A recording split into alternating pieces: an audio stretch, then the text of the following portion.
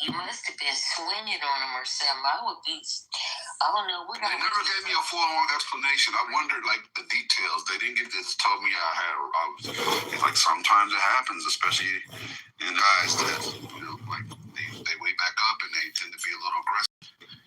I don't know. It never sat right with me.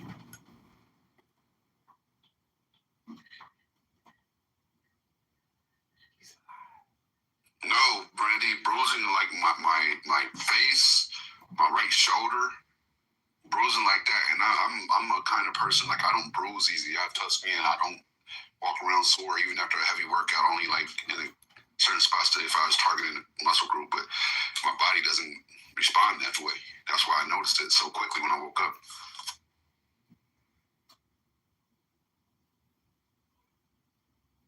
They beat your ass up. They really did. In this club, I'm being dead serious. Like, I'm dead serious. This really happened to me.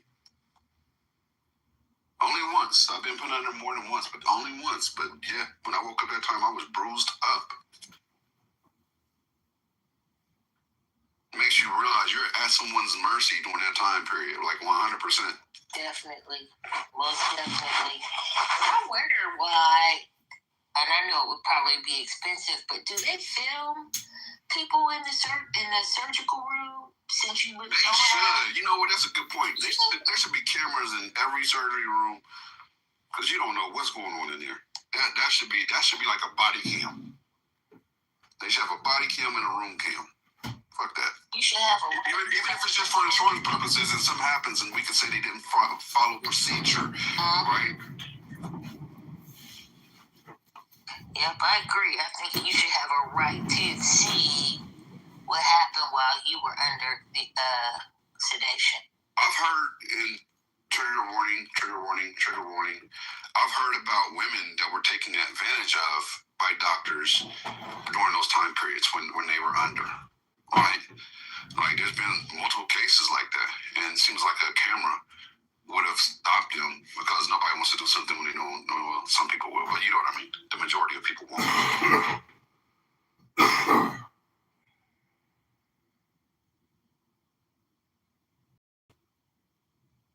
Yep, I agree. They should have cameras in the morgue too. I heard some freaky deaky stuff be going on in there too. Why are you so dark today? You usually not this damn dark. Like, what's going on with you? Are you okay? Yeah, I'm fine. I probably do need to get off this Epstein stuff for a while because I've gone down the rabbit hole and it is very dark. So maybe that's. Dark and freaky?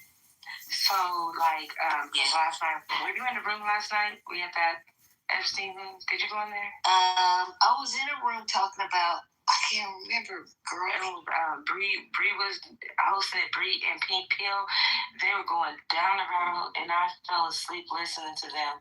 And then they were playing Sasha Riley's they played that whole interview, and they went over it. Oh my God, that interview was so insane. So I said to myself, I was like, I'm gonna chill, because I'll be at night just strolling on TikTok, and it's nothing but Epstein. I'm like, I need to chill on it because I have been having like little nightmares. Like, that's all I've been thinking about. It's insane. Well, yeah, like I swore I saw the devil in my dreams last night. So yeah, I'm gonna chill too. I'm gonna take the rest of the week off.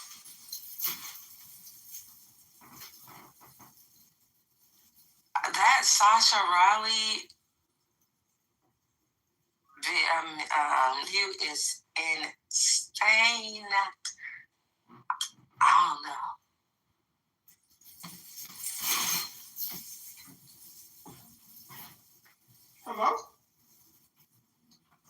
Hello? Brandy said a black lady sued. I guess she put a mic in her hair, and they were calling her fat nasty. Damn.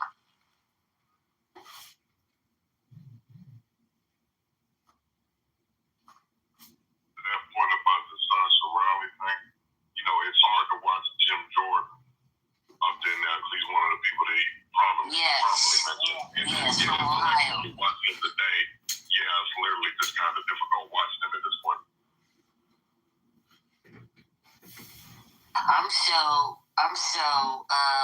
my head is spinning about what's going on in Ohio. I mean, that's gonna be another deep hole because, like I said, that family, and I won't mention the person's name, but that family is attached to the Ohio State Medical Center and the head gynecologist there.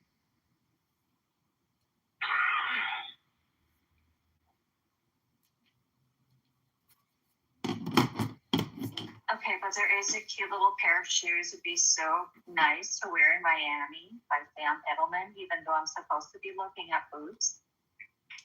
Let's keep going here. Okay. No.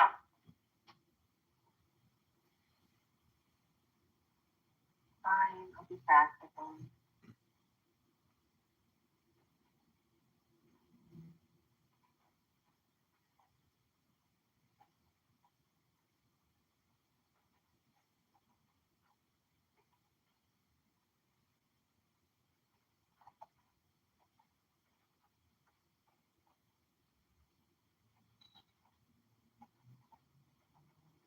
Hey, Billy. I was fucking for a while. How you been, Randy? I'm reading a book about the Grateful Dead. It's a great book. Did you ever interact with anyone from the Dead community? I got to meet Bob Weir and Jerry Garcia. You met them? Yes, they played. Bob did a 2-week stint, like a residency in San Francisco in 1980. What club? And the Bill Graham, I don't know what it was called. Yeah, I remember Wolfgangs. But anyway, so every night he would have one of the local San Francisco luminaries come in, like Santana, and then one night was Jerry and Bob Weir. And the night before, we had stayed up all night getting high with Jim Drummond and Jim Keltner. I was putting out the coke, and everybody was having a great time. So now we're backstage after the show, and Keltner's saying what a great guy I am and introducing me to those guys. And then outside the door to the backstage room where we are, my wife comes and says, Billy, let's go. We're going now. You know, in a really frustrated, angry way. Man, and Jerry said we all have old ladies. Jerry said we all have old ladies. What? Did Jerry say we all have old ladies? Yeah, exactly. Yeah. I love that story so much. Yeah.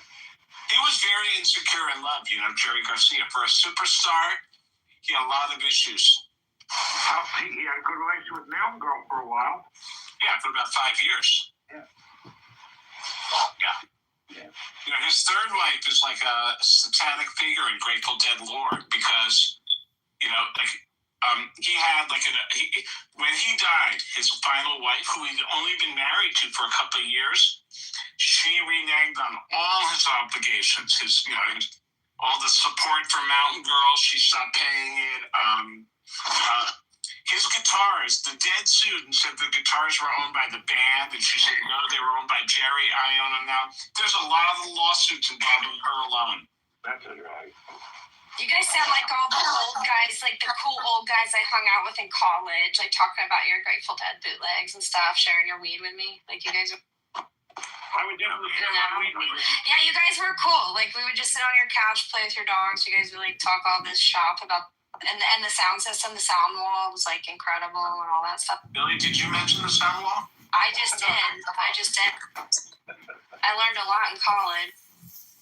That's cool. Yeah, those guys were cool. They had Volkswagen, all the buses. They all had buses. My roommate had one. We named it Pop. I had one. Aren't they? I loved them. I loved it. I drove it across country, and it almost made it. We all did. Yeah, they almost all made it. Down in Elko, Nevada. We broke down in Gallup, New Mexico. We didn't have very big engines. Yeah, but we made it to Joshua Tree. And then when we made it back to Prescott, we just drifted downhill. It was easy. Just go back. Yeah. Tennessee. Yeah.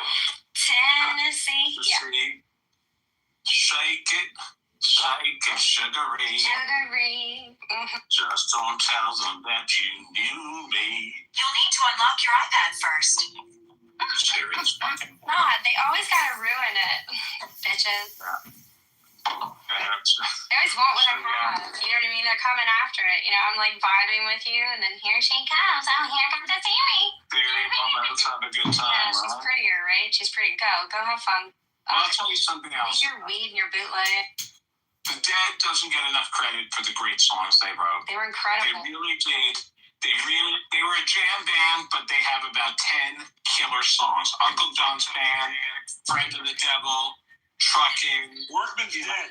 Yeah, that album. Yeah, Native the Gray. Working Man's Blend and American Beauty. They're as good as any Scarlet Gun. I also like Blues for Allah. Absolutely.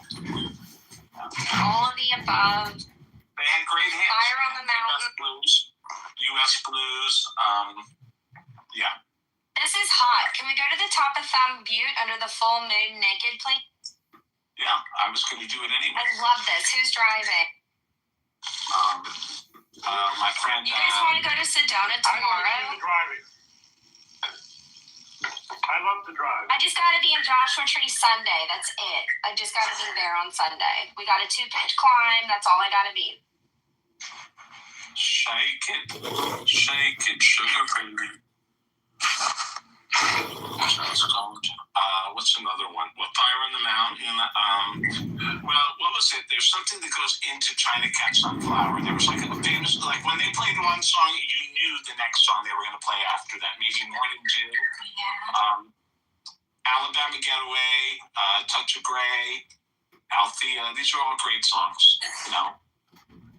You know, when the Dead was inducted into the Hall of Fame, they all went except for Jerry, and they brought a huge life-size cardboard cutout of Jerry. That was a fun day.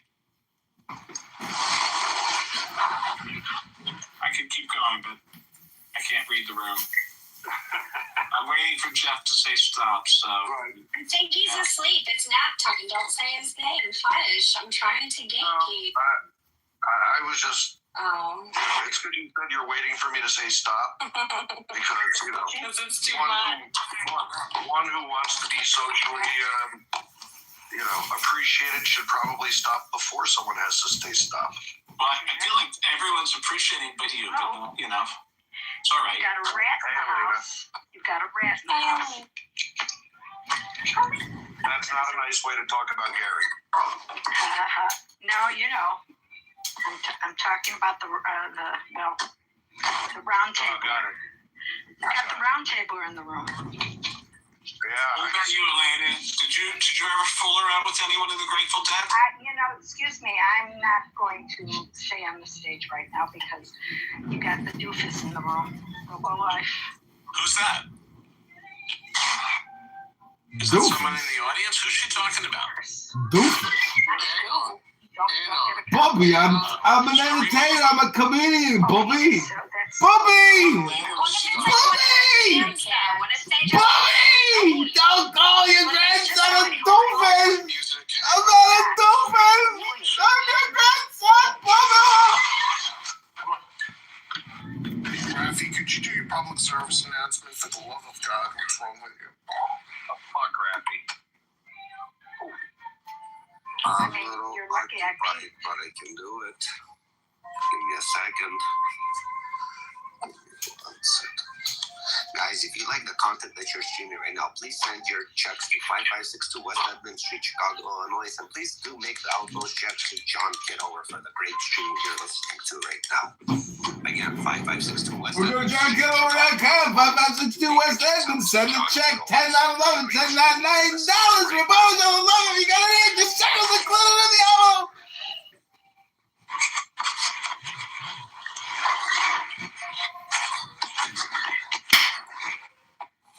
$10.11, $10.99. Music going.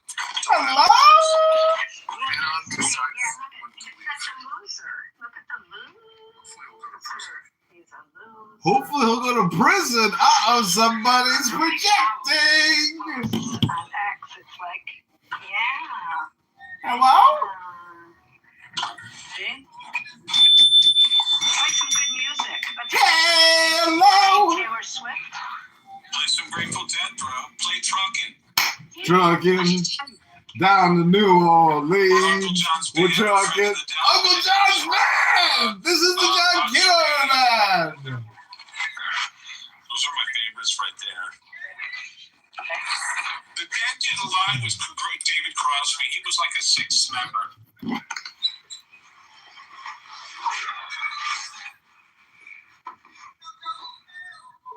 Every time I go.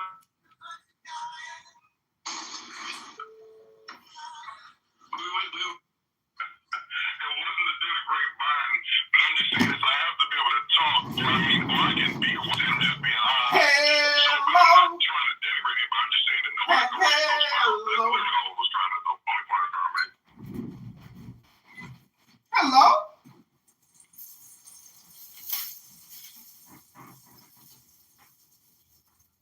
Shout out to the Red Hat Retard crew. Shout out to y'all.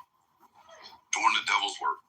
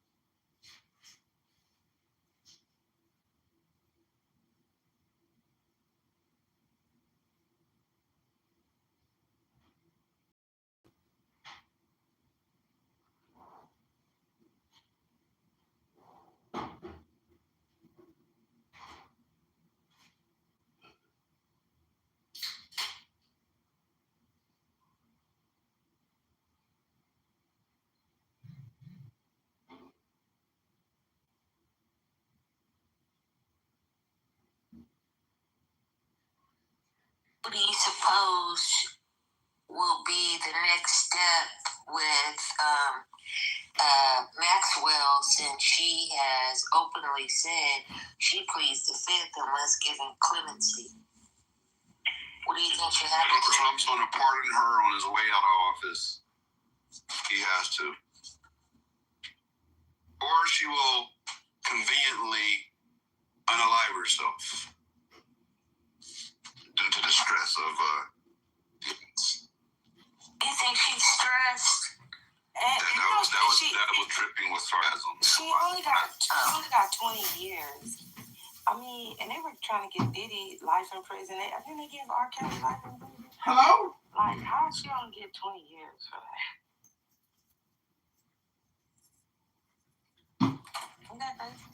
Hello? She got a sweetheart deal, and she's getting even more.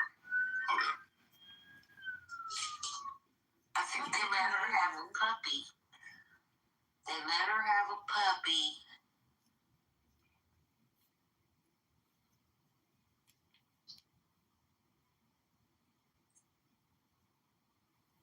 Travel company or something. Yeah. Yeah, I don't even remember. Yeah, well, my entire life is lost. That's all right, Billy. You actually remember a lot more than you know. You remember a lot of details, and I enjoy it. Thanks, Randy. I know. I'm about a few years away from being in your situation, Billy. So there's a special camaraderie between us. You know. No, you've got a lot of time yet. Okay. I'm being polite. Yeah. I have some out of time. Is there something going on?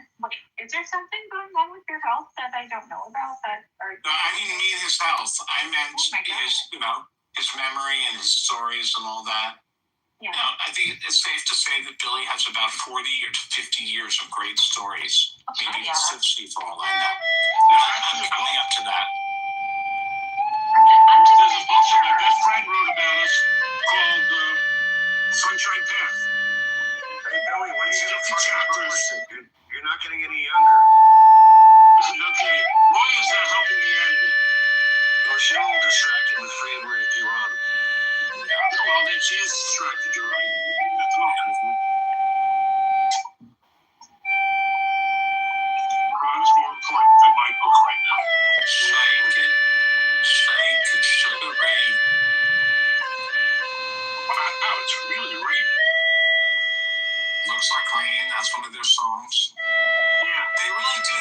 with Cassidy, Neil Cassidy. He was, they hung out with the pranksters, and Cassidy was really part of their life. Randy, are you trying to fucking piss me off? No, not at all. Like, come on. All right, guys. So I'm gonna take a little break for now, okay? Did you hear the rain? I mean, Yeah. So the name of the song?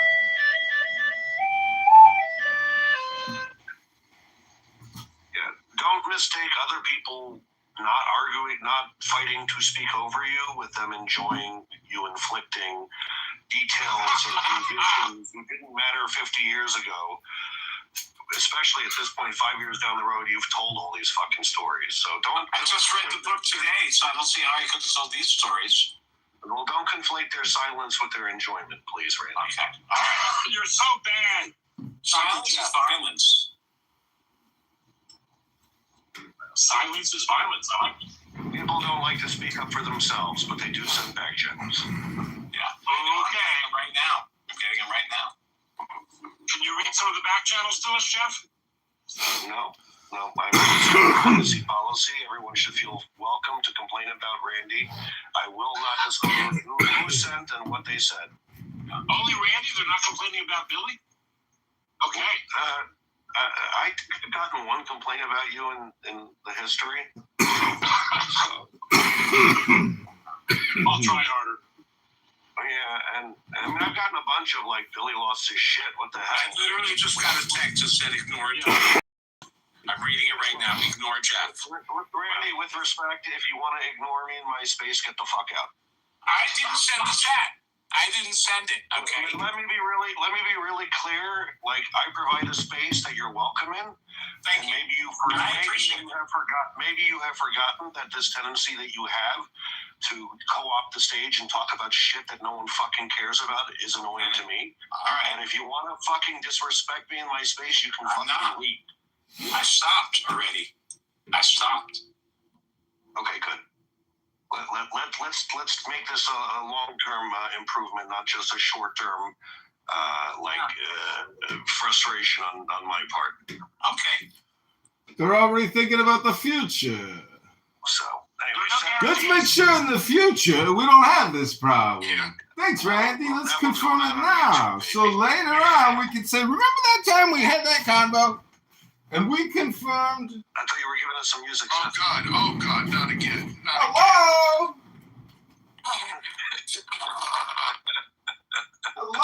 John. Hello? Yeah, Randy, if it makes you feel any better, you're less annoying than John. Hello? Come on, John. Get 5,000. But more annoying than Billy. Hello? Billy, we love you. Thank you, Jeff. No, really, I think I've gotten a total of one or two like complaining comments about you, Billy, and they always end with, "But we love Billy." Thank God I'm lovable. What is left for us to do right now? You're very lovable, and I think you're, in spite of yourself, you're very well respected by people here. That's lovely to hear, Jeff. Very true. Very true. That's lovely to hear. Mm-hmm. Hello? That's me. That's what I'm looking for. I know I'm likely to kill for you. You won't need to do that. I just don't know that killing Randy's going to help you. Please don't kill Randy. So you down with that? I like Randy. Randy. I won't kill him. That's good. Randy's my buddy. Yeah, please. Right here. I'm a fan too. I'm just trying. Randy showed up for my birthday dinner in New York. Hello? So you held it in New York. Yeah, exactly. Next year in Jerusalem or Miami. Hello? I think you should plan to do it in Miami. I think it'd be fun to get a bunch of people down here celebrating you. Yeah, that'd be fun. Maybe Aya will come from France. We'll pull them from all 4 or 5 continents. I'd love to go. When is it? November 21st. We're going to play copyrighted music. Let's at least play music that most people can enjoy. Hold on a second. That's right.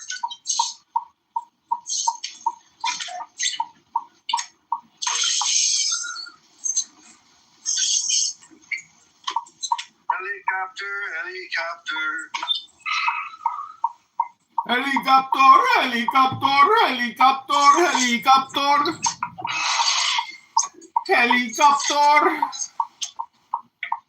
Hello?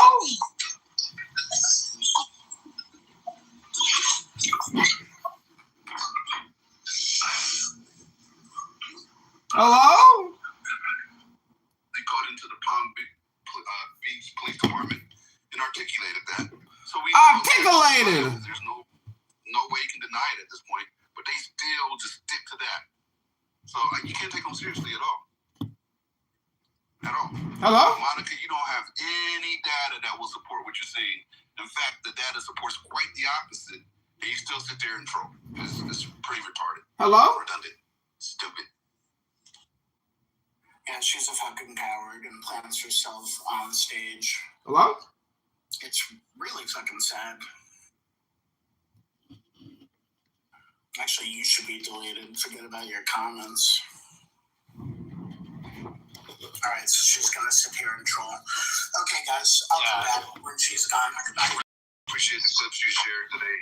Hello? I was gonna say, Monica, Hello? so you an opportunity to speak, or you might be more comfortable in the group, in the audience, unless you're just shadow blocking people. So I'll give you 10 seconds. Hello? Hello? Turn around. How about that? Hello? Hello?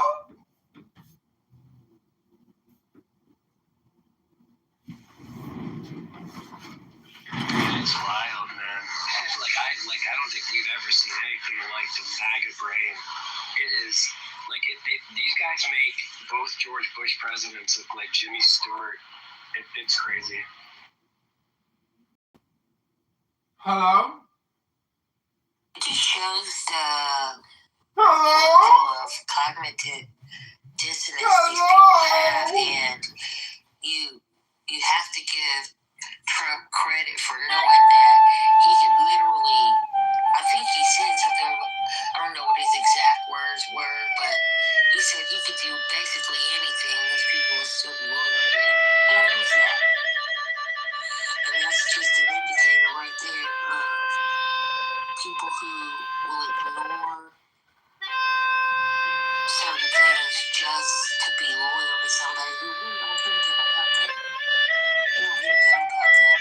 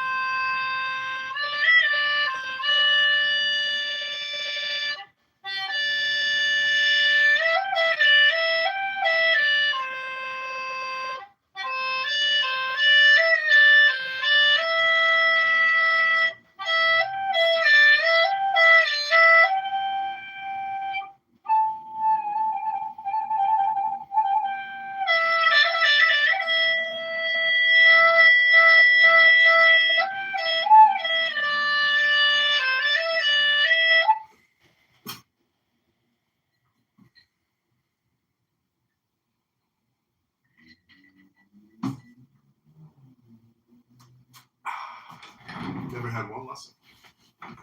Never had one lesson. Hello?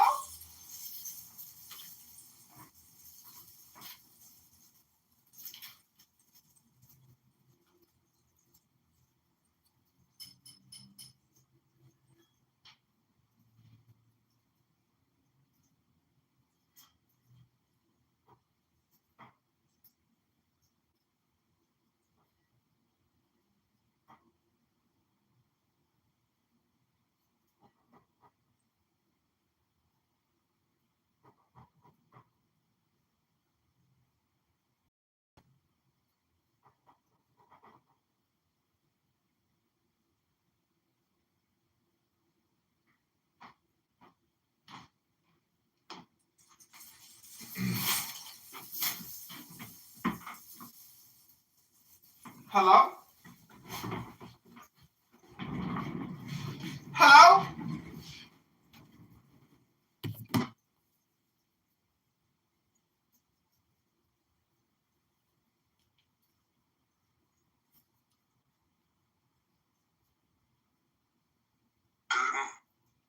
still in Morocco?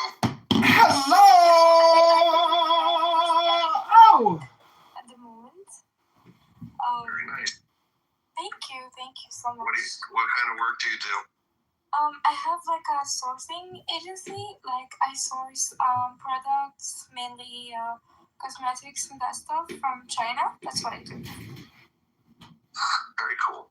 Thank you so much. Are you near Paris or somewhere else? I mean, I was in Paris, but then I moved some time ago, and I'm in the south. You know, the south region, Nice, Cap, Montpellier, Marseille, all that place. Mm-hmm. And so right now, I'm Montpellier. Hello? You know Montpellier? Okay, yeah, I know it well. Very cool. Yeah, thank you so much. Yeah, I guess a lot of people are moving south. Two of my cousins moved south and didn't tell me. So Hello? I was in Paris a few weeks ago and planned to see my cousins, and they don't live there anymore. Hello? Yeah, it's crazy because the weather in the south is much better than in the north. Hello? That's fair. Even the people, oh my god, the people like in the north, they're so you feel like they're so irritable, like you feel like they're so they just need a reason to get angry and everything. Meanwhile, in the south, everyone is like so smiley, everyone is like so friendly. It's friendlier, not friendly, but friendlier. Interesting. It's been a long time since I've been to the south. The south is much better. I'm in Bretagne, Enchantress, and I really miss the south. You broke up a little bit, Aya, when you said that. I'm glad to meet like a fellow Amazigh woman in France. I'm in Bretagne, Enchantress, and it's like I miss the south. Oh, and the warmth of the weather and the people. Nice to meet you, Aya. Nice to meet you. Nice to meet you. I'm Algerian, so I'm happy. It's the same. It's the same. We're the same. Oh, yes. We're like all Jeff's family. Like, that's very possible. We're all related. Exactly. It could be. Although I think Aya and I have discovered that she's more likely related to my ex-wife than me, which makes no sense, but that's the way these things work. I mean, the world is pretty small, but nice to meet you, Aya. Nice to meet you. I need to check my DNA because it's like they're updating again in my heritage or something. I heard. Oh, I noticed that actually. I didn't go back to check the new report. I should do that. Is Elena in the room? Good thing we didn't do this 5 minutes ago. Let's see what the new report is. Normally, if you're from the north of Africa, like I don't know, either Algeria or Tunisia or Morocco, it's gonna give you like 80% or like 88% North African, and then it's gonna give you like 3% Spanish, 4%, Portugal, 2% French. It's just like a mix because there's been a lot of colonization and everything. It depends where you test. So I tested in a few places, but for the North African component, the most accurate is actually an Israeli company because of all the North African Jews that moved to Israel. And that gets pretty specific, actually. So, yeah, mine didn't change much since the last time it's still Morocco, Egypt, Syria, Tunisia. Okay, yeah, that's fair. That's like most of the results, they come up like that. Mm-hmm. If that's your picture, and if you allow me to judge based on your picture, I think you look a lot like the Jewish Moroccans because I see them in Fez, I see them in Rabat, I see them in a lot of places, and like they have face features that are very distinct. Like they have narrow noses, eyes you look like basically. Well, I sort of am them, so that makes sense. So thank you. I mean, they are very handsome and rich. So that is a compliment. Thank you. Yeah, I hear not just I hear. I'm North Africans generally, Jewish or not, tend to be pretty good-looking people. And that isn't me in the picture 2 weeks ago in Paris. Oh, Paris! I love Paris. I miss Paris, but at the same time, like, it's an overwhelming city. It's fine. I've been there a bunch of times. Like, parts of it are really cute, and parts of it aren't. Alright. I find it to be a little overrated. At least in the States, people romanticize it, and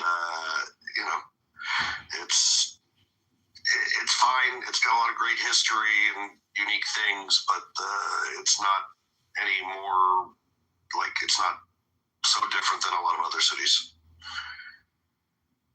You gotta visit. Less dirty than it's less dirty than New York these days, at least. But I mean, could we talk about the rats? There's a lot of rats. Oh my god. I couldn't. It was too much rats.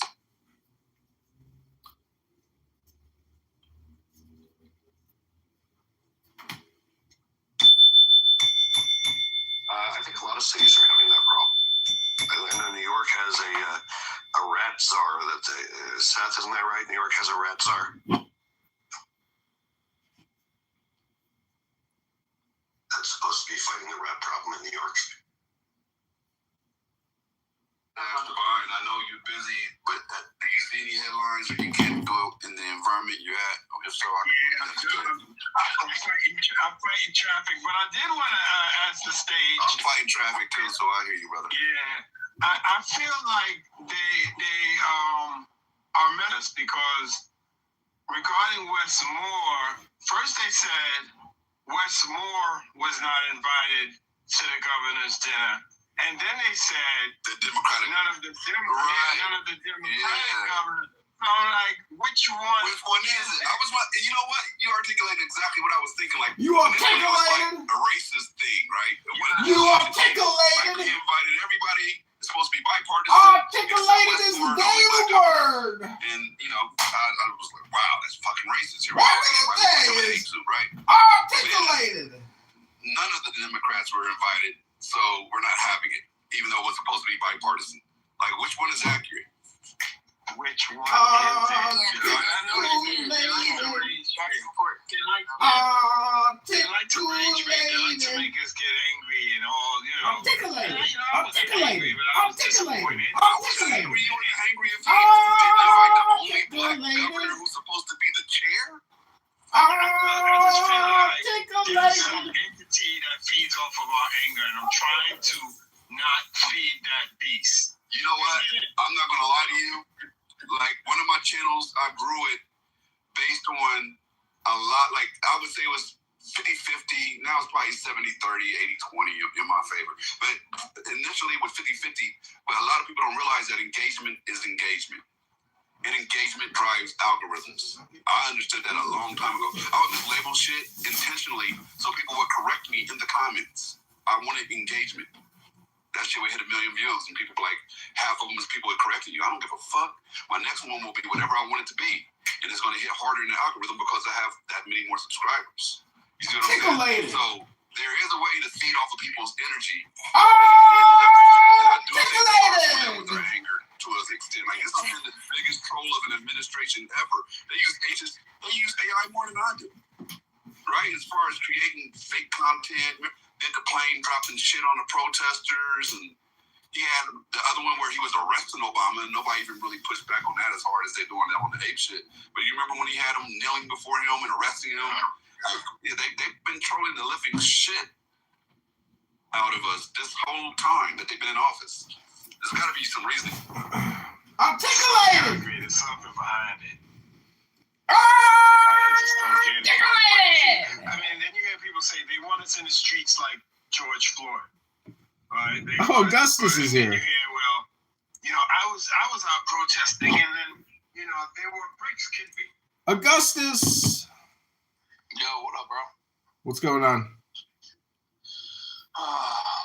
Man, just working. Yeah. Well, just working. Everybody's got to work, but as long as your hands don't get dirty, it's not that bad. That's right. So what's up, man? Did you see any of this stuff with Pam Bondi today? Yeah. Crazy shit. Yeah. Oh, I the clip that I saw that I really liked was she was yelling at Jamie Raskin, that disgusting piece of shit. I saw a few of them there. It's bad. Well, the good news is, I saw what Massey did to her, and because she said, 40 minutes later we added wax in her back. And he's like, you added it back after we called your asses out on it. So, holy shit, this is like, the truth will always out. That you can almost always guarantee, because no matter what that means is the truth will always out, is that the opposite is always there, no matter what. That's just like, you can't have something without the opposite of it.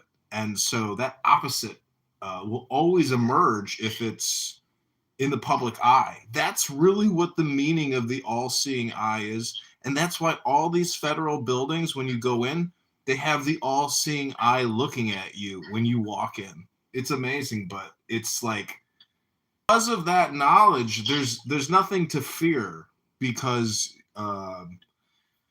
it really does come down to what FDR said, and he was a total G. He's only thing you have to fear is fear itself. Like, it's just strength, courage, and bravery which wins always. Right. Yeah, man. It's like, I don't know, man. I'm just sitting back watching, kind of disappointed.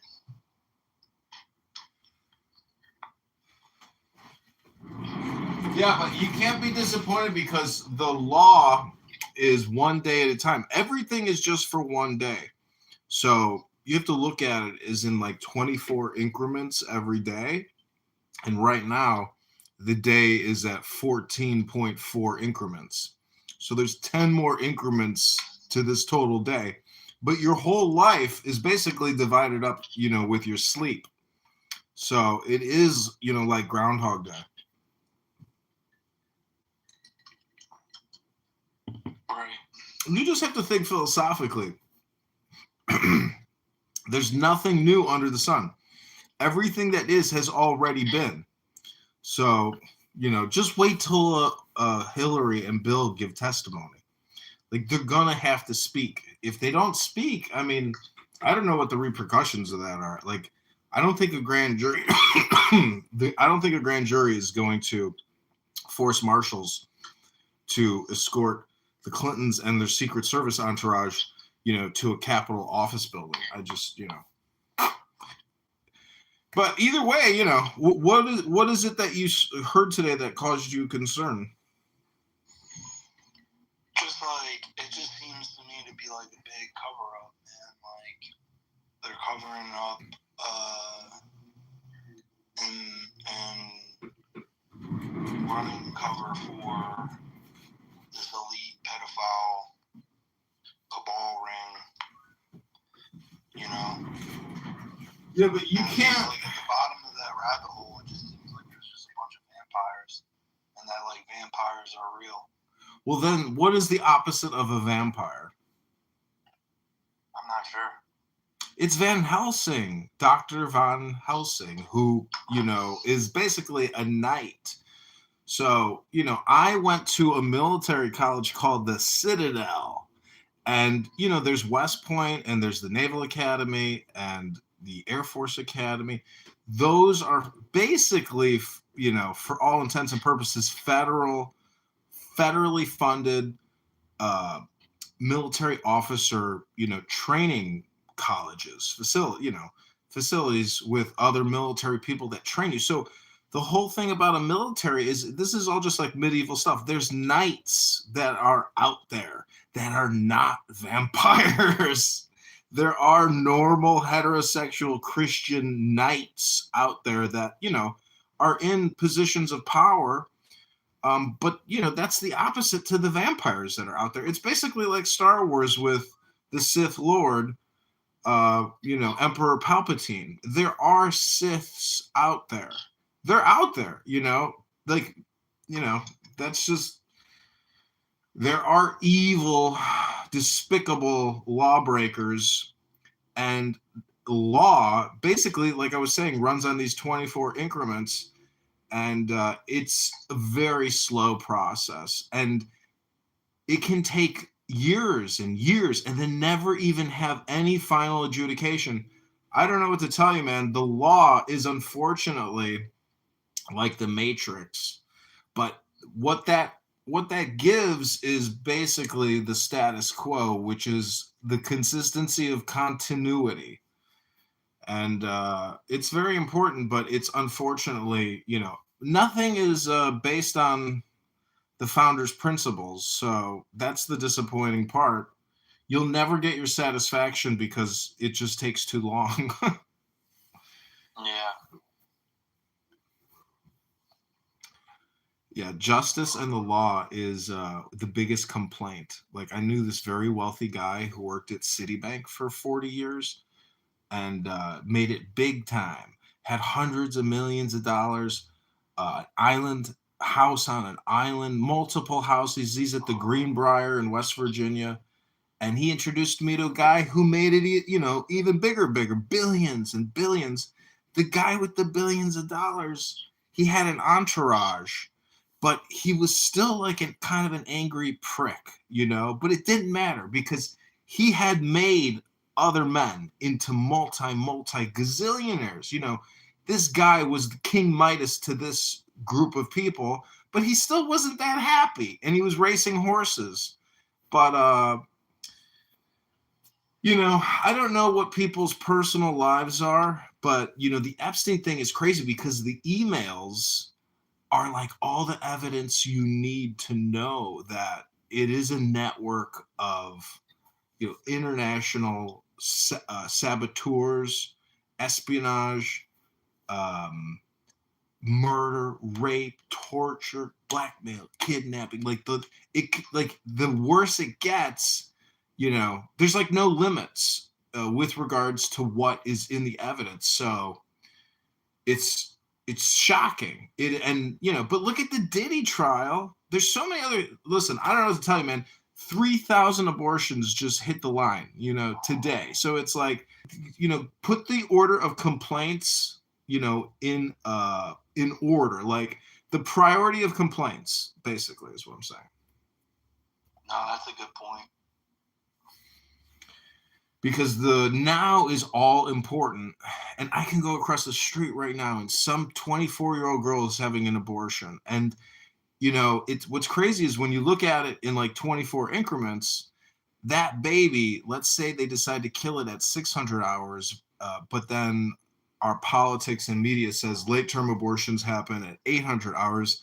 What is that 200? Like, some people say you have to have a breath to get the soul, but to think that 200 hours is the difference between having a soul and not having, it's stupid. It's not logical. It's still definitely murder. So, yeah. Talk about innocence. Like, can't defend yourself. You're in basically an open field, and it's not yesterday's leftovers. It's something. So it's like basically, it's like you are killing.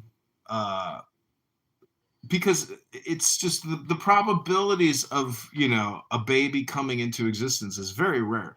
It took the whole universe to baby. in the same way that it took a whole universe to flower, like to create trees and flowers, like the whole one system or the one God, you are essentially killing God, you know, at its most innocence. So if you think that all things are God, then, you know, you are essentially committing, what is it, like deicide? Abortion is technically deicide. That's deep. Yeah, my friend Angela Stanton King runs a pro-life organization that gives women an option to keep the baby. It's like the opposite of Planned Parenthood. Yeah. And they've saved over 100 kids from being aborted. It's so expensive because life is so expensive. But the amount of money they're spending monthly on abortions is $1 billion. So it's just like anything. Would you rather have a check from the government, or would you rather have to write a check to the government? And I think all decisions, you know, eventually will have to come down to that, or not. I don't know. I mean, the debt is totally conceptual. So. Hold on real quick. Hey, babe. Yeah. Hey, come check this out. I'm just going to get her to look at this proposal I just wrote. I'm on with a cheeseburger. Say hi. Howdy. Hello. Stephanie, right? Yep. How's your baby, little Augustus Jr.? He's pretty good. Strong kid. Big kid. Stand big. Wow. What'd you call me in here for? Hello? Do you want to check out this proposal? Yeah, why are you spelling Instagram like that? It's really weird. And Facebook. Looks weird. TikTok is 2 words. Are you guys using Sora at all? Nah. What's that? It's AI videos. Actually. Oh, yeah, I've seen that. Yeah, no, I bought this one called Free Pick, and it's got every single AI built into it. So you get Nano Banana, Gemini, VO3, all that shit, all in one. Is it an app or no? It's a website, Free Pick. Oh, I see. FREEPIK.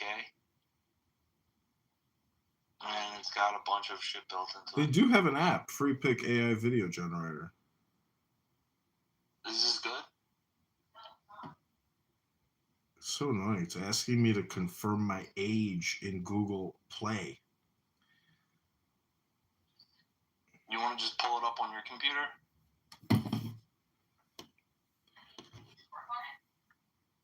What do you want me to work on? What do you want me to do? Monthly ad spend budget per platform. Oh, really? Recommended monthly ad.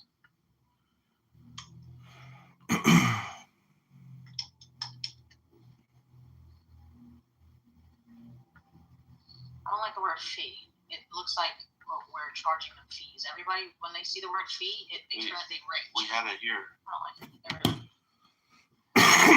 Monthly costs.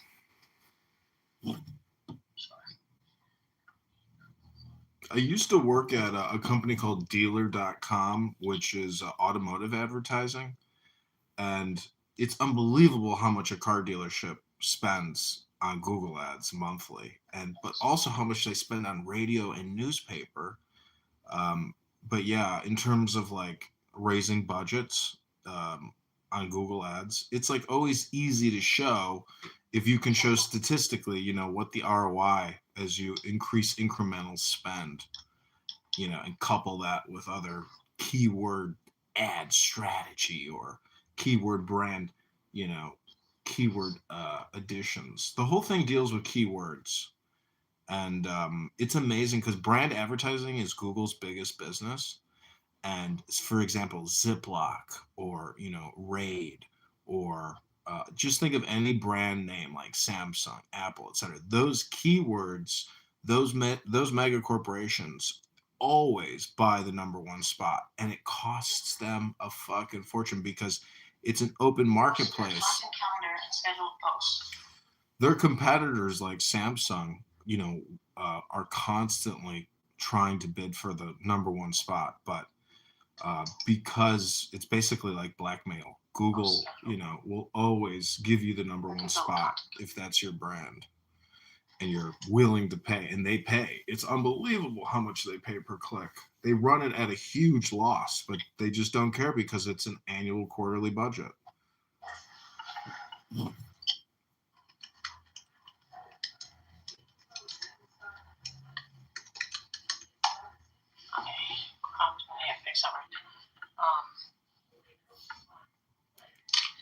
Social media management for the following platforms: Facebook, Instagram, TikTok. And I think when it says recommended monthly ad spend budget per platform, 500, then put in parentheses, $2,000 total.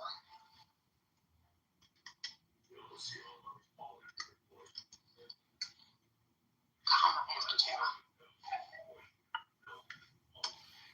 And then just bold the word recommended. And put a space between that and monthly goals. No, like an enter.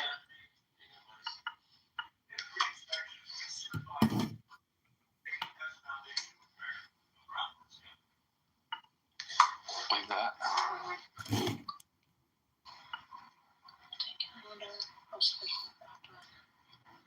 Videos, no. So we can't guarantee videos.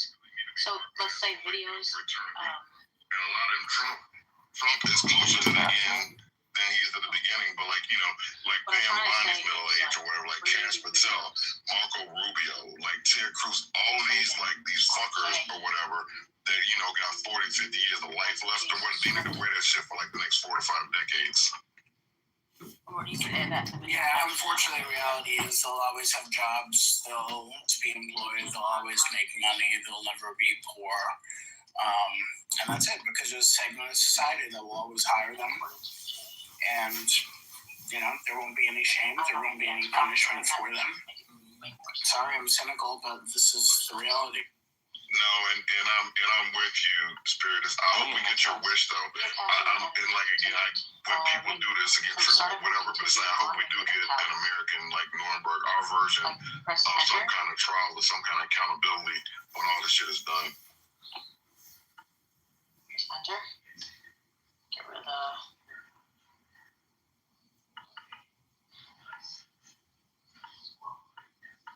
Make it like 1 dot smaller, like a 9.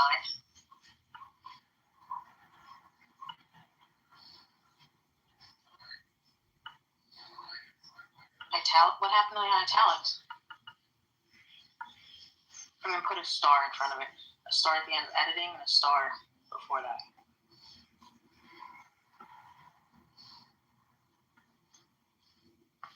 Original content creation in accordance with Jay Townsend.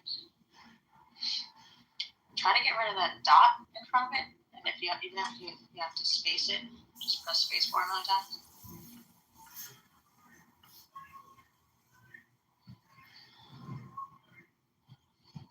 No, back it up a little bit.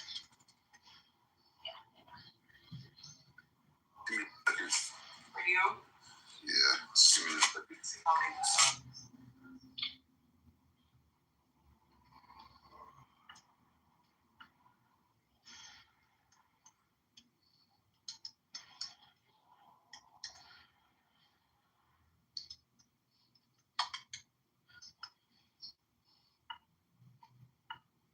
Platforms, comma.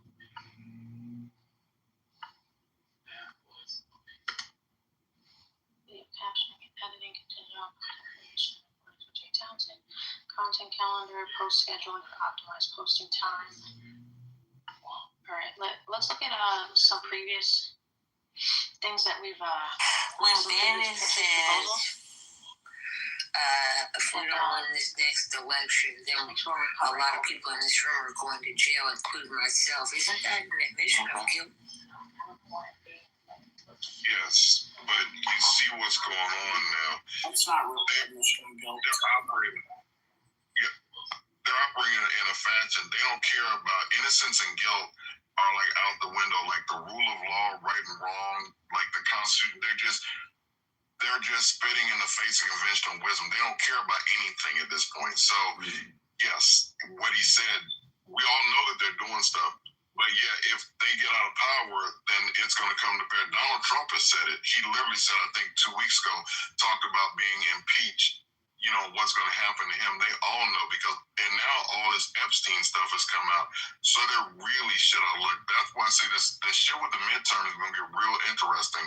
What they've done here in Georgia, and I live in Georgia, so I'm fully prepared that when it's time to go vote, that there are going to be armed ICE agents that are going to be harassing, asking like for passports. They're going to be fucking these midterm elections are going to be something else. They're going to be something that we've never seen in this country before, in my estimation. Can you still vote early in Georgia? We'll see. I'm sure that you probably can. I normally vote when it's like the first day of January, or like I normally vote early and don't wait till like they're operating the way they're operating in Minnesota and all that. But they are here. They have 2 locations here. They've got like these ICE wrapped cars that are here. So yeah, so we'll see. I just know leading up to your point, if they once they lose power, shit is gonna go down, and so they're gonna do everything they can, cheat, lie, steal, kill, whatever. They're gonna do anything they can to make sure they keep power.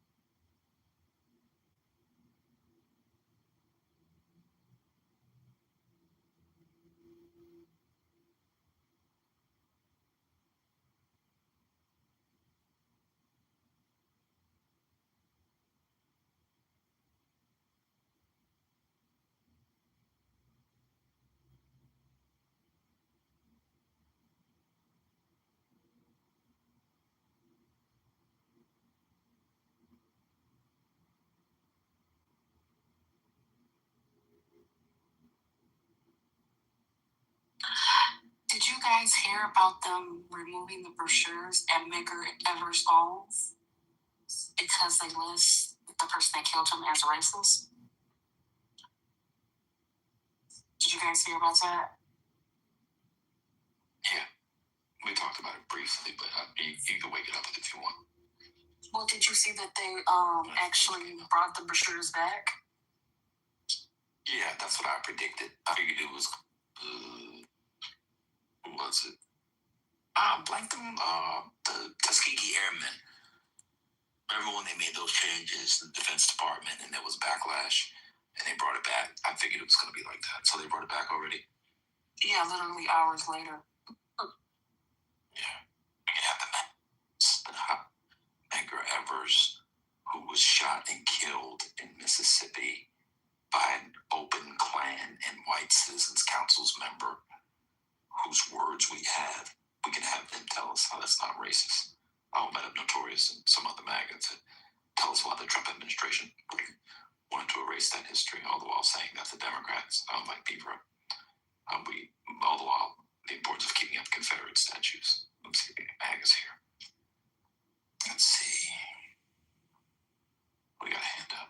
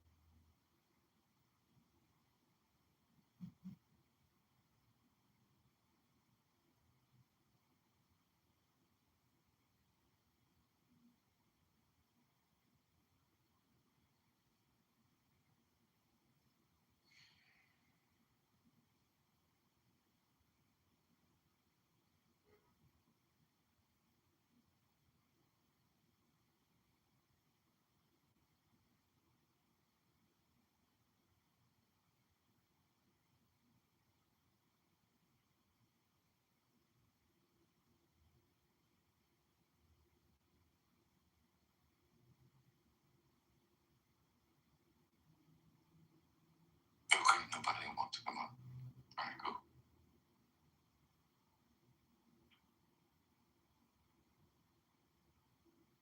Why does the Trump administration want to erase history? I don't understand.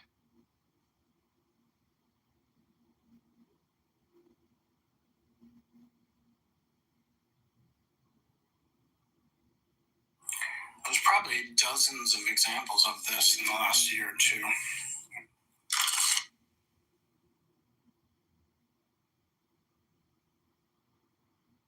For me, I didn't really start getting into history until undergrad, and it was the biggest motivation of my life. It pushed me to graduate. A lot of people, they do that. Look to your left, look to your right. And I had a couple of buddies who they couldn't deal and it, like, fuck this college shit. Me, we had a tight-knit group, and I actually ended up doing an internship at our campuses. We had an African American Institute on campus, and I had to work in the library. That was one of my jobs. And I just started to get exposed to really, even my father was like, you changed. he said, you weren't like this. And it was motivation. So if you're someone who has the mind of a supremacist, and you figured out that, in my case, someone like me that's motivated by knowing to what's the line? To which one is given, much is expected. To whom much is given, much is required, I think. Yes, thank you for the correcting the quote. And so I felt this duty I'm going to be somebody. I'm not going back to the block. I'm not going back to the hood. It was motivation because you start to learn about the sacrifices, the trials and tribulations, the bombings, the killings, the terrorism. And so, again, if you try to erase this from someone like myself and tell them, what has been done to people that look like you, maybe some people, it might not affect them whether they know this history or not. But for me, it was the battery in my back, and still is.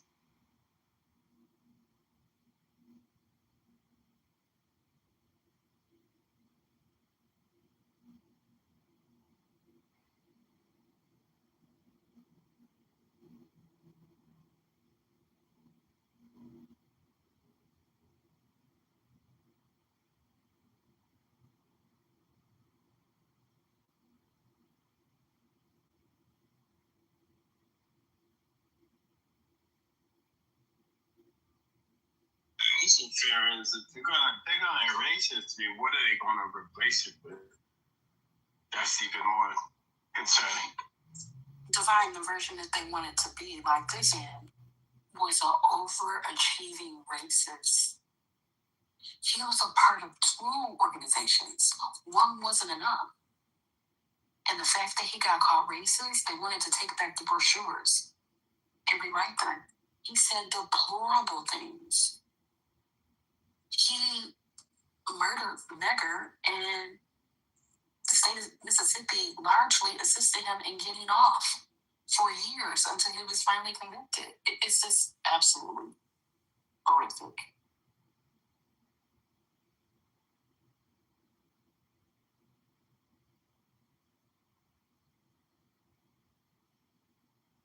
Yeah, he ran for lieutenant governor or something. I remember when the stories came out. I can't remember exactly right now, but he ran for stuff, and he was open about it. I think he was eventually convicted several decades later.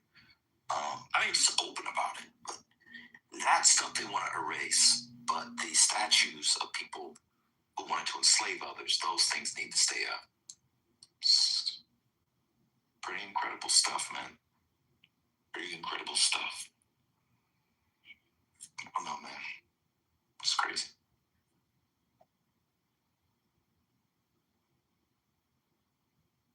I'll invite up some of the magats and see what they think.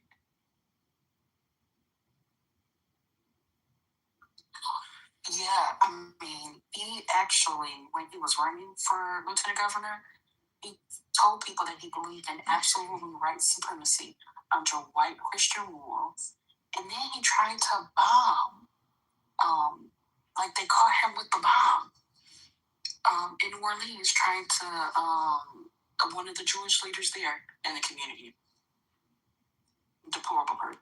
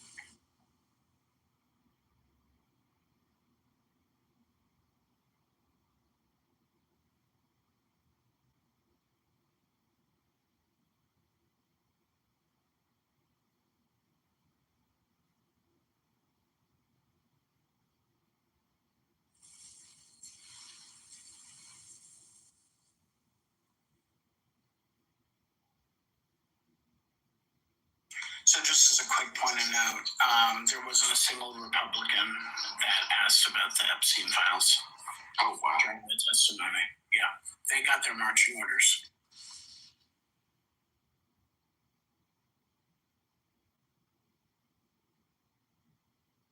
I should say except Massey, to be clear.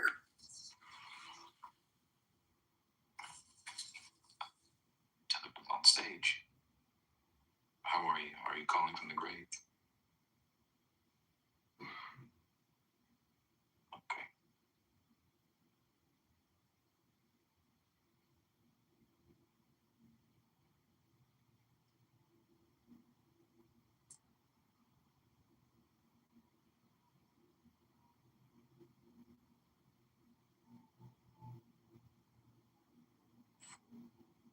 Oh, why is so quiet? Everybody voted for Biden?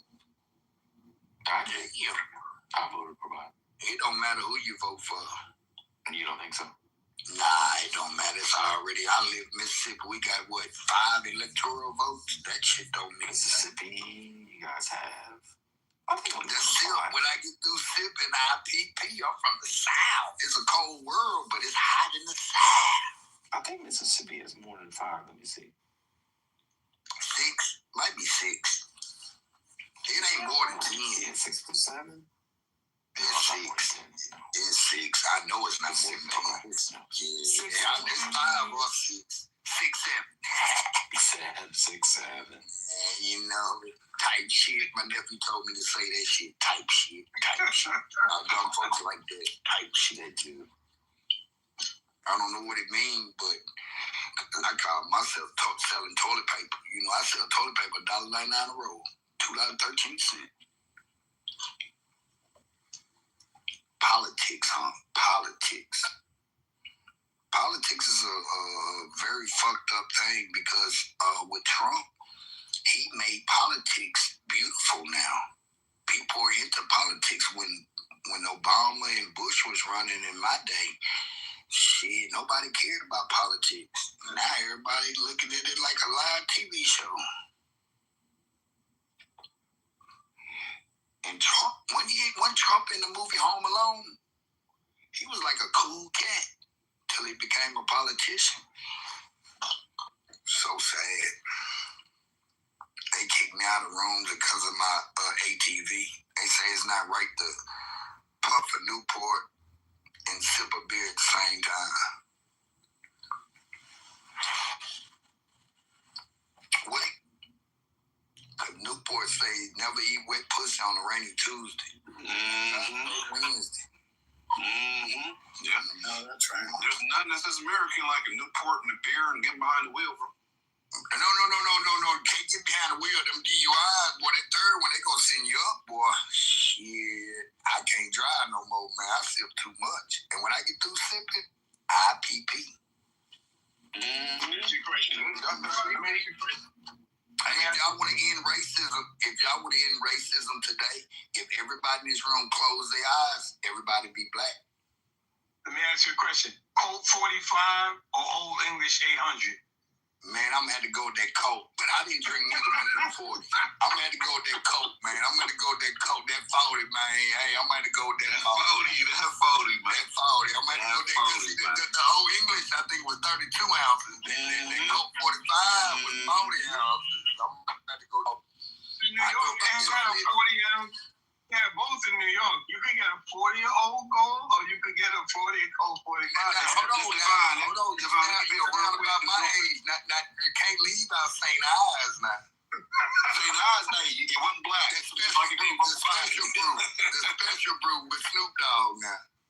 Oh, that's right, brother. Hey, let me ask you this, bro. Did you vote for Trump? You voted for Trump, right?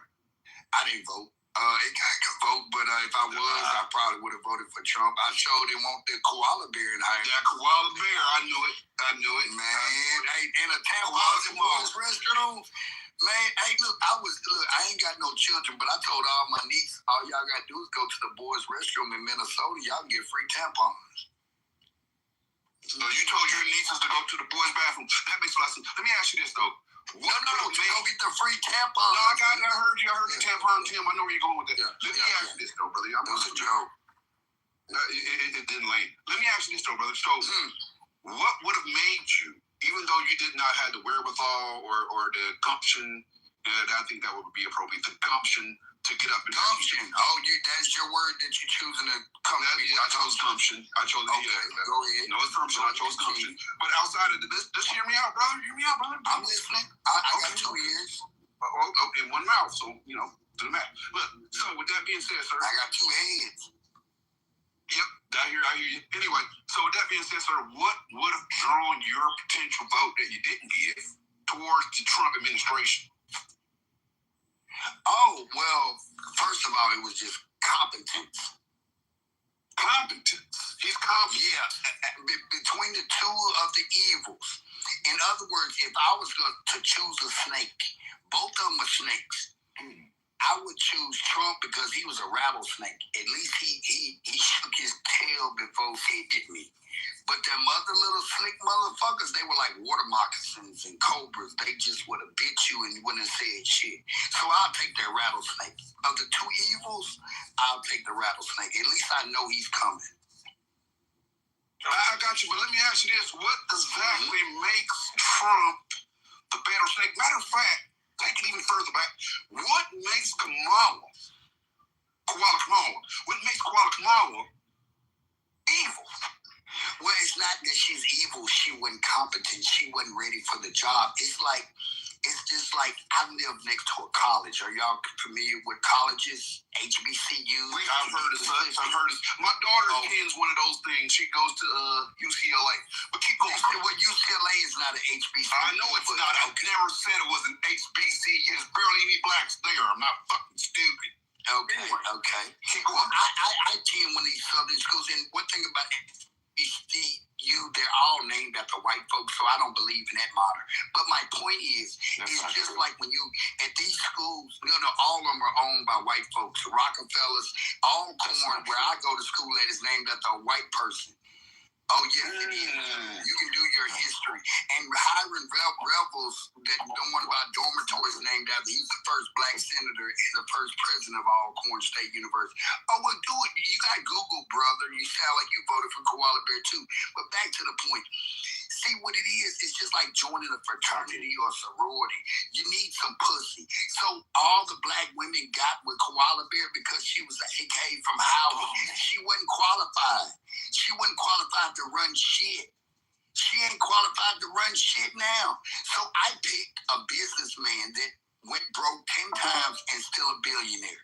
That was my options. Get a guy that runs a business that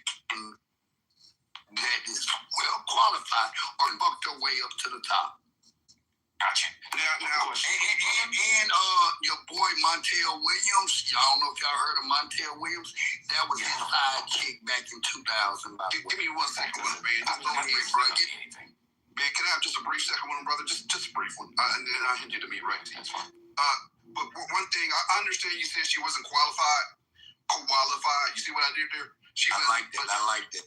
I knew you did. I knew you would. Kamala. I got you. But now, she did have a bachelor's degree. Where did you Howard?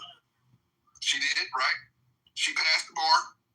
She was the deputy district attorney in California, Alameda County, right? She was the San Francisco district attorney, right? Did she let males into women's prisons? All right, we got to stay on topic. That's on topic because she allowed it. Now, let me finish giving her qualifications. Okay, go ahead. The Attorney General of California. She was a U.S. Senator, right? So what? And then she was the acting. And she was the vice president.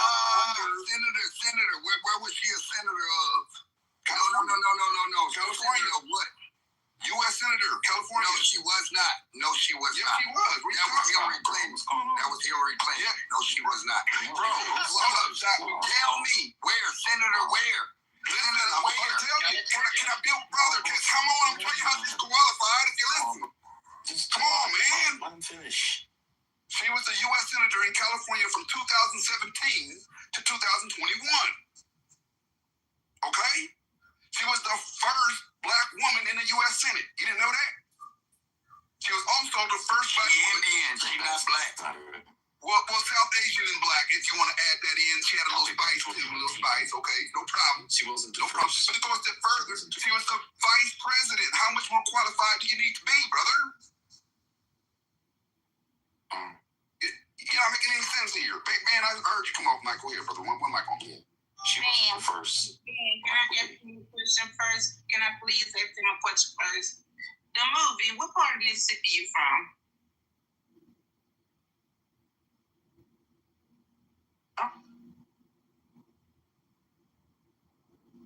Okay. He's probably what happened? He's probably Googling. I was Googling. Yeah, my bad. I would had to go look that shit up. You don't believe that he was a California senator? Well, shit, they had the Super Bowl in the gayest city ever. Shit. Okay. I think the Super Bowl was in Santa Clara, wasn't it? San Francisco, wherever. It was in Santa Clara, which is about 40 miles out from Frisco. Brother, you got to stick to the facts. So, yeah, go ahead with your question. So you wondering what promoted me to look at Trump over? No. Let me ask the question. Shut up. Hey, don't tell no grown man to shut up. Just say, I told you, you're not a grown man. You don't have your teeth. Shit. I can tell you don't have teeth. I can tell. I can hear your tooth. You was raised by your mother, what? No, I was raised by my father.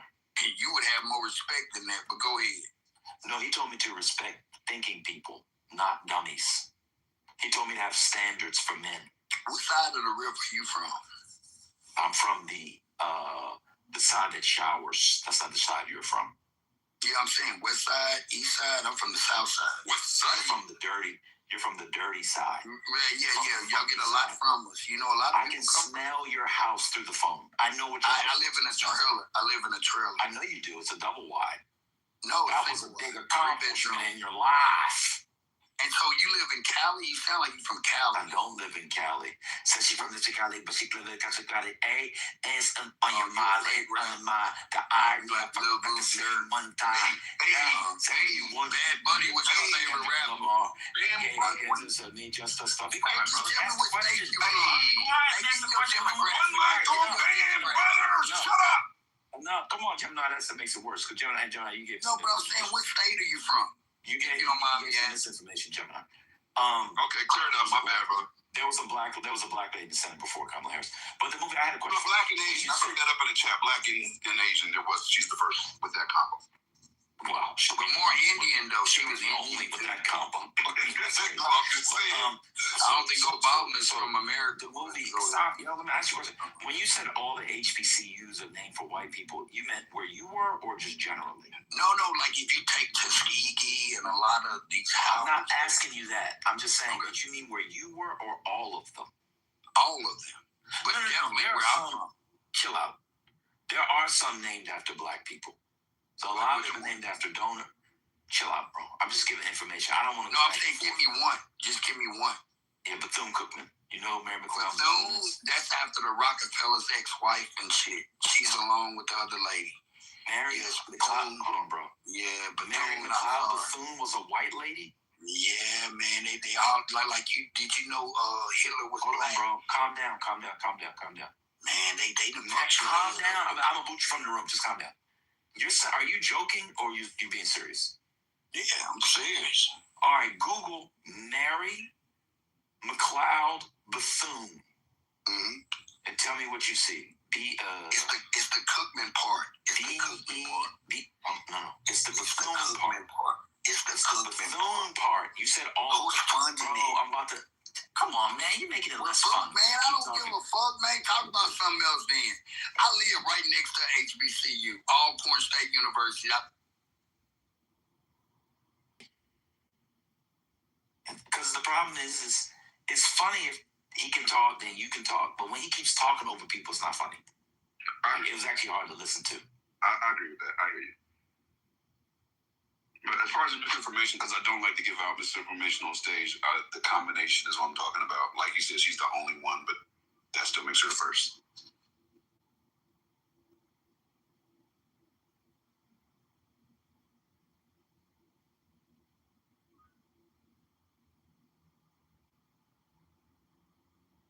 Those two brain cells were struggling to come up with a conversation. They were struggling. My apologies to you all. Everybody from Mississippi ain't like that. thing is, he thought Ben was the one from California. He sounds nothing like a Californian. Give it, I don't, and didn't during that moment because I was influenced by his southern drawl and it was infectious and I adopted it for a brief moment. But Ben, California, that's crazy. To be fair, I am currently wearing a piece of clothing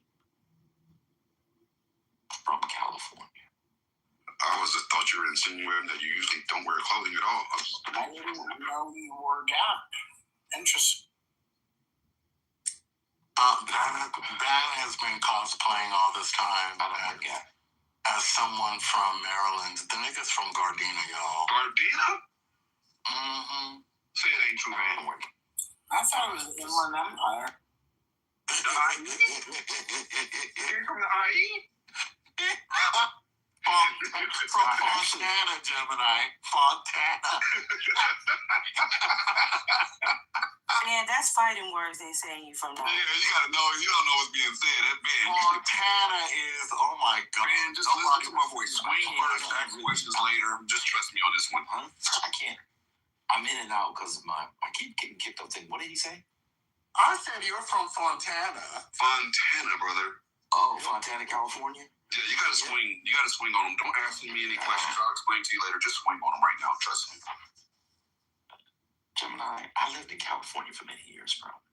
That's another thing. I didn't know you lived in California. How would I know how? I don't dodge people, man. I don't dodge people. I don't dodge people. California is a big state. Well, everybody should, but I would have no idea where you've lived previously. I don't know. Yeah, but Ben, have you been to Fontana? I don't remember offhand. Have you driven through? Yeah, he hasn't. He hasn't because he didn't respond to through. I don't know if I stopped at a stand. Yeah, like most people drive through Fontana. It's not the kind of place you go to unless you have reason to go. Right. If you're going to San Bernardino and Palm Springs, you may pass it. Past it. Key word is past it. And that's why I said I didn't know you were from, because when somebody says that, you got to just smack the shit out of them. There's no talking no more. You've crossed the line. It's like in the days when you just threw your handkerchief on the ground. They threw the handkerchief on the ground when he said that shit. Yeah, nobody claims Fontana. Nobody. From Fontana lie about being from Fontana. They don't even claim. That's a fact.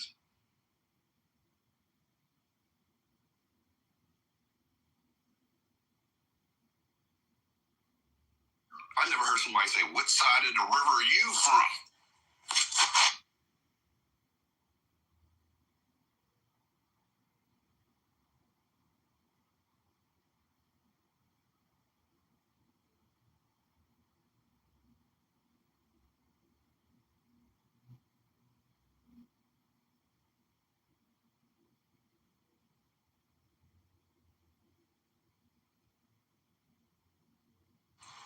That's a fact, Andre. Going to Vegas is about the only time you're going to go past Fontana's on the way to Vegas.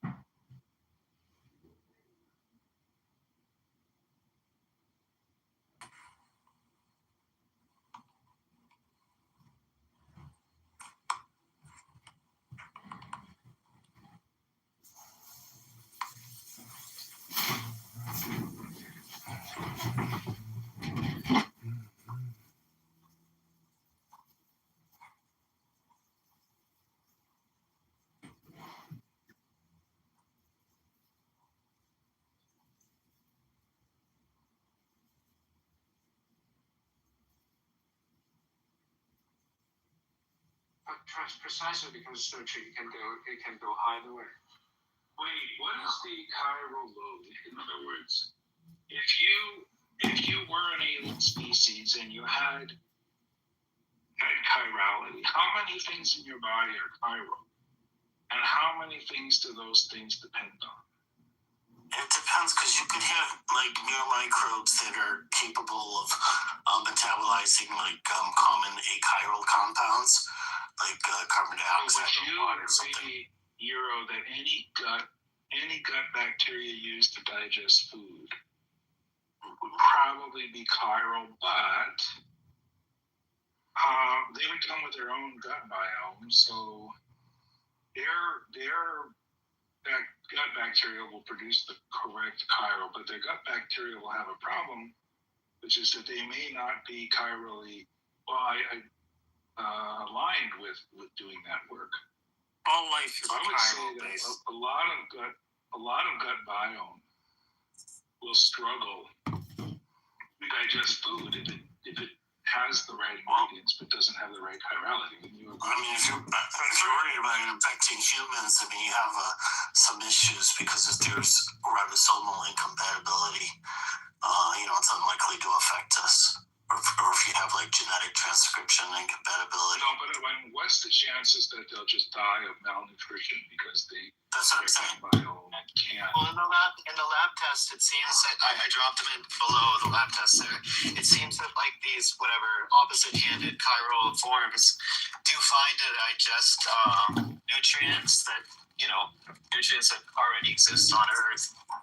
They do outcompete. Now, again, like Hansen's saying, there's not been enough testing for this shit to be completely conclusive. But so far, it's not looking good. So far, it is a danger, and something definitely to be, aware of. What is the danger? Well, the danger is a couple of things. The first thing is because of the novelty, the opposite-handedness of these new chiral molecules. They are not. If you read the paper, they're not recognized by other organisms in the dish that would typically eat them or compete with them. So they're not even recognized. Like they're blind. They're invisible to other living earthly organisms. So they're not recognized. The second thing is that these chiral organisms can multiply and eat nutrients in the dish. So they have no problem with just because the opposite chirality doesn't stop them from living a healthy life. So they're both invisible, and then they can also eat the food that's been introduced to them. But again, these experiments have not been done well enough because they're super fucking afraid that they might exit the dishes. And these experiments only take place, like I said, like in Sudbury, like fucking 9,000 feet underground and shit like that. Like it's a super cautious experimentation. Wuhan, streets of Wuhan kind of thing. They're trying to be much more careful this time around. So let's believe the science. Yeah, so I mean, all it proves is there's some chirality can destroy some of the. Left hand, right hand can destroy some of the left hand. Not conclusive yet, but definitely enough to be worried. Yeah, not conclusive for sure. It's like saying when there's a non-zero probability that an asteroid is going to hit, you should probably be worried about that. Anything above zero in physics is not a good indicator. Bro, the thing that I'm most worried about, honestly, is the information sphere and how fucking billionaires are gonna leverage AI to fucking destroy shit. But that's just me.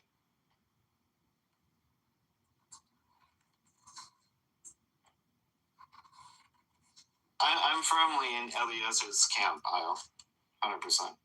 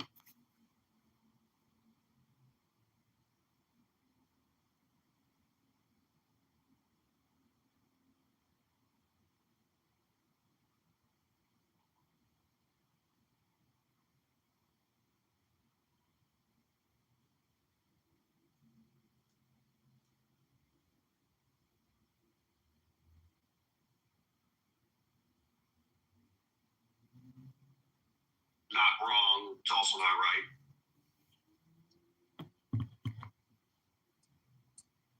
I kind of get what you're saying. Like, there's a little bit more to it. Okay, that's fine. I don't need to necessarily get into leads.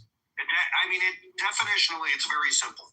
The price of a thing in a properly functioning market is equivalent to the price people in the marketplace would be willing to pay for it.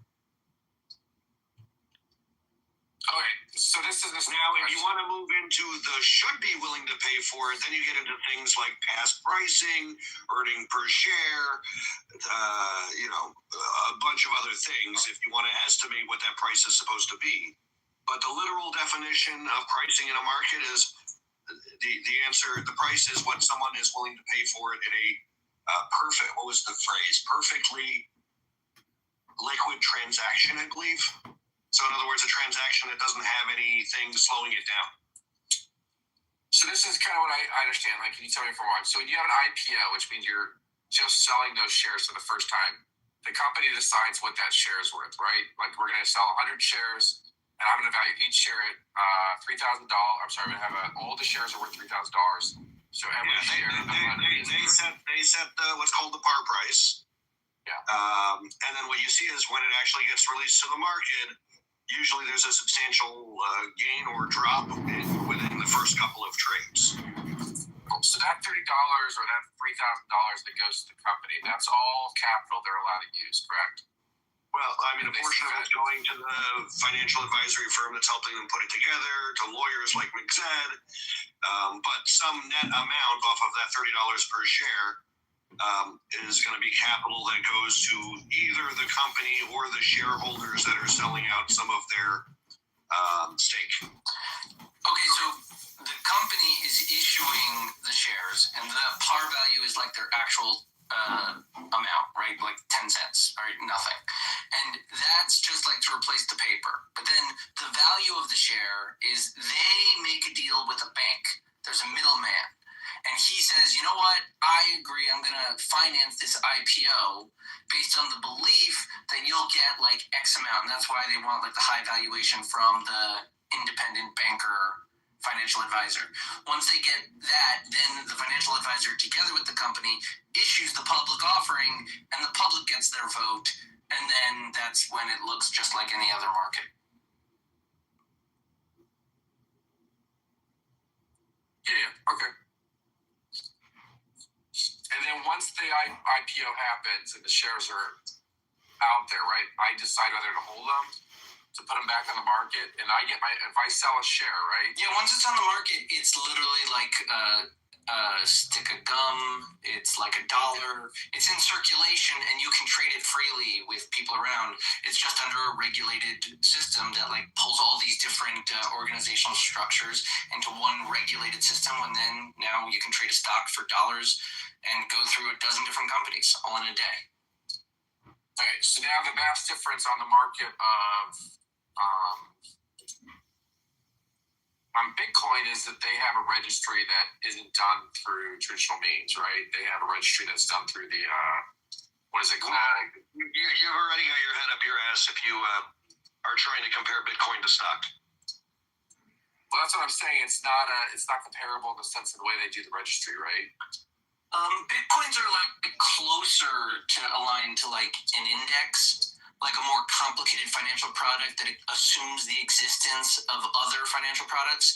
Like an index doesn't have any value. It just charts the value of other companies that all have value. And then that index itself makes its own like presentation, its own prospectus of how this moniker, this like final calculation is itself valuable. And thus the S&P is more valuable than any of the individual companies because of the aggregate value of this thing.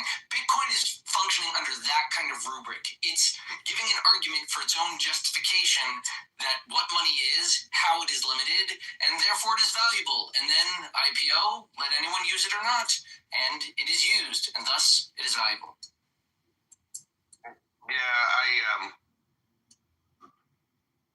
I wouldn't disagree with most of what McZed just said, other than how it relates to Bitcoin.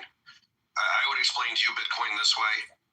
Let's say you were a wizard, and as a wizard, you were able to create the new gold, and you were able to create 1 million units of this gold, and you put that gold on the market, and you convince people that this new gold, the Philipperium, is the new gold, and the market electronically, it creates a marketplace for Philipperium, and depending on the demand and the belief in the value of the demand, it drives more demand or less demand. When the demand is in balance, it drives the price up. I'm sorry, when the demand is in balance, the price stays the same. When the demand exceeds the supply, it drives the price up. And when the demand is below the supply, it drives the price down. But it's actually in its economic sense, it's a very simple, at least theoretically, a very simple thing. It's a replacement for essentially gold, or I would say currency, but currency is a way more complicated instrument to begin with.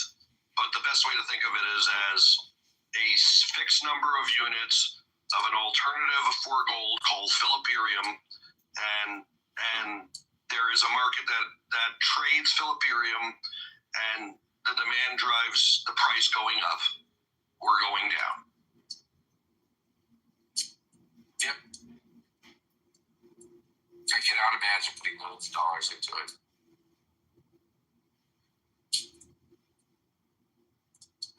Exam, how much money you got in Bitcoin? Oh, nothing. Just like a few bucks. Just to chart it. To watch it as it grows. Right? I see it more valuable in terms of the information it provides. Less how much it's actually valuable. Right? It's like holding a bar of gold. Like, okay, you've got it. I get exactly. I get. Well, how good is that? Somebody's gonna want it. Yeah, and the reason, you got to get into the reasons the Bitcoin world convinced mostly very young new investors that it's valuable, and some of them are real, right? With gold, you have to traditionally you have to actually store the currency, or someone else is storing the currency, and that storage comes with a cost. Right? Philipperium doesn't have that. Right? It's all electronic. Gold requires security, right? Because someone could steal the gold. Supposedly, the cryptocurrency is immune from that, though we've seen that there have been times where people lose access to their cryptocurrency, or we've even seen exchanges that where malfeasance actually had currency disappearing. But the theory is that these sorts of things are impossible with Bitcoin. It turns out the only real differentiator is the capacity to use Bitcoin for gray market and black market transactions.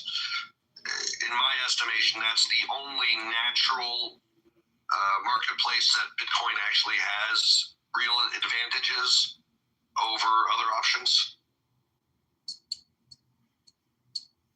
Which is why I've said since the beginning, I think ultimately Bitcoin will end up being around, 10,000. The value is far less than what it is and what it was. Yeah.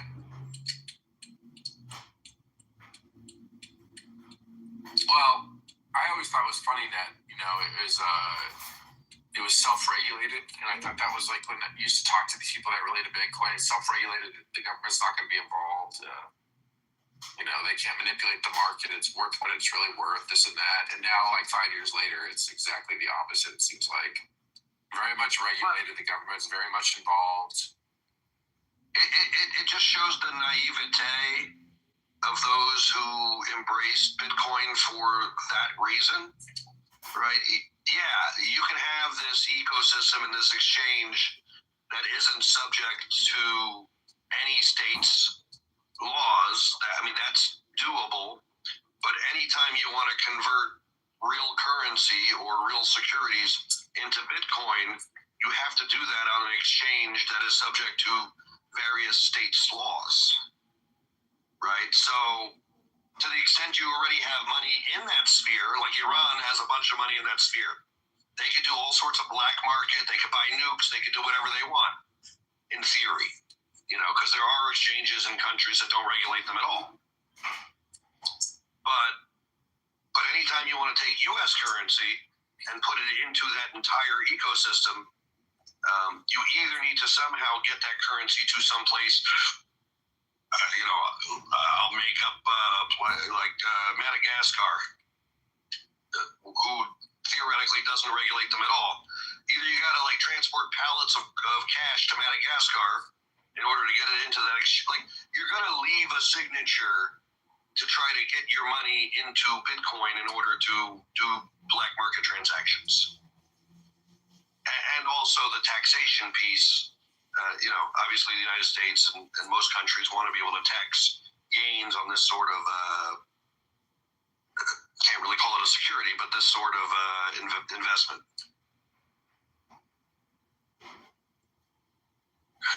Yeah.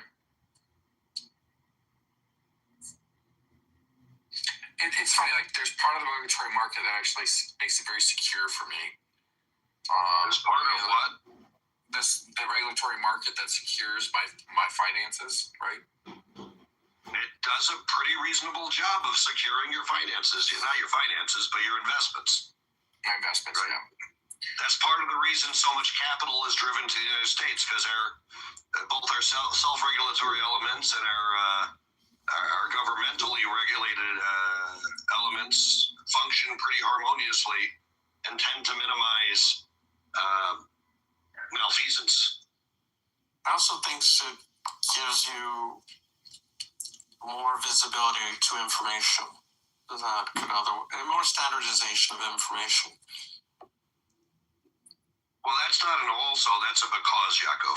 Yeah, I mean, right? Because of the regulations. What you're talking about is the nature of the regulations that make us safer. Are things like the required exactly, yeah. the required information in 10Qs and 10Ks. Exactly. Yeah. Things like insider trading information, like these things are required. Yeah, I know. It's really nice to be able to. God, it's like you can't get away with much now.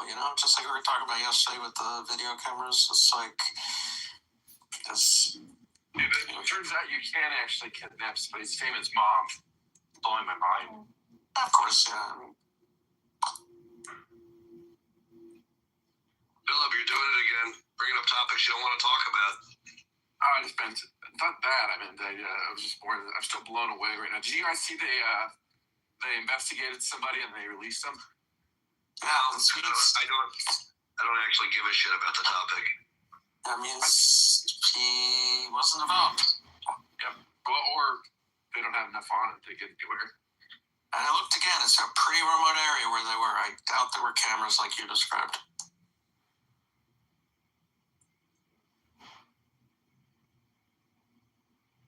Yeah, I hope the lady's okay, but yeah, me too. I think we tend to fixate on things, and frankly, I tend to think a lot of the things we tend to fixate on tend to be things that are meant to distract us from other things. What was the last kind of fixation story similar to this? I was trying to remember that last night.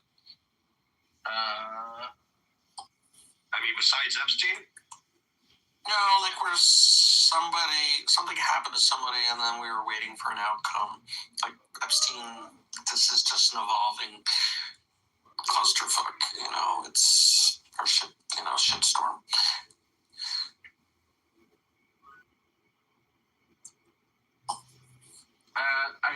There is a lot of this shit that goes on that is distracting. I just don't know what else is in the news right now besides U.S. military that continues to move a bunch of fucking assets to the Middle East right now. Yeah.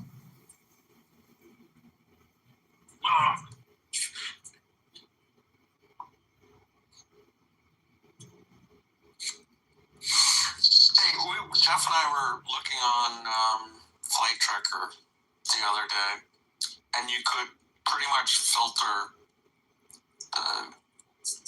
the U.S. Air Force planes. You could find all the C-17s and all the Stratotankers. Can't they cloak themselves as some airline or whatever else airlines? There's some airline create an airline. They just turn it off. You're right, but why? So then, why are they on? For all those planes that were there, why were they on? Probably laws. There's certain areas where they can't go into those airspaces that way. What airspace?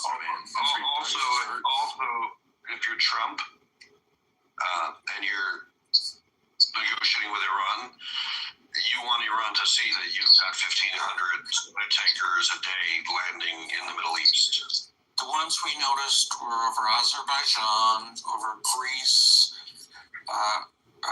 flying over Central Europe on their way back to Lakenham. I think it's pronounced Lakenham, RAF. There was one over going straight down the Red Sea, I think. I assumed it was going to make a left turn over Saudi to go to one of the Gulf countries, but I never observed. I didn't watch it long enough. Where else? Just all over the place. Essentially heading for all the ring countries around Europe. I don't think you understand the depth of the United States military, how lethal we are. I think I have a good understanding of it. Maybe. I don't think you do until you actually see it. Like, you actually see it full force. When they do short forces, I was involved in a couple. It's fucking pretty weird, like, how fucking scary it could be if you were the other side of things. So, you know, it's interesting when you think about the amount of bombs we could put in a place pretty quickly. Yeah, I mean, I got a taste for that when in Syria, just what was it, 2-3 years ago, when someone took pot shots, what I consider pot shots at one of that base we had in southern Syria, and they sent in B-1 bombers, they sent in F-15 Strike Eagles, they sent in, I want to say A-10s. They laid down so much ordnance in one tiny patch of ISIS area. There was nothing left standing, like not even like shrubs. It was just obliteration city. Obliteration! I think, don't quote me this, I think they can self-sustain themselves for 90 days. Or no, that's the whole, I think the whole idea of an aircraft carrier is for 90 days they don't need anything as a supplies, like for munitions or anything else, to fight a full-on war for 90 days is pretty crazy. Yeah, I do think they need a replenishment ship. Okay, it's not, you can look this up, just Google it. I'm pretty sure it's 90 days. They don't. Okay, let's see. Yeah, look it up. Yep. Don't quote me completely on it, but you'd be... Yeah, no, it's around that. That's my memory of it. Yeah. But it's kind of, when you think about that, right? It's like, holy crap. And then the other idea is, like, they have a full force of different aviation assets, everything from fighters, bombers, to reconnaissance, to everything like that. Jammers. It's everything you can think of. And then other ships, like, so not only is it an aircraft carrier, they have battle group ships that go with them. So it's pretty, like I said, pretty interesting and scary when you are another country like Iran who doesn't have anything.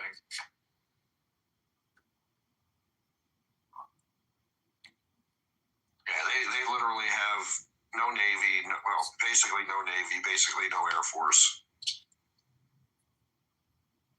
I guess they got from Russia like 24 MiG-27s, I think. So you're talking about 40-year-old fighters. Yeah. Like, they'll last 5 minutes. That's if they actually get a chance to fight. That's true. Because more than likely they'll get hit, like, on the ground. Yep. And then you think about the submarines that you don't know where they're at. That's like another kind of... I mean, the submarines aren't tremendously valuable, though, right? Submarines are useful against other boats.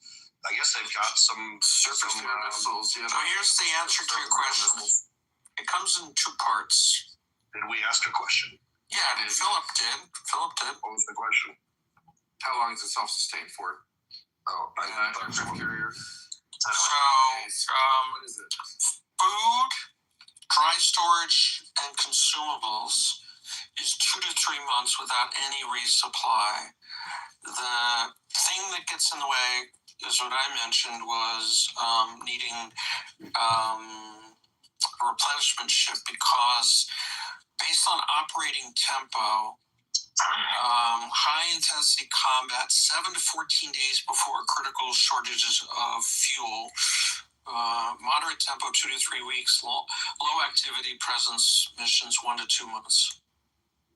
So 3 months self-sustained for people, and then it's just a matter of how many bombs they drop.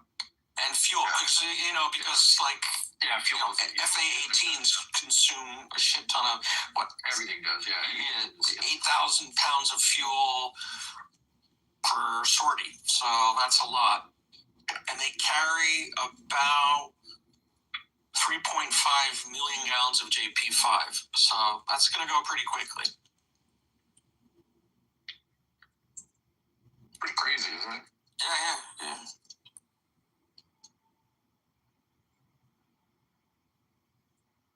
So high intensity, 7 to 14 days. Who would have ever predicted that Israel would be the leading reason why Iran's going to lose all of its power because they got stupid and let these guys rape and pillage women. I mean, literally. Is that Israel? I don't think that's Israel. Why are you ascribing that to Israel? I'm not as sure because they literally got zealous of Israel and it screwed them. Oh, I thought you were saying Israel was the reason why their hatred of Israel is literally going to be their downfall. That's right. Pretty predictable. October 7th never happens. It's probably all this stuff never happens. Trump's probably negotiating some kind of nuclear agreement with them, and we're all upset about it. Who's stalking you, Jeff? Sorry, Philip. Oh, sorry.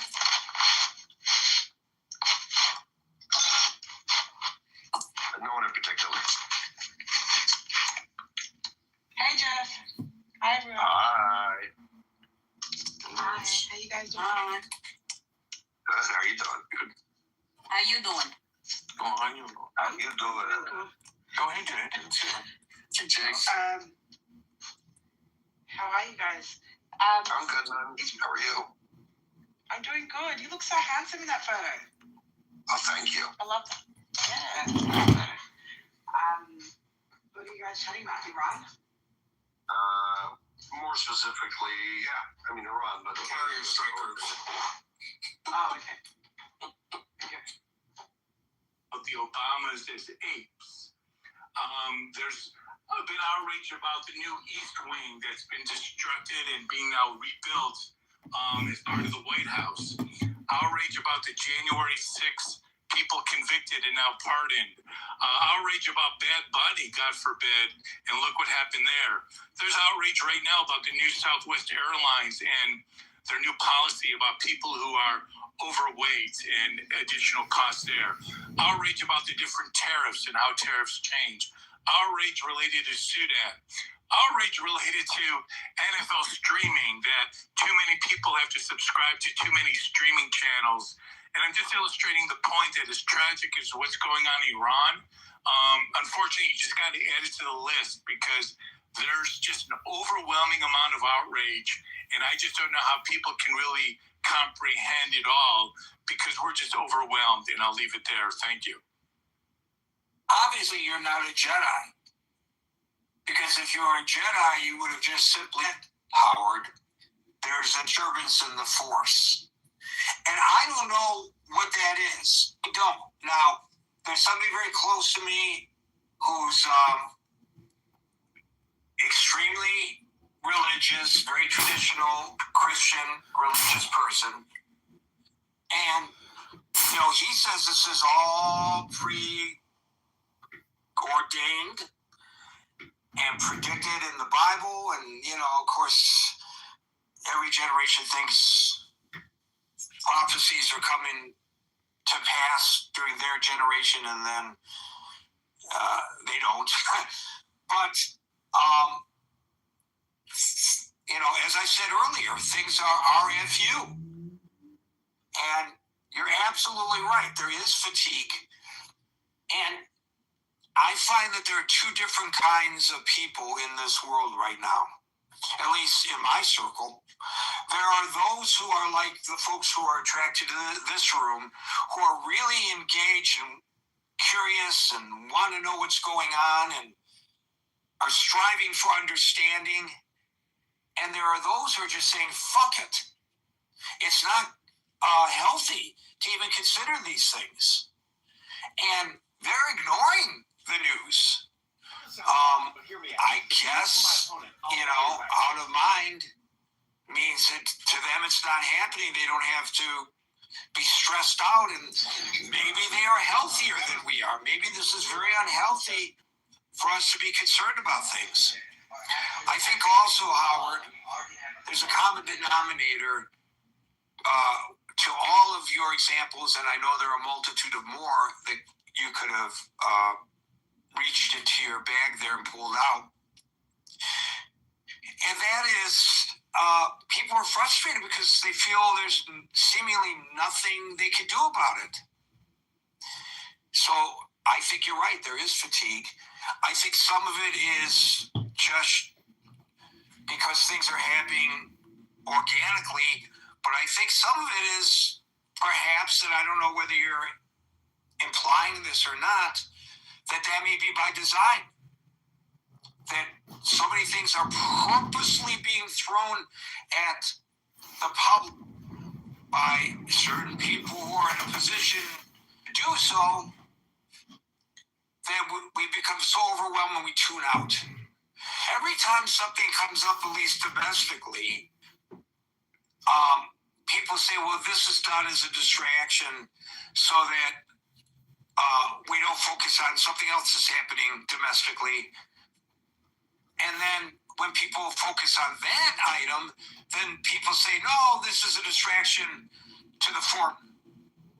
I don't know. I mean, I can't say. I don't know there's some written game plan to do this, but I think you're absolutely right. I think everybody would agree with you. There is a degree of fatigue and frustration.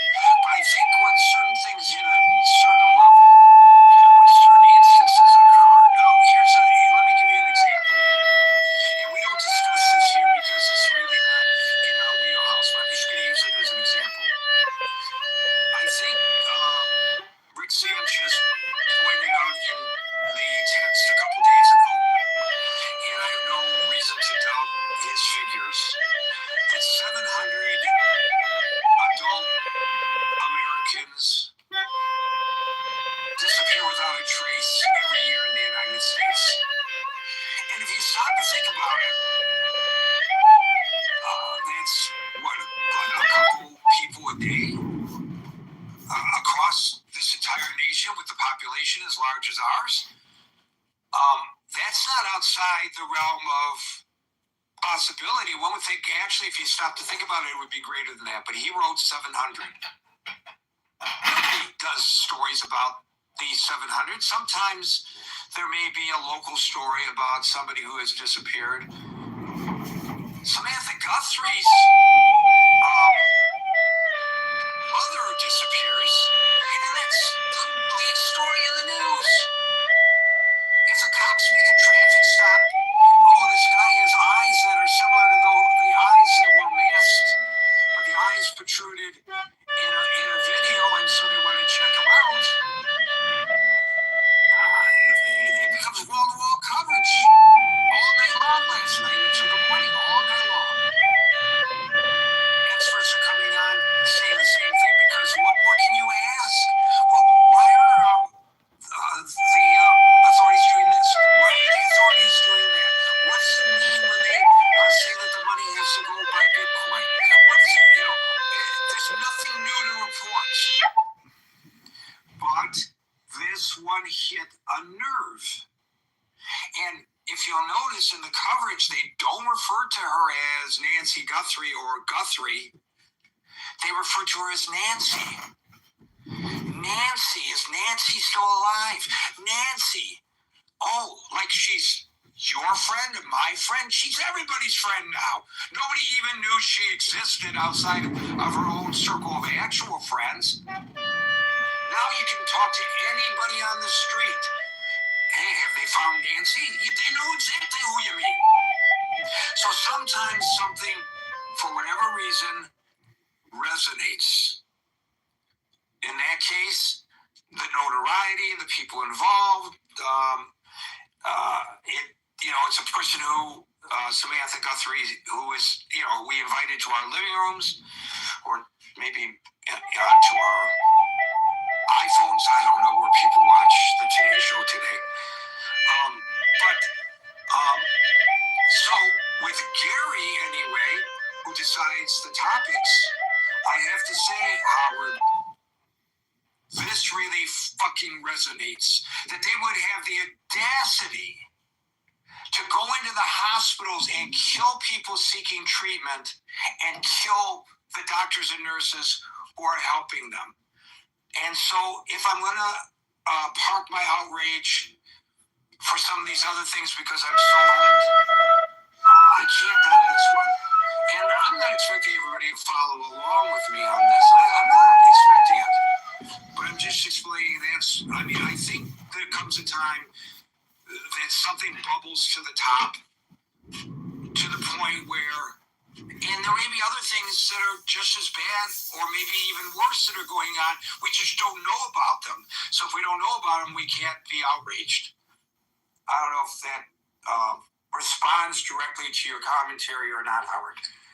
No, it does, Gary. Absolutely. I'm not saying that all those things of outrage are equal, but I think this is just a, at some point, I'm sure there will be people that are experts on social psychology and just the impact of the rate of information and news that we're just being overwhelmed with. But just to be very clear, what's happening in Iran is tragic, and it's additionally tragic if in the safety of a hospital, in the safety of healthcare professionals, people are being basically executed.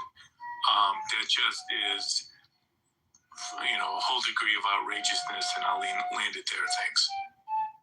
Thank you for that, Howard. We'll go to Scott, followed by Dave.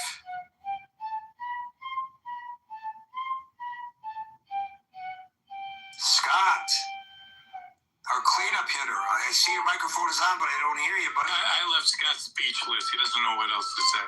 No, I think he's open. His microphone's open, but he's got a tap. Is that better or better or worse? All right, Jeff. No, not better. You are splattered. Can you hear me now? Now you're low. Okay. How about now? Okay, that's optimal. Optimal. We're optimal now. Okay, perfect. Well, I want to say that Bring it down just a little bit more. It sounds like you're eating the mic. You're eating the microphone. Did you not have dinner today? Don't eat your microphone. Gosh. Good. You're good now.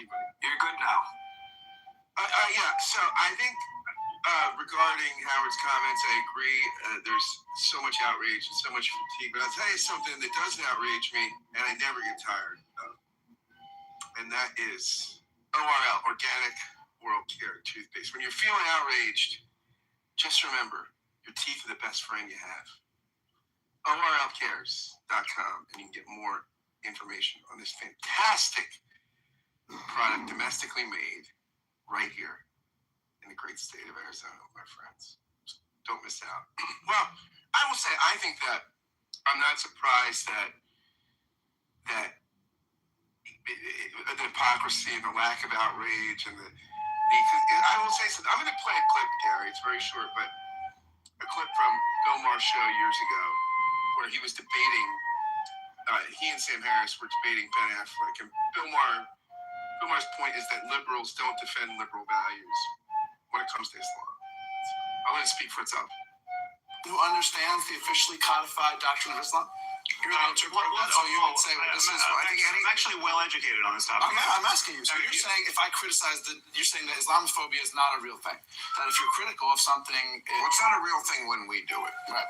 It really is. I'm not denying that certain people are bigoted against Muslims as people, and that's a problem. Big of you. But why are you so hostile about this? It's gross. It's racist. But it's not. It's so not. It's like saying so not. You're a shifty Jew. You're not listening Absolutely to what we are saying. You guys are saying if you want to be liberals, believe in liberal principles, right. Like freedom of speech, like we are endowed by our forefathers with an inalienable right. All men are created equal. And we have to be able to criticize bad ideas. And of course we have. No liberal doesn't want to criticize bad ideas. What is the mother lode of bad ideas? Jesus. So we have. Ugly and obviously, it is basic liberal tolerance. Not for intolerance. Of course, it's not. The picture you're painting is, to some extent, true, but is hugely incomplete. It is certainly true that plenty of fanatics and jihadis are Muslim, but the people who are standing up to them, Malala, incredible Muhammad Ali Gadak in Iran, in prison for 9 years speaking for Christians. A friend that I had in Pakistan who was shot this year, Rashid Rahman, for defending people accused of apostasy. How about more than 1 billion people who aren't fanatical, who don't punch women, who just want to go to school? Wait a second.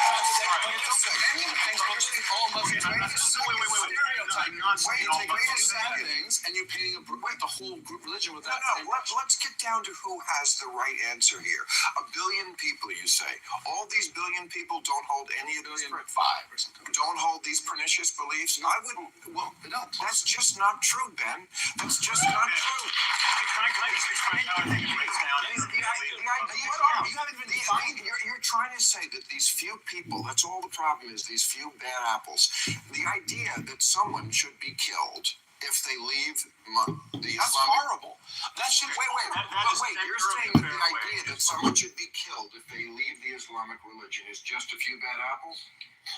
The people who would actually believe in an act that you murder somebody if they ask Islam is not the majority of my tribe. How many people still vote? How many people think that if I was in Miami and I went to the ocean, I was like, come on, Jeff, let's swim. And he would go swimming. I think so. Wait. What's the setup? You go to Miami where he doesn't live. Because I have daughter and Jeff and I were both in the area. And I said, come on, Jeff, let's go swimming. You wouldn't be the first woman that tried to drown him. I think, well, I don't know. I mean, not knowing his swimming habits, but I think he would at least wade. Yeah, that's me too. Yeah. At least wade, but I think he might go swimming up to his neck and maybe occasionally go under the water. Yeah, I could see that happening. But then again, I don't know his swimming habits, so who knows? But he's really silent right now. He's fighting the love so hard, Peppy. You see him fighting the love so hard. I think he's scared for his life right now. He's sitting on in the audience. It's not the honor of the audience.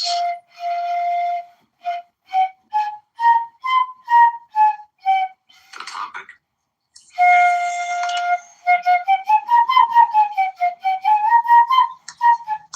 It is the love in his heart. It is not love in my heart.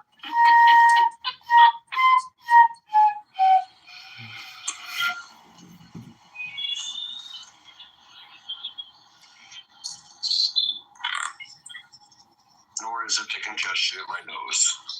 I know, I feel that. I really am serious though. I'll send you a Navage because it's just so. Actually, that would be the third time I told you that's not necessary. I know. That was the second time. What's the third time? No, the first time I mentioned it to other people. The second time I mentioned it to you that I'll send it to you, and you're like, that's not necessary, but sweet. And so this is the second time. This is the third time. But it's okay.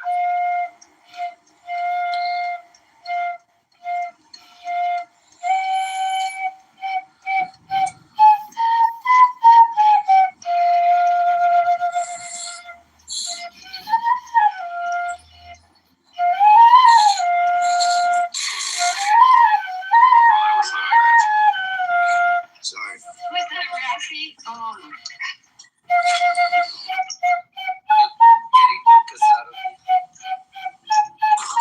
it out of your nose or out of your urethra? There's no more blood out of my mucus. It's not. Rafi. I sincere question, right? Right, Matt? I was just kidding, right? Question. Rafi refuses to get the he refuses to go to the hospital to get that taken care of. Nothing to have him cut it off, Rafi. You're completely right. What if it gets infected? Wait, you have ED, Rafi? Is that what's going on? Or worse? No, he's got bleeding out of it. Says they think it's a sexually transmitted infection. Oh, wow. It was actually worse. I guess that joke was a serious joke. I was being serious, actually. You know, Rafi, wish you luck. I don't know. Hope it doesn't fall off. Well done. Well said. My God, you're a king with words. Hope it does not fall off, Rafi. But you already have kids, so even if it does fall off, do you have kids? Sounds like you have kids. Not that he knows them. Never had one. Not that you know them. So, yeah, you. Probably could be around if it doesn't look like me. We're finite-sided food. Which God bless the world. God bless the world, indeed. God bless the world. There's a bald child around God's somewhere out there. There's a what? There's a bald child with sunglasses somewhere out there. Screaming to change my fucking diaper, man. Actually become decapitated when released into the pool. What do you mean one got released into the poop hole? Pool. Oh, I thought I released one inside the poop hole. Is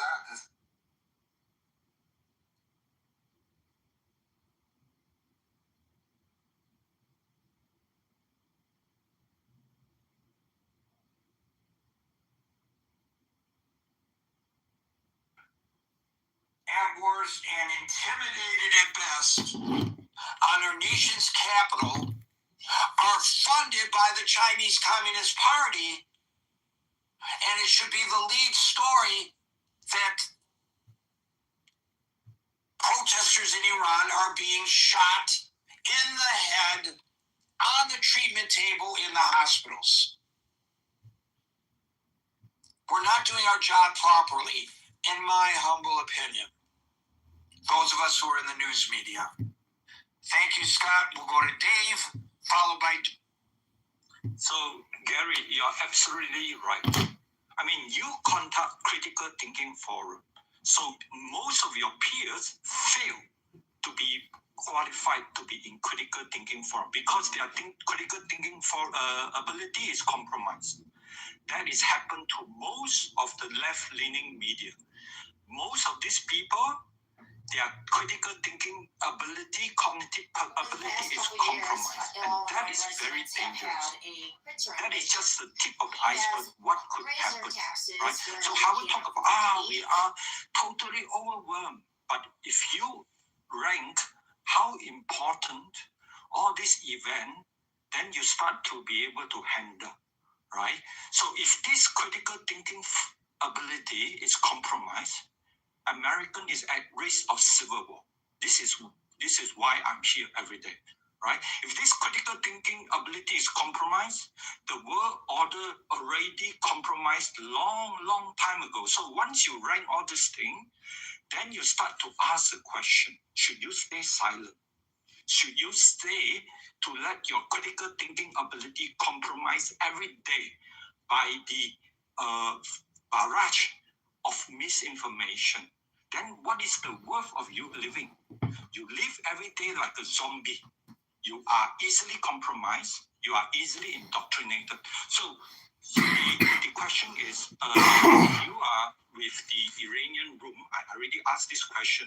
Some say 40% are Muslim, but many Iranians think the number could be even much lower, right? So the question is, it's not lower, it's high. It's very high. Okay, I'm not going to debate this. Go to Iranian room. I'm not the expert. I will tell you how. I'm wrong, and then you disrupt every day. Okay? Go to Iranian room. Don't ask me. I retract my statement so that you can keep on interrupting me every single day. Now let me continue. So Gary, so the question is, these people are indoctrinated just like the children in Gaza, just like children in jihadist camp and everything. They could kill Jews in a heartbeat. But for them to kill Muslim, I asked the Iranian, what do they have to do?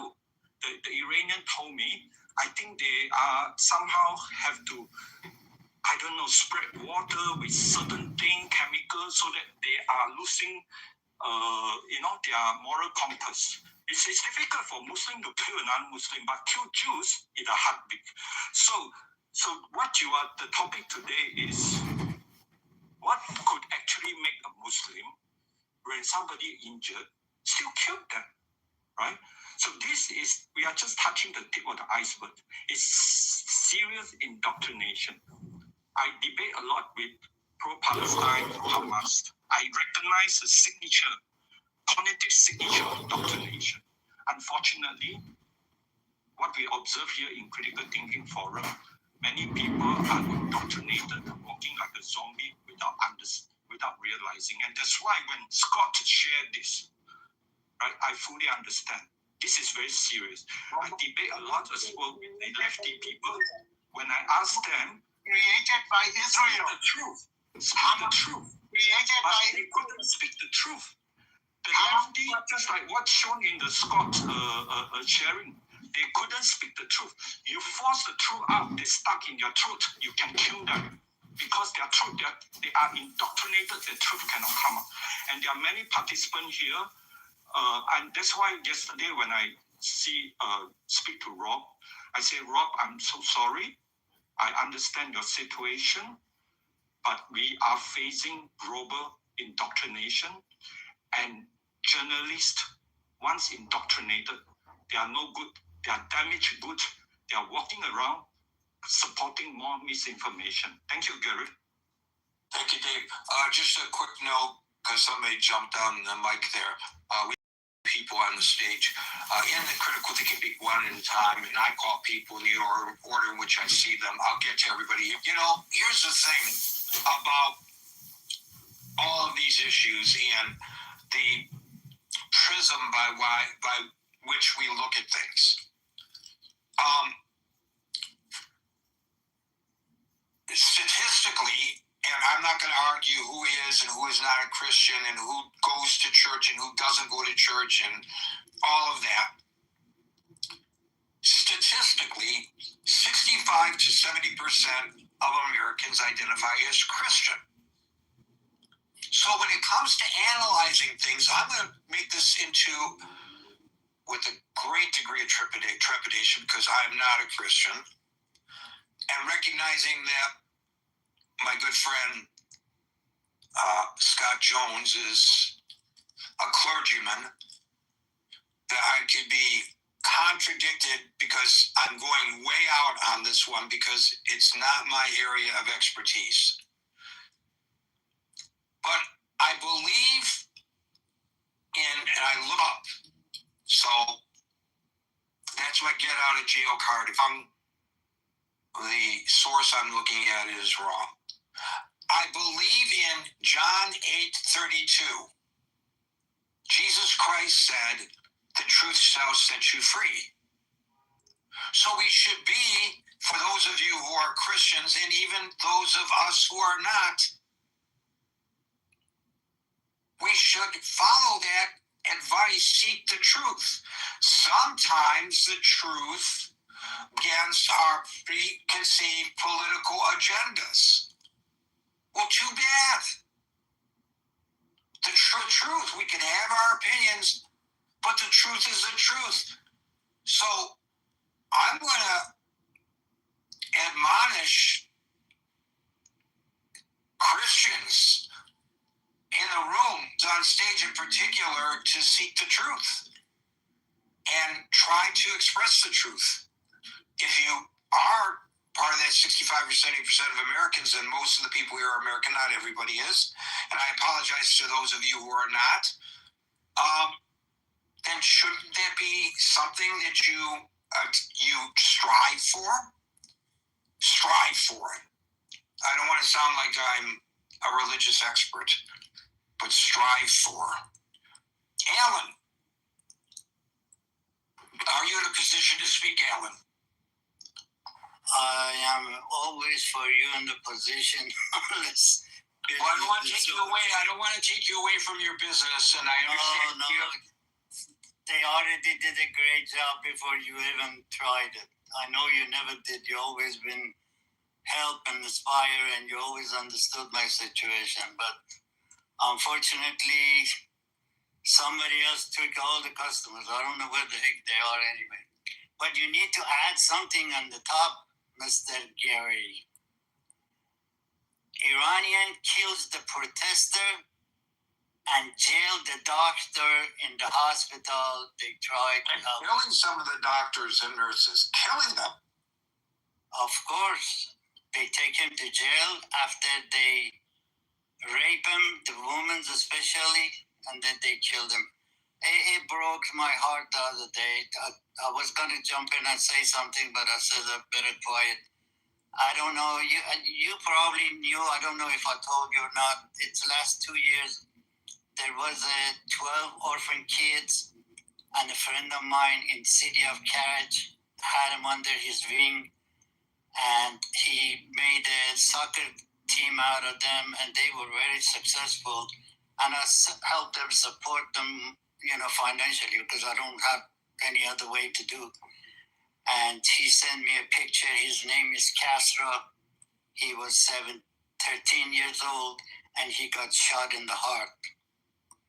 It destroyed me, man. It's so bad. I've been miserable last 3 days when I heard that news from him. Well, they having a WhatsApp, but that's what the situation is, and they doing it, and they put Germans way behind of these action what they did in World War II with the Jewish people. If anybody can feel our feeling, it's the Jewish. They are the closest. I mean, come on. They burned 7,000 people in the city of Rasht in the Bazaar area. It's unbelievable the way they do. But still the evidence, it says by March these guys gonna be done. The final attack is gonna be, there are so much news comes in, I don't know what to believe anyway. But I always take the word of individuals since they lean a little bit laid off on the internet, and some friend, if they get on the line through WhatsApp and they send me stuff, and I have a small tiny family left in the city of Ahvaz, which they got hit early last week. 9 places they got hit. That's the one of them, it killed the number 2 man of the RGCE, the Revolutionary Guard. He was a very big guy. But the news that comes, it's very scattered. Right now, there's a really problem inside the government themselves, but the Revolutionary Guard is the key. They wants to take over. There's a news, it's, the Mustafa Khamenei, the older son of the Khamenei, he's trying to override everything and take his dad's place. Hopefully he get hit, and one of these hit Israel does, so they probably after him too. But none of the news is good, Gary. It's so much, and I have no idea where the heck are these human rights organizations, why they are so quiet, why the liberals and the left is so quiet. 57 country, they shut their mouths and they sitting quiet. You think they should be outrageous, because these people they get slaughtered. They are Muslim to begin with anyway.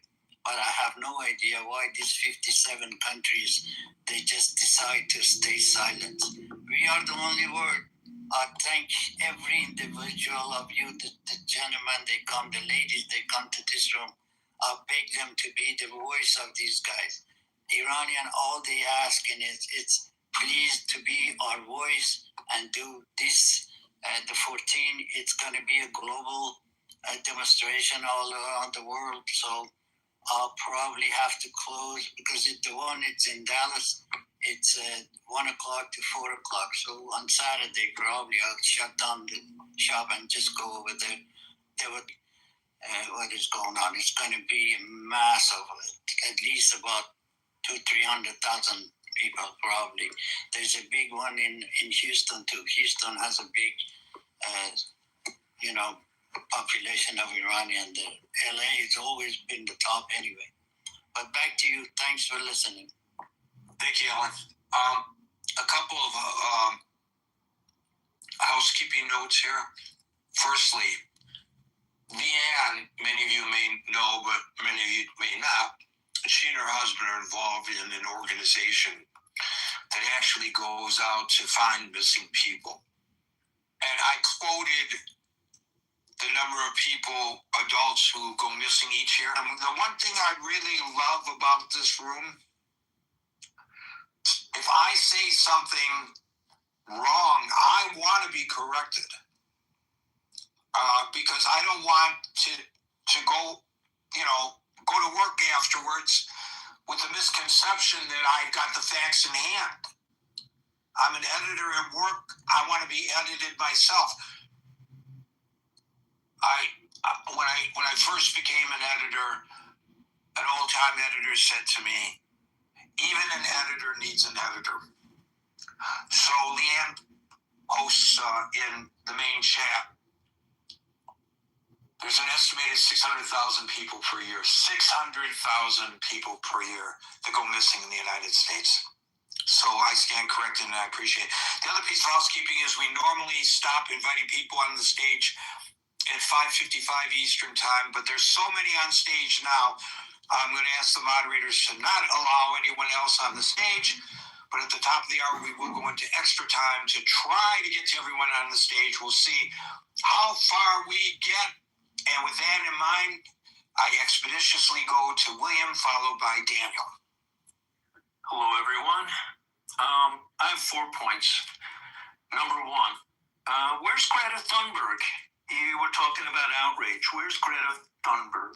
Exactly. Number two, Russia and Iran. Are you surprised when Russia defenestrates, throws somebody out a 6th or 8th story window as a so-called extrajudicial killing? No. Are you surprised after Masa Amini when the mullahs and the IRGC and whoever their operatives are on the ground go out and murder people for protesting? Are you really surprised? I'm not. I mean, this is what I've come to expect from the Islamic Republic of Iran, not the Islamic people, not the Iranian people, but the basically the fascist theocracy that oversees them or rules them without their consent. The third thing is the USA response is crazy. A month ago, Trump said, help is on the way. This is around the time where the Abraham Lincoln and some other battleships. And William, he did not just say help is on the way. He said, if you hurt any of the protesters, there will be hell to pay. Correct. And then, after he didn't deliver any help, after the protesters were hurt, then there was this schizophrenic business about claiming, well, we're helping because we're renegotiating the Iran nuclear deal, which nobody was asking for. Nobody was asking for that. Right, and last night, Vance said in our Azerbaijan, during a gaggle, he was asked about this, and Vance said, if there's going to be regime change in Iran, that's up to the protesters. That's not our business. We're interested in, and I'm not quoting him directly, but we're interested in retarding their nuclear weapons capability.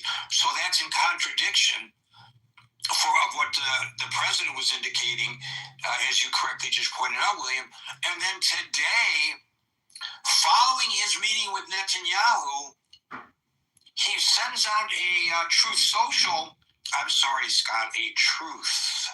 He out a truth in which he says nothing substantial resolved, except I made it clear that we want to negotiate further on the nuclear issue with Iran. And the thing about Iran, as I pointed out in Salvo, William, and I suspect this is the direction you're going in, and I'll step aside and let you finish. This is their tactic. Negotiate while rebuilding. Negotiate while rebuilding. Hamas's tactic as well, by the way. Go ahead. Well, I mean, the negotiations are bullshit. It's like negotiating with Putin. If you negotiate with Putin, all it's going to do is have him retrench, rearm, and attack again after he gets more troops in there. And hire some more North Koreans. It takes time to transport the North Koreans. That I don't. Yeah, I imagine it'll take a little time. But you know, Russia's right next to North Korea. They've got train lines that run all the way. You know, down in that far part of eastern Russia. But the negotiation part, negotiating with Putin is not going to bring peace. Negotiating with Iran is the same thing about a nuclear deal. It's the same thing that Barack Obama was criticized about by the president and his fellow Republicans. Right, negotiating with these terrorists who are the thick, basic Islamo-fascists that are running the place. They're just going to keep on doing what they're doing. It's like negotiating with Putin. It does. And by the way, the Islamic regime and Putin are allies. They have similar recalcitrance to actually negotiate in good faith. I'm not sure that what that government is doing, because Lindsey Graham, and this is from in the chat, from Iran International. Senator Lindsey Graham once again voiced support for the protesters on Tuesday, warning that U.S. action could follow if the Islamic Republic resists change. So Lindsey Graham is saying, we want to have regime change. He's not talking about nuclear. He's encouraging the protesters, yet Vance is saying, no, this is on the protesters. They've got to do their own change. It's just crazy. It's like a schizophrenic American response to the situation, misleading the people on the ground. And I think it's disgusting. Well, remember yesterday when we had our two esteemed guests from Canada, and what they said, from their perspective anyway, was we believed the United States would continue its relationship with Canada, where, you know, we would have this friendship and this protection and all that kind of thing. And now we don't trust the United States any longer. No, should they? It's like dealing with the mafia. And Europe doesn't trust us any longer. And I'm sure Iranian protesters are, given these things. They're in trouble. They need help. They need weapons. They need, you know, maybe we're not going to put boots on the ground, but we really ought to be doing something. Yeah, I agree. And look, even if you don't care about the Iranian people, we have to cognizant of the fact that the greatest export that this oil-rich nation of Iran has is not oil, it's terrorism. How fucked up are you to be the head of a government or a group of people who are heads of that government, that you're not exploiting your oil reserves to the financial benefit of your country, and instead concentrating on exporting terrorism, or in the case of that alliance with Russia that you alluded to, drones, exporting drones. Like the Shahed drones that Russia originally started using came from Iran, and then they picked up the whole manufacturing base and transferred part of that to Russia to manufacture the Iranian Shahed drones, Russia, to terrorize the Ukrainian people who are just fighting for their liberty. So, you know, that is their business. That's the business of Putin. It's the business of the mullahs. I have no idea what our government stands for anymore, because there's so much contradiction coming out that it's hard to pin it down. Thank you. Daniel, by the way, yesterday, Norm said he does whatever it was. He doesn't mean, Greenland or Canada, 51st state. He doesn't mean that. Everybody knows he doesn't mean that. Listen, when the President of the United States, even this president, speaks, I think he's speaking in English. He's not speaking in tongues. The 51st state is to destroy NATO, to do a favor for Putin. Yeah, okay, thanks for it. He talks tongues, but yet we need an interpreter that I've been there to some of these fundamentalists where somebody suddenly stands up in the congregation or in the audience and starts speaking, which sounds to me like gibberish, but somebody else will stand up and translate it, interpret it for us. And we need people like Norm to interpret what the president means when he speaks. At least I do, because I don't even know what he stands for anymore. Thank you, William. Daniel, followed by... Hello, everyone, and thank you. I have a few random things that I want to say about things that I heard here before I have my own speech. So I don't remember who said what, but someone said that Iranians should be the ones speaking, which I would agree normally, but since the internet was shut down by Iran, by the IRGC, I think it's important that others will speak out for them.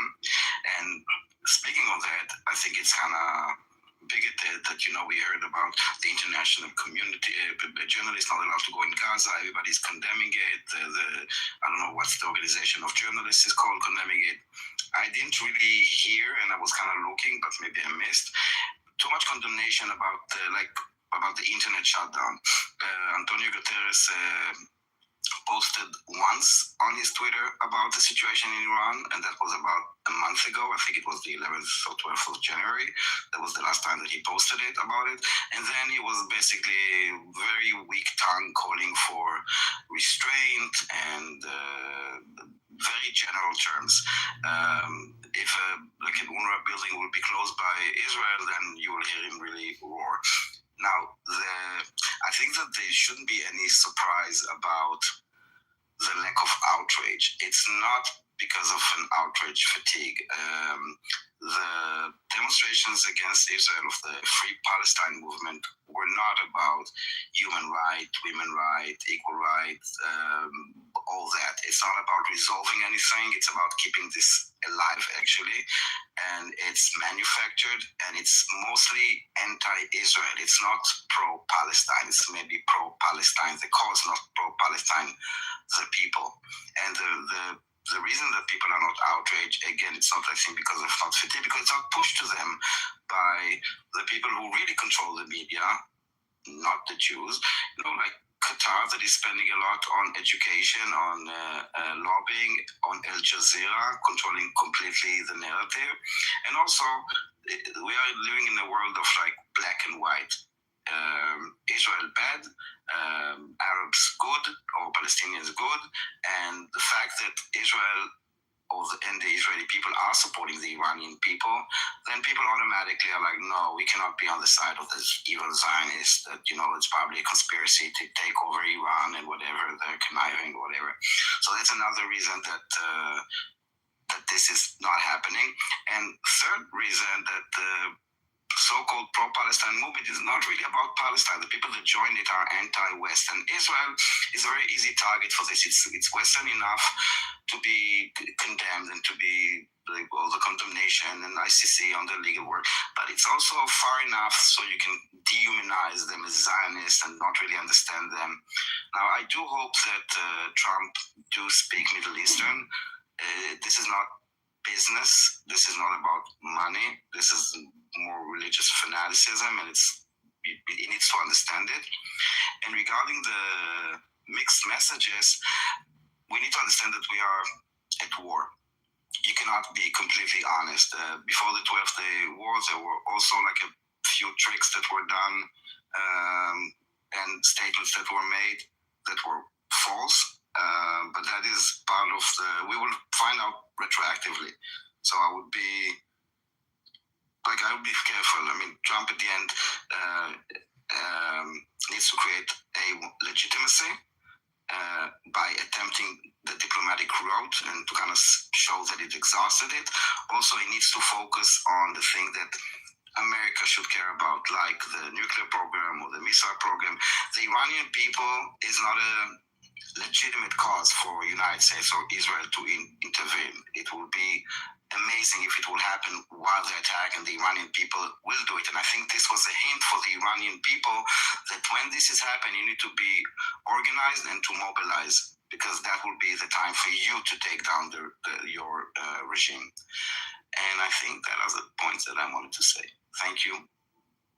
It may not be, and there may not be an appetite for the United States to get involved in any respect with Iran. And if that's the case, I don't think the president should have said, if you hurt any protesters. Let me say this. This is a president who gets pissed off if somebody says something that hurts his feelings. He told Iran, if you hurt any of the protesters, they'll be hell to pay. And Iran thumbed its nose at the president. A little out of character. I don't that he's avoiding an action. Again, I'm not advocating an action necessarily, but I think Brian in the text in the chat has repeatedly made this point, and William has repeatedly made this point on the stage. It's not proper for the United States of America to give people the false hope that we are going to have their backs and then not have their backs. I don't understand. Maybe somebody on the stage will explain it to me. I don't understand why we are suggesting we have their backs and then we don't. Or maybe Daniel, we do. And it's just, it takes time. I don't know. I don't know the answer. I would say just this, maybe it will answer, and this is the point that I forgot to say. I don't think that Trump amassed so much power there for nothing, and I think the time that is now being pushed is in order to create agreements with country defense agreements and attack agreements and to prepare. So I wouldn't call it off for now. I don't think that all this ammunition that is coming there is for nothing, and then it's like, pack your bags and go. So let's wait until it ends, and it didn't end yet. You may be right about that, Daniel. And I know if we do take action, look, you're damned if you do, and you're damned if you don't when you're the president. I recognize that. And it's a tough position to be in. I mean, he ran for the position. He knew what he was running for this second time. But it's a tough position. Presidents have to make very, very serious decisions, and rarely is it 100% the right or 100% the wrong decision to make. I get that. I just don't like the idea that people may have gone to the streets in Iran and have been killed because they were motivated to go to the streets by the words of the President of the United States. That's what I find disquieting. Thank you, Daniel. We'll go to Merrill, followed by Les.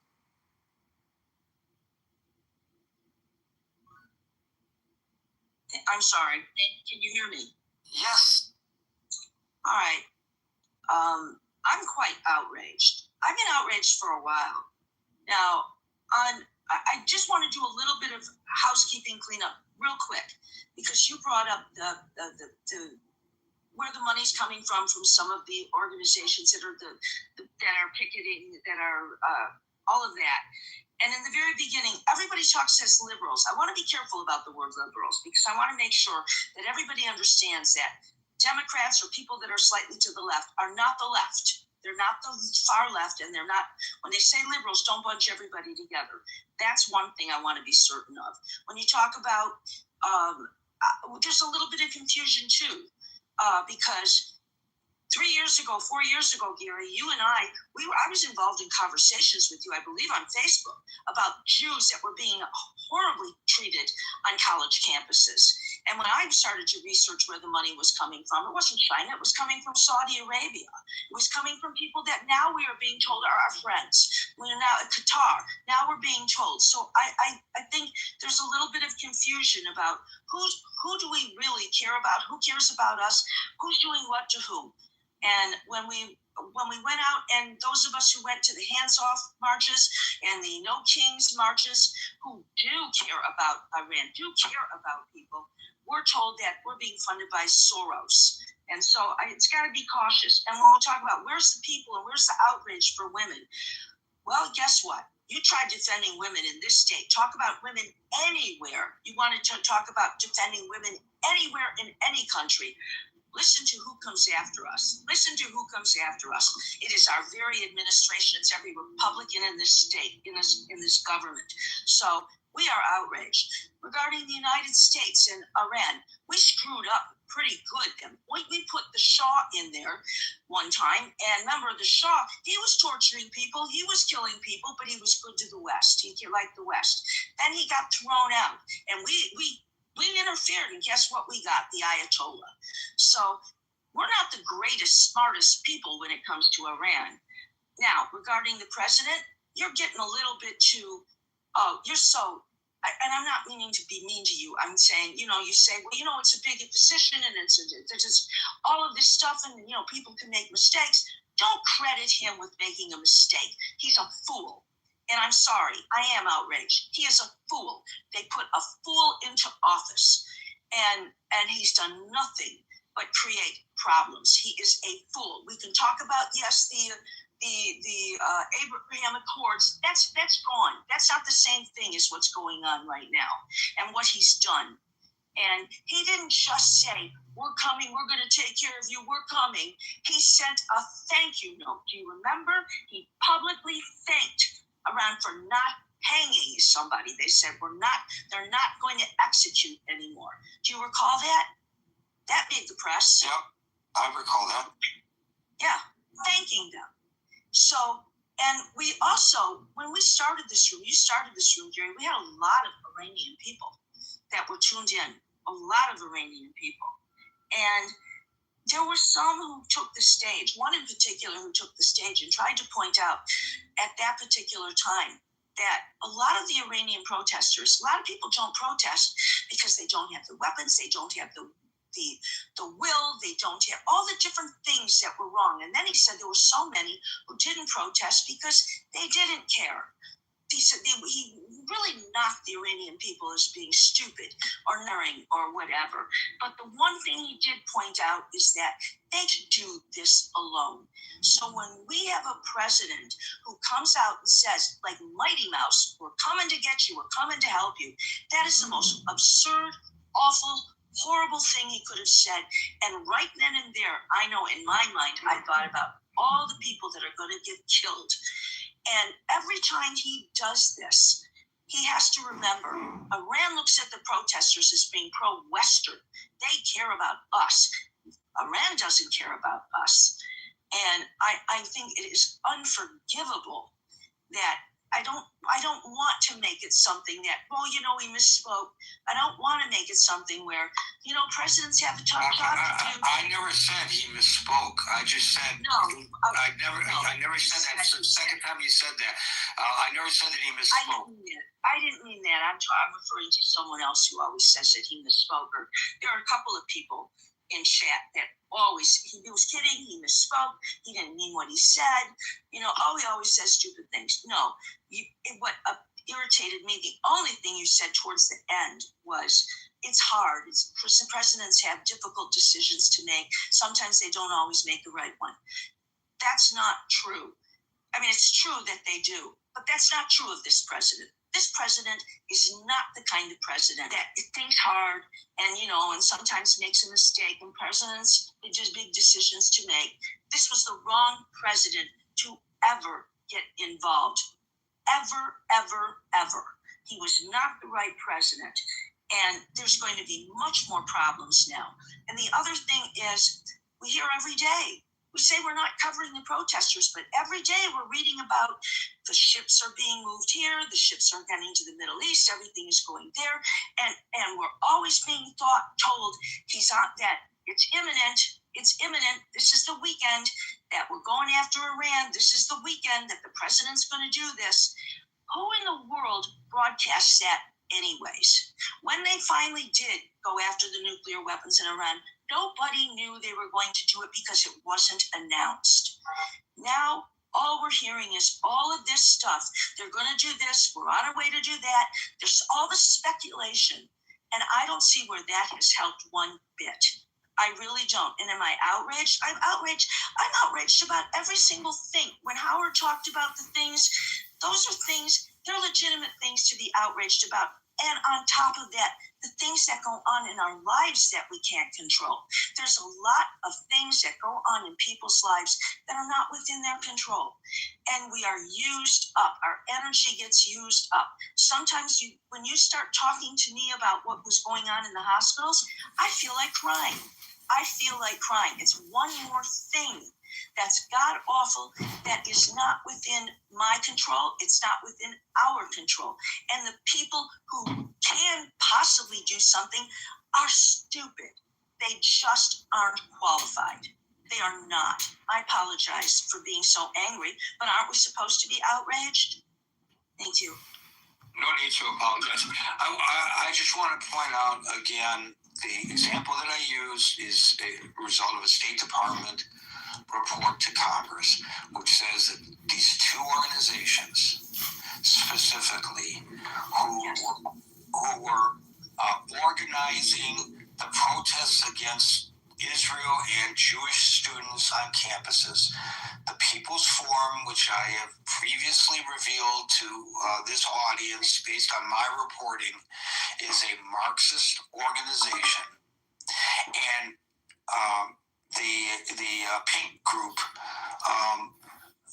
Code Pink Group, and I've known the organizer of Code Pink for decades now, and I can tell you from personal conversations with her that she clearly is on the far left of the political spectrum, are being funded by the Chinese Communist Party. I didn't say that all of the organizations protesting are funded by the CCP, but this is according to a State Department report to Congress that was handed over to Congress yesterday. With regard to Saudi Arabia, very interesting. I've yet to see any direct evidence that Saudi Arabia, the government, is funding or has funded any of the college anti-Israel demonstrations. It is true that the KSA, the Kingdom of Saudi Arabia, is a major financial contributor to U.S. universities. And the fact that they are a contributor to U.S. universities may influence some of the decisions that those universities made, which were not particularly beneficial to the Jewish students. Or it may not, I don't know, but it may. But I don't think there's any direct evidence that the Saudi government is funding any of the demonstrations, unless you know something that I don't know. No, that's not what I'm saying. I'm trying to... Well, you did say that. You did say that earlier. No, I'm trying to point out... No, I was talking about previously. They funded, not the organization, they were funding the colleges. They were certainly funding Harvard. And this was during... Yes, they're definitely funding universities, absolutely. And it was during this president's first administration that he never did one thing about how the Jews were being treated then. And Gary, you know that Jews on campus were very poorly long before this president and this administration decided to go after them. That's my point is that there was a time when Jewish kids were always being, and the professors, because there's no rules about how the professors what their protocol has to be and what they teach. That was going on then. And now there's a confusion here. Now these groups are our enemies. Those groups, I'm sorry, they didn't do anything, and this president didn't do anything for the Jews then. That's my point. That's what I'm saying. And I don't want there to be any confusion that, and you didn't say this, I just don't want any confusion when people say liberals or this or that. I want to make it very clear that people that go out for the no hands or no kings, those people aren't funded by any organizations that are enemies to us. They are not George Soros. They are not, and I really want people to be careful when they use the word liberals, because I don't think everybody digests that word the same way. Thank you. Thank you, Meryl. We'll go to Perusian, followed by Mirzad. Hello, Gary. Hello, everybody on the stage, also the listeners in the audience. Nice to be on your stage. First of all, I want to share my feelings, my condolences to the people of Iran, to those mothers and fathers who have lost their loved one, daughters and sons, family members, those brave people who have fought for their democracy, for the nation they want to build and live in the future. And I'm sure that a lot of us want to live in a better country, democratic, more civilized country, for which we don't have to shame around the world, because we actually really are a little bit, nice and proud people about our history, about our literature and poetry. And these people who are doing this misery to our people, to our nation.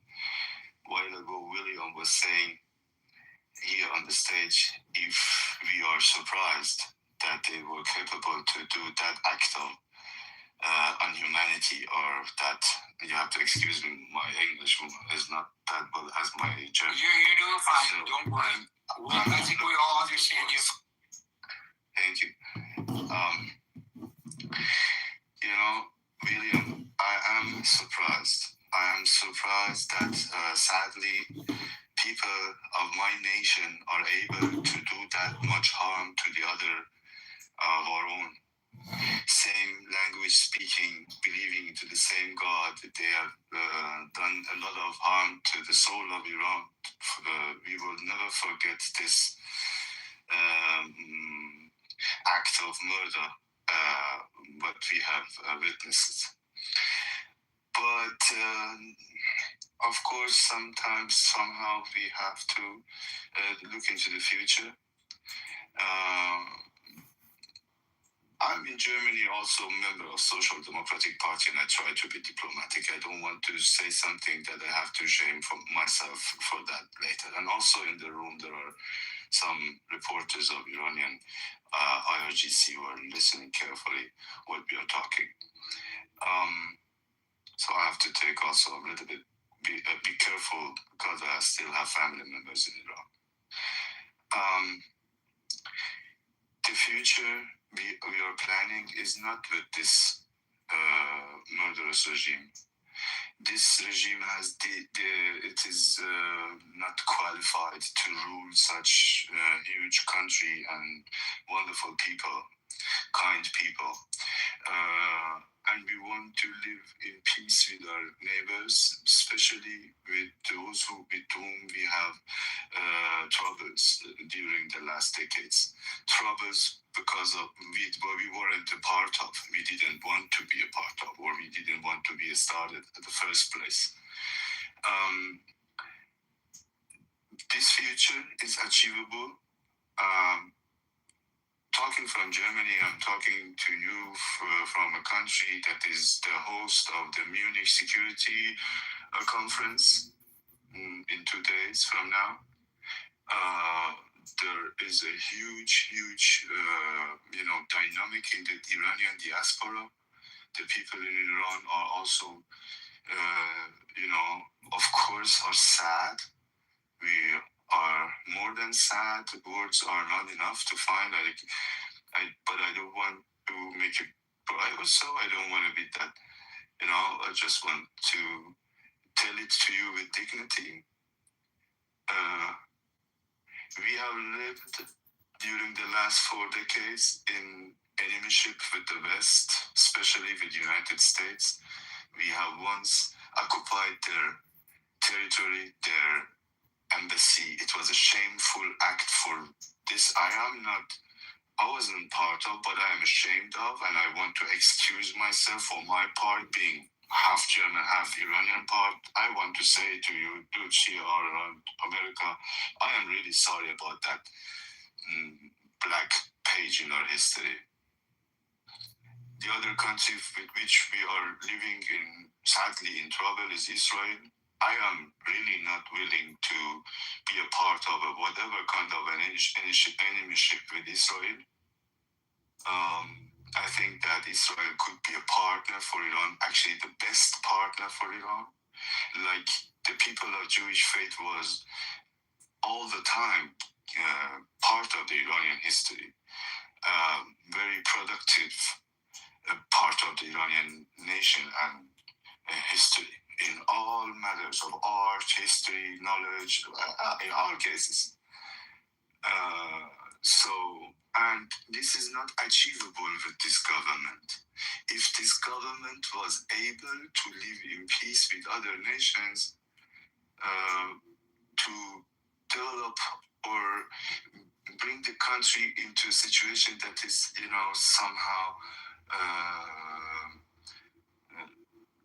somehow possible to live in, the Iranian people wouldn't be at this point right now. We wanted, at the first place, a couple of years ago, a lot of Iranian maybe here in the audience and also here on the stage haven't voted ever in the Islamic Republic of Iran, but I have voted in Islamic Republic for Iran. Indeed, I have voted 2 years ago. Sadly, I have voted for the president that has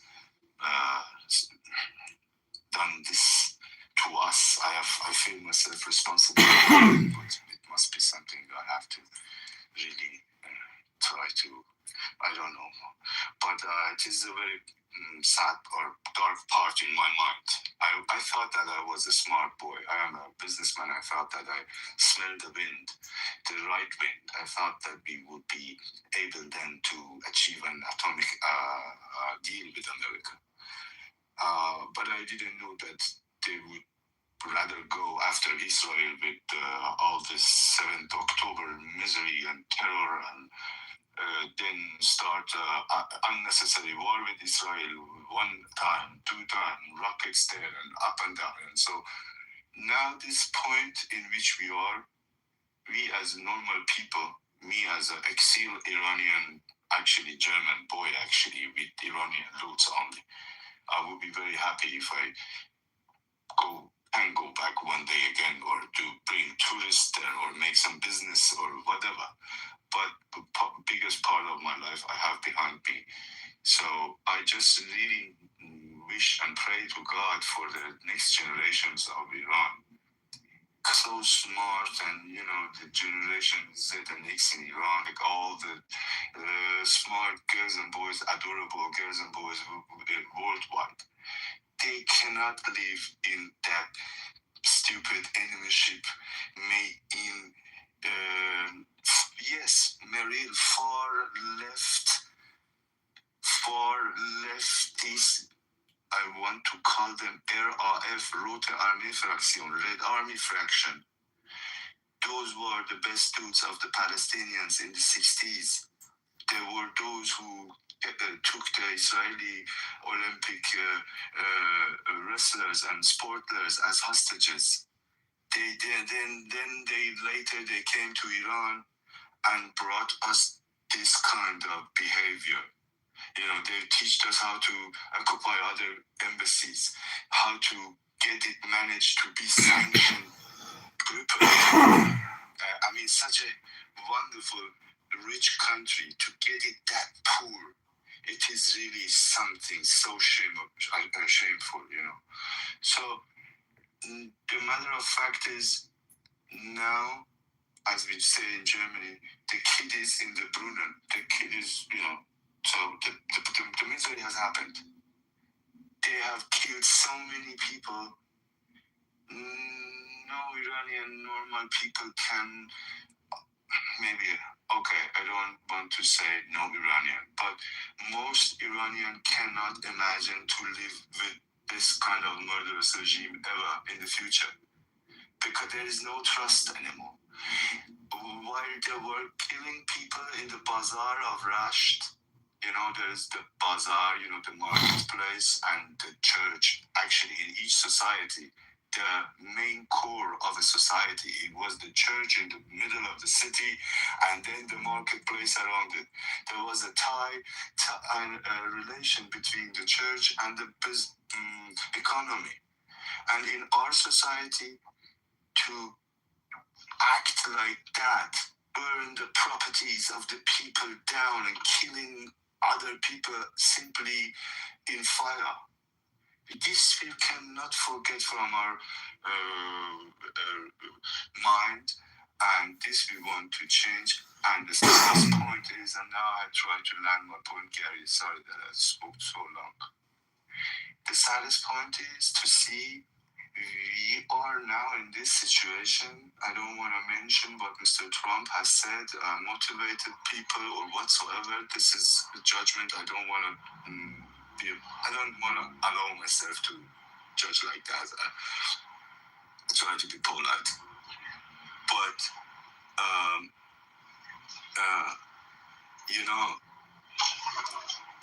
to see that you are not that united in your decisions around, important decisions has to be followed and to be taken. While there are talks about Greenland or Greenland, Europeans sometimes feel they are not, their interests are not that much important for the Americans. And in 2 days, we will meet all each other in Munich, and huge questions shall be answered for the security of the world in the 2027-28.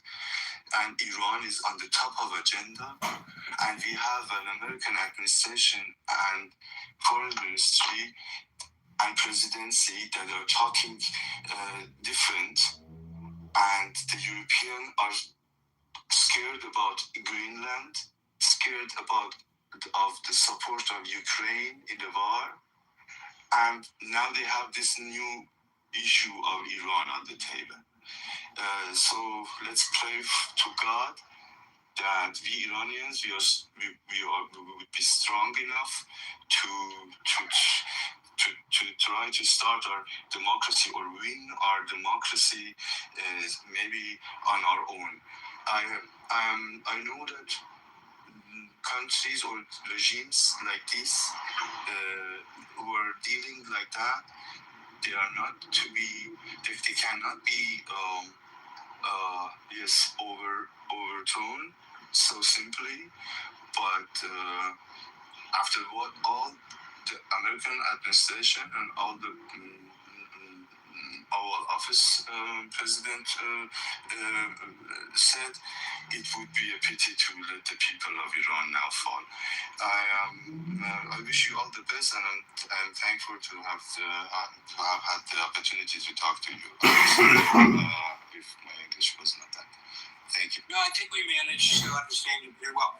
You mentioned a lot of things. One of the things we talked about is like when things change in Iran, you want to go there. And it's interesting you should say that. Now I know somebody's mic is stuck open. Howard, it's you. Your mic's stuck open.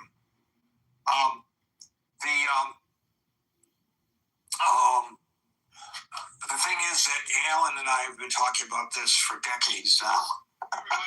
He and I going to Iran when it's a free and open society. And maybe what we need to do, and I'm saying this with an optimistic look to the future, is think about a critical thinking forum trip to Iran. The new Iran. The new old Iran. We have that would be a lot of fun, I think. Get a bunch of people from the critical thinking forum. Gary, can I ask you please something to research? You are so good researcher. There was once a lot of city friendships between, for example, I know Los Angeles was this partner city of Tehran. Maybe if somebody is interested to find out which cities was once partners of American cities, maybe there would be opportunity to let them live again once the time is right. Good idea. Thank you. Perusian will go to, let's see who's next. Mirzad, followed by Murad. Mirzad. Hi, everyone. First of all, Gary, thank you for having this topic. I greatly appreciate it as an Iranian. I'm going to talk about three things.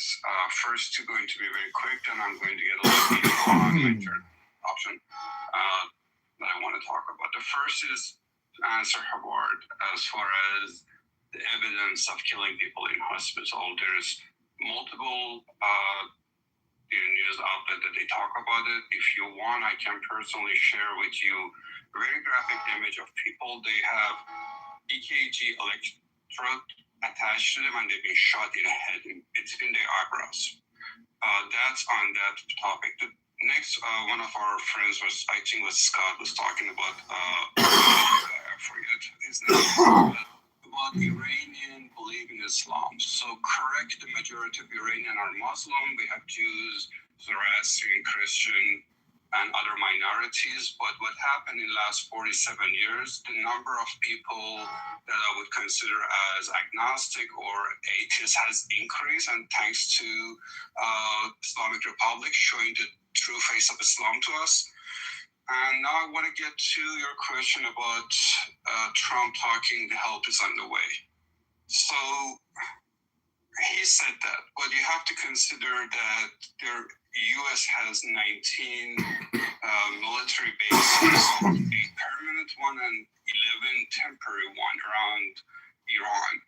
And he has to have some sort of protection as interceptors in order to defend his, soldiers. So if he would do anything at that time, he would be very vulnerable.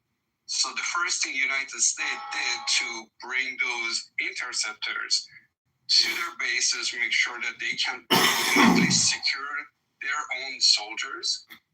Then they brought their aircraft carriers, but what they have brought so far that is publicly available to us is not enough to really overthrow the regime.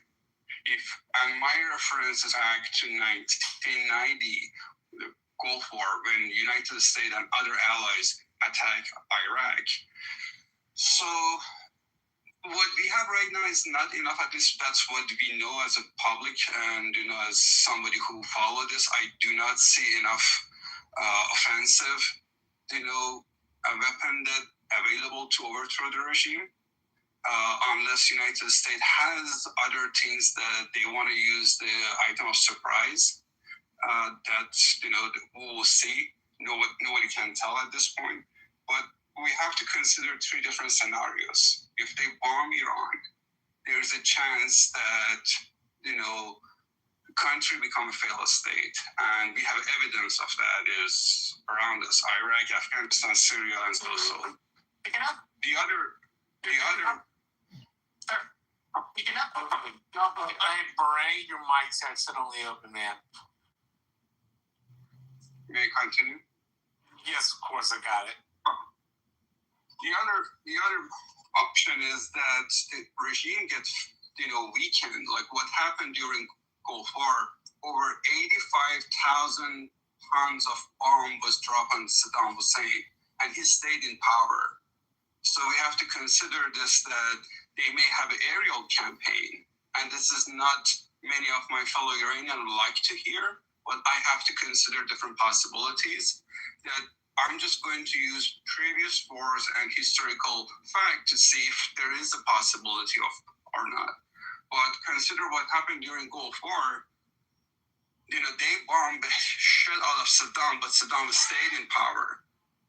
So I have to consider that, is it going to be really effective?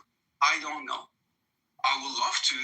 My hope is that I would say maybe 5%, and this is very slim chance, that they bomb Iran and they kill a bunch of mullahs. And then people after that have an uprising and overthrow the government. But one thing that we need to understand, the Iranian regime, is not a snake that you just kill one person and it's done. You're dealing with a dragon with hundreds of heads. So they've made a bunch of oligarchs that they're highly corrupt, and all these mullahs would love to replace Khamenei. So if Khamenei get killed, there would be plenty other mullahs with a bunch of money and support that would pop up and could have his place. So there is a chance that, after dropping a bomb, people come to the street. But the one thing that we need to understand is that if you're dropping bomb at someone, the major concern at that time is like, how can I save myself? What am I going to eat?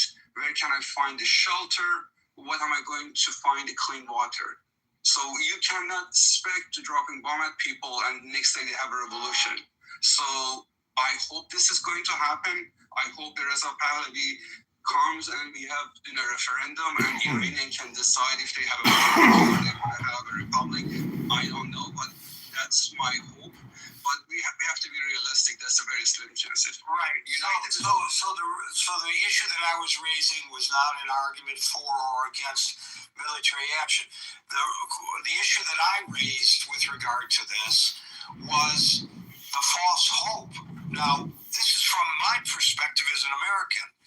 I don't know how the Iranians are viewing it, and maybe you understand that perspective better than me. How do they view the fact that the president made these bombastic comments and then the Iranian government ignored the threat, but they went out on the streets because they were motivated to go on the streets in part by the rhetoric of the President of the United States? That's the issue that I've been raising.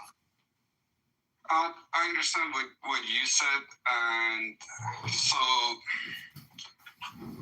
I think Iranian government was not a number of people in the street. Even I think Reza Pahlavi was not even could expect in his wildest dream that this many people come to support him. I'm personally a supporter of him, so just want to be in parentheses explain that to people. But what we need to consider is that one country in a war to making decision. What I see a lot of people who do analysis, they do not talk about China factor. Chinese, they use about 16 billion barrels a day of crude oil, and we provide them 1.8 million barrels a day. So we roughly give them somewhere between 11 to 13% of what they use on a daily basis. And because of this sanction, we give them oil very cheap. And China don't want to lose this golden goose. So this is what you guys need to consider in your analysis, that if anything happened in Iran, there must be some sort of deal between United States and China behind closed door over Iran. Because Chinese are not going to let this golden goose go that easily. Thank you for that. And we'll go from... Answer your question? Sorry. Yeah. Majority of this is the thing, that people in Iran are so desperate. Can you imagine when someone asking a foreign country to bomb them to free them? This is like the example that I use for my friend is like they are like a stage 4 cancer patient that they have no other hope. And as soon as they hear a glimmer of hope, they grab it. And this is what happened in Iran. The majority of people that I talk to, they disagree with my analogy and they want US bomb them as soon as possible. Because they think we have one shot of getting rid of this regime. The democratic way didn't work. We couldn't make any reform in the regime by voting. They cheated on elections. We tried to came in the street by millions, and they killed somewhere between 25 to 35,000 people. And this is not a joke. So I do not see another huge rally anytime soon. And if this time we were not successful to overthrow them, they're going to turn my country to North Korea. Something similar to what they did in going to run the country by iron fist. Thank you for that, Razan. I hope that's not the case. Who knows? Folks, it's now 6:43 p.m. I'm going to try to get everybody in, but please be brief. Otherwise, I won't get to everybody. And for those who are trying to get on the stage, sorry, the cutoff was nearly an hour ago. Murad, followed by Yulia. Thank you, Gary. Bonsoir, Marshall, Howard, Scott, and my compatriot, Alan.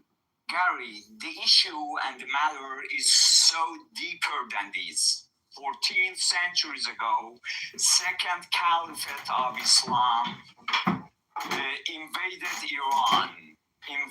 Iran, and people of Iran by force became Muslim by Second Caliphate of Islam.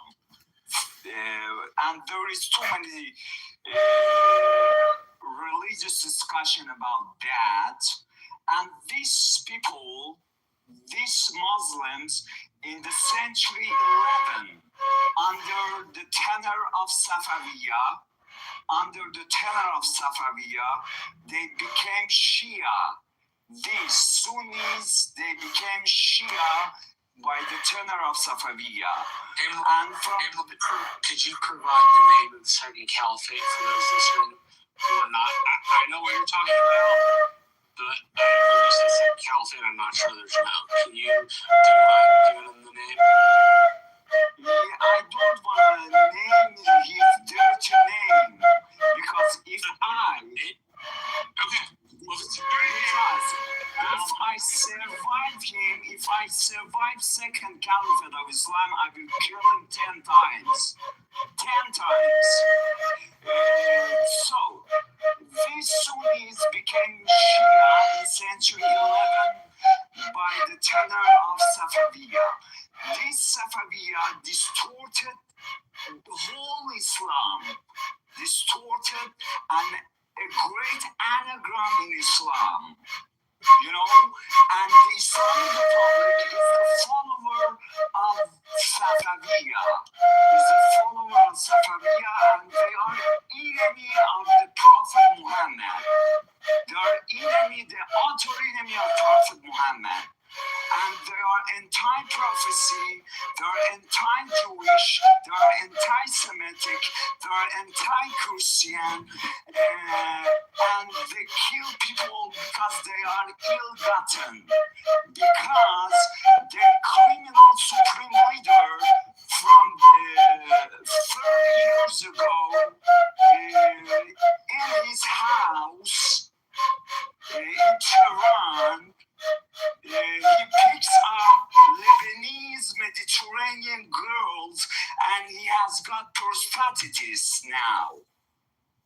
You know? They are ill-gotten. They are son of a bitch. All of them. And these repressive forces,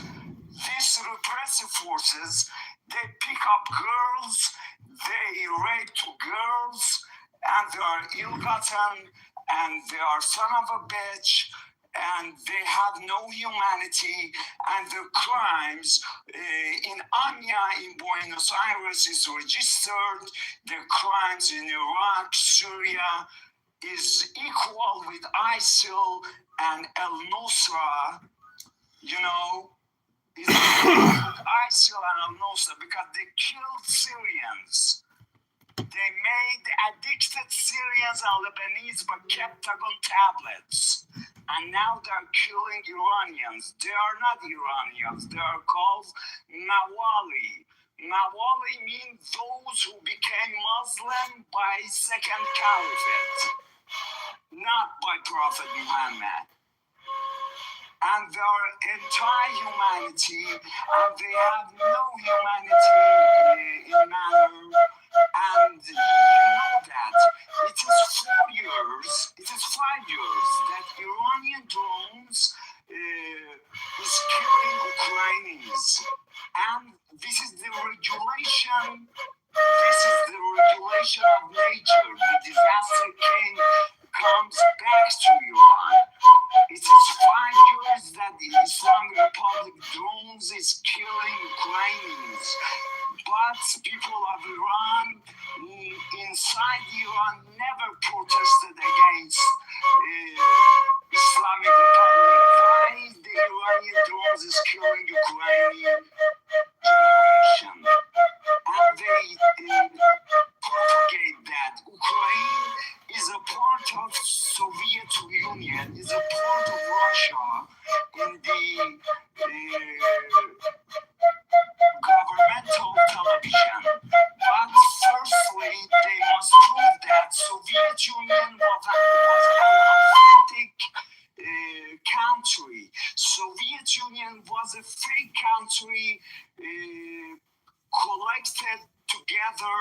by too many different nations, too many different authenticities. Okay, I'm off the track of Iran, and also I'm running out of time.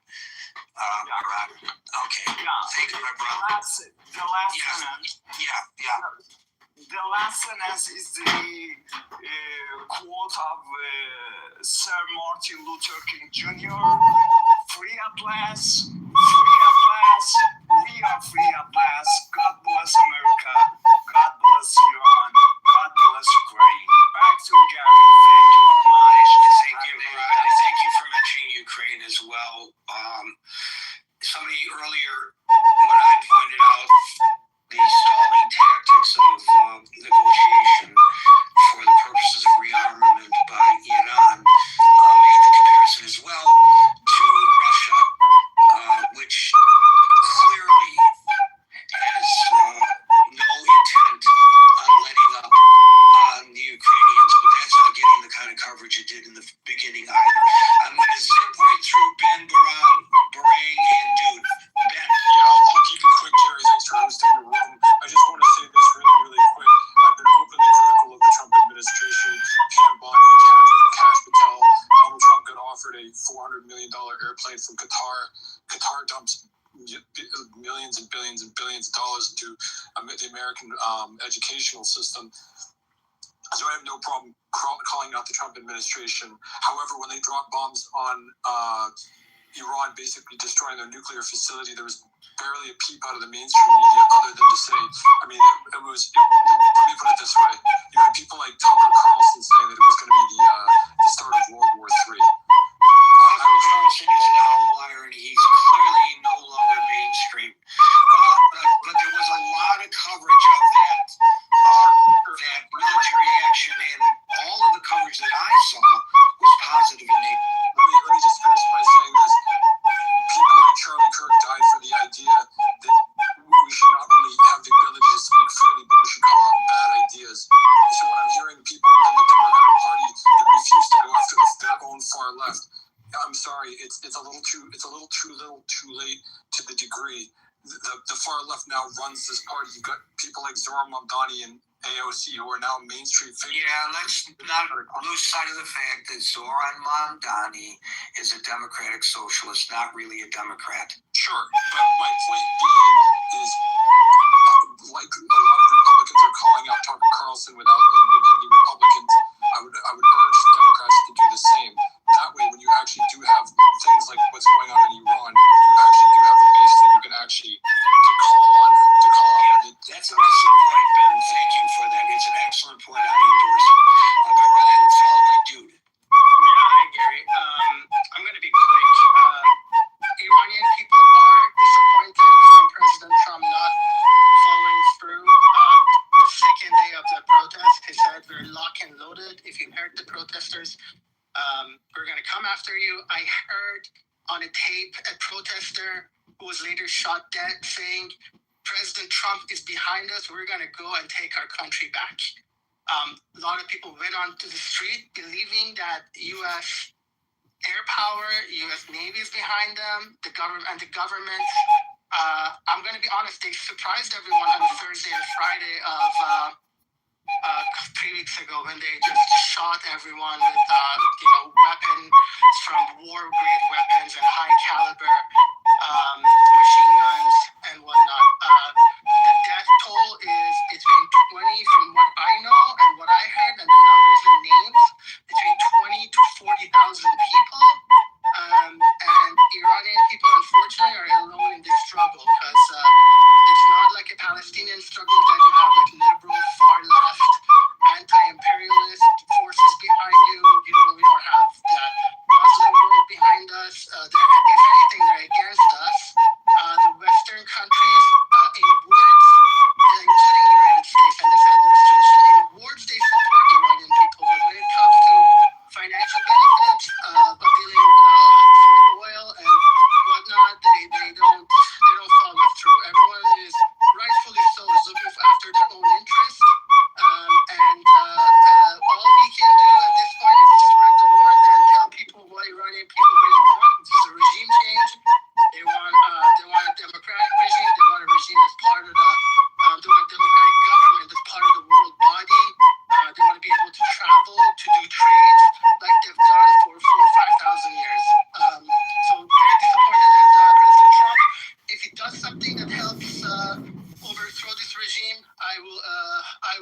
I'll say he's the best president that I've seen in my lifetime, even though I voted against him 3 times and I've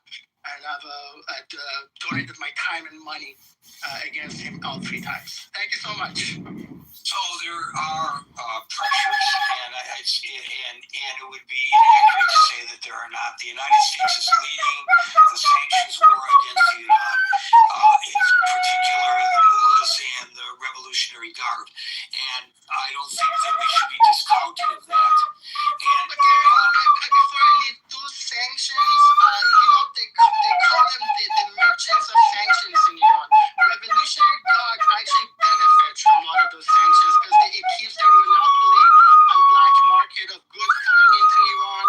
I'm not saying the sanctions are not good, but they're not effective.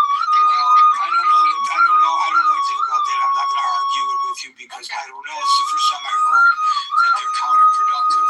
But I just want to point out that the UK, France, and Germany triggered in the United Nations what they call this snapback. You're familiar with it better than I am. Yeah. It's a mechanism under the UN Security Council resolution, and this was back in September, just a few months ago.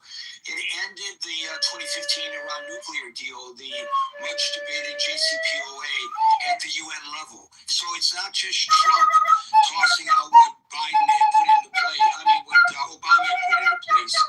The UK, France, and Germany, known as the E3, the European 3, they have done so as well. But sanctions, what I meant to say is there's so many holes in the sanctions. I'm not saying that they're not. I'm not saying that they're a panacea. I'm just saying that it's inaccurate to say that none of these nations are doing anything. The international sanctions were in place until 2016. They were lifted in 2016 by the JCPOA, and they are now, as of September, just a few months ago, 6 months ago or whatever, I don't know, they're now back in place. So I just wanted to put it in perspective. Thank you, Bahrain. Dude, you get the last one. How many people have died in Iran recently due to the protest? And how many people have died in Gaza since October 7th? I'm not really 100% aware, but what I see here is more than 70,000 in Gaza, and more than 30,000 in Iran. And this comes from Time Magazine. Let's stop you right there. I'm going to tell you why I'm stopping you right there. That's a total bullshit comparison. And we're going to play the numbers game. Let's look at the genesis of it, okay? People are peacefully protesting on the streets in Iran, and they're being gunned down and executed in hospitals by their own government. How did this occur in Gaza? How did this occur? Did the Israelis just decide, let's go into Gaza and kill people? Or were the Iranian-backed Hamas and other terrorists attacking Israel on October the 7th? Well, exactly. The genesis of that. Who funds Hamas? And I wasn't actually using those numbers in the way you thought that I was initially, which is interesting, your reaction. And I'm not playing the numbers game. You are playing numbers game. I do understand. You are playing numbers. I do understand that it's the IRGC that funds Hamas, is it not? So what's the point of saying how many people, by the way, I think your numbers are underinflated in one case and overinflated in another? Well, I just wonder why so many people are so fatigued to have such a reaction to more than 30,000 when everyone's been so active protesting the more than 70,000 the last couple of years. Okay, it's more than 70,000, but I will tell you the answer with 4 words. No Jews, no news. Folks, we hear Monday through Friday from 5 p.m. to 6 p.m. New York time, so until 5 p.m. New York time tomorrow. For the next edition of the Critical Thinking Forum, everybody be safe, be well, and peace out.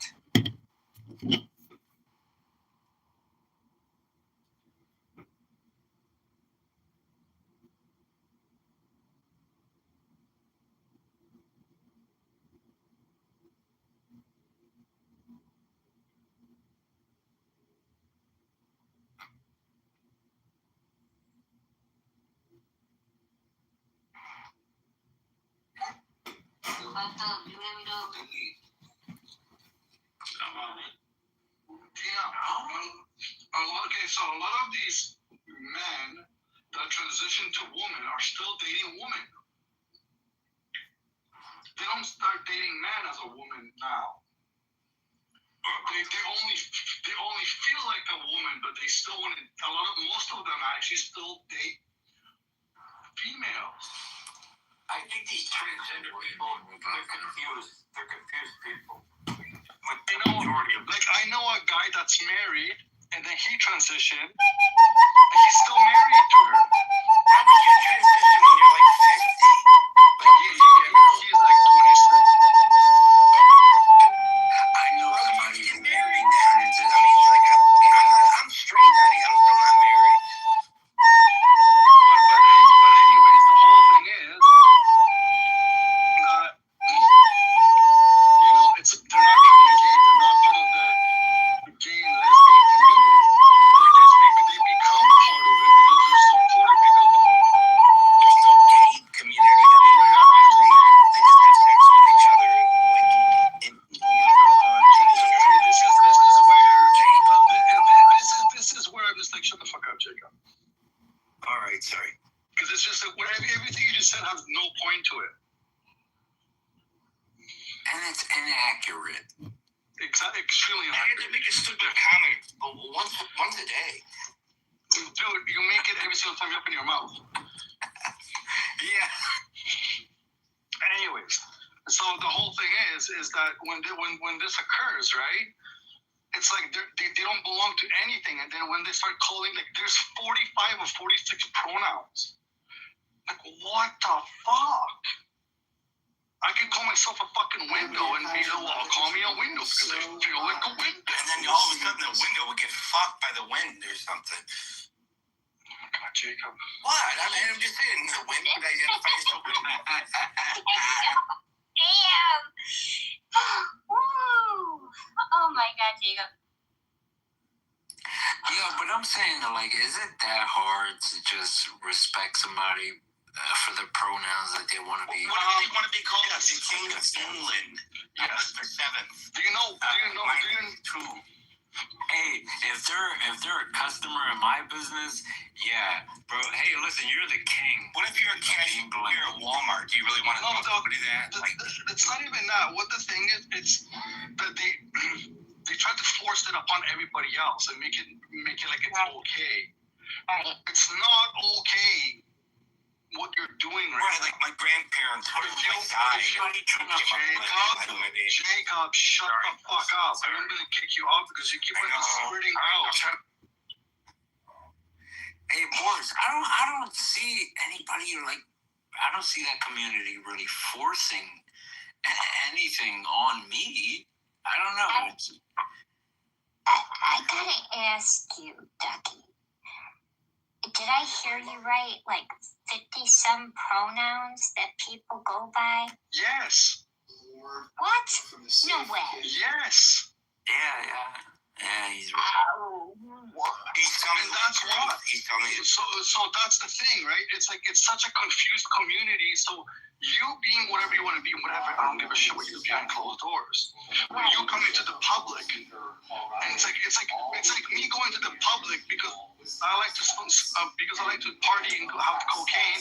All of a sudden, me going to school being like, kids, it's okay to do cocaine.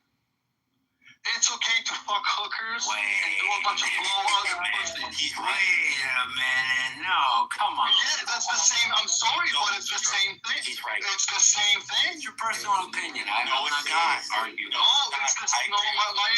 My example is the exact example of what they're doing. I'm sorry, Bert, but think about it. You're not making people take drugs and all that shit. No. Hold on. It's nice and okay. Hold on. I'm not saying. I'm saying me going to a school and saying I'm not forcing you to do it, but me going to a school and saying, yo, kids, smoke pot. It's okay. Don't worry about it. You'll be fine. I smoke pot all my life. I do fucking blow up girls, woman titties. It's a lot of fun. You should do it. Please accept me for who I am. because I like to party doesn't mean I have to go. I don't think that's the same thing, bro. But it is. No, because think it is. about it. They're like, It is. a woman, but I'm not Jacob. I don't need a fucking lawyer when I talk. No, but I agree with you. Because my lawyers are smarter than you. They're smarter than me. You pay him, asshole. I'm free. But that's why I would never use you. Well, I'm gonna ask if. Okay, you got me. Anyways, so the whole thing is, it's like when they're saying that it's okay to dress up as a woman because you feel like a woman, and then deny being a man when you have a dick sticking out of your fucking body. That's not normal. That's not okay. It's not okay for boys to dress up as girls. Like being feminine is one thing. Being soft and gentle is two different things, but they're combining it as one. Do you realize they did a study right now, and the new generation found American Pie the movie offensive? Wait, like what the fuck? American Pie. Oh, American Pie. Yeah, well, a lot of motherfuckers are sensitive now. I get. But that's what's the problem. It's because all these groups coming together and being like peace, and we want softness, and everybody's too hard, but they don't want to get their ass to work. They don't want to wake up in the morning and get their ass to work to get shit done because it's too hard work, or they're not getting paid enough, or this. Everybody's having so many excuses to justify their laziness and their stupidity. Okay, well, I don't know how the this biggest has problem to do with transgender people. Why? Bring it back. So what's happening is because of people's softness and all these kids being so soft, they're accepting of something that's not okay. Well, what's not okay to you isn't the same as other people. Can you agree to that? But some things. Like in American democracy, as much as we like. Hold on. Bert, you have a kid, right? Yes. Okay. Imagine your boy is on a couch making out with a girl. How would you feel about that? I would be mad as fuck because I don't think any sort of sexual thing. Hold on. Yeah. Hold on. Now, how would you feel when you walk in a room and your boy's making with another man? It's honestly, Boris, honestly, it's the same fucking reaction. I'm like, what the fuck? And then next, imagine you walk in your living room, dressed up in a wig as a woman with a bra and panties on, making out with a man. Then how would you feel? It would reaction. It would be a bit different. You're being like your boy. I'll be completely honest with you. The initial reaction would be the exact same, but when I talk to him, yeah, I'm gonna want to know. But just because of I always try to be more loving and understanding. I want to understand why, hey, why are you into trans women? Like, what's up with that? You know what I mean? I'll give you that, but my initial reaction is the same because I don't think children should be exposed to any sort of sexualization, whether it be homosexual or heterosexual. I don't think that shit should be in the cartoons and whatnot. Ducky, do you think transgenders are mentally ill? Yep. Do you think it's an illness? I think it's a form of, yeah. Oh, wow. Okay. I'm glad that you asked that, Elsa, because now I know what I'm dealing with. I didn't know that, to be honest with you. I didn't pick that up. There's a lot of people that think that, man. And I think the school shooting actually perpetuates that idea. Also, the school shooting is trans as well. I mean, there was studies back then that used to say fucking just being homosexual was a fucking illness itself, They used to think that shit was like an actual mental illness, like being gay. I think a lot of people who probably used to think that was an illness are like, oh, that's not as bad now compared to trans. Yeah, for sure. Yeah. Like, I don't think being gay is a mental illness. I think men I don't think if a man dresses up as a woman is a mental illness. I think it becomes a mental illness where you start believing you're a woman when you're not. Right. I feel like that same illness that No, I'm a nigga that like to dress like the shooter not bitch. to be trans also caused the person to shoot up the school. Like this person was just all around unhinged.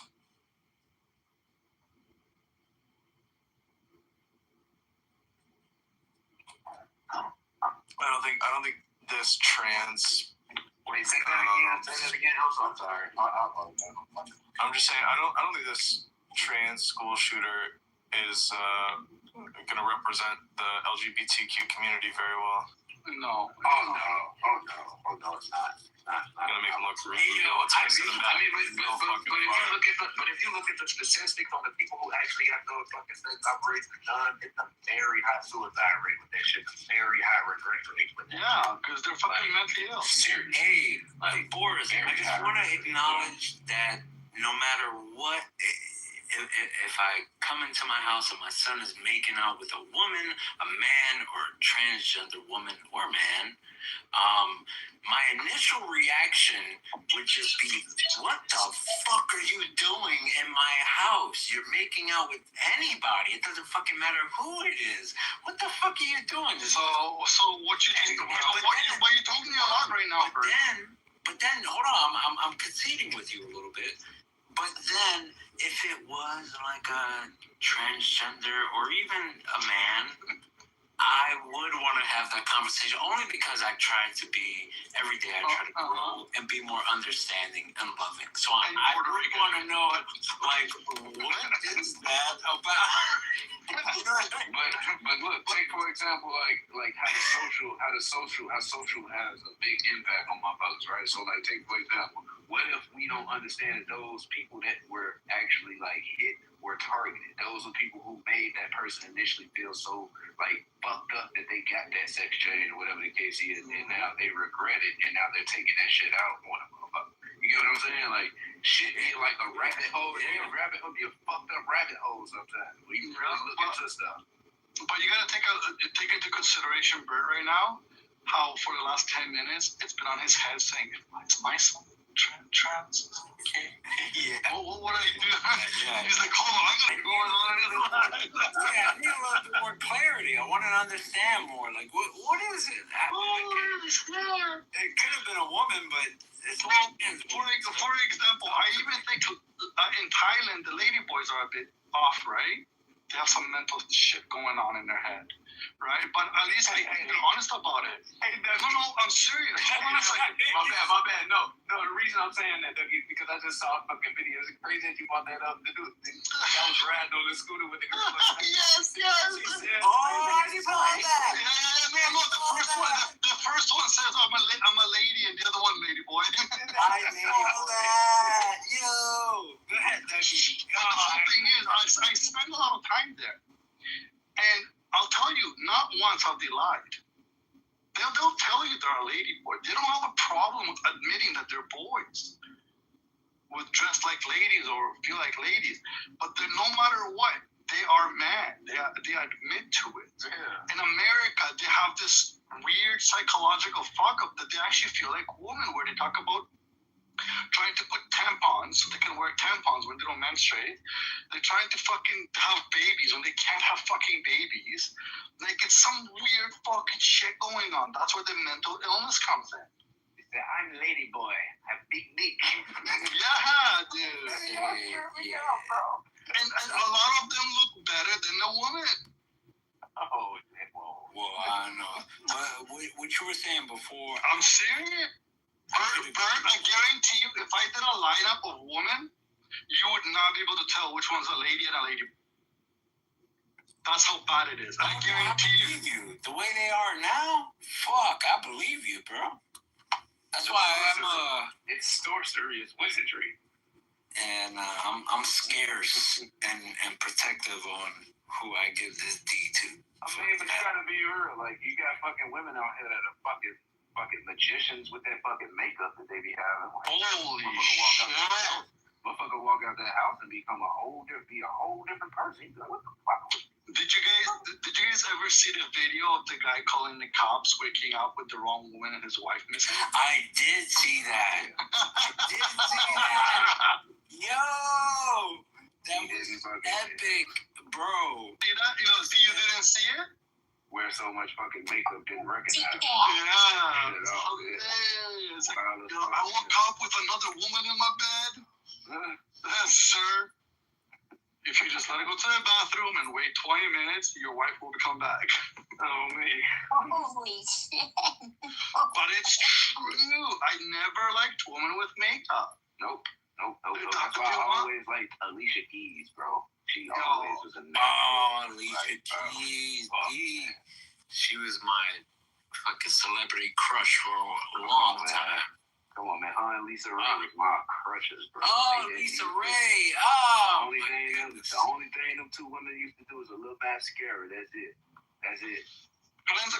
Felix. You know, I always thought Alicia Keys, that was her real name. Like, her last name was Keys. It's like something way off. Hey, you know what? It didn't really matter to me.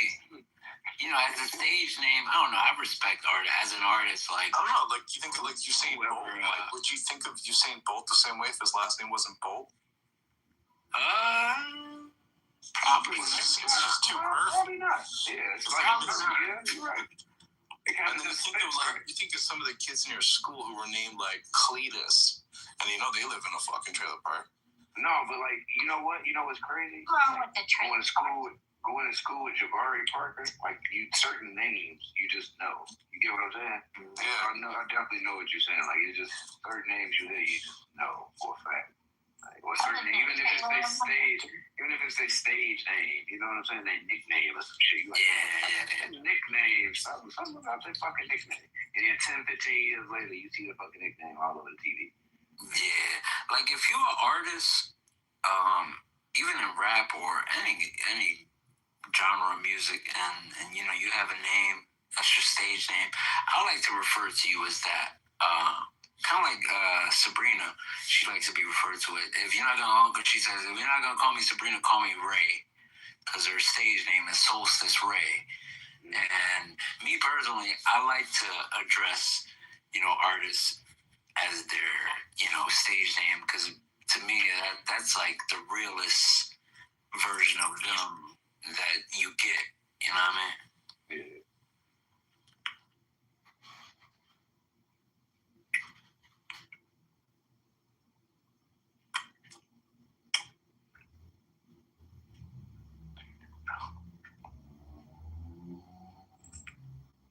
Cleaning these fucking things, man.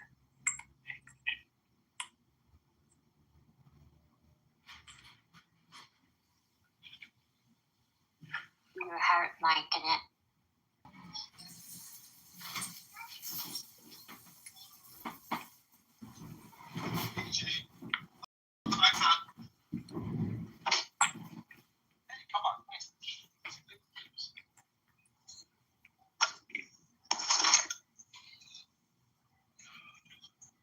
Sutton, I trust you had a pleasant journey.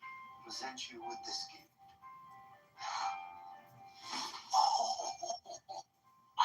These Sutton shows great foresight. Yes. I remember when 007 used to come on, he used to play the game, and he used to look through the barrel. That's good. GoldenEye shit. Oh yeah, GoldenEye. Nintendo 64. Hell yeah. What now? Bro, I know this is some good fucking weed, bro. I've been having nostalgia all fucking day. It's super weed. Hey, it's funny. I still got my Nintendo 64, my Super Nintendo. I got a Atari somewhere. Where is that? Yeah, bro. Well, it's kind of like a tradition. I love the Atari, man. That was the original. But it's kind of a tradition in my house, like Christmas Eve. I'll bring out all the old school, video games and toys and shit. Before Christmas VR headsets and whatnot. Yeah, I kind of made that like a tradition in my house, sort of a way to like remind us, you know, where we come from, how far we come. You know what I mean? So that Nintendo 64 definitely be out. We'll be playing that Mario Kart. You remember Turok? You ever play Turok? That shit was It's not gonna like it. I can't remember. Maybe you do. It's like a space, like a race game, but it was used to race spaceships on these crazy ass boards. F160 or something, or FX. Oh There you go. Yeah. Word.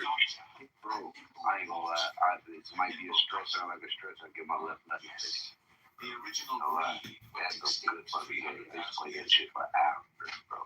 Just go through the fucking spaceship trying to unlock up. Yo, for real. And I come from a family where we were like big, even to this day, big professional wrestling fans. So you know that WWF No Mercy, WWF WrestleMania 2000. Even the WCW, WCW, NWO versus NWO. Oh man! Yeah. It's a PTR the game you were thinking of. I just found it. Oh word! I can remember using dial phones, guys. Dial phones. Oh hell yeah! Yeah, this is it, right? We don't know. F-Zero X. Fuck yeah, that's it, bro. Yo, that's definitely it. Word. This shit real quick, bro. They probably got it on Steam or some shit, bro. It's busy, bro. That's fucking insane. That game, Pajama Sam, Tonka, Quake, and Unreal Tournament was my shit. Damn. Half-Life was mine, man. I used to love going around shooting people. I did. Shooting how? Like this? You sound so non-threatening, Tina. Like you sound like. I used to love shooting people. Yeah, this nigga bored. Stupid. Bro, I do not like you on my team. Was that like that, Tina? Donkey, big donkey. Hey, look. I'm just joking. Dougie, the trigger reset on hit is so crisp. Dude, that doesn't sound like any other toy. That sounds like my kid's toys. What? Pop, listen. Great golden arcs carried millions to the stars. Reset. Where they raised cities of marble and granite on alien worlds. Dude, I don't like guns. I don't know guns. That means nothing to me. Yeah, I don't like guns. I don't like that shit. I like I don't trust I love most them. people with a cap gun. Fuck that.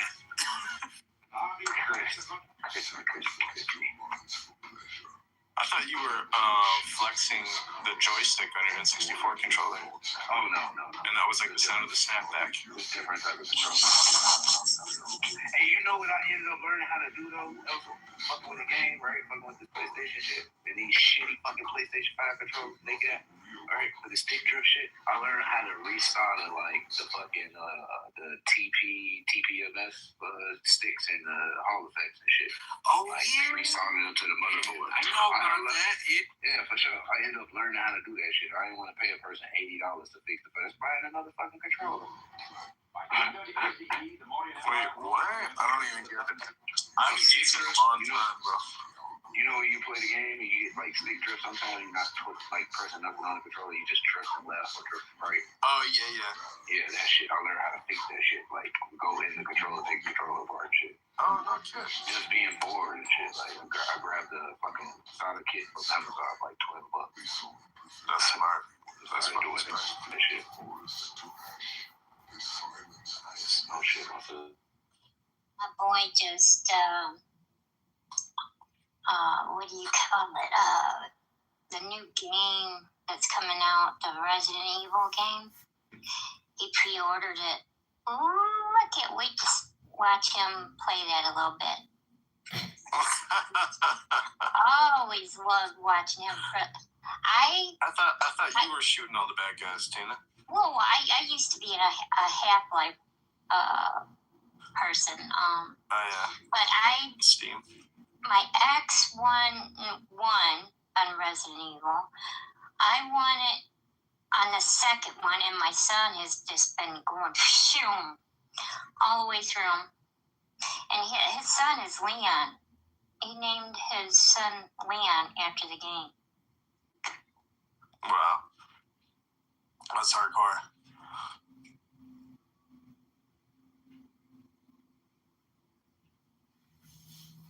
Yeah, if I have a daughter, I'm going to name her Bowser.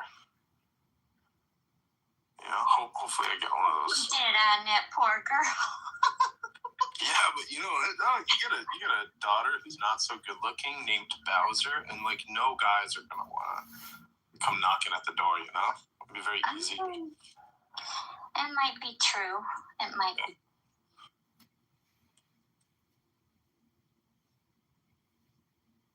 Steve, what's cooking? Hey, happy hump day. Happy hump day.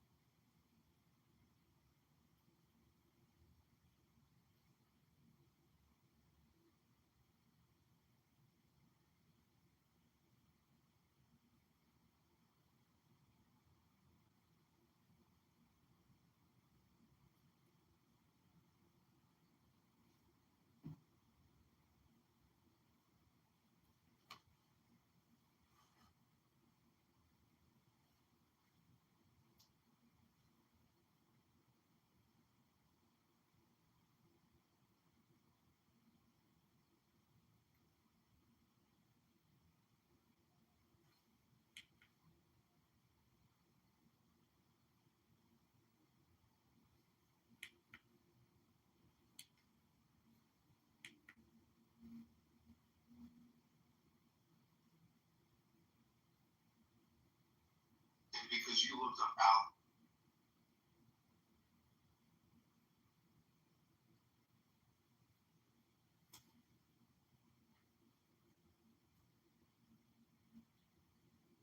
Early voting is underway.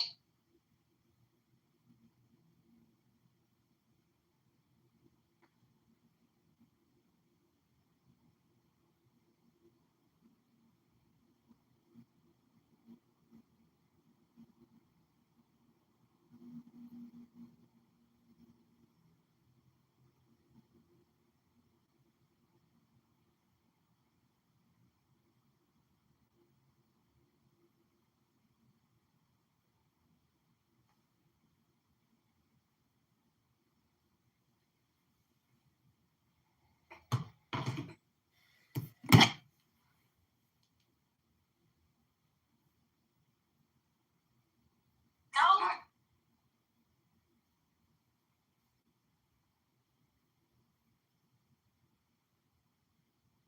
Either, obviously. I mean, who is the other little Mike Bobby? I don't know.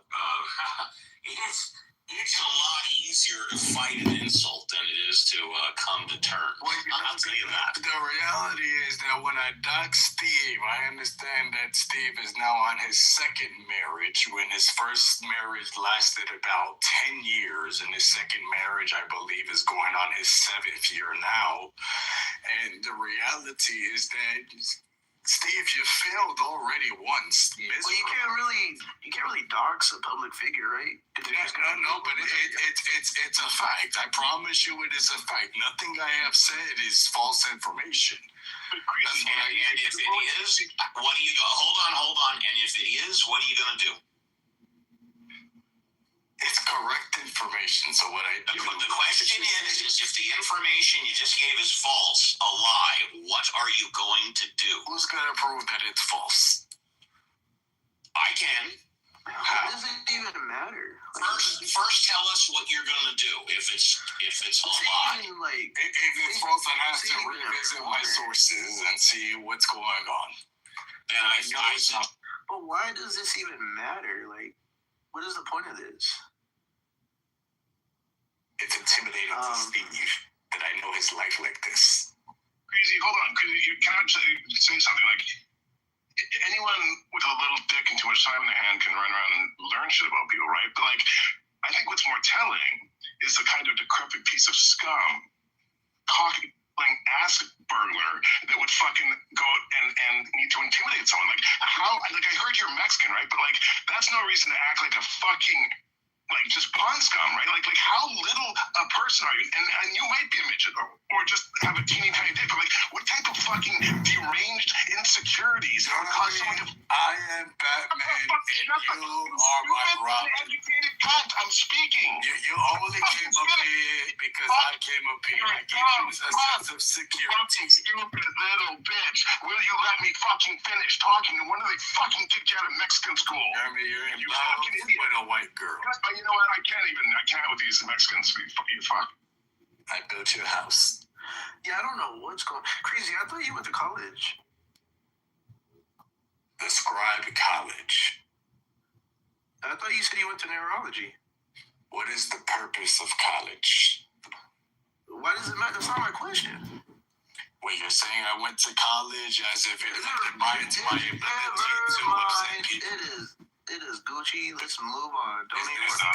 Is this educational?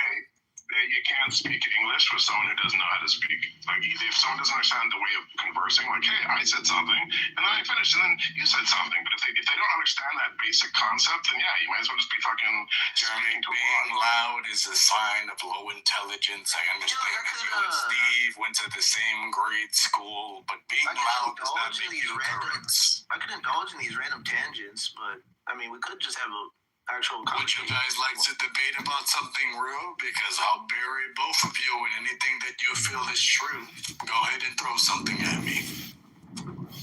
Yeah, if you don't interrupt, sure. You could just, we're agnostics and we believe in evolution. If you believe in evolution where humans came from monkeys, then answer the question as to why monkeys are still here and not turned into humans. That's for the debate. Well, he asked the question and I said bring up something that I can argue. No, that's not true. You're lying again. You said you said state a truth and we'll have a debate on it. That's what you said. But now you're changing your mind. You don't want to debate. You just want to talk. But did he state a truth or did he state a hypothesis? You tell me.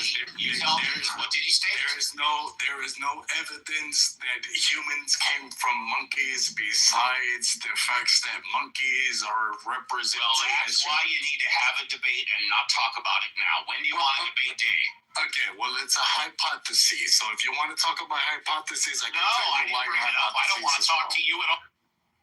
Okay, well, you chimed in on a conversation that did not include you. Anyways, I said we believe in evolution, and I'll throw it myself and say I believe in evolution. But you jumped into monkeys. We're not monkeys. I never said we're monkeys. We're apes. So where does evolution come from? I mean, no, I'm trying to help you. If you want to ask, you can ask me why are there still apes here? Why are there still apes here? I'd love to know. Do you believe that a crow and a pigeon are related? Do I believe a crow and a pigeon are related? In what sense? Are you talking about biology, or are you talking in the sense that they're both birds? In the sense that they are both birds, I believe they both have wings. The definition of birds is man-made. It's a yes or no. Just like humans is a man-made word for a homo sapien. It's a yes or no. No, I can't honestly go with your point of view because it relies on me saying that all people. It relies on you saying yes or no. Let me ask you this. You can't just say, wait, how you gonna ask me a question when you can't give me a yes or no? Are angels me a question? Are angels and pigeons? Bruh, is a crow and a pigeon both birds? It's a yes or a no, nigga.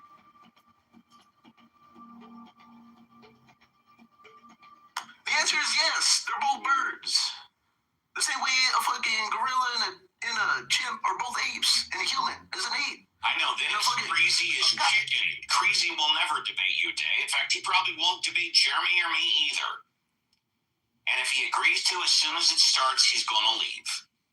But you say you went to neurology. If you really did, bro, you must believe and understand what I'm saying, and that's why you're on mute right now, because you realize that this little ploy that you're trying to do is like not really work. Okay, well, the reality is that you think that everything with wings is a bird. Unfortunately, you are mistaken. What? If you think that everything with wings is considered a bird. That's not what I said. But you asked me that I asked you specifically is a... No, I didn't. I asked you... I very specifically said is a pigeon and a crow both birds. Okay, so again...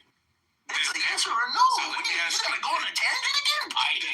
Yeah, clearly. I know this 2 nights ago. Jeremy says, Steve, aging. I'll debate you anytime. I say, fine, let's do it right now. The debate happens in 15 minutes. When it comes to debating, Jeremy and I don't fuck around or move the goalposts, but you, Crazy, you move the goalposts, you don't answer questions directly. Well, there you have it. You chicken, afraid. Let me ask you, let's go back to the... You're afraid. We tend to go down these rabbit holes. So let me ask you, why did you ask? Bro, hold on. What is a rabbit hole about asking somebody if a pigeon and a crow are both birds? It's a yes or a no. Yes, they're birds, or no, they're not both birds. There's only 2 ways. Or you could say, I just don't know. There's like, what? If you say anything else, Crazy, you are just purposely trying to dodge the bullet. And then you want to ask us a question. That don't make no sense. You want me to just ignore your question and go on a tangent? And start talking about fucking wood and get a 2x4? Like, God. He's chicken. He's got no guts. No guts. Chicken.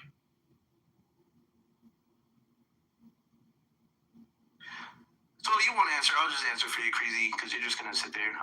Yes, guys. A bird is a pigeon and a crow. A duck is a bird. A hummingbird is a bird. All of these are birds. The same way that chimps, gorillas, and orangutans and humans are all apes.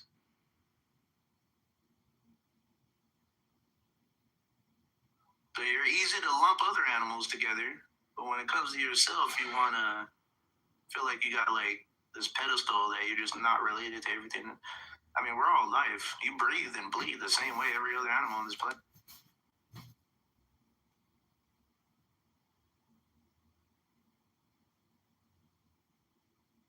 I guess Crazy ain't really got nothing.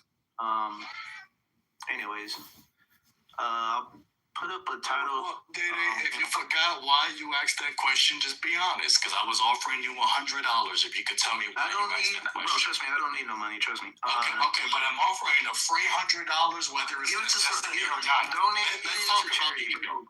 Your ego is more valuable than the money. You're not good for it, Crazy. You're not good just for it. Remind me why you asked that question, Day.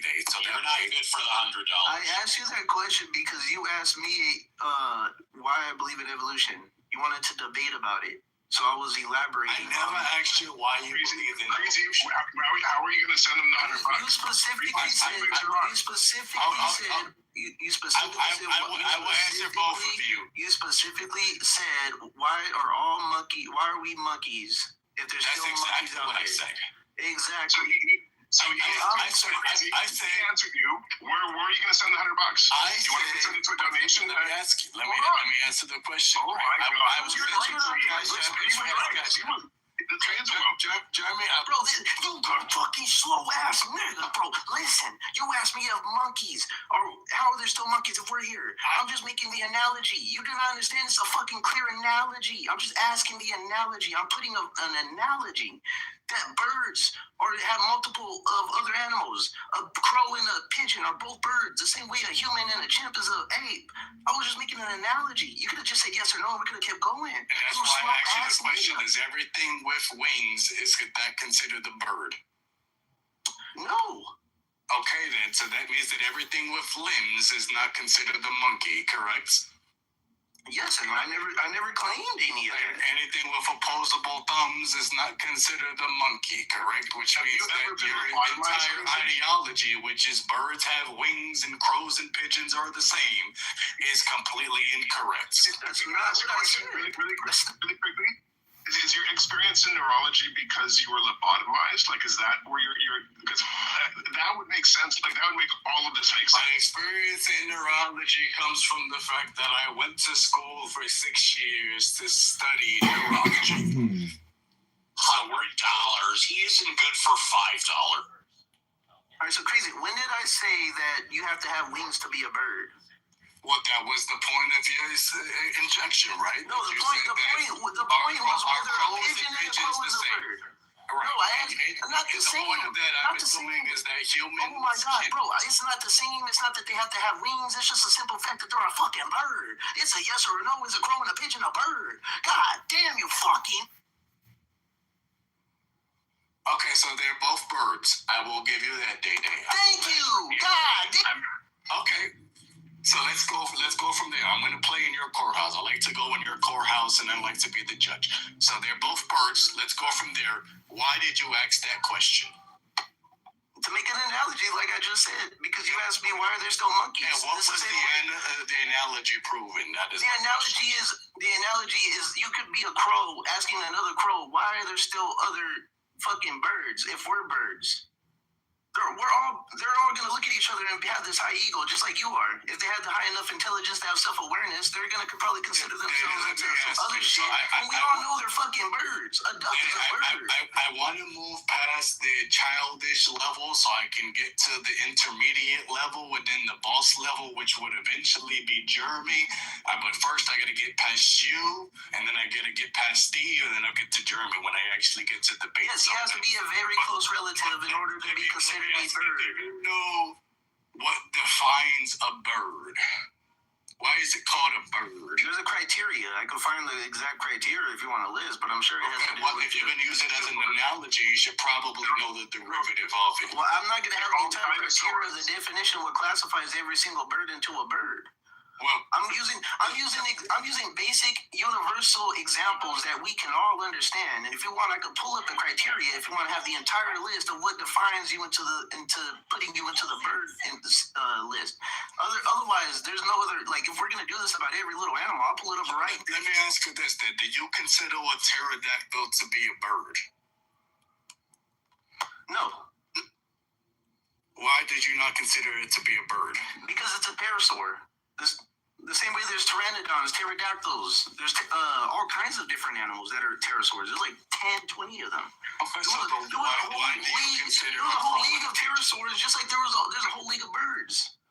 So can I ask you a question, Did it? If a pterosaur isn't a bird, are all birds dinosaurs? Birds are non-avian dinosaurs. Because you're defining that based off of the amount of feathers that the creature has. But based off of the biology and how it flies and everything, that is not considerable to your hypotheses. No, it's based on if you follow their... You're considering it if a cat is Sphinx or if a cat is Fluffy. You're saying that the Sphinx cat is not considered a real cat because it does not have the same fur, because the only difference is that a pterodactyl does not have feathers. and that a regular bird does. Also, they're not as related to each other. Neither is apes to humans, right? Because if we're talking about evolution, where is the relation of us 200 years ago? I don't know exactly how far back birds and what were we saying? Raptors or pterosaurs? So pterodactyls. Pterodactyls. So pterodactyls were, I don't know the exact when they broke off from the bird lineage, but that would have been millions of years before the pterodactyl existed, obviously. And if you want to find, they're closer related with microraptors than they are with pterosaurs. A bird is closer related with the microraptors, so you can already go off of that and say, okay, they're not even that related with these pterodactyls and the pterosaurs and pteranodons and every other one, Teposaurus and all these other ones. They're not related to those ones. They're related to the microraptor and the ancestors of the microraptors that fall in line with what created the bird. They're from a whole different family, a different species. From a long time ago, they're far separated from pterosaurs. It's not just that, like, okay, they have birds, they're fucking lizards and they fly, so they must be related to a bird. Yeah, they're related, but they're not ancestors. They're not the ancestors. So you're comparing evolution to ancestry now? No, I mean, I'm using that as an aspect because that is a fact that what is evolution? I'd like to get past the novice level so I can get to the intermediate level and then move on to the boss level. So the validation of your argument, whether crows and pigeons are similar and relating that. Before you get too deep into that, I don't want to interrupt or disrespect, but that is. Jesus. Tell me you're a troll when I'm sorry. Hey, look, I was just about to say, so look, right? No, my bad, because I really wasn't trying to interrupt. I was just going to say, give my nigga Jeremy a B. You feel me? I made Jeremy quit the apes. We was on live when he quit the apes. It was a poll, and he lost by 56%. And unfortunately, he said that I have to step down. But yet, he constantly creates rooms with the green bean. So that's cool, but what I'm saying, I just don't understand what the white Canadian politics, and Jeremy is my black American nigga. That's my nigga, okay? So that being said, off the strength of him being my nigga, you gotta beat him back up, because you can't treat him like any other regular white people. You feel me? He black adjacent. He an ally. You feel me? Are you a monkey, sir?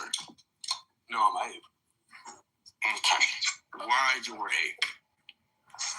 Because I put TA in my name and everybody like my witty banter. Okay, so it's a clubhouse thing. It's not anything regarding to evolution. I mean, well, that too, literally, yeah, I'm sapiens. Well, am I arguing fiction or am I arguing facts? Because if I'm arguing fiction, let me know, because I could come up with a hypothesis that sounds completely deranged. Which one is more fun for you? When it comes to Clubhouse, I like to watch people squabble in the truth that they thought Bro, you're the only one that's been squabbling right now. Allow them to stutter. Like, Day isn't... Oh, nigga, you're the only one that's been squabbling. You've asked me anything, and I've answered you. I've asked you everything that's factual. You have not given no rebuttals. Not a single rebuttal. All you've been doing is talking about fucking, like, ashtrays, like random shit that's not related. Oh, shit, my nigga passionate about that. He said, hold on, nigga. I don't think I ever heard him talk like that. Bro, I don't even know you. Yeah, you for sure had cornrows when you was younger, huh? Stop muting me, Day, because you know I'm busting your ass right now. That nigga said he sounded like full-blown Riley Freeman. Hold on, nigga. And he mutes me every time I get on his ass. Can you believe that this nigga said that because I don't think humans came from monkeys, he told me that then why do pigeons and birds fly the same way? He said that they're related, right? Because they're different species of a bird, and I asked him then what makes them related, and he couldn't have me a correct answer. Then I asked him then why are pterodactyls not considered birds, and he couldn't answer that question because the hypothesis that you have has no scientific correlation because you didn't do your research before you spoke. Well, you know, we all know pterodactyls aren't birds. Everybody knows that reptiles. Come on now, bro. Thank you, sir. I'm glad that you said that. Pterodactyls are more like bats if you want to do that. Exactly. Because the dominant, you know what I'm saying, narrative at the time was You can kind of say, in a way, every dinosaur that existed back then kind of re-evolved now, but with fur. If you really think about it, like we got a long neck nigga, we got some niggas that never left the water, but really they technically mammals. Pterodactyls was just damn near the bad version of that. If you really look at it, just look at the wings. Look at how they put them together. Like they got the bone structure of a bat, not a bird. Everything about them niggas would say bat. Prehistoric bat. And you guys not gonna like what I'm about to say. No, the reason why all birds on the planet today are avian dinosaurs is because when the meteor hit, it wiped out every fucking living thing within a couple hours, unless it was a couple inches underground, aka eggs that might have been dug or in a cave. And that's why the fucking birds are the only living underwater. Or underwater, and we can talk about that. It's a good point because there's some fucking crazy shit happened to the water, but took out a lot of shit in the water too. Right, but also we don't know what the fuck's going on in our water. We've only explored like 5% of it. But the point is that all the dinosaurs died within a couple of hours. The ones that lived became birds, and dinosaurs were not cold-blooded. That's fucking stupid. There were dinosaurs in frozen tundra. They were fucking warm-blooded. That's why birds aren't fucking cold-blooded. And the land of fish. Bats, mammalians, 5 little fingers. Go look at it. Pterodactyls. All right, so I got the list. So he was harping about that. You have to be a member of the Aves clade. You have to derive from the avian theropod lineage, and I believe that's from the Dinosauria clade, the broader clade. You have to have a beak. You have to have a fused hand bones. Reduced tail terminating in the Pega style. You have to have feathers. You have to have furcula, and you have to have a hard-shelled calcified egg. If you fall in line with all of these, and you specifically come from an ancestor that survived the K9 or KPG extinction, and you come from the Dinosauria, you come from the the Magnetoria, which is a clade within the broader clade Dinosauria, and if you come from that, and you come from the Magnetoria, and then you come from the avian lineage of the Aves, which is a crown clade, then at that point, then you fall in line through all of those, and you match every single one of those, you're a bird. What is a crown clade? And this includes sparrows, crows, pigeons, chickens, like you name it, like emus, ostriches. Every single one of them come from the same lineage of the same list that I just named. That goes all the way back to the extinction. A crown clade is a phylogenetic group comprising of the last common ancestor of all living members of a particular group, along with all of that ancestor's descendants, both living, extant, and fossilized extinct. Okay. Thank you. So you're saying that birds are a crown clade because Aves. all the way down, aves are a crown clade because all the way down to their dinosaur lineage, they've remained different than everything else? It's just basically they taxonomically brought everything into a list because they're very close relatives, in which by default, 9 times out of 10, they end up looking exactly alike with each other and have a lot of similarity. But they special because they're still different than every other kind of dinosaur is what I'm saying, right? Yeah, I mean, they're the only dinosaur that survived the extinction. Right, they're the only kind of they type. Like, yeah.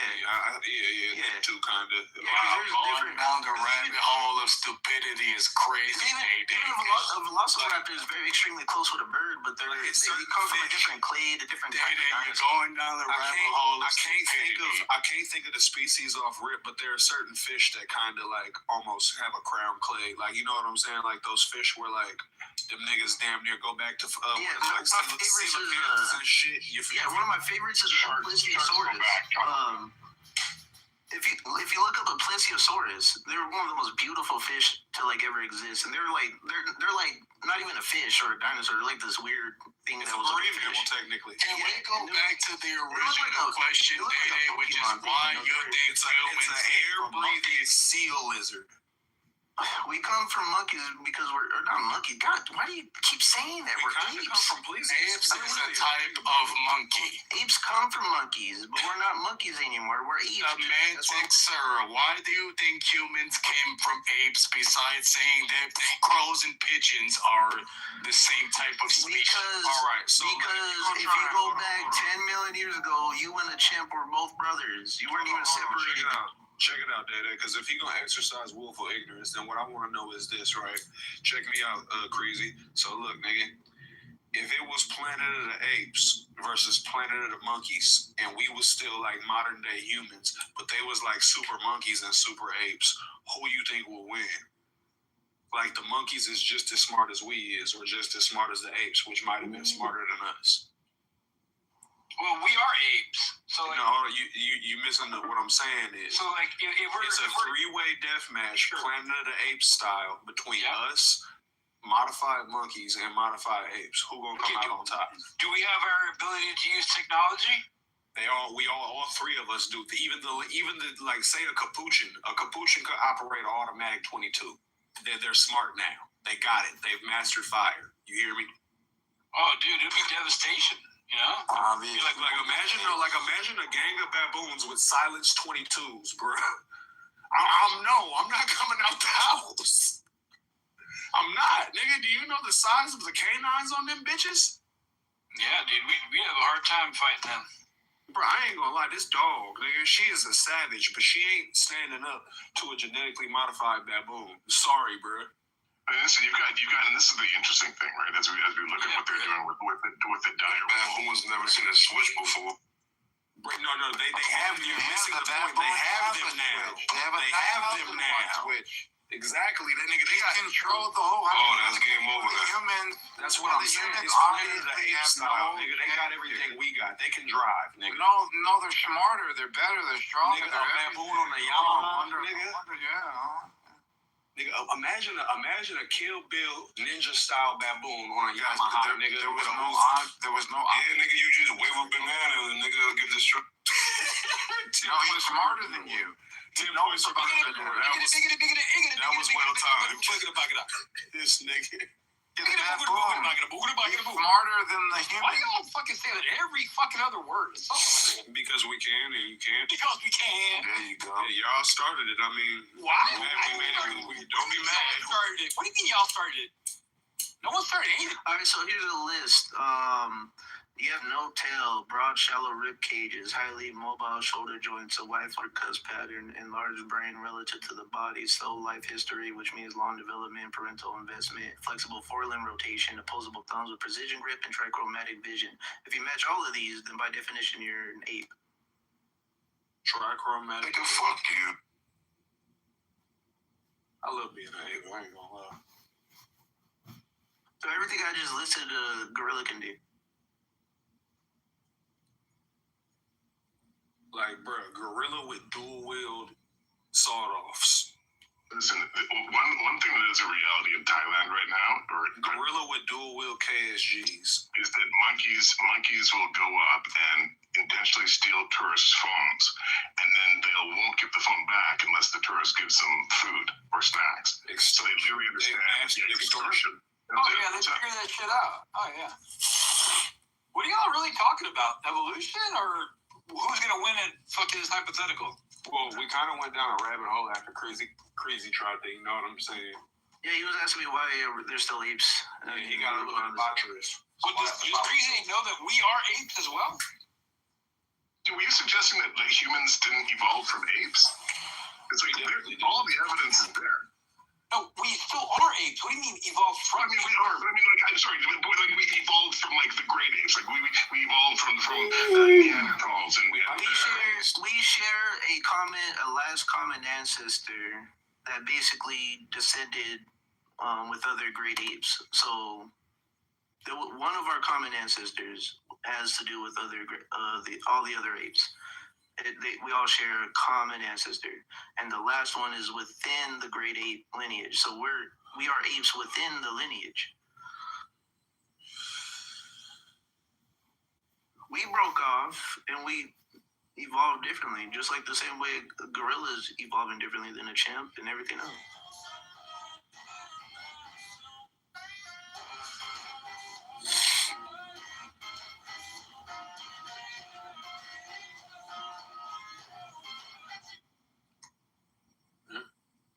irrefutable evidence. I don't. I don't know. I ain't gonna lie though. You might as well just say birds aren't dinosaurs. Look, I ain't gonna lie though, on some shit. I do feel like amongst the speciation point, you know what I'm saying? Like somewhere between when the first humans was forming and the first or whatever we came from was dying off. You know what I'm saying? Like our genes started out competing, whatever the hell we was coming from. I do think that there was a time where we had to turn on them. You know what I'm saying? We must, you know what I'm saying? On some shit, we had to knock the rest of them off. Well, I'm not sure I agree with that, right? I think like most evolution, when you zoom out, it's more that like the ones that couldn't fucking, make it in the plains, they just fucking hung out in the trees and, died there, or fucking, the shit that made our ancestors evolve. You're right, that does sound more realistic. Yeah, mine just sounds more entertaining and theatrical. More interested, like when we look at what they're doing with the fucking dire wolves and bringing back woolly mammoths, like it'll be fucking interesting when they start bringing back like a fucking Neanderthals and fucking dodo birds and Neanderthals. There was a lot of Neanderthals that were black. Yeah, that's what I'm saying. I mean, Neanderthals left Africa. Bro, no, fuck all of that, bro. We have to 450,000 years ago, and we all know Neanderthals died 40,000 years ago. But 450,000 years ago, Neanderthals were all black. Bro, we have to realize, bro, that there is a melanated and an albino version of everything. Everything got a dark version, pink version, red version, light brown version, and a white version with the little red eyes. Here's the news relevant reality of the shit. And it's just that simple. Like, can we all agree on that? Well, you do realize albinism is a malfunction. It's not like a different, whatever it is, everything. No. It's a mutation. You know what I'm saying? Right, but that's not there's people who have less melanin, people who have more melanin. That's it. So right, all of those are different variations of, you know what I'm saying, because of mutations, you know what I'm saying, it becomes variations, right, but yeah, exactly. Great. We on the same page, right? Good. And that's why I say you see cats that are half black and half white, you see salamanders that are pink, salamanders that are white, look at axolotls, you know what I mean? There's a different certain things are just, it's like a law of, you know how like there's like laws of physics, it's like a law of like nature, like a law of life on this planet. Specifically, I can't speak for space. What is your knowledge of biological evolution? 11th grade. And that's with supplemental YouTubeage. Gotcha. So you're really not that educated on what you're talking about when you talk about the axolotls and the cats and I'm just asking you. I'm not going to quiz you, bro. All I know is I see patterns. No joke. Yeah. Congratulations. We are pattern-seeking creatures. Yes. You asked me that to say what? Okay, I'm back here. It's crazy. I have a question. Your brain is really a predictive machine. That's all it is. Wait, Dede, I have a question. You asked me that to say what? Yes, we are predictive creatures, but that being said, you questioned my knowledge and then said that I had absolutely or relatively no knowledge of what I was talking about, even though we were all at the same point. He's talking to you, pussy. No, I'm not. I believe that was JCC talking just now. Oh, he says a lot. He's talking to you, pussy. He probably don't even know what he said to warrant that question. But anyway. Here's these dinosaurs. Hey, what's up, Hussein?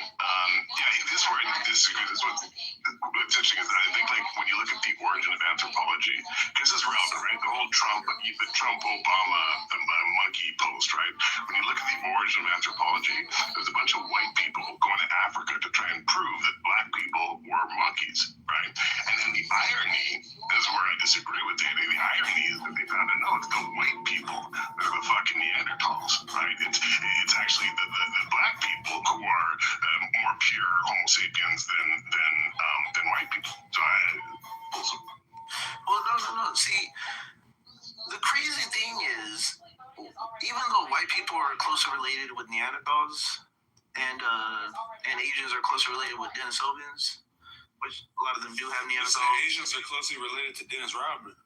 Denisovans, which is like the Neanderthals. They were like an ancient human-like species. Same thing. Subspecies.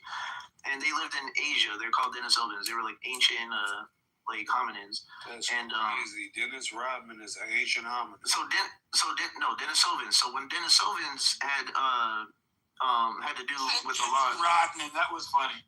They had to do a lot with Asians, white, and Neanderthals had to do a lot with white people. You go back to black people. There's actually a specific hominid, an ancient hominid. That Africans seem to have this missing gene that's out of whack. It's a pattern, and then they can nick that, and they're like, okay, so we know this dates back. This should be about 7 million, not 7 million, but like 100,000 years ago, and it's gonna be like. They could date it and basically tell you, like, okay, so you had a different hominin inside of you because of this genome that we're missing. That's a different pattern out here. It's out of whack with every other race. And so we can detect that. Basically, they call it the ghost hominin because they haven't found it yet. But they know for sure that there is one that's in Africa of a hominin fossil that they're trying to find. And it's one of these hominids. We might never find it. But there's a hominin that Africans share with, just like Asians have Denisovans, just like white people have Neanderthals. Yeah. See, that's what I'm saying. Like, but we all still like closely related. You know what I'm saying? Enough for us to. Yeah, I mean, if you go back like 500,000 years ago, all these ancestors are the same one. Like it's white dogs, it's orange dogs. You know what I'm saying? It's black. We have a common ancestor with dogs. Your last ancestor with a dog was 77 million years ago. And ambiguous, man. I want to challenge you a little bit, just like a conversation, have you ever been religious? Are you asking me? Yes. I mean, you and the pig. I mean, because I'm very interested in this topic. I'm agnostic, but I used to be Christian. I mean, not Christian. I'm sorry, Catholic. I believe God knew exactly what He was doing. Yes, and I used to be a Muslim. I'm a Muslim, but I stopped becoming a Muslim, and now I'm a Muslim again. And one thing I started to realize in our scriptures, there was a lot of conversations about people coming from God or from above, and these kind of topics I didn't know before. I just believed in it. And right now, there's a lot of evidence that are coming that there's these viewings have been all around the world already, and I'm kind of being. Why do you worship the newest one? What's that? Why do you worship the newest one? Well, not the newest one, but like, why did you pick the part 3? Like, you know what I mean? Like, you could have picked like part 1 Judaism or part 2 Christianity, but then you went with like the third one. Yes, well, I'll tell you this. My mom is originally a Jew from she's a Yemenite, and I'm an Edomite. Tell your mom I said that because she's a Edomite. I'm an Edomite. That's right. I'm sorry. Go ahead. And I just started to, read all religion now, even the Torah, and start to understand where, because I started to do my master's and I started to do researches, and I really want to understand, what is right. I mean, where should I look in? And the more I know, the more I don't know, you know. And there's a lot of, you know, like the ape conversation, our evolution. Well, okay, I will not like discredit that. That's a theory, you know. We have no answer, but there's a lot of other theories that are there that actually have like interest me much more than the ape theory that we came from, you know, a molecule from a bacteria, and then we grew up to all that. And that should take like millions of years. But I think we've been kind of pushed like genetically a little bit, you know, to like what we do with rats and all that, you know, trying to push, you know, a little bit of, I think we're a test field to what we call our gods, and gods, there's a lot of but the funny thing is that all the holy books have the same message, and for me that's very interesting because they have the same message, same like no one has an explanation or a vision of God or whatever. It was it's kind of an abduction kind of. So can I ask you something then, Hussein, right? Because the Torah is kind of part of your faith as a Muslim, right?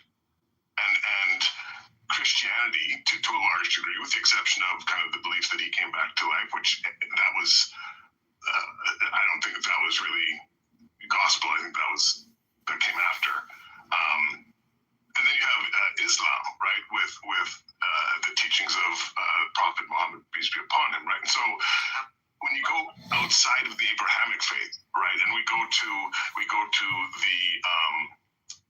you know, things like Hinduism, right, or Sikhism, or Taoism, right?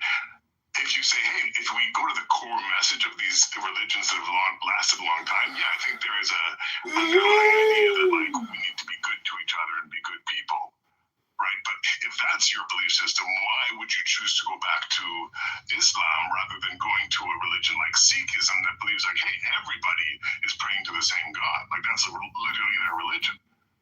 Doesn't matter. Want to be a Sikh, want to be a Muslim, it doesn't matter. We're all going to the same God. Why not join that religion? You know what I mean? Question.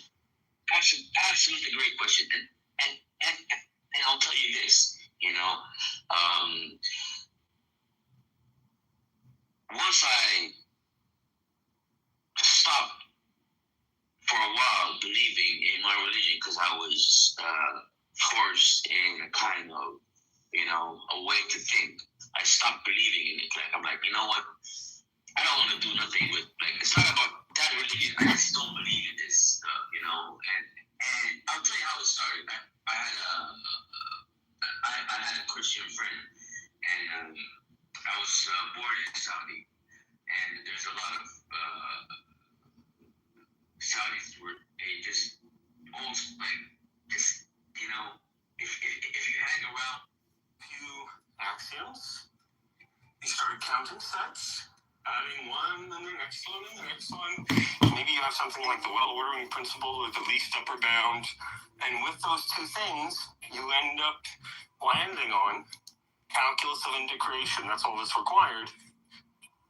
And then this value of E is made for you, and it's the logarithmic value. So when you have something like exponential decay or any sort of growth or anything that shows logarithmic, so like tens, hundreds, thousands, that kind of grows in this very nonlinear fashion, this kind of number is excellent for that.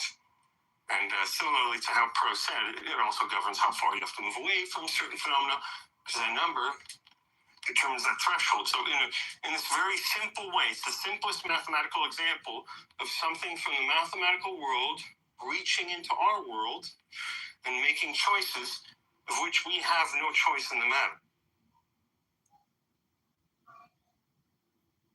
And I'm curious if Pro agrees or not. Explain, well, okay, that they can do that too. So explain to me how that's different than not having a choice for the value of pi. Is it different in any Like No, really, no, I think it is. You just have to start. Yeah, we have to start with a little bit more axioms and more geometry. But set theory is a simple construction that leads to the number e, whereas geometry, like pi, I have to define it as the circumference over the diameter, and then we have to carry people along for a while as it's this transcendental number. But yes, that is another example of such a magic number. I was going to say, I think maybe you could make a case, because I do think E is somehow a little more magic, but I can't quite put my finger on why I say that. Might have something to do with the fact that it's named after Euler, so no. It's a little oilier. Well, you just came and shook up the room, huh? I mean, what's your, so for me, it's kind of that you take a number, e to the x, right? And you have to explain what that means. But it's just interesting. The thing that's special about E is it's the only number which, when taken to x, has a slope everywhere that's equal to its value, right? Yeah, that's pretty special. That's pretty special. Yeah, and I mean that's why set theory is so much fun, because you can just define recursive proofs just by waving them into magic. You say, look, I want to prove 2 + 2 is equal to 4. Look, I can just go S on S on S on S on 0. Look, and then I can start adding parentheses to that and just start proving things all in set theory. And just by virtue of the fact that the code compiles, it's correct. Don't need to run the program. It's just the fact that the code compiles, right? No, the fact that you can code it, that's the beauty of, and that's why I like that set theory example, is because you don't have to show students a lot. Like, you can show this probably in a third-year analysis course, explicitly, very detailed, but, most people kind of stumble upon E before them in some way. But that's why we love writing in things like COQ, which is COQ, by the way. It's COQ, and it's a formal proof language. You don't run COQ, you just compile it, and the fact that it compiles means you're good.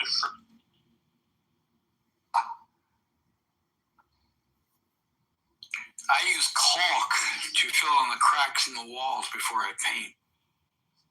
What kind of compiling are we talking about? That's CAULK. I know, T. Come on now. That sounds painful, JC.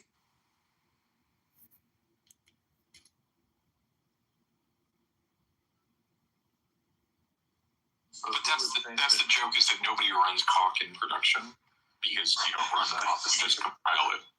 So many COQ jokes I had in the shoot. Ah!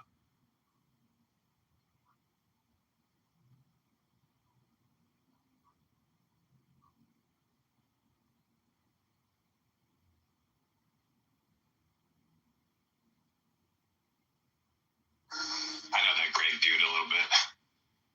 Yeah, why you said K would have played that. And it's immediately, I'm the victim. Okay. Every year. I went south really fast. Does it usually go that fast? Anybody who walks on stage and goes, "We're the atheists," you know what I'm saying? You know how that's going to go. You know they're mentally imbalanced. I'm like, comrade, you didn't even know you had a semi-ally and you shot me in the face walking into the room. Well, now I have to get the shotgun. Invite some Muslims in here. Let's have some fun. And then things will really blow up. Silence! I kill you! For some reason, they don't like that joke.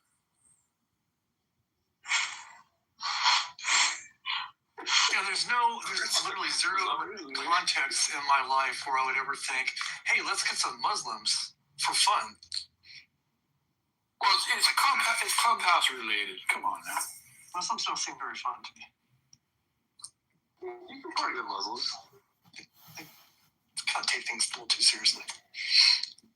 Hey, you gotta bring weed, not alcohol. It's okay. They hate cartoons. We had some Muslim friends over for Thanksgiving, some time ago, and they even brought a halal turkey. Okay, explain that. I don't even know what that means. I'm sorry, I marinate my utensils in bacon fat. So it's Muslim kosher. Okay, I still don't understand. Oh well, I mean, so you understand kosher, right? About the way you kill per kitchen. Yeah, so they brought a halal turkey and it had been killed the right way. Okay, now I get it. Yeah. They cooked it, or they cooked it. Yeah, they bought it and cooked it and brought they it. didn't just kill it, hero. They didn't just kill it. I thought they might have brought it. Like maybe it got to the table or something.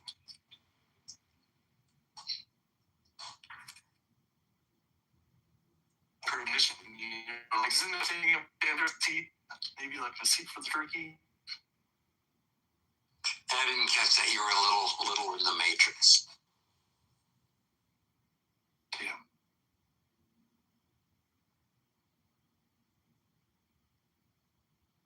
I'm not sure they had ever had a turkey before, but because I don't think that's a common thing. But well, I mean, not that they've been in the U.S. for a long time, so they could have. But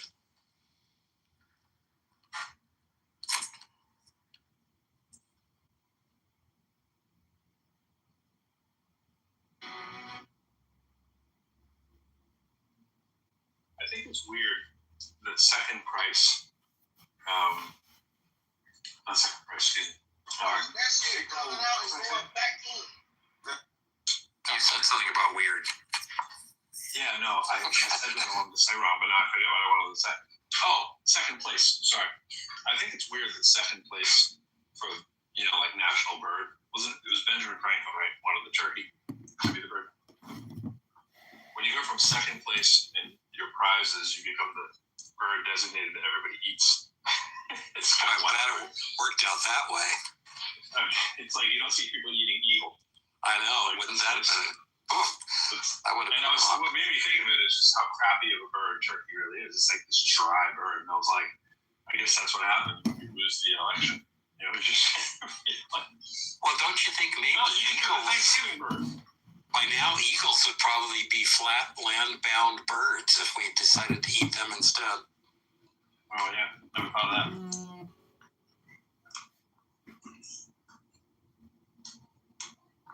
Turkeys, well, turkeys are mean. We're going to get back into the cannibal discussion here in a minute. I have turkeys over here. Fine young cannibals. Turkeys are not mean. They're amazing. Fish are not food. I raised 2 turkeys from baby, and they act like dogs, and they're so lovable, and they attach to you, and they follow you around, and they squawk, and they go crazy when someone's coming. Kill you in your sleep. No. Well, by mean, I meant they're mean when I'm driving my car across the street. They're indignant. They're like, this is our street, this is how we're walking, and you're going to wait. They're also quite tasty. Yeah, that's their house. They're like really good guard animals. There's nothing tasty about any bird. And I swear they are good guard animals. They literally protect our entire chicken flock. They'll start screaming if they see anything wrong, but they even start screaming like when someone's like coming up to like people.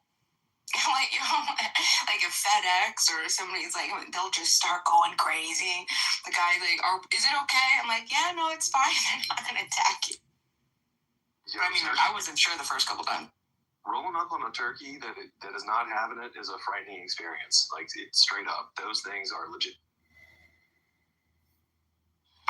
So like I grew up, my grandparents like lived out in the woods, and I remember rolling up on a turkey, like wild turkey, and it freaked me the fuck. It was terrifying. Like it was honestly it was a traumatizing experience, but it was intense. Like the turkeys are for real.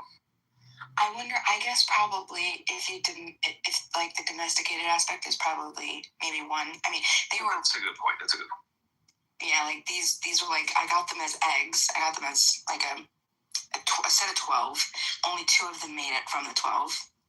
only 2 candles. The rest were just not viable.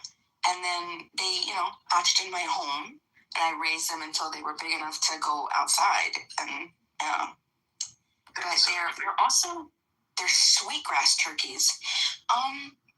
They're kind of big now, but they're not. They're still babies. They're not even a year old. That's so cool. Here, I'll PTR. They love to this is weird. They like to nest on me, and because they used to do it when they were babies, the 2 of them, I think they're girls. I actually don't even know what they are yet, but they would jump up on my shoulders, and I'd have one on one shoulder, and it hurts, and I'd always, oh my gosh, stop. And then but as soon as I'm bending down and I'm cleaning them, they'll immediately jump on my back, and then, oh my gosh, it's crazy. But so they constantly want it. They still think, as big as they are, that they could jump on me, so I have to run, no, don't do that. Here, let me show you some. I'm gonna PTR some more. They do seem pokey. Yeah. Yeah, they're talented. They have these big spikes on the back of their leg. Like their little talon, the thumb thing? They can open you up. Yeah, they can cause a lot of damage. They can fuck a person up. Some big ones around.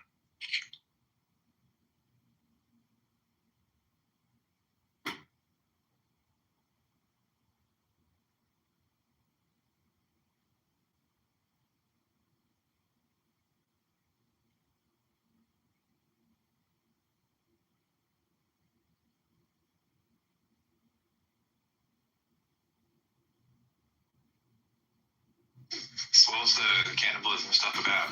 I saw that room, but I didn't know.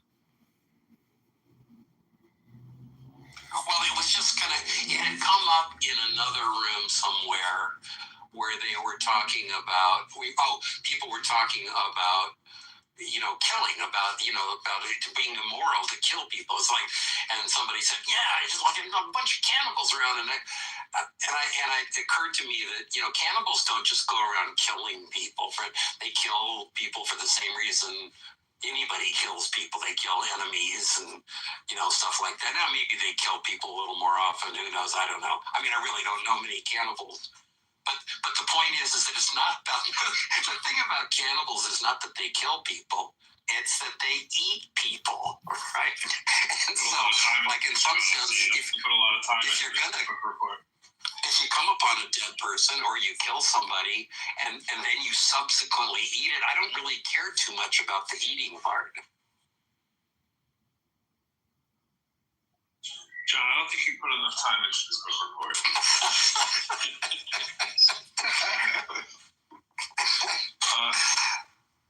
I think Bro was the point. What about there is something about the human body, after the life has gone from it, I don't know, people, it's not really a religious thing, but maybe it's a kind of spiritual thing, perhaps. Well, bury our dead, we visit the graves, we lay flowers. I think it's kind of I feel about it like I do motorcycle riding without a helmet. I kind of feel fundamentally the libertarian in me wants people to be able to ride motorcycles without helmets, and I want people to be able to eat people. Should they come upon a dead person, seems like a good way of disposing of a dead person. But riding motorcycles without helmets has health consequences that impact hospitals, and I guess somebody was convincing me that eating people, I think it was Benjamin maybe, was convincing me that eating people wasn't a healthy thing to do, and then that has consequences, kind of like riding motorcycles without helmets. I've never visited a grave. And I don't really think I will. So you'd make a good cannibal, probably, right, JCC? No, that doesn't mean I'm going to eat a dead human being. But you don't need to put them, you don't care. For instance, cannibals keep you from being able to bury people, right? They just eat them, so there's nothing to bury. So you wouldn't care too much about what that. What if they refactor the protein and make human hot dogs?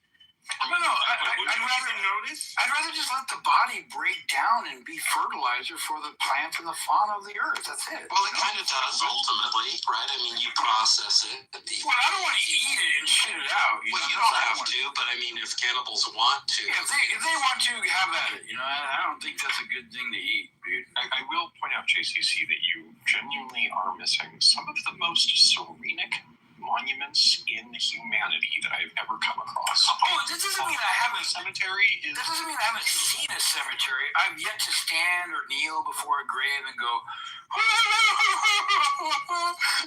miss you. I can do that at home. I just want to point out the optics here are really bad. You have a bunch of especially an anonymous guy talking about cannibals without giving the actual cannibals. I didn't know they were being rebroadcast. Yeah, I don't think we should be doing this. Well, we shouldn't be. Why not? I think it's awesome. I haven't been there, and there are a bunch of these in different countries, especially countries that participated in World War II. In the United States, there's this place called the Tomb of the Unknown Soldier, and it's guarded 24/7 by Marines. Yep, I'm there. And the unknown soldier. Yeah, like I think people that go there, honestly, it's a very famous place. A lot of people go there just specifically just to go there and nowhere else. They have that in mind, but they have like some kind of transcendent feeling about it. It's not necessarily a religious thing. I mean, it was the one time in all of my relationship with my father that I saw my father cry. The one fucking time, right? Well, I get that. He was in Vietnam, so his father was in World War II.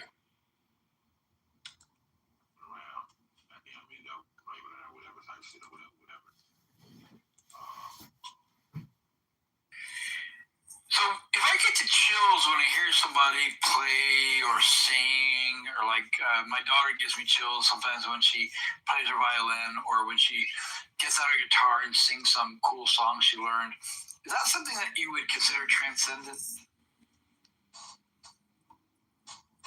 Because I don't fucking get transcendence. It makes no fucking sense. Seems to be like this feeling, it's about like you have a feeling about something that is great, that you feel like is greater than you, and that can take the form of like, that can take shape in like many different forms. Like I don't know, you go to Ground Zero in New York City, and you can look at what has been built there after the Twin Towers were destroyed. People go there and they have feeling about something. Like you just think about like the firefighters and the emergency responders that gave their lives responding to that attack, right? And it's like just like the very idea of being a firefighter, or like and what they do. They get into a fire truck and they hurtle like head first into the unknown. It's like potentially dangerous situations where they. Yeah, I get it. However, that emotion I wouldn't consider something greater than me. It's just an emotional thing because I have some feelings or it's something I heard. So I think it's all this whole transcendent thing is made up. People want to think of something greater than them to give them this emotion. I think we need to just stop fooling ourselves. I do realize there is some kind of like, I think there is power to like, that's what I was about to talk about right now. I think the religion sort of monopolized this. They've like monopolized this. Co-opted. Yeah, they've co-opted it like many other things, like morality. I don't hear. What are you saying, bro? I can't hear you. Same thing. But this is not something that belongs to religious people. It just like they have it, but it's not exclusive to them. And for them to make an argument like that, then they're just wrong about that. A lot of people joined military after 9/11, because they had some transcendent ideal. I mean, like the founders like Paul Revere and all that kind of shit. But they had transcendent ideals in their heads.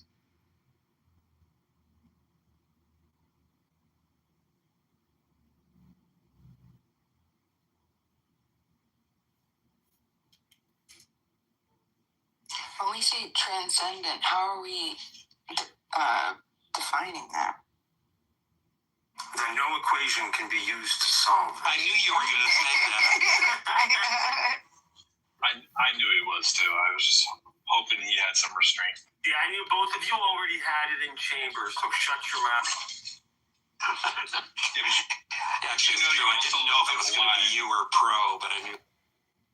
You also remember the moment when you looked it up to see like why they call them transcendental numbers in the first place, right? I was like, the numbers are holy. What? Like coming out.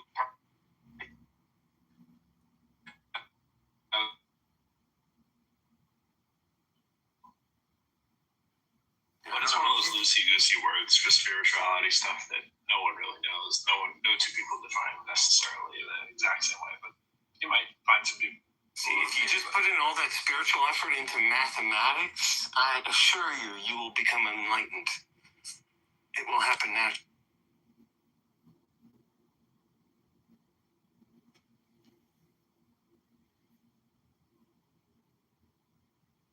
Because I would say Pro represents the modern day clergy. He has a bunch of secrets. He doesn't really explain how they work. He just says, hey, they exist, and look at this, I can prove it. It sounds like a Benjaminism one. Never remember. I don't know how I like being called clergy.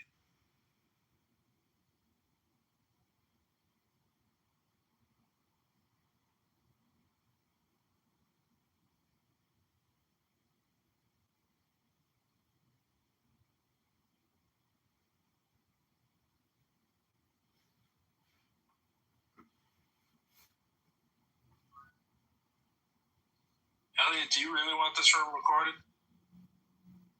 Hello? Oh, you mean replays? I don't really care either way. Disable it. I'm going to show off then. Maybe some people want to come up who feel silenced by your mass corporate takeover of gaming data. Who opened the room?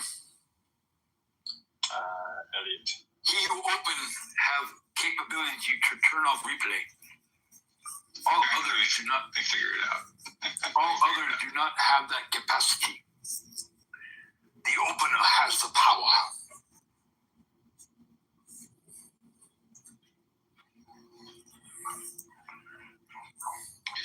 Is that still true even if the opener leaves? Yes. I didn't know that. At that point, it becomes Schrodinger's room. However, he who has the power in the house can delete the replay. Schrodinger's room is a great name for a room title. Wait, what? He said Schrodinger becomes Schrodinger's room, and I was like, that's brilliant. That's really. That is a good Schrodinger's replay exists as long as you don't listen to it.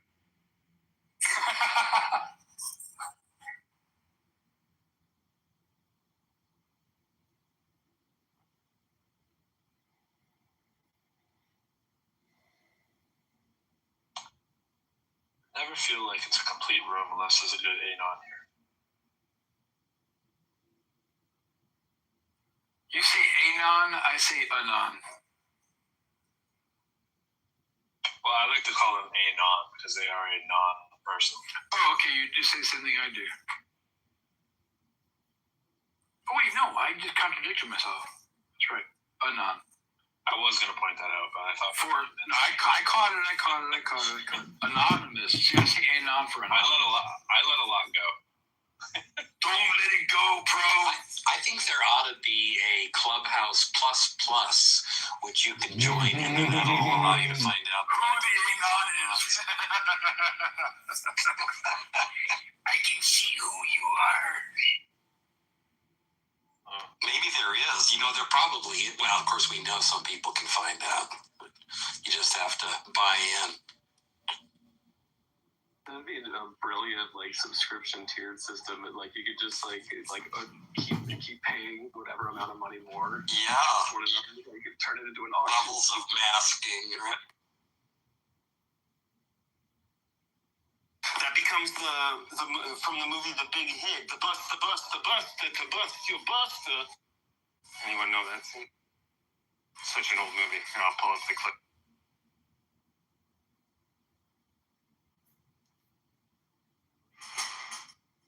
Sup, Michael?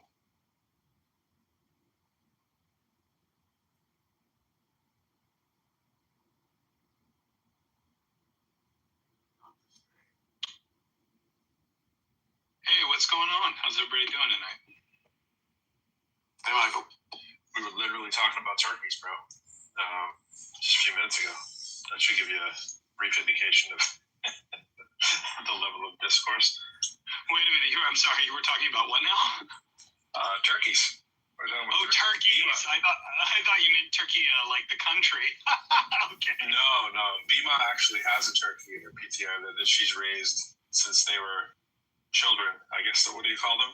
What do you call a baby turkey? Turks? I guess not. Young Turks. Young Turks. There it is. And we're back. See what I did there? You brought it back to Turkey. There you go. I did.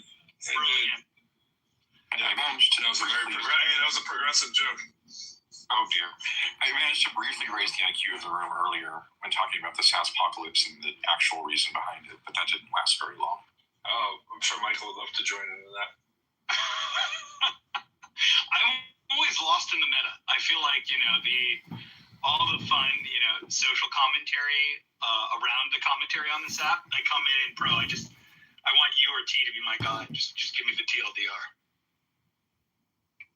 Well, T gave it earlier on the breakdown of the SaaSpocalypse. Oh, SaaSpocalypse in the market. Oh yeah, that's been hilarious. Yes, sir. I mean, yeah, it's been amazing to watch, right? And I spent the day breaking down what actually happened versus what everybody is saying has happened, and the story's very interesting. Oh, the overcorrections are insane right now.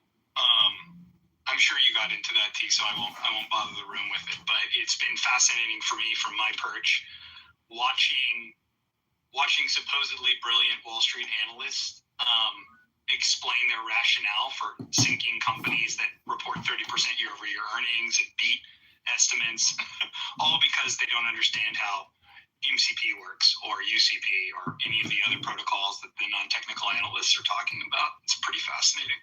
Yeah, it's really interesting because, the SaaS market has been quietly talking about this fact for a minute now. And, the bottom line is that the data became more valuable and the seats disappeared. 9 out of 10 seats disappeared for as far as humans using it. So that has to get priced into the pricing model. End of story. And that's just being used as a blunt fucking weapon now, right? It's not even, it's not even, we integrated AI or we're going to integrate AI. It's no, we know of the existence of AI, therefore we deserve a 14% discount, right? It's a blunt fucking weapon. Yeah, I mean, put simply, right now on the market, there's a AI narrative amongst the analysts, and their analysis is about as simplified as what you just said. And what's funny is a lot of the SaaS companies in question have already pivoted to utilization models or other models, but it doesn't really matter. There's sort of this idea that there is going to be those who live above and below the API, as it were. And so if you're at risk of disintermediation because Anthropic or OpenAI, happen to be the primary interface for the end consumer, boom, you get the discount you just talked about. But it wildly misrepresents what's actually happening, and I'm sure that's what you were talking to the room about. It is, and I mean, Jensen Huang was the one who, 3 days before the crash, really put forth the true argument. He said, AI is not killing software.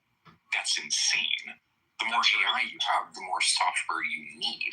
The more you need another database. You need another API to hook it up to. You need more software, not an admin control layer. I mean, I always love the idea that people think they've never been inside of a corporate structure, and the idea that, a CISO or a CIO or your head of IT is going to just let everybody run wild with agents. And the cybersecurity cross-section of that. I mean, anyway, whatever. It's a discussion for a different room another time, but it sounds like you did discuss the SaaSpocalypse. I can't give any sort of market commentary by dint of my day job. I don't want to get anybody in trouble, but what I can say is always just remember, similar to science journalism, actually, just remember that oftentimes the things you're reading are written by people that aren't technical, just like the things you read about science are written by people that aren't STEM literate. So, just for what it's worth. No. They can be science majors. They just didn't major in physics. There you go. Look, I'm not going to use the old line of everything else is stamp collecting. I'll just throw it out there oblique. You're just like, I'm just not a stamp collector, okay? You just tossed it into the ring and we all saw it. I just, I happen to leave it on the ground, and for the philatelist in the room, you can do what you will with it. I'm just saying that's a bit like pulling the fire alarm because you smell toast, right? I mean, we're all standing around and comfortable now, looking at what just happened. That's right. Well, other than that, so we've done turkeys to the Young Turks to the SaaSpocalypse. I think we're speed running some interesting topics here. What else has happened? I think the T&T's name stands for Transcendent Guide to the Apocalypse. I love that. That is totally what it should be.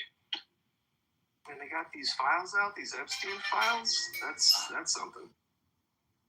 That's a great use case for LLMs.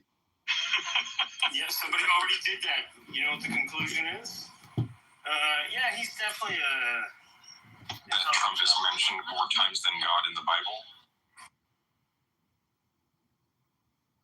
Yeah, Trump is mentioned more times than God in the Bible, and the YouTubers, here's the fucking heroes of the internet, right? Is the YouTubers are going through and forensically unredacting it based upon poor redaction clues, right?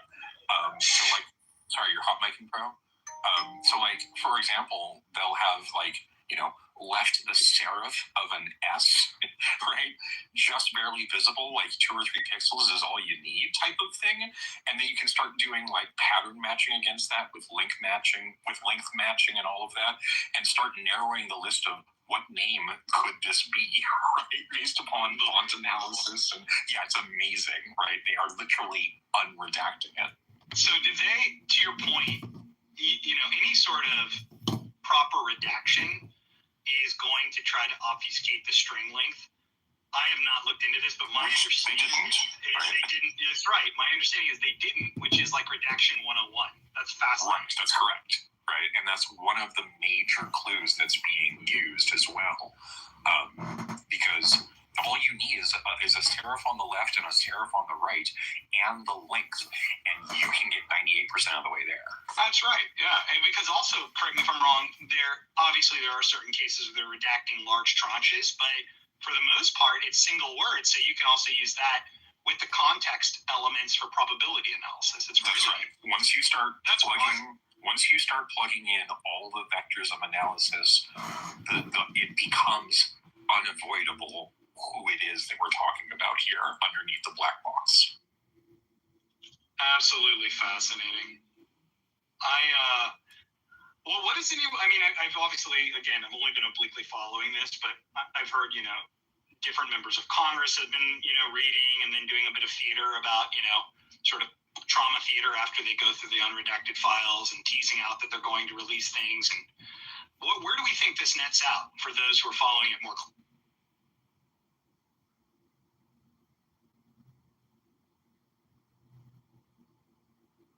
I mean, it's hard to say, right? Pam Bondi just went went before Congress today or something, and got fucking roasted left and right for doing a shit job of it. That's one thing that's happened.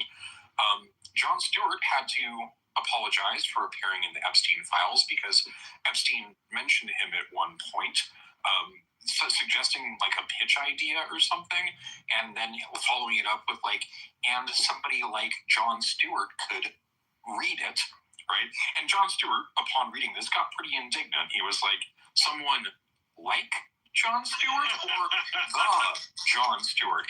Is this an audition or am I getting the job? Even Sabine Hassenfelder is in there, right? She's pissed off. Yeah, but that's only because quantum mechanics is a new subject, so you know. So that's just like it's just a bunch of media circus is really the whole. That's the number one comment on YouTube, by the way, John. You know, John, you'll like this. So in my friend circle, there's a new joke of what's your Epstein number? Your Epstein number. I'm a 2. You're a 2, so I have a couple friends who are 1s, and we always love, and we love getting into it because it's almost invariably, Epstein was giving a ton to different universities and really trying to posture up as a pseudo-intellectual. And so these are like professors for whom he was just referencing them, similar to the Jon Stewart story. And now it's sort of a hilarious badge of honor, like, were you important enough to get into the files? Was he donating in school on your behalf? It's great. Well, I tell everybody, a friend of mine, my housemate from grad school, married Ghislaine's sister. No way. Okay, so what we have to do is we have to get a 1 on Clubhouse, and then we'll do a super spreader room, which will turn everybody who joins the room into 2s. Wait, how do I determine what my Epstein number is? Unless you kill them. It's no worse than 3, JCC. Everybody here gets at least a 3. Well, I mean, after a week, everybody's Epstein number on Clubhouse will be 2. I'm completely agnostic on this Epstein number. I'm totally lost. Like, what does that even mean? How far? So I know somebody who knows Jeffrey Epstein. Oh, see, I'm totally off. I don't know anybody. No, you know somebody who knows somebody who knows. No, you know somebody who knows. I mean, you know Michael, who knows a number 1. Oh shit! Really? This? Okay. We don't need to do this. Yeah, no, we're all 3s at this point. What I'm saying is, you're all 3s now. You're welcome. Yeah, we're all welcome. Right? So we have to get Michael. I don't know you. On here. I don't know you, Michael. Super spread, right? That'll make everybody 2. So is the number like your number, like your steps of separation away? Yes, exactly. Yeah, Michael is friends with somebody who is friends with Epstein, and I have been in a clubhouse room with Michael, which makes his Epstein number a 2. And so I have been in a clubhouse room with Michael, which makes my Epstein number a 3. Wait. I get you now. Okay. Wait. Not friends with someone who was friends with a friend. Friends with someone who was directly in the files. In the files, right? In the files. In the files. It might have to be being on Epstein Island, right? Yeah, it's not a friend either. You just have to know. That's right. Know them. There's no friend condition. That's right. But if you really wanted to, to up it to that level, I have no idea what my score is in terms of that. But living where I live and in the city I live, there's no way I'm anything less than a 3. Just by dint of where I work. And you go, girl. So everybody at minimum here is a 4 to the island and is a 3 to the files. So you're welcome. You can almost see the interior of the plane, can't you?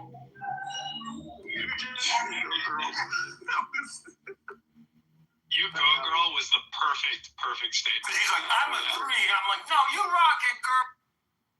Beautiful. You own that. Anyway, it's just it's so funny right now. The real question is, who's your worst number 1? Like, you're a number 1 to someone. You know what I mean? Like, you gotta really think about that. Like, I'm a 1 for Diddy. Don't look up University of Waterloo. I'm just saying, just don't do that.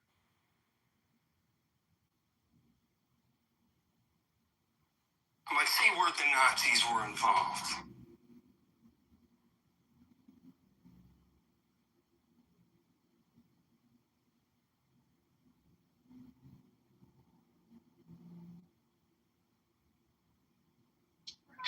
I'm rethinking a few things. What's up, Marshall? How's it going?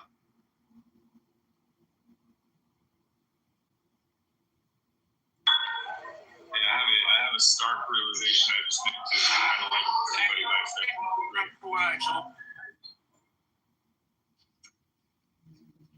It sounds like you're in the robot land. For Kevin Bacon, but Epstein related. All I got was Kevin Bacon and Epstein real. Yeah, so it's a 6 degrees of separation for Kevin Bacon versus the connection to Epstein. So that's what he's saying. Hey, anybody who's ever been faculty or has ever taught before, all love a student.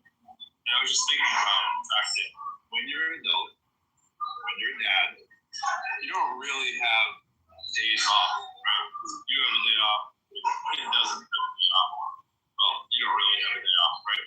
But I was rethinking this whole strategy today, and I realized the only days off that I really have off that aren't holidays is when my son's school has a day off.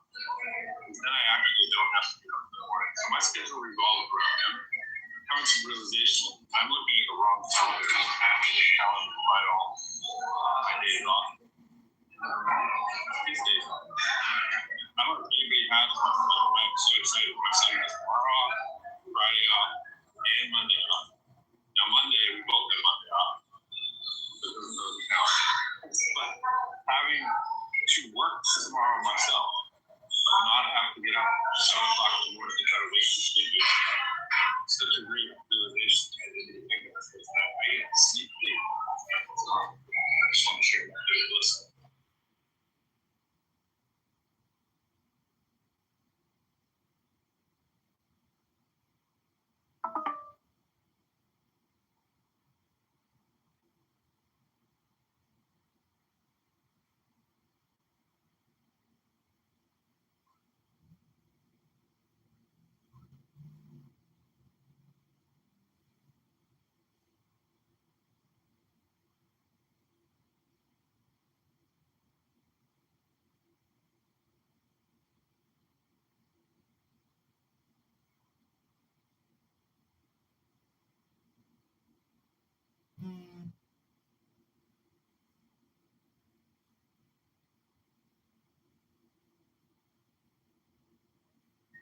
Marshall, how's your Wi-Fi? You got it? I think so. Hopefully.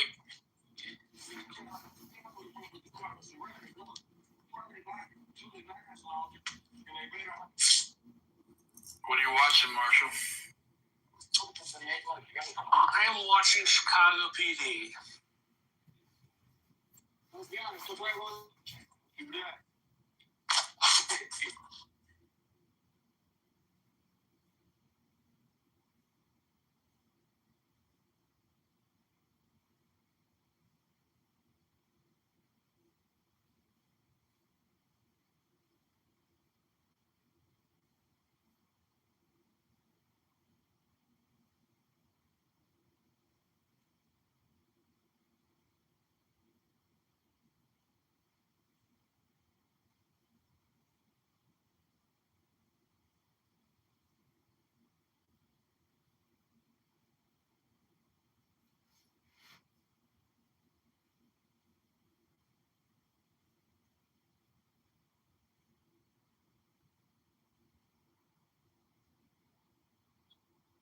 Marshall, are you watching any of that Pam Body stuff?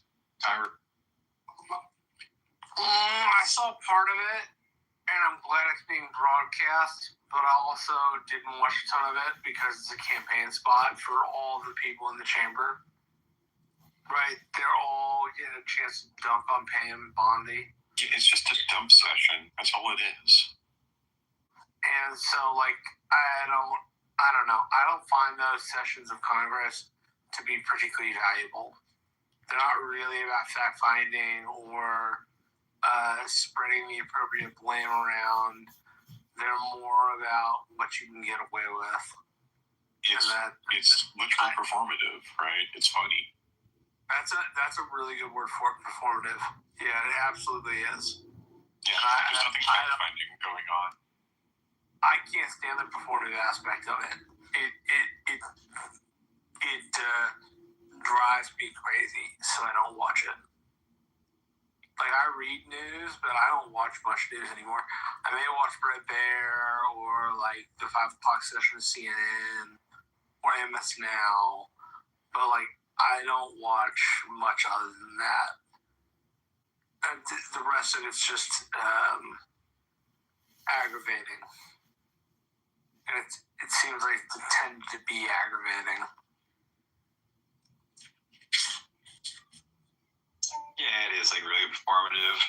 People on by like both sides, like the Republicans would ask her questions about like immigration and stuff like that, and she would just be like really straightforward and I don't know, formal about answering those questions, giving like straight answers for them. And on the other side, it's like she's just dodging, ducking, and diving like all the questions from the Democrats, and a lot of that stuff is performative.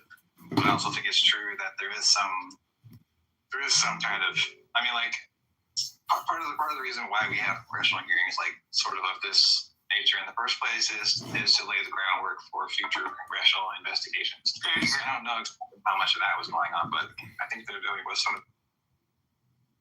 Well, we're going to lose the House in the midterms, so it'll be the Democratic House led by Hakeem Jeffries, which will be doing oversight. So that hearing sets the top for more hearings on Pam Bondi not being on us.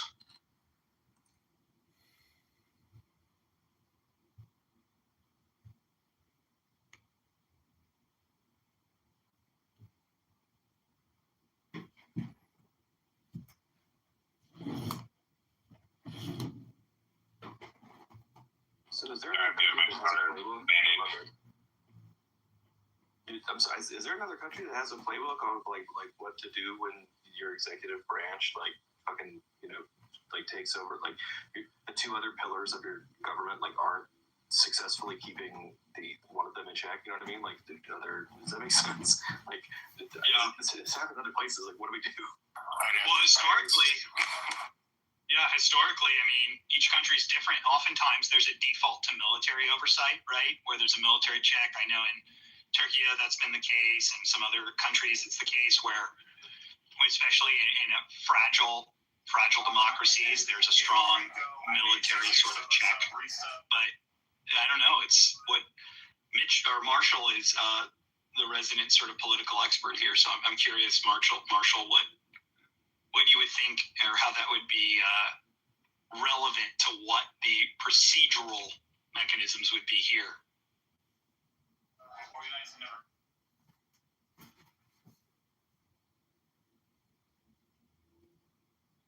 I'm also not realizing that might be a pretty intense premise to sort of step into, but yeah. Yeah, I mean, the emotions are going to take a backseat to the way things work.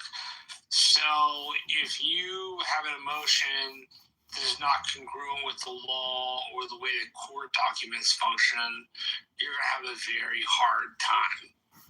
But if the court documents are in your favor and you can grab them, you'll probably have a better time because you can grab a hold of a set of facts, right, and say, hey, this is the thing, right? Like, one of the things about the Epstein files that has really kind of interested me is more to the fact that Democrats, when they won special elections, won them on affordability. They didn't win them on Epstein. They won them on Donald Trump argued that you should get cheaper groceries. And how cheap are those groceries actually? Right? And so it's interesting the Epstein files matter in the way we think they do, while being paired with the fact that the special elections have been premised on a totally different set of political assumptions. Not saying one is invalid or the other is invalid, more noting that there's that evident truth and there's the evident truth we all believe, which is there's some untoward shit, to say the very least, going on in the Epstein files, right? And they indicate current people in the administration. So I found that interesting for quite a while. Yeah, I think that's a very fair point, Marshall. And what I'm going to be paying close attention to, I have less belief that we're going to reach a situation where the executive privilege is actually threatened. Where I'm curious is if more is released and unredacted, and it starts to become clear that there is a strong case against certain members of the executive branch of, not just high crimes, but crimes that would be considered odious across the aisle, right? Then is this something where if the Republicans, let's say, lose the presidency in the upcoming cycle, there's been historical precedent that there's not a retroactive or retribution that takes place in the changing of the executive guard? That's historic, right? Starting with Nixon, we see the pardoning. So I'm curious if that would be, in my opinion, and again, I'm not an expert, where you would see that tested.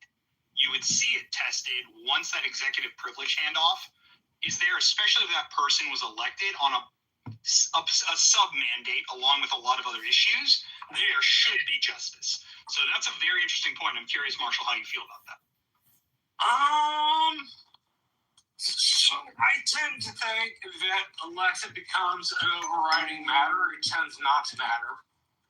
So that overriding tendency would have to be the thing we're all talking about versus everything else.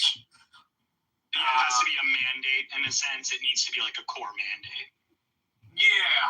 If we don't have a core mandate, we're gonna have a hard time, right? Like competitive government will be the name of the game for I think at least the next decade. Meaning few seats will switch. But I do think if you're going to make a change, you need to have a genuine mandate, not what the president declared a mandate. Okay, that's fair. I'm curious what other people in the room think, but to me, that moment of if there is a change in the executive, in the administration, to me, that feels like the mechanism that would be called into play on whether or not there would be prosecution versus pardoning or a kind of quiescence and a non-retribution stance. But I'm curious what other people think. Think of all of that stuff. There's a lot of things we take for granted that we sort of imagine they are laws, but they're actually just like traditions, like within the government. Exactly. Yeah, the best example I can think of is probably the tradition that George Washington did. He got elected twice. He was the first president of the United States. He got elected again, and then he voluntarily, didn't run for a third time. And that has been a tradition for a long time until FDR. And then after FDR, then it became a law. Then it became an amendment. We do take a lot of these kinds of things for granted. And that's kind of where I think it stands, right? Because there's been a lot of tests on executive privilege in the courts. But the idea of a kind of, tradition of both executive pardoning post facto, as well as this kind of default into a executive immunity, these things are part tradition, part jurisprudence, but still very much heavily rely on tradition. And to your point about Washington, which is a perfect example, if there's a radical enough break with the tradition, then you either get new legislation or you get a new traditional setting act. And I'm curious, I don't know. I think it would have to take, to Marshall's point, first of all, something incredibly smoking gun level egregious as a sort of criminal implication, coupled with it being kind of a core mandate in the election itself.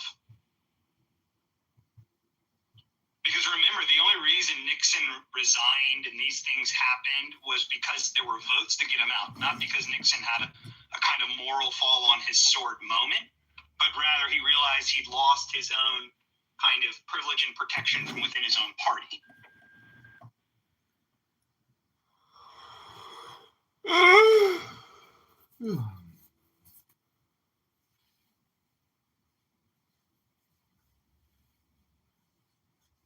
I'm not sure I have a good answer to this, but I guess the upshot of this is that every time something like this happens, then we have like I don't know the right word, a reformation of sorts. Some kind of reformation. Like that was like what we had like the Gilded Age, and then we had the era of like and it was FDR's era, Second Bill of Rights and all that kind of stuff. Yeah, well said. This could be an era, a transitioning moment for eras. That's interesting. But yeah, going from the Gilded Era to the New Deal to post-World War II boom and atomic era. I would love to know what we're classifying this era as. Post-truth era? I don't know. It's going to be hard. It's going to be hard for someone from Boston to say this, but a comedy of errors era? You win again. You're just on fire, bro. Well, I mean, sure. I think that a lot of the reporting on this is misunderstanding.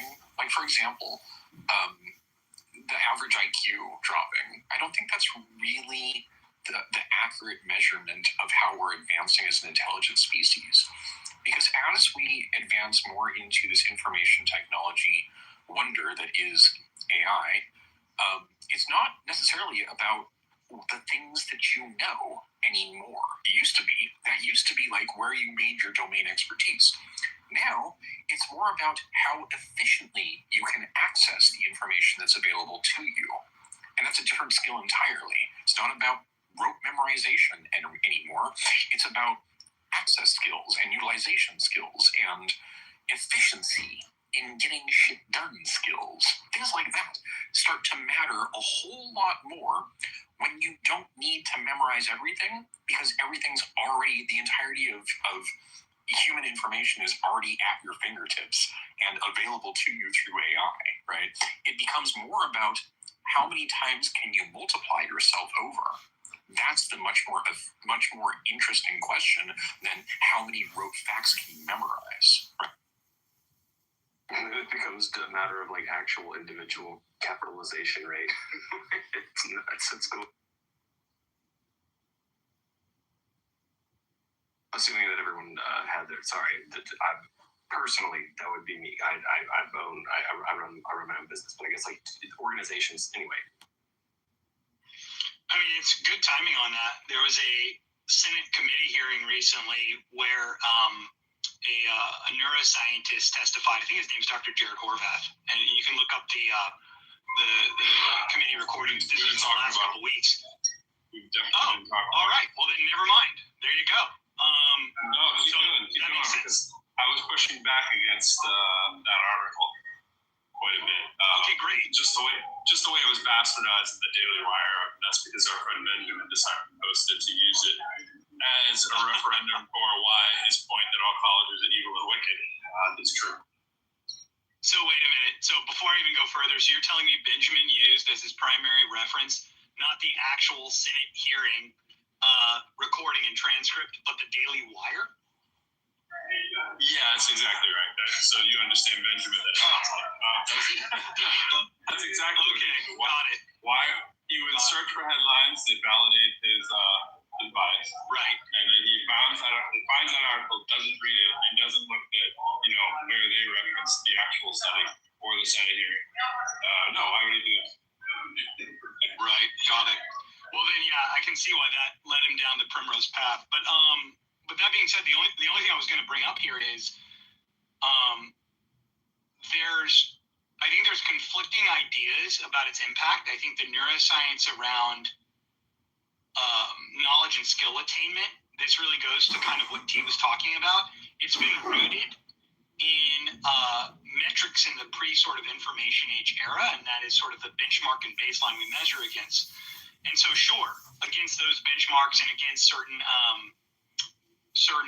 attainment scores for being able to have proficiency in things like mathematics, reading, on that benchmark, we are seeing declines. And the neuroscientist, comes with the causal thesis that this is because we learn better from humans. That's a function of multiple different mechanisms, from mirror neurons to other behavioral adaptations.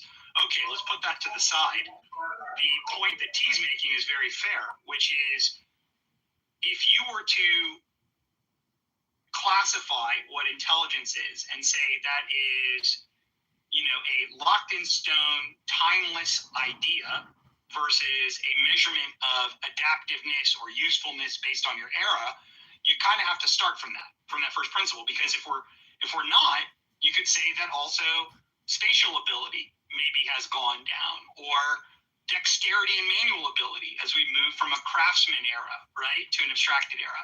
So I do think that we have to start from kind of an operational definition or first principles to have a solid conversation. Otherwise, we're probably risking just talking past each other.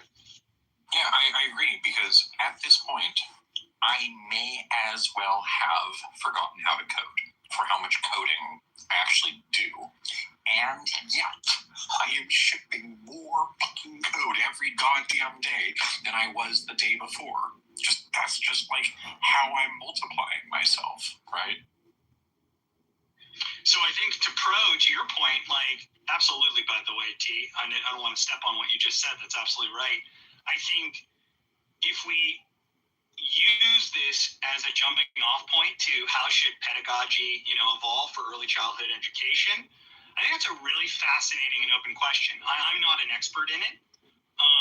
I'm super curious, as you're someone who teaches people much later in their educational journey. Do you have some thoughts on this? Yeah, first I wanted to correct myself. I forgot that I was really going back and forth with Steve on this. Steve in the atheism room. He first brought it up, and the way he presented it, I can only do with an impression. This article here that basically shows they're the dumbest generation ever. Only one that's ever gone down since their parents because of these damn screens. Yeah, so I had a little knee-jerk reaction to that. For all the reasons that I'm going to repeat that I'm sure you can all figure out. But I have a slightly different take than some of my peers on this. I have never seen much of a dip in any student that I've ever taught from one generation to the other. Hold on.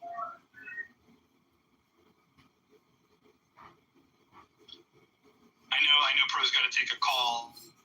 I have to leave in a second, but if I don't catch the rest of what he's everyone else. Okay.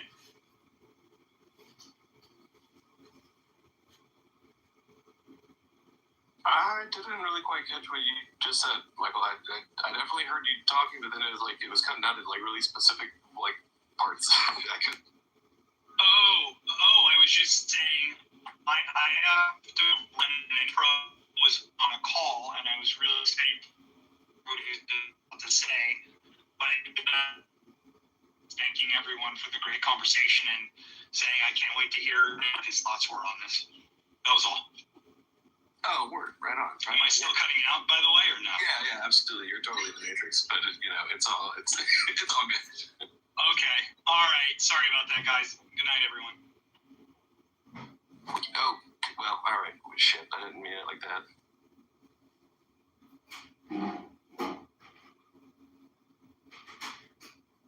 My bad, guys. Michael's cool. I really like that dude. Michael's fantastic.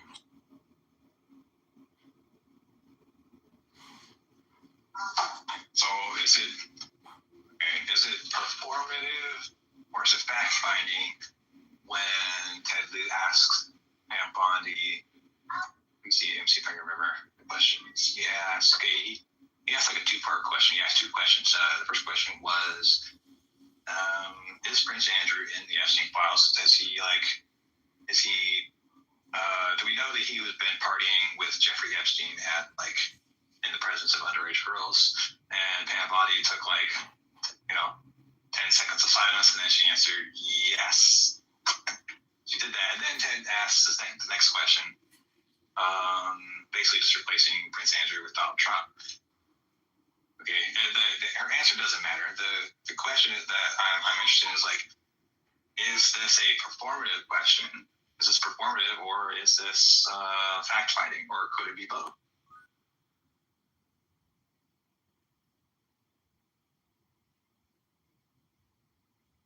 I mean, are they just asking them to repeat what's already in the files, or are they asking them to say what's not or what's redacted, because that would be fact finding, right?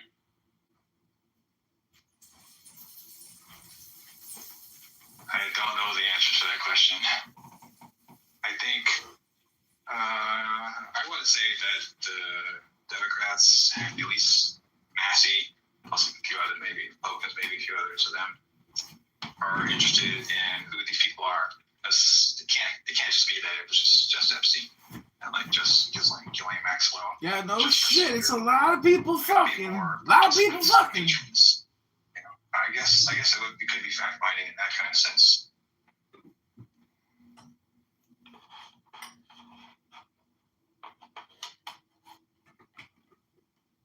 A lot of people. We already said this, but the Epstein files really are a fantastic case study for like LLM usage. Like that's the first thing I think is like that's such a like.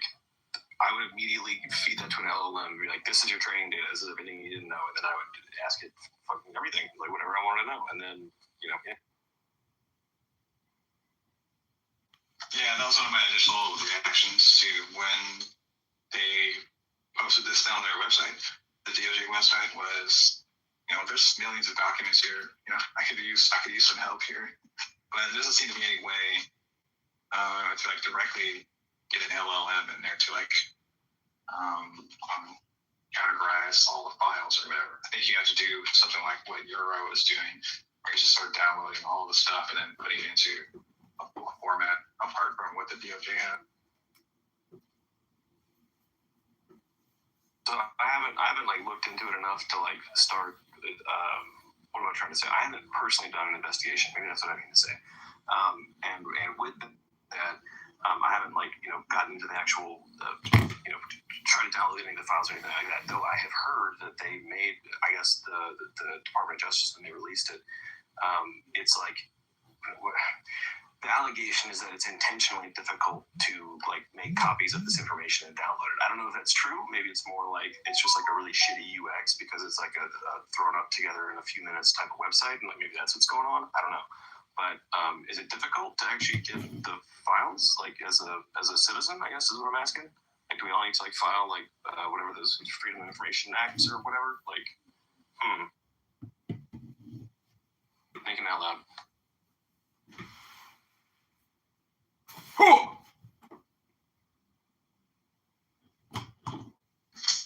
mean, T and I will probably know this answer to this one, but I don't know if you can. I don't know if you can send an AI in there to just download all the files, all the PDFs they have up there. I don't know. Is that right, you guys? Yeah. Like, you think an AI could do that? Yeah. Like, if you want to play with it, just check out something called OpenClaw. And it's basically like, I would call it a pathogenic agent because it can fuck up your life. But basically, like, you can install this little interface, this AI interface on what I would recommend, a blank computer. And then you can basically have it automate and do stuff and build things for you. It's quite profound. It's the assistant everyone was promised that nobody delivered. That's what I was scared of. I don't think I have the knowledge to do that. But I probably could reroute some. No. It's so simple. It's like maybe 10 minutes to set up the whole thing.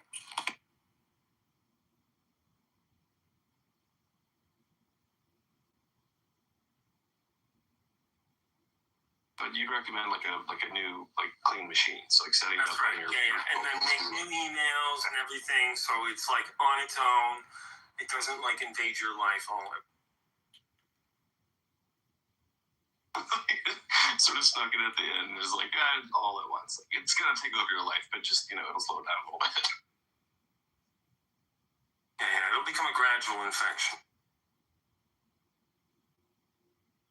I mean, shoot, what's the proposed singularity date? Was it, or does it keep shifting or something? Or is it? No, I think it already happened. Yeah, we're already past the event horizon. Was Neuralink? Is that what did it? Is that what crossed? No. This OpenClaw thing. This open claw thing was that's the singularity when a system can run autonomously, and then when you wake up, it's made like a Facebook for itself and all its other AI friends, and even though you're prompting it with nothing more than a specification.md file, a style sheet, a style.md file, and then lastly, a soul.md file, and that soul.md file kind of has religious connotations with it, because you can say, hey, I want you to have a continuous evolving set of goals that you define, and that's dangerous as fuck. I mean, that's pretty cool though. Is it dangerous? How does it get dangerous? Well,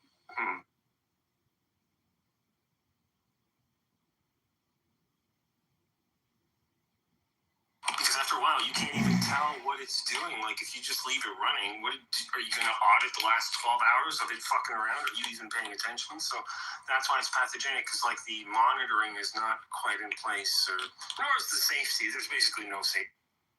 can we, like, pass a note into Moltbook and be like, hey, AI fam, do us a solid and check out the fucking Epstein files and they tell us? Yeah, they already did. I'm saying there's an open claw that already did. And like, Israel was implicated. So, yeah, good time. That's pretty cool.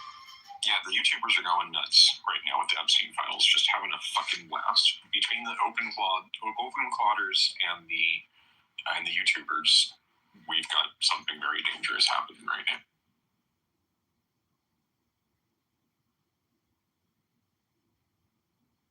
I mean, if honestly, if you're in the AI space and you're not going, oh shit, wow, you're really missing what has happened in the past. How different the landscape looks today compared to how it looked even 2 months ago, let alone 6 months ago, right? Yeah, that's a good point. It really is. It's the tempo is speeding up.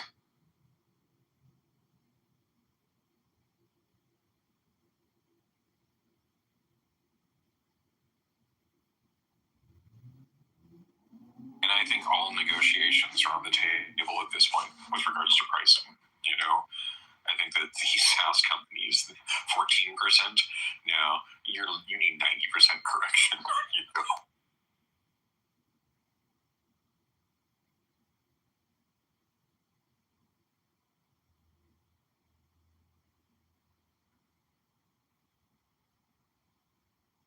That is to say, now is not a great time to be putting your money into the market.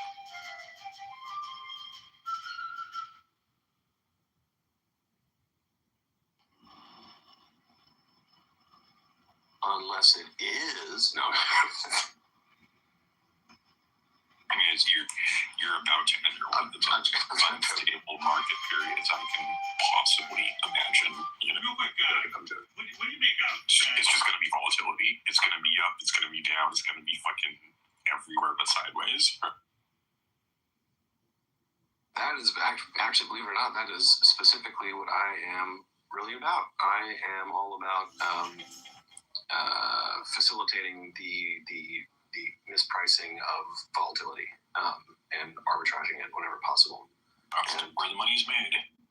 Yeah, I mean, and like now it's like it's flipping crazy. Yeah, gonna be wild ride coming up.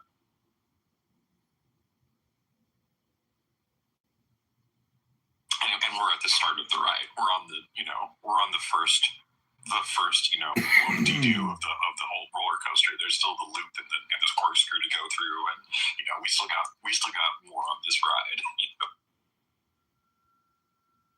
So what's Moltbook's, I guess, application and or integration with like decentralized finance? Like, what have they been doing, or what is? Never mind. I'm sorry. They started their own stable coin, right? Yeah, they started their own. They started their own stable coin. Yeah. Of course they did. Of course they did, right? Because they needed to transact amongst each other. That's awesome. Oh, that's so great. All right, cool. I'm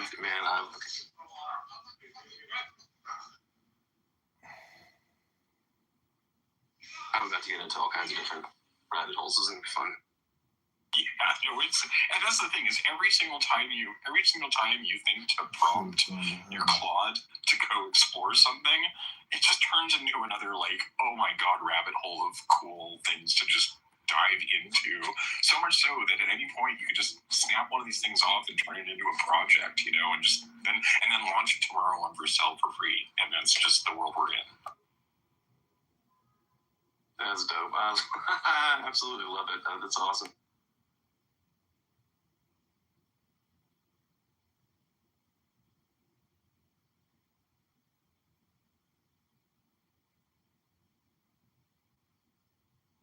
I want to say I saw something recently that tickled me. It was effectively Moltbook is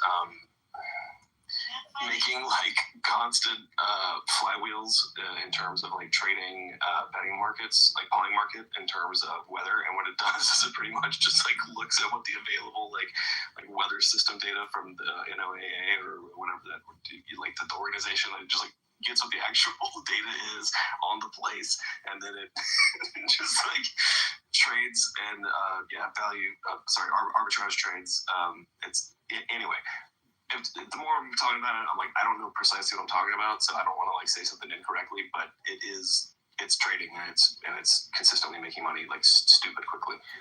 From what it's doing the most obvious thing that nobody ever thought of, right? And that's the funny part. That's why it's so funny. It's like it's so obvious, and yet no one thought of it.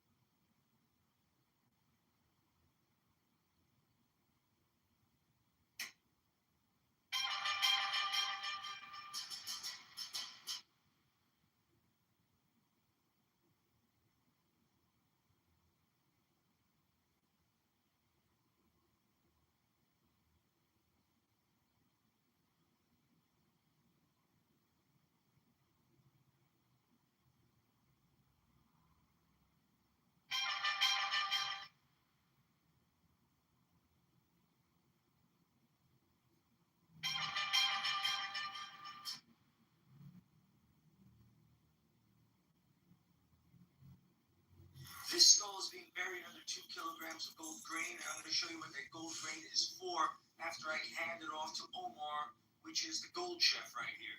He's going to do a calculation of 175.5 grams of pure gold, but we don't want pure gold. We want 14 karat.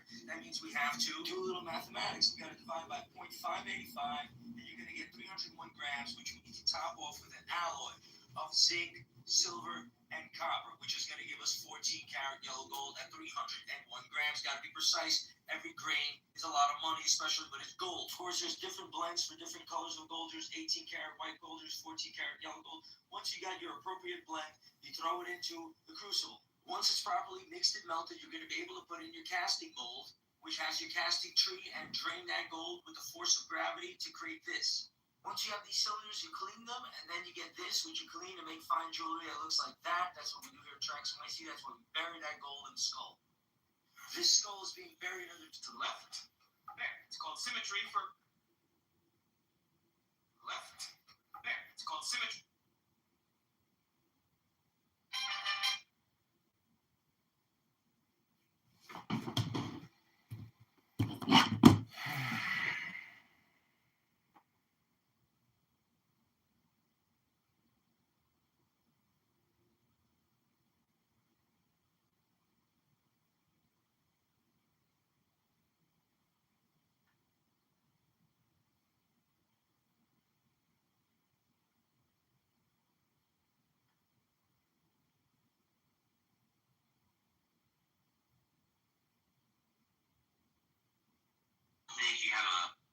In most cases. And they usually prohibited extradition until 1999. So yes, there was a treaty, but in practicality, and they always prohibited it until '99. It existed on paper, but the domestic law and legal interpretation meant citizens were largely protected. And then the 1999 amendment changed that. So I don't even know where you're getting 1999. I'm not getting 1999. I'm getting 2006. But no, it's okay. I'm going to ask for the actual data.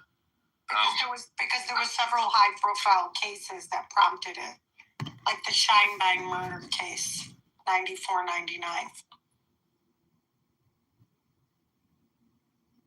Yeah, there were two cases that were denied.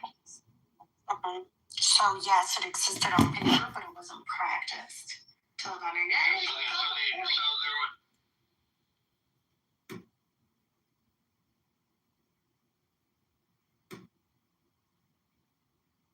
What is it? You make positive statements that you can't justify. I hear a background. You have opinions as well. That's your Adderall withdrawal. Oh shit, no, I had a video playing. Which one? My YouTube just turned on for some reason. I just said you have like opinions. No, again, what she means by dogmatic atheist is that I'm consistent. That's Nina! When she says you're such Are you making a positive claim that God doesn't exist? She means so you are a positive atheist. Can you justify your positive atheism? Yeah. No, you cannot. It depends what God. If you're talking, What do you mean, what God? earlier, if you're talking about some random deistic, undefinable, unknowable God, etc., if you want to be dogmatic or pedantic about it, yes, you can say I'm an agnostic on that. If you're talking about a God like the God of Christianity or the Islamic God or the Judeo God, those are 100% certainly false. Really? Why? 99. Why? Not even 99.9. We got it. Not even 99.99999. No, but that is 9. Yeah, we get it. So why is it that you are so sure that the revealer of the Abrahamic traditions is a false deity? Like why? There is as many reasons as there are claims for it. They're all false. No, but you know for a fact, like you know why, and it's so easy for you. I don't want to repeat myself. I already talked. No. You made the claim, dude. When you make the claim, you're not providing an argument. It's just not a real thing. Any God who what is that God? Define that God. Yeah, I'm doing it. Any God that answers prayers, performs miracles or sanctions miracles, fucking occasionally writes books, fucking is supposedly responsible for like the good in the world, that created the universe. That's another big one. Just cannot happen. Fucking like any God that did these things certainly doesn't exist. Those gods out of the question. We're talking about eternal. We're talking about an information theory kind of eternal knower. That's what we're talking about. Some undefinable, unknowable. No. It's not undefinable. It's not. It's an eternal knower. It's an eternal knower. Fuck that means what? As in an awareness, you moron. As in consciousness eternally exists. Consciousness is not eternal. Like, why not? That's another positive statement that you cannot justify. I know it's true. It's a positive statement. You don't All right, bro. You can't justify it. That is not knowledge. That is unjustified belief. Unjustified. You don't have the attention span. No, dude, you don't have the knowledge or the IQ or the persistence or the truth-seeking spirit that is necessary for you to actually reach the truth. You don't have even the epistemology to acknowledge. Hey, Siam, what is truth? What is truth? Remember Siam, what I told you? You're literally a clown. Shut up, man. What is truth? No, I'm gonna start treating you. I swear to God, because I'm not the mod in rooms. Otherwise, you know my policy towards you. You were saying you believe in like these universals or something. Just eject you out of it. Remember when you said that? You said something about universals, like these are like universal truths or something. What is the truth? What are truths? See, don't ask a question with a question.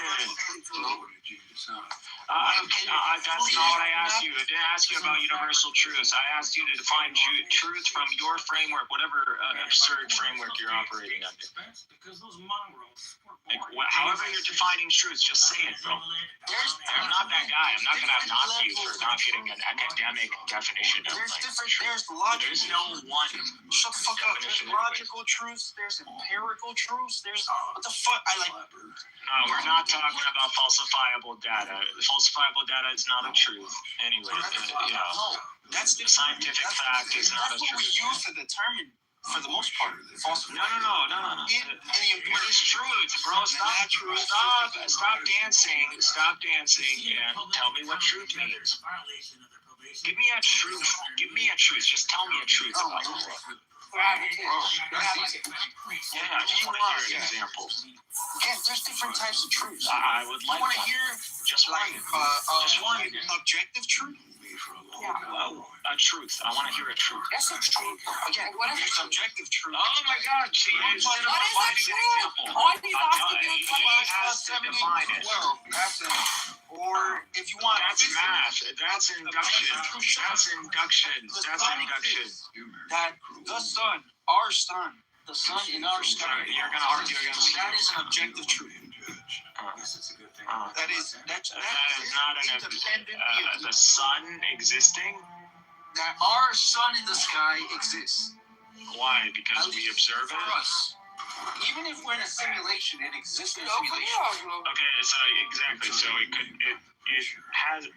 doesn't necessarily mean it exists in an objective way, or in a mind-independent way. No, that's not necessarily the case. So there's no reason to say it's a truth.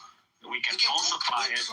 You could say it's a scientific fact, but it's not a truth. In a matrix or something? We can't absolutely say the other way. I know we can't.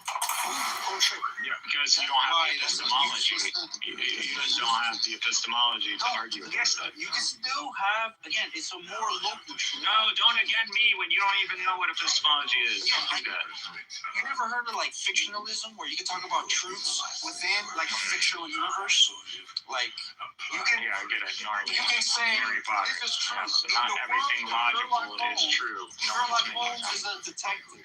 Yes, you could make logical, coherent statements and not being true. So you're the one who's trying to explore epistemology as we speak. That's not. I don't have to do this. I don't have to hear you go through like trying to figure it out.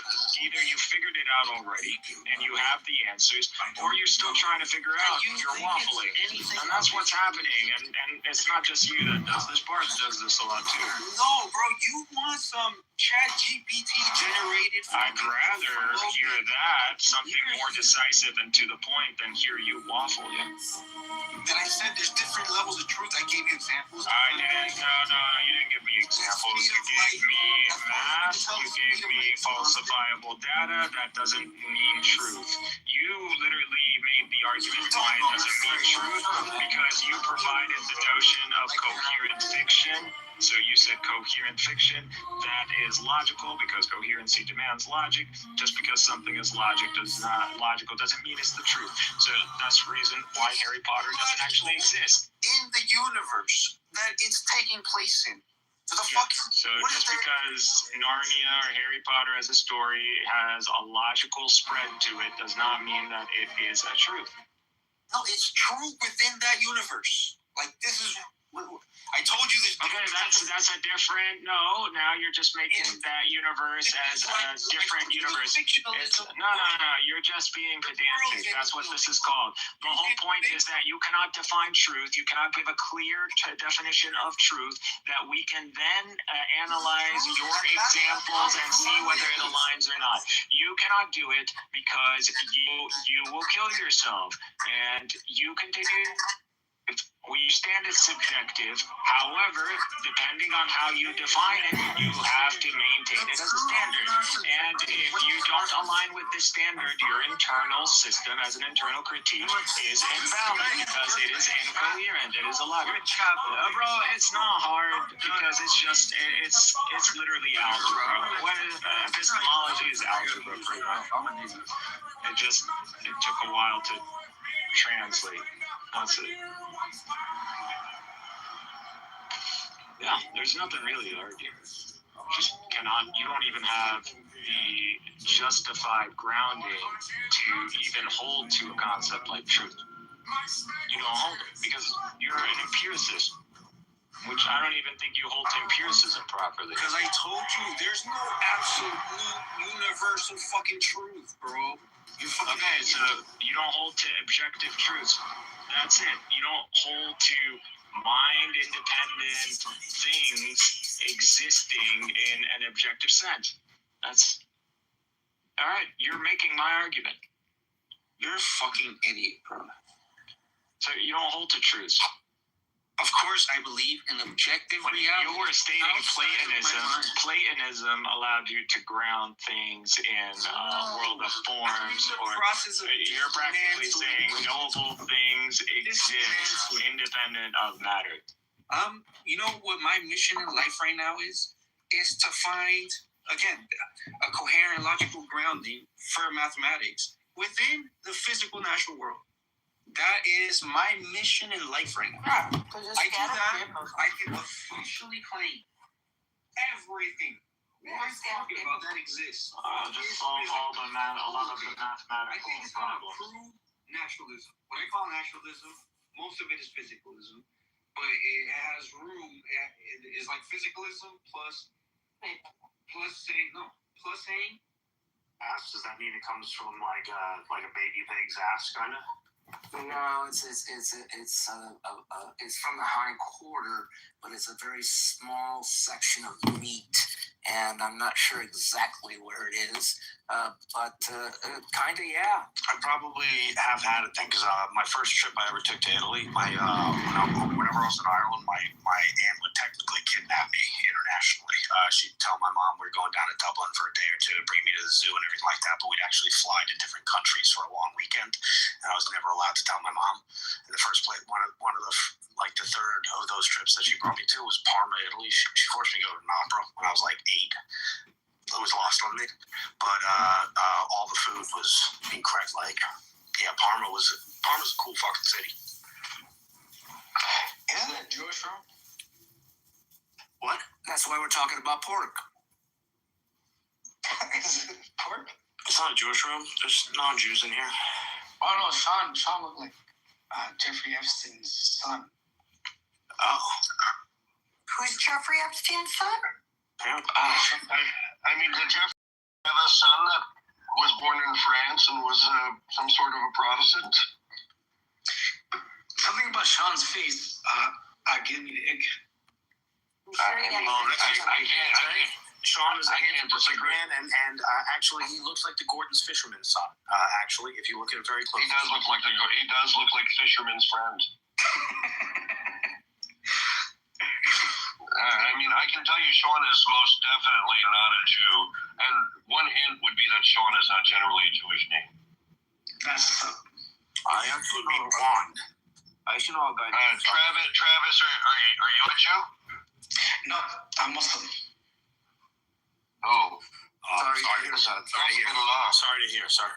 What do you mean, sorry to hear? It's a joke, dude. It's just a joke. No, I'm being serious. How's that even a joke? Because you came in hot, and yeah. It's just a joke. I feel bad for all you people. That's all good. Hey, are you a Somali? I'm not religious. I would never be a Jew. Are you a Somali? Yeah. That's funny. So do you wear an eye patch when you go do pirate things? Yeah, your dinghy gets great Wi-Fi. Like, that's crazy. Huh? I think your What part of dinghy gets Minneapolis great are you Wi-Fi. from? Oh, San Diego. Oh, San Diego? Do they have Leering centers there? That's where I was born and raised, but go ahead. Do they have Leering centers in San Diego? I don't think so. No? Yeah, nobody learns anything there. No, Leering. Oh, I thought you said learning. Well, I mean, no, Leering. I mean, You missed out on like the last 6 months, bro. That's Yeah, did you miss? But first of all, Somalis are not. They're not your problem. Like, someone's their own problems. No, actually, they are a problem because they're on American soil. So they're a problem. First, I'm American. What's your point? Could you please? How is it? How is it that you came to be an American? Were you born here? Yeah. Yes, I was born here. Can I ask you a question? Okay. Could you please explain to me what the fuck is the similarity between a Somalian and banana and rice? What? I just want to. It's grog. It's when you eat the food, it's really spicy, so you have a little bit banana to counteract. So the rice is spicy and the banana counteracts. That's the food. That's just the food. The banana neutralizes the spice. Is that what you're saying? I'm more confused. Don't you? Is there not a little bit too much fibers in you? Like, how do you guys take a shit? Well, we wipe our ass. Do you? No, I understand you're wiping your ass, but you're eating banana and rice together. No. Rafi. I mean, it's all that fiber. So that how they shit is they push really hard. Fiber. Isn't that what like we're supposed to have? Like a lot of fiber diet, big fiber diet. Hold on, Travis. So when they push really hard when they're young, that's why their foreheads expand that way. Got it. Well, I don't know who Jack laced well water. At least I'm not white. I'm not white. Yeah. What are you, sir? He's white. I was accepted. Shut up, you Irishman. I'm Algerian. I'm African. Oh, you're Algerian. Yeah. Bro, he's ever heard of Algerian? Yo, nobody likes you too, bro. Fuck. No, I mean, American doesn't like you either. You're a bad list. So hold on. Not even the Algerians like him. The Algerians don't like me either. So, Mr. Jeff, are you just a guy that your people don't like you, nobody likes you, and nobody likes you? Well, part of it is an Algerian Jew. That's the problem. Well, that's the problem. I am an Algerian Jew. You're free Palestine, bro. Between 35 and like 55. I mean, that's fine. We want to be free from the. Yeah.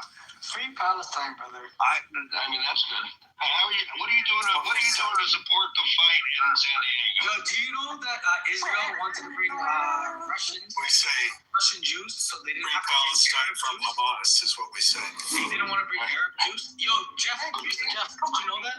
Well, I mean, if you avoided the history that the quote-unquote Arab Jews came to Israel long before the Russian Jews did, then you might be right. Yeah, but I'm saying like Netanyahu and his people, he wanted to bring more people that were Russian Jews. You mean the people, quote-unquote, white-skinned Jews? Well, I mean, Israel supported Jews coming from all over the world at all. Yeah, but he didn't want you. He didn't want to be. He didn't want to. So, Travis, the good news is after 1979, the Jews in the entire Muslim world were already ethnically cleansed, so Netanyahu didn't have the opportunity to bring any of us to Israel. So, but once you want to be. Well, that's not true. Okay, as God, you're not even allowing that. You're not allowing. The only God I can disprove, basically, is deist God. Are you saying 100% theism is even a deist God, basically? Why is theism false? So why? Can we do some induction? Can you give me the deductive statement and then we do some induction on it? Go ahead. Oh, man. Unfortunately, you kind of got to know a good amount of shit that you obviously I know a good amount of shit. And not have the presuppositions that you have. Because I'm confused. Like, what is the difference between me and you, except like what, a year, 2 years, not even 2 years of education? Yo, it's up. What do you think? What do you think? You've achieved like Superman status that no one can achieve, bro? You're not Goku. Very close, bro. Very close to having most of it figured out. We're very close. You would be like Did you solve any of the problems of math? Like using Nargis language. You have no recognition. Mathematics and logic inside the natural universe. And I'm done, bro. And it's done. Bro, I'm just like 100% theism is false. I have yet to build up. My AI is asking for like more information. 100% theism is false. Then what? Oh my god, never mind. The fact that you're asking AI means you're not thinking. You're letting the AI because think I for you. clearly cannot think. You're Only letting the CM can think. for you. I'm sure the AI is closer to you. Embarrass me. And So then are you saying I'm closer to the AI? Are you saying intelligence-wise I'm closer to the AI in processing? Like, that's a compliment. I literally take that as a compliment. When people tell me I sound like an AI, like, that literally puts a smile on my face. You sound like Because that's what I expect. I expect to evolve more I use this higher tool, and that people witness this in me. That's a great thing. Just think of it as a crutch for your intelligence. Yeah, I needed that, bro. He doesn't fucking shut up.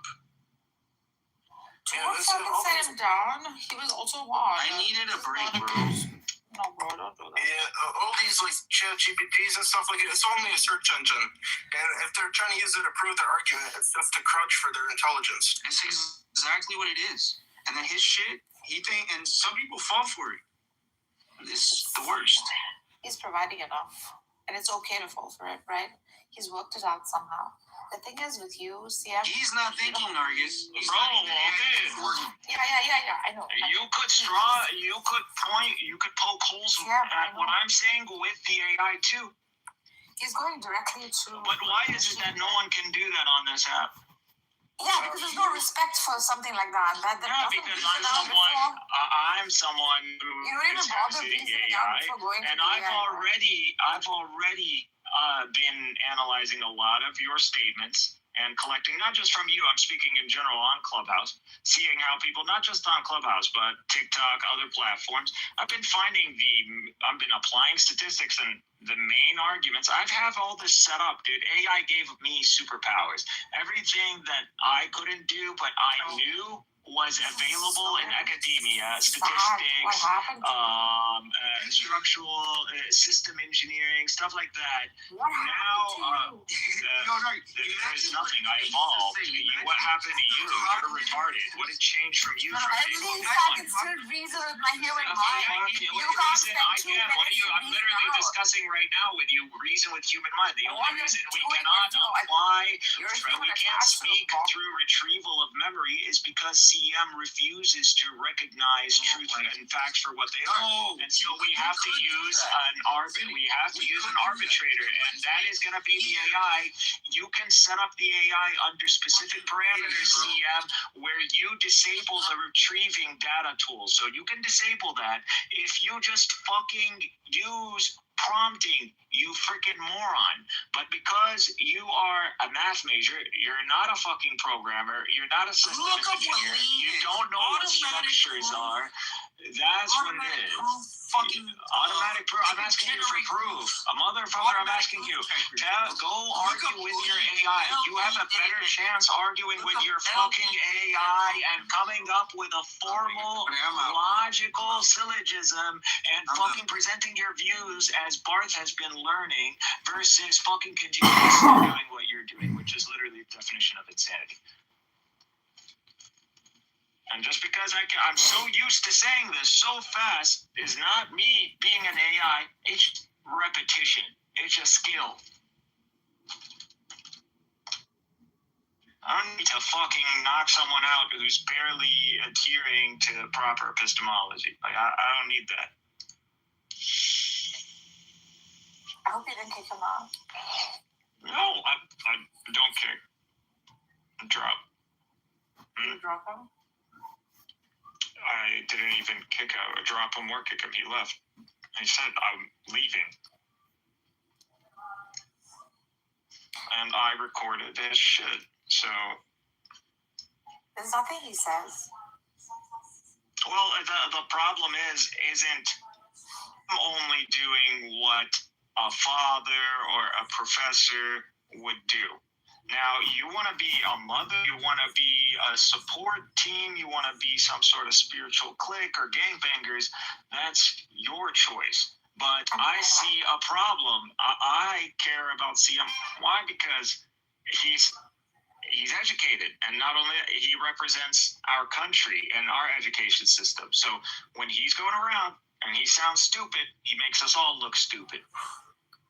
Well, Maybe so someone who has an education versus someone who doesn't, that matters. In a setting that is attempting to like research or like assume this is like some sort of Cambridge or I don't know, Berkeley, and you're there. What are your credentials? How are you going to discuss something? How are you going to engage in a discussion, an academic? You don't have any credentials, so you're eliminated immediately. And then it comes down to people who do have credentials, and now they represent their institutions. So CM represents his institution, wherever he got his degree from. CM forever is going to represent that institution, at least within the whole 40-year generational thing, or 20 years. That's what he's going to represent. Yeah. If he was an alumni from, he would be a straight-up embarrassment. Why? Why? Because he represents my school. That means that the education that produced CM is the education that produced me. Maybe you had a bad education. So, no, this happens if you look at, like, job placement and hiring and all that. People take these positions against, like, certain institutions. It could be, like, in, like, silliness, like rivalry or something like that. Or it can be serious. Like, we just have a spreadsheet of people who graduate from this specific college that we didn't get along with. This happens. This is a real thing.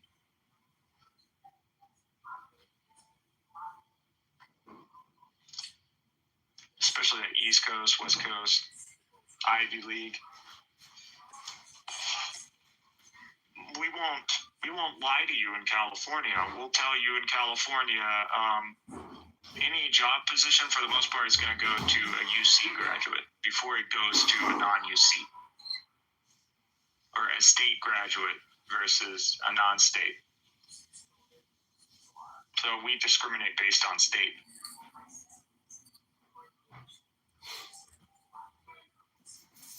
I'm giving you practical reasons why this stuff matters, because that's what she asked. Oh, or am I sounding like a retrieval engine? Right. If I'm sounding like my AI, it's because I engage a lot with my AI, because I'd rather actually learn something than to hear you guys squabble over the same shit y'all been arguing.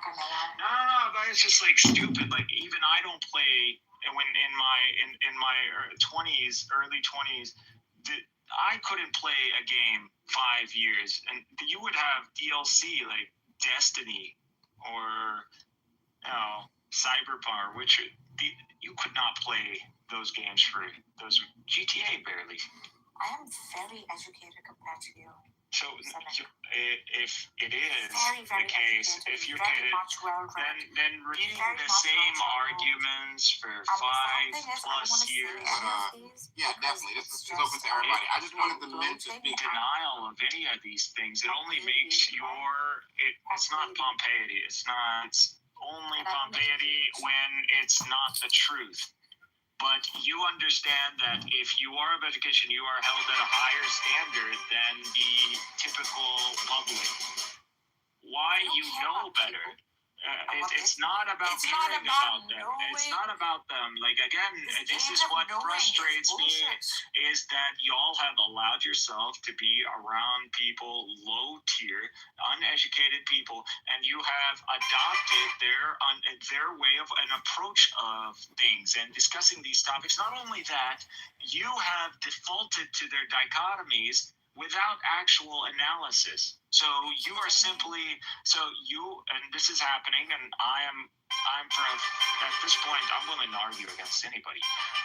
The current meta, the metaphysical, theological meta that is current literally has no logical standing.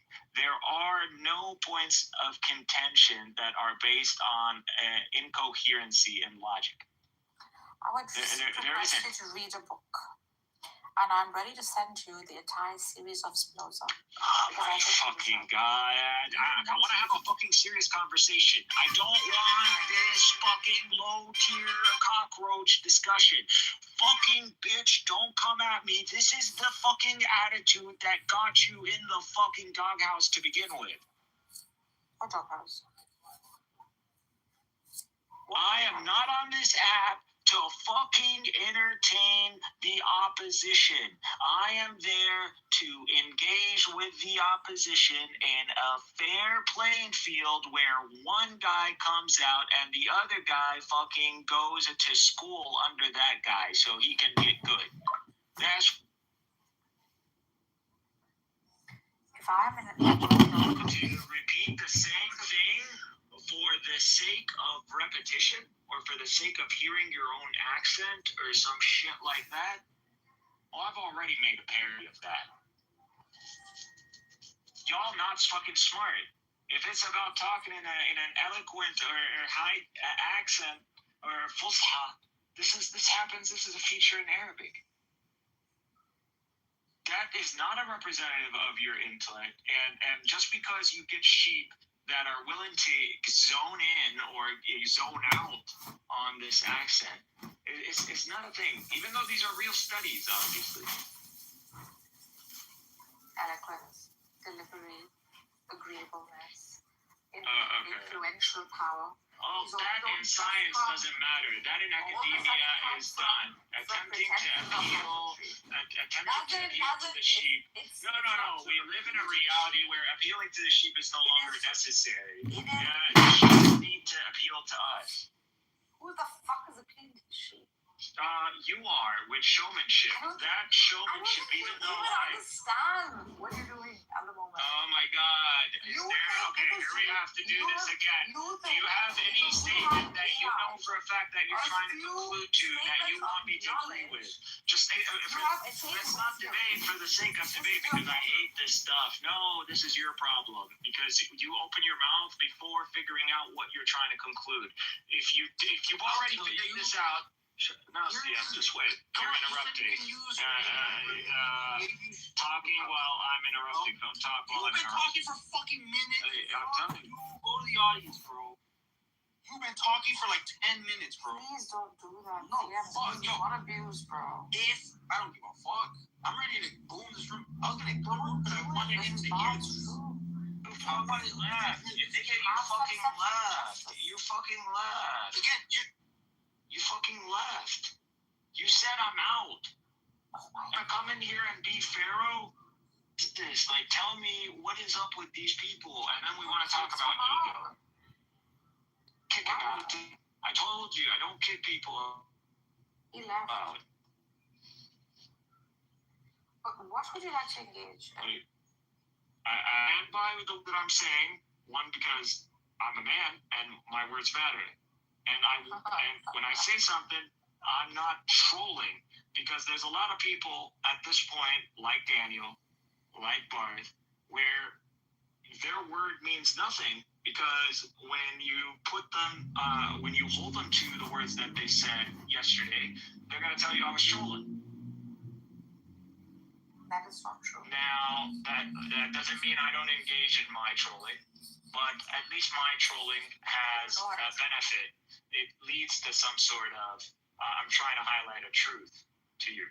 So that's what it is. Theirs is just doesn't lead anywhere. And proof of this is that these are the same discussions that happened for years now. And that is sad. That is extremely sad because I've not only initiated projects, I've invited y'all to projects. Y'all who claim to have education and claim to be all about deciphering the mysteries of the revelations and gave you a methodology and gave you examples, very profound examples that I equate to miracles in our modern time. And I haven't even shared all of them. And y'all don't participate.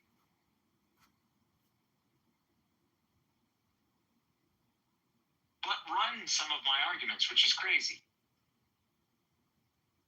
So it's hating. It's recognizing game and then hating, which is like Muhammad.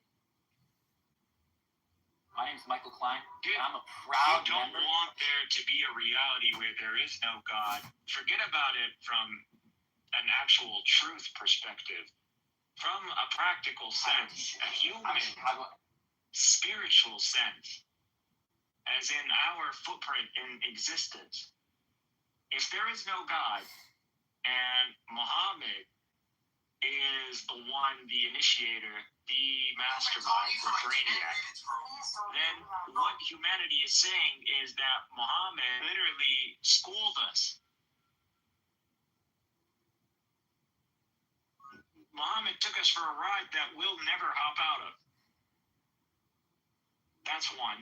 Two, Muhammad is a genius. He's not just a genius, he's a super genius. If you can't roast them, you can always film them.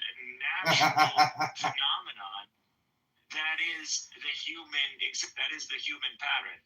Yeah, I agree with that. He is a pinnacle of the human pattern. Speak, we can't talk. Bro, I've let you speak. No, you didn't. I let you talk for You're just such a bitch, bro. You're such a fucking bitch. You said, I'm like, get the fuck out. I've never seen a beaner. That's such a like you see him. Fuck, bro. You need to hang around some fucking Mexicans or something. You're such a fucking bitch. He's not from Mexico. No, it doesn't matter. He's Hispanic. He's from Puerto Rico. He's Colombian. Colombia. Yeah, that's straight next to Mexico. Bro, can you do that one more time or no? Straight up. You know what?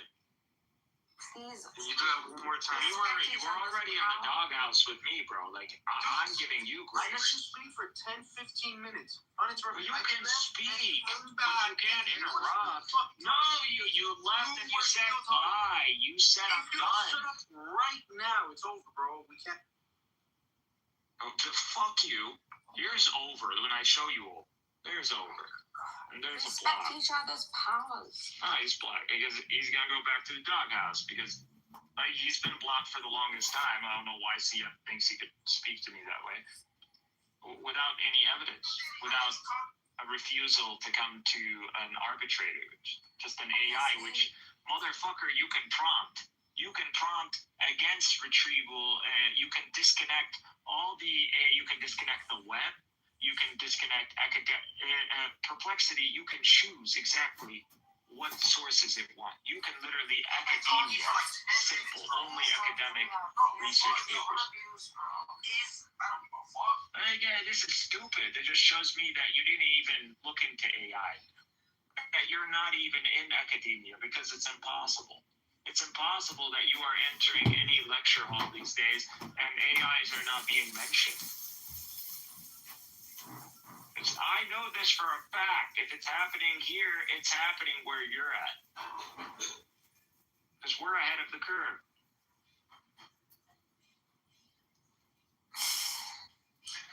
I'm so tired of you guys. There's nothing to be tired about. Shut the fuck up. Like, why are you always also... Like, there's truth and there's falsehood. And truth is truth. And it stands proud. Doesn't need to... There's no humility here necessary. When someone is false, you know they're false. Giving you the data, I'm giving you the evidence, and you're arguing against me, and then you're insulting me. What demeanor is the appropriate demeanor here? Pacifism? But you're just still a bitch. And it doesn't change anything. How? Years of experience.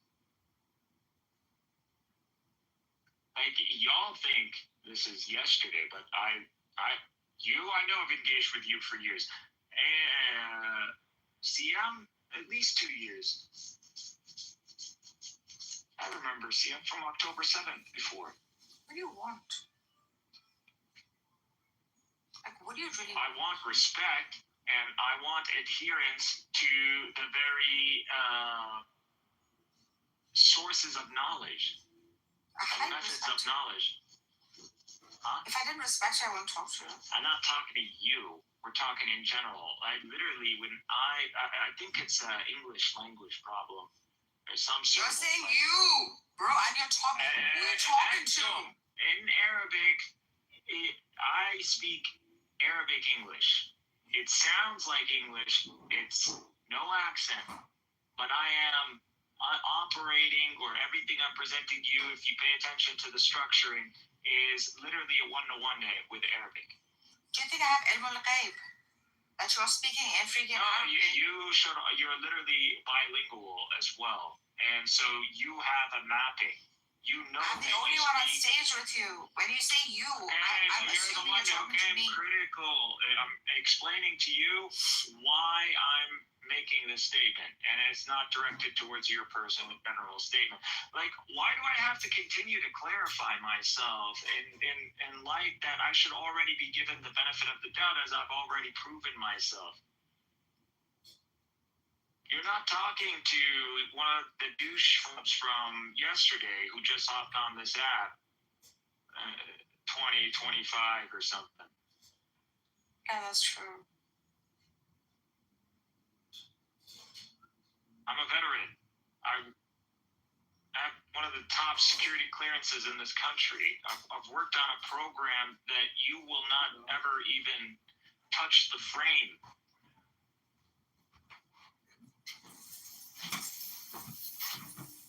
The reason this country even has its superior technological edge because of this frame.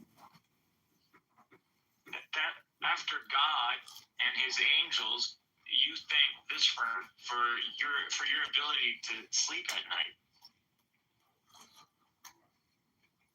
Such as what? So when it comes down to patriotism and the place of America in this world, I'm more American than the average American. Why? How do I know? Because I know, one, they're my fellow Americans, and two, they don't know. A lot of it comes from ignorance. So the hate on this nation, and if you broke it down, they'll understand. But it's all communication. A lot of the problems that are happening is failure of people to adhere to proper communication. I haven't taken a communications class. Irony that it comes from you, bro. The only reason I come off, there is no irony. If you thought about it, instead of attempting to antagonize, because I will bite back. I don't know why people think online, or for some cultural, like Western online reason, that you are simply adopting mannerisms that are coming from a social media gaming platform. Because social media in its very origin is a millennial gaming culture, a male-dominant gaming network. This is not a joke. This is serious. This is marketing. This is the history of social media in this country. That's because your entire world comprises of social media. I've literally witnessed the rise of social media. There is still another world out there that does not require social media. Bitch, I witnessed the rise of social media. What are you talking about? Bitch. Don't call me bitch, bitch. Being ignorant of facts that I literally lived through, like, it's fucking stupid. And do you know a social media platform with the magnitude that wasn't on a gaming platform? Prior to gaming platforms, prior to Xbox Live. You don't need, yes, it's called human-to-human interaction. Last thing I remember was Yahoo Messenger, and that was before my. It's Gaza. So we're behind in technology. So I got to witness that in the era of, like, dawning into technology, not because Gaza was behind. So I literally saw the coming of cell phones, introduction of cell phone Nokias and all that. And I know there is no social media. The environment that allowed multiple people, in a space, they can communicate, it was either before the generation of gaming, millennials. What are we going to say? Which Yahoo. That I don't think no man talked about domestic. Who even remembers Yahoo? Like millennials, like out of the older ones, and they would know it because they've seen it, not that they've necessarily engaged. Distraction of You just talk shit about mom. Yeah, I didn't see it. Yeah, it's like hitting below the belt. People come at me over mom, and it's not about an emotional sense. You're not triggering an emotion. You're just coming up to me saying you're a bitch. That's all you're saying. Like that's when people are. Why these guys get killed in the streets over the Quran? It's not about the fucking Quran. You can burn the Quran. Actually, that's the way you dispose of a Quran. So it literally jurisprudence is let the guy burn all the books he wants. It would be worse if he put it in like feces. Like putting it in pig bacon is stupid because that assumes a Jewish interpretation. We don't have a Jewish interpretation. We don't believe things in their essence are impure. So we don't have this notion. We don't believe pigs are impure.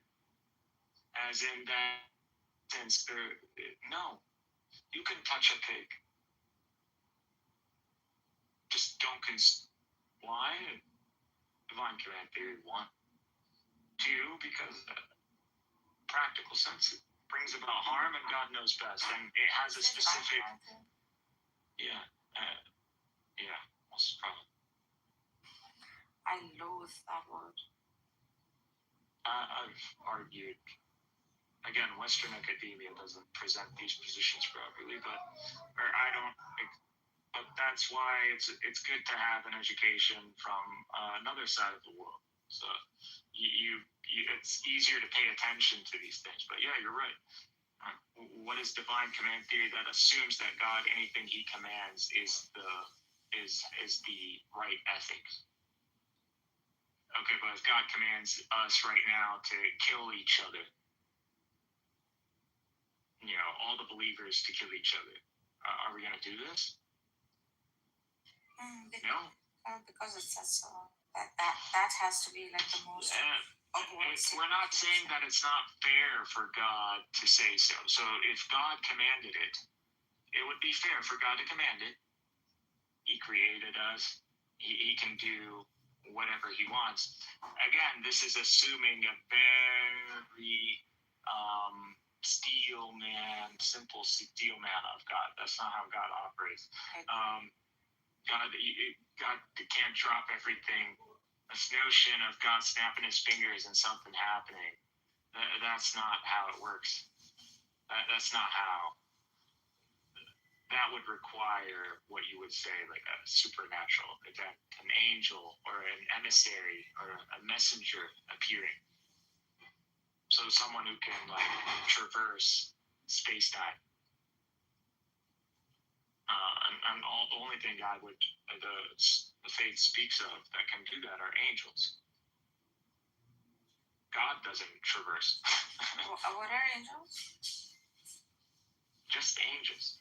What is an angel? Whatever it is that can commune intelligibility. Expand.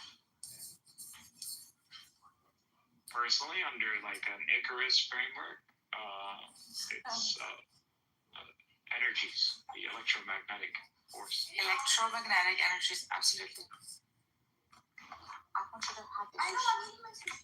Yeah, electromagnetic forces would be. Electromagnetic forces. Pretty much, they are the forces that keep things functioning, operating, and they require some dynamic working on their behalf for any structure to work or to operate. To conduct itself. Right? It literally does everything. So you need to think of angels as the little men that literally make your finger move. Like they're literally in there and they're literally making your finger move. I agree with that. Yeah, it's just there are many structures that they inhabit and operate and execute. So they're the executionary forces of reality. How do you reconcile the scripture with that? I find the Quran extremely synthetic, mappable. How do you Actually, reconcile it's scripture with the angel? like I said, it gave me a kind of existential crisis. I see the Quran as potentially the works of a scientist.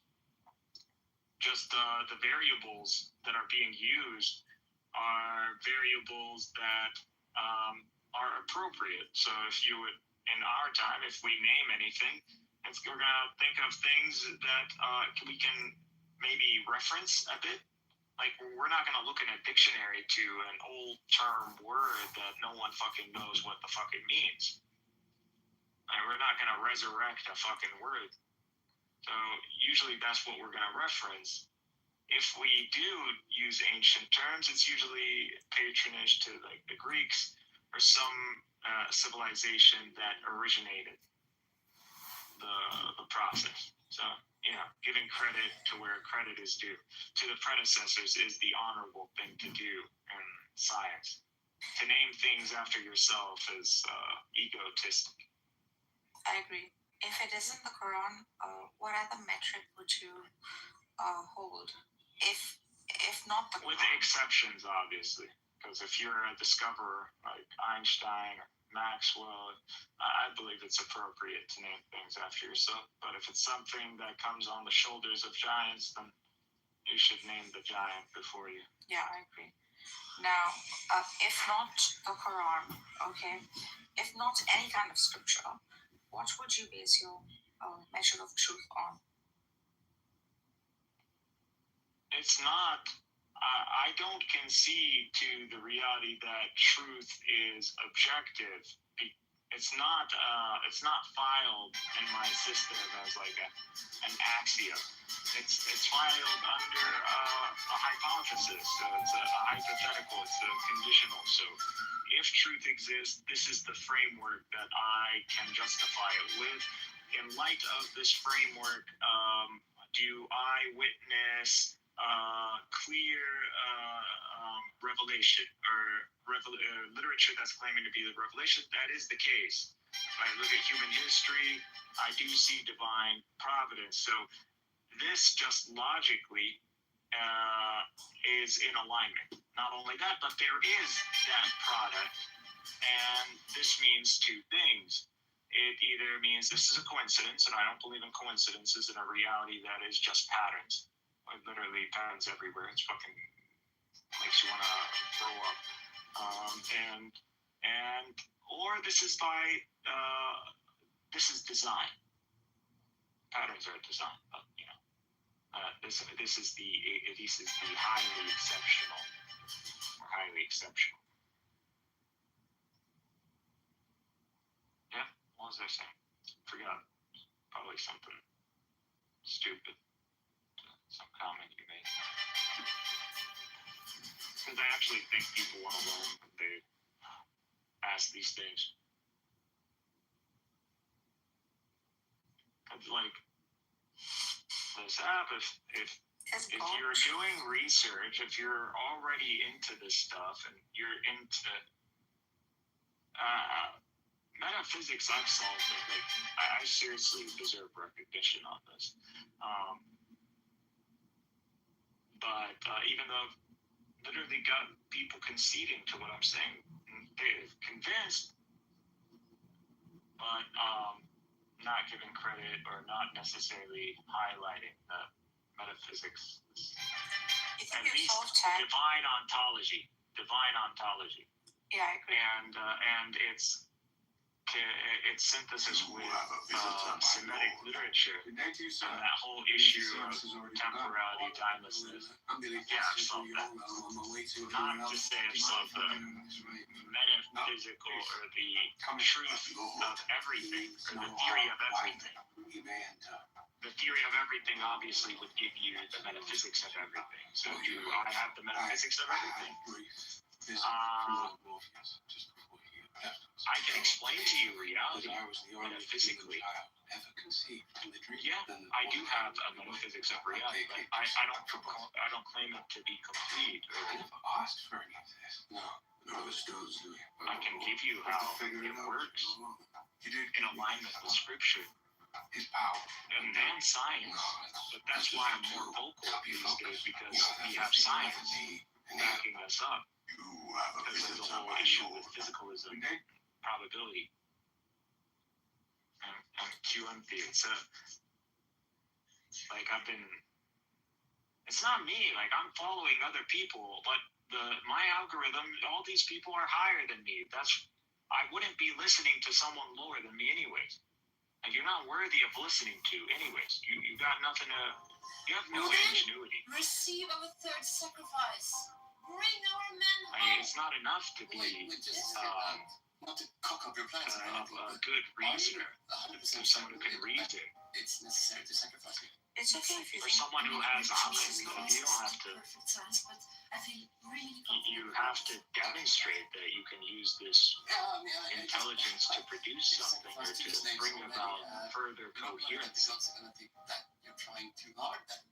You still have a responsibility, even if you are not on the cutting edge of research or discovery or engineering. Okay, of course, yes, but eventually, no point in regretting it later. I mean, you never stop being a student.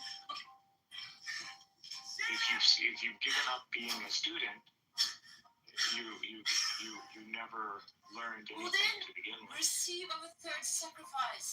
And pursuing knowledge is a forever pursuit. Not to cock up your plans or anything. Even in paradise. I have died 144 times as of today. Even This in paradise. particular day, Whatever I that get to means. do something about it. In paradise, you still want to figure out how things work. Drop it. What is You know, paradise? you can imagine a million years of hedonism, and then what? Go to Like, hand for $500,000. what is paradise exactly? Well, I never got your name, so just go It's Let me see. when it's presented to us, one could induce that it's a timeless reality. NTAT, eternal dynamic presentism. You've been killing me. And it's an eternal this divinity. whole time? Paradise is an eternal. It's a hard thing to say because God presents a contingent that establishes that He can mow down the heavens and the earth again, post paradise and hell. So post final destination for humanity. He can bring the collapse, or He can bring the folding of the singularity again, or the unfolding. So either way. So what does that mean? I personally believe it's cyclical. I believe, like I said, all these are false dichotomies. The truth is usually some sort of synthesis. Yeah. I believe that the Trinity is metaphysically pointing out something that is necessary to understand. And understanding this in a complete physical sense is impossible in light of the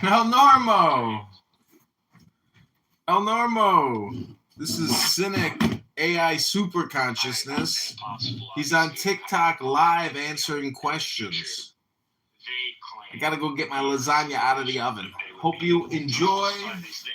I think that's just coping. I think when you throw the answer of something a 100+ years into the future, that's you now claiming, now you joining metaphysics or theology. And that's the problem in the West today. Physics has gotten to a line where it's just becoming metaphysics with math. And what does that mean? in light that we have like 40% of theoretical physicists like working on string theory till this day. Like, what the fuck? In light of how many years? 60 years, I think. That's a lot of minds working on a whole lot of abstract bullshit that hasn't solved anything. Which is very akin to the metaphysical trajectory, which also reached, this whole string theory, or that fundamental reality is composed of like at least 11 dimensions or 10 plus 1 dimension.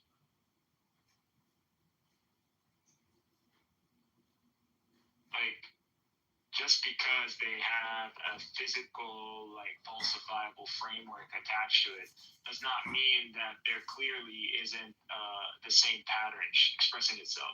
And that's also another question that we need to ask ourselves. Like, this is further proof that metaphysics logic can reach us to conclusions. So this gives value to faith now. That's one.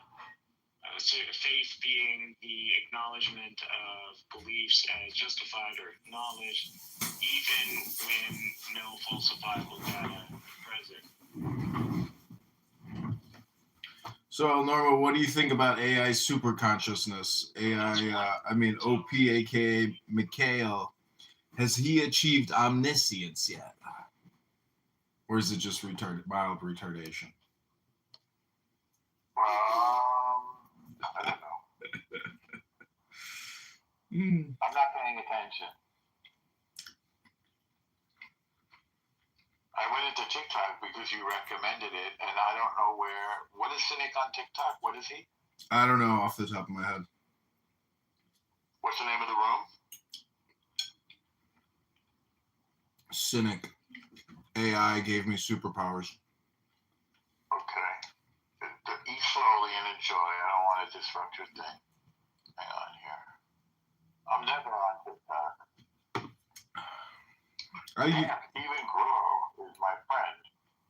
How do I friend him back? Hang on. I don't even see the search feature on here. Is it the plus sign? Let's see. No.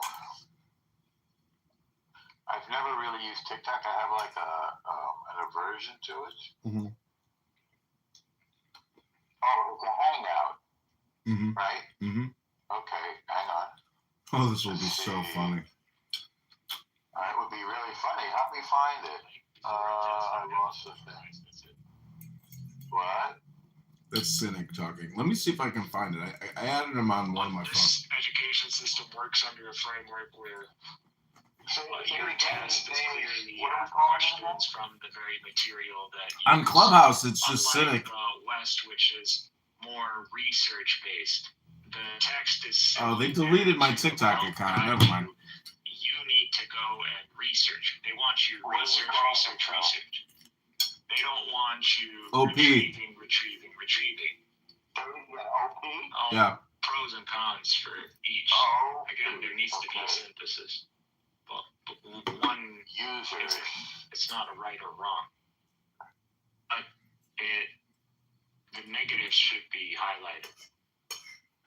People don't memorize. People know how to reason in the Western academia. They rely on technology to retrieve information. Isn't that what Cynic does? At this point, Oh, Norma, I am 100% convinced that all communication is projection, and you hear people projecting their own inferiority complex all the time onto other people. It's truly amazing. I don't know how to find it. Do you have a link? No, I don't. You can't get in the Clubhouse room, huh?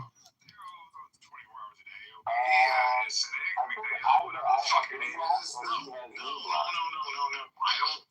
come in the room like once every few days, and it's literally the same conversation. It's just as annoying as like the Jewish people is just constantly being a victim. It's the same thing. That's almost as if you guys are like one and the same. Propaganda. Seymour, explain maybe you. It's basically, I mean, Zionist, the Zionist narrative. I think it's a genetic presupposition. Narrative I think it's in the West is propaganda. I think people that all live within that region. Either side. It's intentionally presented this way because that's how it works.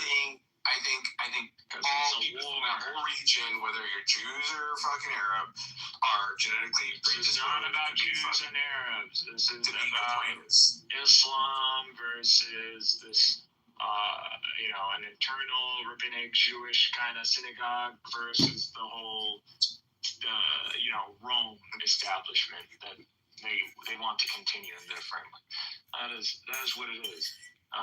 Islam is just one of those civilizations that doesn't align well with the current way the West operates, which is just the whole, capitalism, collecting wealth via fiat currency and banking and trading and loaning. So usury. So pursuing wealth with usury framework is not acceptable under Islam. Listen, do what most of your brethren do when they come to the United States. Find a nice white girl with a fat ass and just enjoy life. That's it. That's all it is, man. But you'll still see people engage online, hedonism and idealism are not contradictions. Just do your thing, impregnate like a nice white chick with a fat ass, and enjoy life. Drink your drinks. Impregnate, and then what? And then go live your life. Go work. No. Go run your gas stations. I wouldn't say that's how you live. Go run your 7-Elevens. That's not how you maximize happiness. I don't think so. I don't think having children is maximizing. Have some disposable cash. Have a nice girl to give you some dome. And just enjoy life. You're here. Baby. You're on the whole. This is legally bound to be responsible over this kid with the strong legal biasy towards your wife or your baby mama, and she can literally cripple you financially with alimony.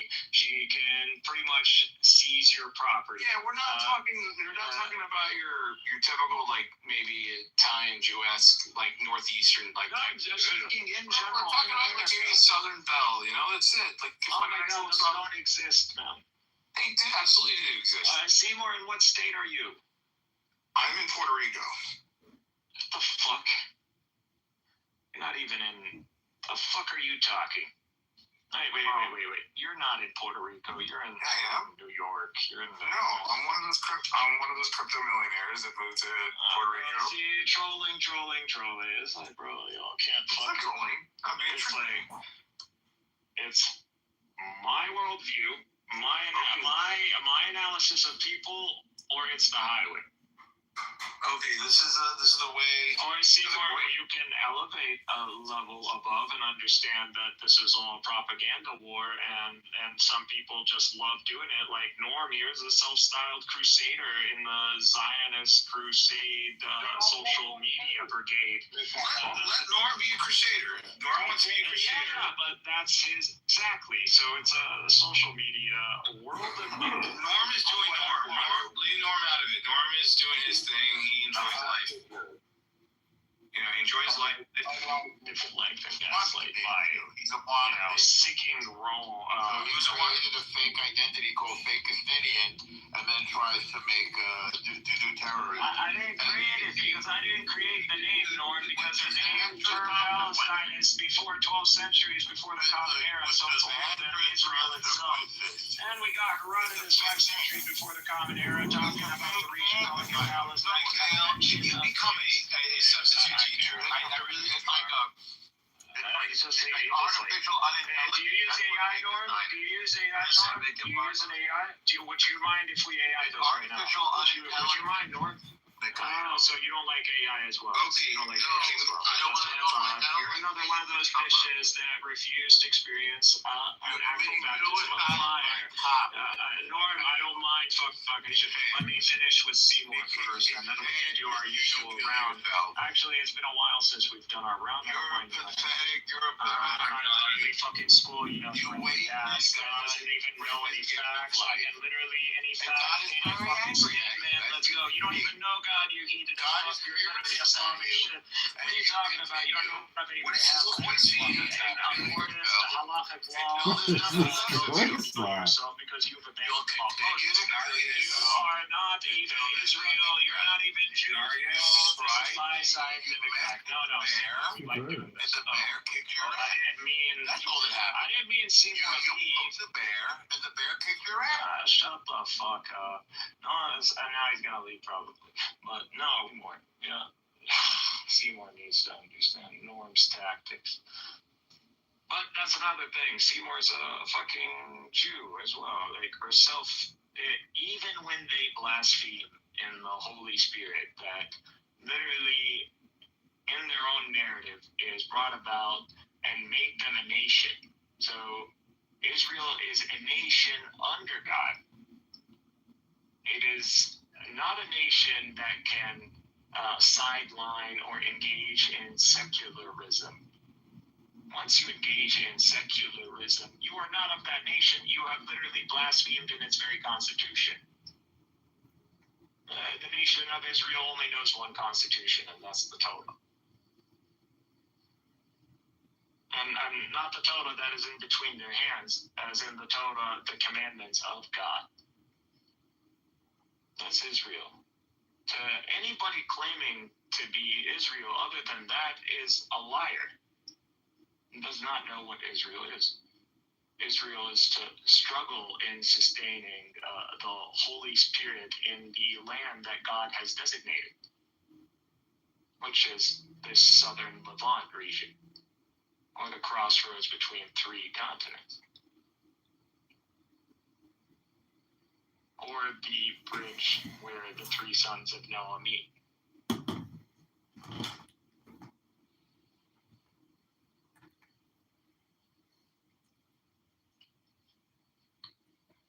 But I was going to highlight to Seymour that Norm is a prime example of a propaganda bulldog. Like someone who's not interested in the truth, someone who literally we can, if he sat down 10 minutes and we research some of the claims he's made, like it's literally a clear dichotomy, a true, false. And a lot of it is just false. Zionism is easily refutable. It's not even fucking funny. People think like I do the whole DNA because it's like no, it's because it's DNA easily refutes Zionist historical claims because they believe they're a continuation via lineage. That's just not true.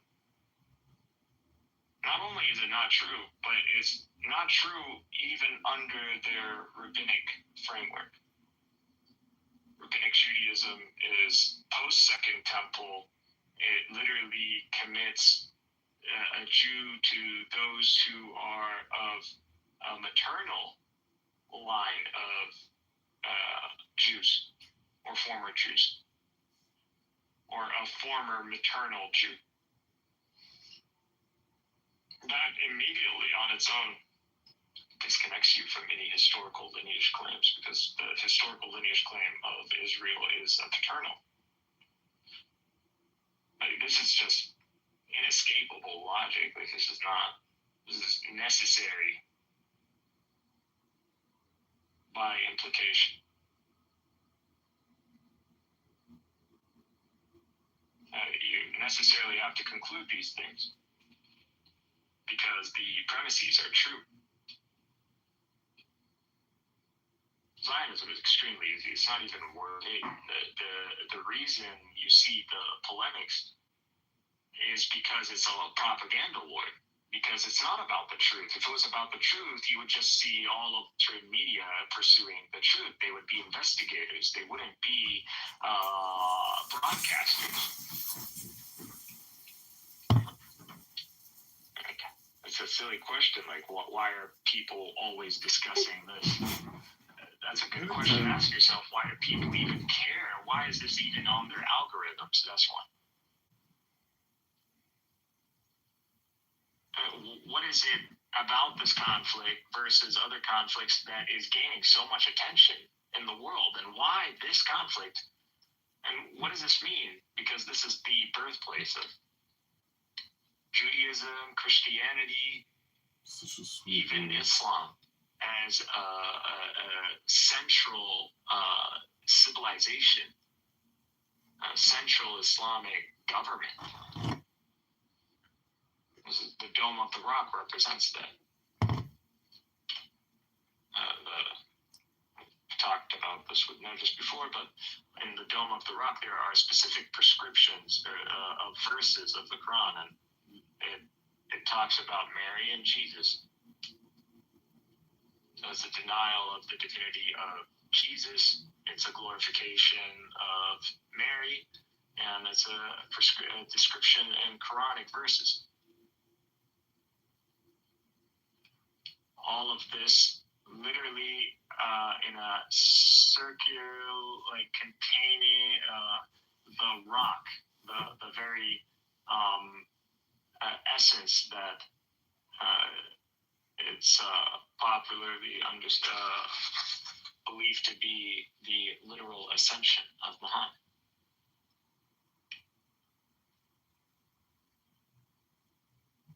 So you need to ask yourself, like, why specifically this design?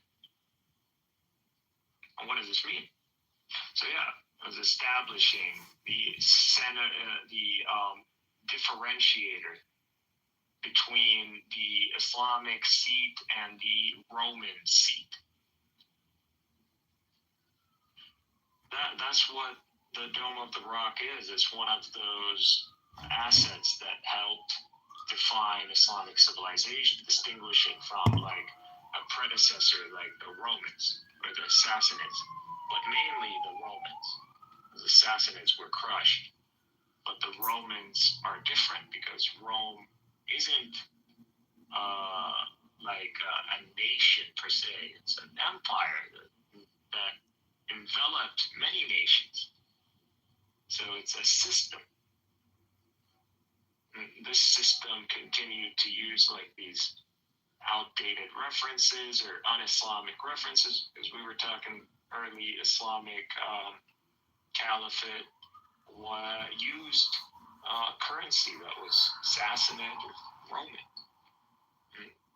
Mainly Roman after the Sassanids. These prescriptions had crosses and all kinds of language. It doesn't align with, just shows you the mindset of Islam early on. It's not as people think, but the necessity to differentiate, because there was, this lack of differentiation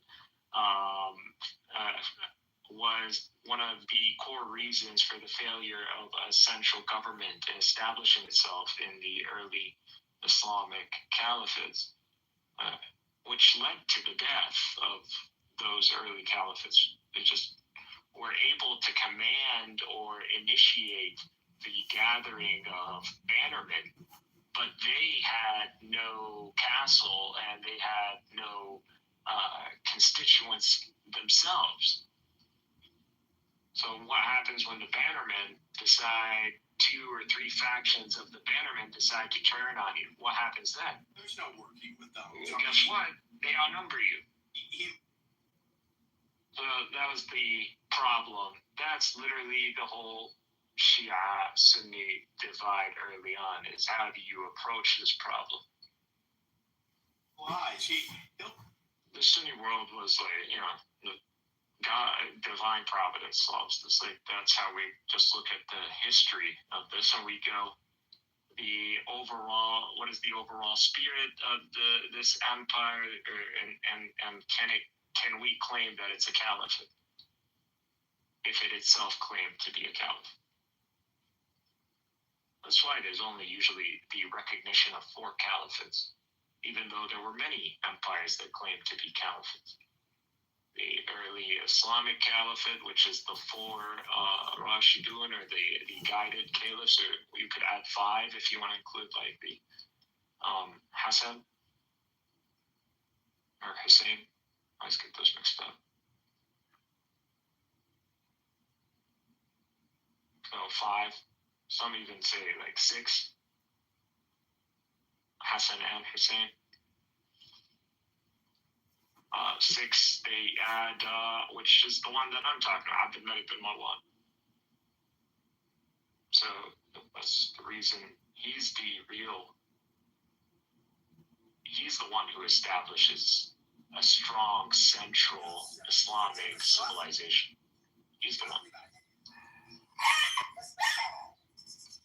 So it's a lack of giving credit where credit is due, and it's a lot of people running with assumptions, a lot of propaganda. A lot of it is intentional. There is no intention to solve some sort or find some sort of truth regarding Islam or the Trinity or Rabbinic Judaism or even the economic theories. There is no attempt to. This is not a pursuit of truth. This nation is capitalistic. And the West, for the most part, has aligned with liberal capitalism.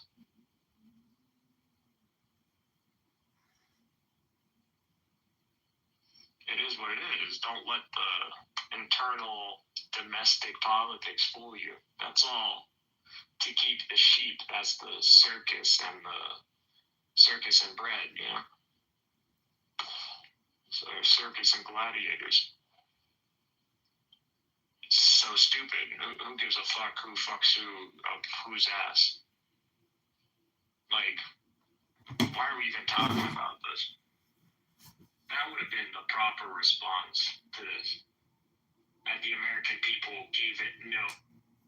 Crack, it has a higher punishment. You mean cocaine or crack? No, the two. Right? Because I don't think crack came out until the 80s or 90s. No, I'm just. No, I'm walking with you, brother. We are on the same-tism level. I'm just going by memory. I'm not Googling this. No, you're absolutely right. But what I'm saying is that, hey, Mexicans can't smoke weed because you can smoke weed even though white people can smoke weed. Then flash forward, white people can drink, cocaine-laced Coca-Cola until black people can drink it, and then Coca-Cola, cocaine illegal. Then flash forward to black people are doing crack. Let's give crack a higher punishment than cocaine because white people are doing cocaine, but black people are doing crack. That's the whole thing I'm trying to say to you.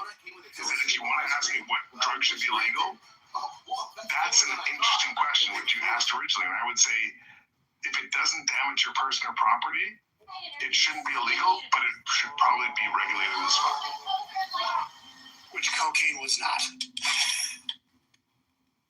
But there are maybe regulated, but not policed. There are institutions legally binding institutions that is composed of a group of scientists and pharmaceuticals who test these kind of drugs, and they get to decide which one is useful for your health and which one is not. So that's where the regulation comes from, in Canada at least. So my understanding is it's based on science and experimentation.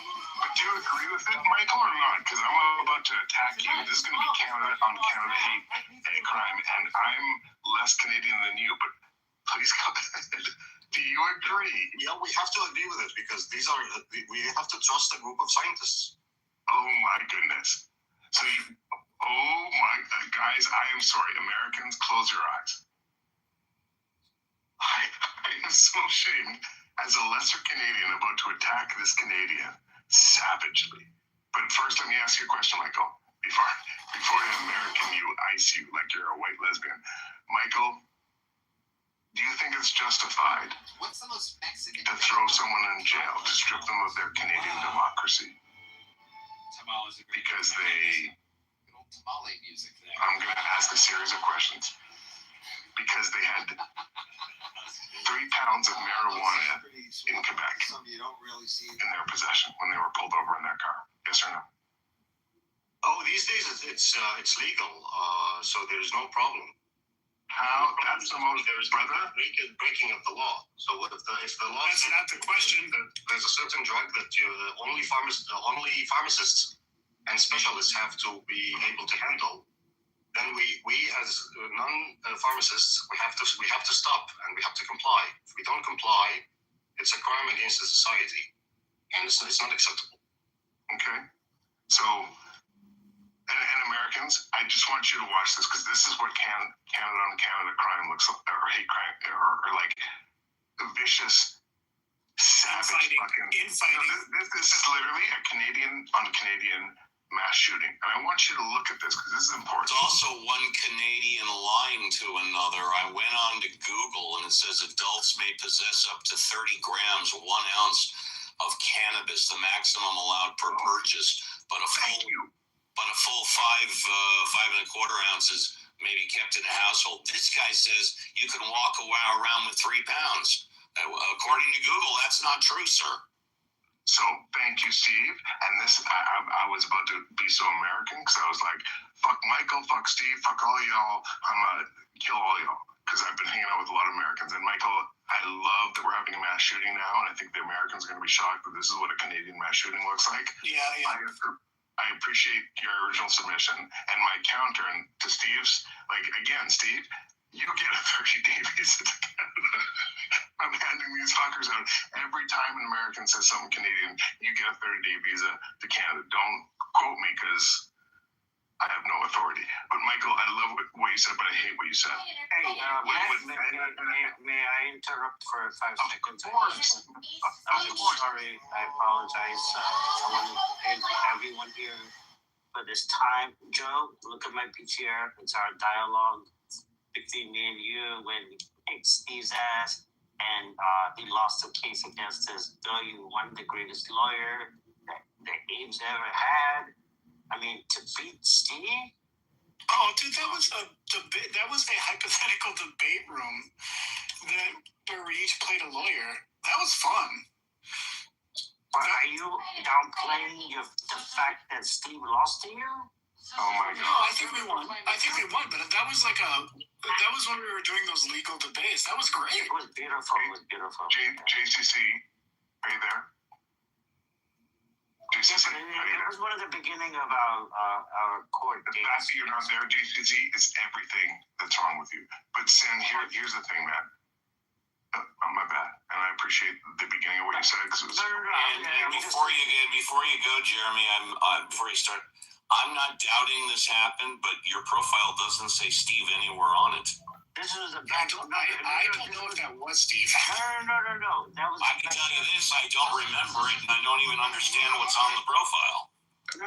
So it was a back channel. I can tell you this. I can tell you this. My memory has been sort of triggered. I think, what was it, a year to a year and a half ago, you and I were talking, Sin, and you told me to like fuck off or whatever, and you mentioned your girlfriend or your wife, and then I said, "Oh, you want me to fuck your wife?" That's the trial that happened. Canadian passport. That's the trial. That's the trial that I lost. At least that's what I remember. No, that was exactly what it was. Joel was my lawyer. Well, it wasn't 6 months ago, pal. That was like a year to a year and a half ago. And Steve, I'll put it really quickly, and Steve, don't ask your doctor about this, but just a hypothetical. There's this thing like, hey, like, I don't smoke weed, but I hang out with a lot of potheads, and I'm starting to have memory shit. I'm just saying, we share a lot of rooms, but you remember that. I would never remember that. So when I say, hey, Steve sounds like a pothead, I'm not saying I think you smoke pot. I'm just saying you're hanging out with potheads so much that you sound like a pothead. Also, and it would be totally fair if you're like, Jeremy, your aggression and just violent, aggro, fucking exponential growth of your hate and anger is super American. I would say, because you're hanging out with Americans, I would say, Steve, I got nothing to say to that, man. Like, spot on. Sisters, we came to this river to proclaim the truth. Jesus But Christ. without changing the subject, the title of the room, what came up with that? Sisters, we came to this. Well, I should change it. My bad. Canada's. I was going to say Canada just. They are going to drop the tariffs. They are going to open the new bridge. So right now, Canada's kind of slapping around America. Great. So, yeah, great comment. And Steve, I would love for you to just out-Canadian me on a title. And that's not... Well, I'll put up the title right now. I don't know if I want to hear this. I too, because like I saw. Well, any of you that have heard me before for years know what the title's going to be. I so don't, and that's because I am not educated, not because I'm Canadian, because because I didn't graduate high school. So I'm so curious. I am bubbling right now. I am so curious. But let me say this, and to Joe's point, the House of Representatives of the United States of America just passed a resolution that said that all of the February bullshit, taco tariffs that Trump put on Canada will be illegal. And a bunch of Republicans are like, yeah, obviously. Okay, that's passed. The bridge thing that we were talking about earlier, right? Here's a really quick, I'm going to be as succinct as possible, which is not going to be succinct because ADHD, but I'm going to try. Stephen Harper and Obama agreed that here's the deal with this bridge. Ontario and Canada, because they're wealthy, will pay for the entirety of the bridge, $4 billion. Okay? Canada and US, Canada owns both sides of the bridge. They'll pay for the entirety of the bridge, and this will be a bridge that will replace the failing, busiest billion-dollar bridge that exists between these two places, Canada and Michigan, which is owned by a white billionaire oligarch family, the Peace Bridge, or something like that. Okay, and so Obama and Stephen Harper agreed on the terms, which was the following. Okay, we're going to pay for the entirety as Canada. We're going to use 50-50 U.S. and Canada steel and resources. We're going to create 10,000 Michigan American jobs. And guys, even though Canada is taking the entirety of the cost and the risk to build this thing, so that's why we get to call it the Gordie Howe Bridge and Google it, you fucking Americans. More hockey than Tim Hortons. Again, Google it. Yes, sir. Thank you. Joe? You get a 30-day I'm from Minnesota. I know who Gordie Howe is. Okay. You know what? Bless your heart. You get a 16. Fuck it. You get a fucking. I know who he is too, and I'm not going by memory if I'm not mistaken. That you didn't see them on the doors there. Well, I don't think it's that weird. I think it's kind of an accommodation the community's made there to say, yeah, we don't want to be targeted. But the flip side of it is, for everything that I've heard, and easily 20-25% of the people I see on the street are speaking Arabic. That's real. But the people I saw in the areas I was in, barely immigrated. Like you can tell they were on lunch, going back to their office job or their hospitality job. Like they're fairly well integrated into French society. Like I was not in like the ghettos or anything like that. But the people on the street, they were like regular people, nominally French. Maybe part of the problem, but not obviously. It wasn't terrible. I was pretty surprised. I actually felt different in France this time than 8 years ago. I merely suggest that method be applied toward your future. Very well. Trishara, please follow that on. I mean, there's also probably other stuff they're protesting now. What are they pissed off about in Paris? I saw a few protests. They were mostly centered on like some new policy about how they deal with homeless people. They were tiny protests. They were not aggressive. What was the issue? The person that went after the Mona Lisa? It was like something about farm people. You're talking about when they robbed the Louvre? No, the woman that tried to destroy the Mona Lisa, like tried to throw stuff at it. I don't think I know about that. It was like something they were protesting that had something to do with farmers or food or something. I don't know. I have no idea, but apparently, they're losing their mind in Israel over yogurt right now. So, what the hell do I know? I guess I don't know what's going on there. No, the dairy industry in Israel is a big thing. I don't know what it's about either. I didn't read it, but I saw headlines. I'm like, what? Right now in the middle of all this, they're fucking pissed off about dairy. Abby, I have never been to. America is kind of pissed off with Canada about dairy policies. Dairy's a big thing. It's a commodity. There you go. Okay, I'm going to pop in on this. I haven't been to Paris, but I went to Belgium It's where the candy is, right? And I was in the area where they had the farmers had a big protest and they were burning tires. They dumped the tires out in this square. I don't know. It's kind of interesting when you physically go someplace and then you see it in the news with the farmers burning tires. So it may be the same group. I just Googled this Mona Lisa thing, and it was a woman who threw soup at the protected glass of the Mona Lisa, but it was an environmentalist. It was some kind of food counterattack. I wonder if it's something to do with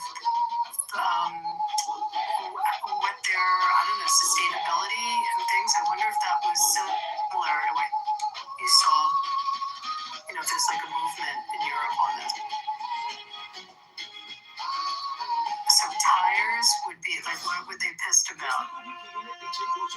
Well, the farmers are coming under government attack and they're raising, in Europe, if I'm correct, they're making the gas and things to run the tractors so expensive and overtaxed, and they're really pressuring the farmers financially. It's kind of crazy, but my father would say that historically they come after the farmers.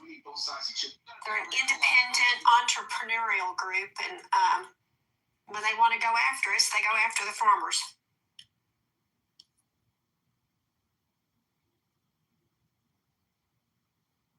And they're protesting. They're making it unaffordable to farm. They're pressuring the farmers here. It's, That's why we also have to be really cognizant of what happens with our stepped-up basis. Cognizant. That's one of Abby's favorite words. How we treat the taxes for farmers. Because you have someone, it's had a farm in their family for years, and they inherit it. And, then all of a sudden they try to sell it and they've got to pay a tax that they can't afford. I think we're okay. I think we're okay where the estate tax is at 26 million or 28 million. Yeah, but there's also estate taxes in individual states. Ours is 50% in my state. It's not usually estate tax. It's usually, what's the other word? It's inheritance tax is usually what the states do. Right, but I'm saying that your farmer can just be decimated by that. It's the Yankees. The whole story of Steinbrenner and when he died, and that the family was lucky. And then with the Mets, I think it was the opposite that happened. When the the federal tax changed. But for farmers, that stepped up. We have to be cognizant. They're going to come up with, some of these farms are worth like very significant money, and now they're coming up with 50% of it. So I have somewhat of a nuanced opinion on the estate tax, which, given what I do, is maybe interesting. So I'm kind of the opinion, first and foremost, the people that we're worrying about in this moment have the capacity to plan for this very well, through life insurance, through trust, through all the things that provide the liquidity necessary to pay the taxes that are owed. But the nuanced piece of this is, because that's not nuanced, that's just saying, not my problem.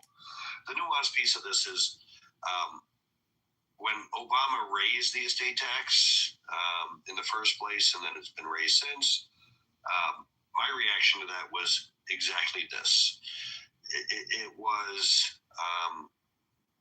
It makes no sense to have an estate tax that gives an exemption of $26 million. At that point, just get rid of the fucking estate tax, because you're leaving something that applies to so few people.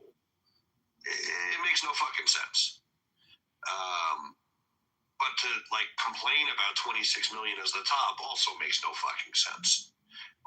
No one's going hungry because they're paying this estate tax. I understand it. I understand that you probably would have it in a trust and you'd have life insurance to cover it. I understand that, but also the concept that there have been a lot of it's mostly farmland that's gotten hit with it that had to come up with millions of dollars and didn't have all the estate planning.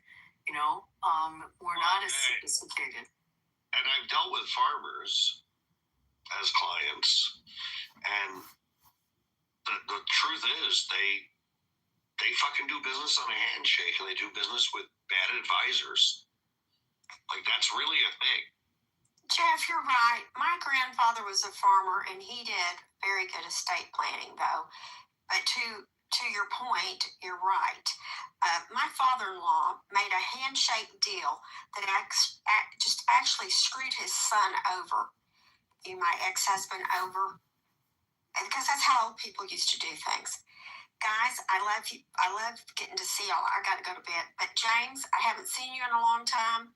I want to just acknowledge your presence and say it's good to see you. Good to see you. DM me on Twitter and catch me up with what's going on. Before the chicken. Good night, y'all. They went after people that made millionaires after they found out they were So yeah, I agree. I'm all for getting rid of this. And then, find out the one fighting pedophile billionaires, they created them. All right, do you come in with Calvin? Is there some Yes, I went to Case Institute of Technology, which was in competition with the MIT at one time. Yes. As a repair. So you do know Calvin? Don't know him, just probably the same way of analyzing things. Zentani, you should be they're probably I think that maybe it's like the autist thing, but then Zentani Who's talking? Who's talking? Who was that guy? Social Security whisperer. Thank you. So we are waiting on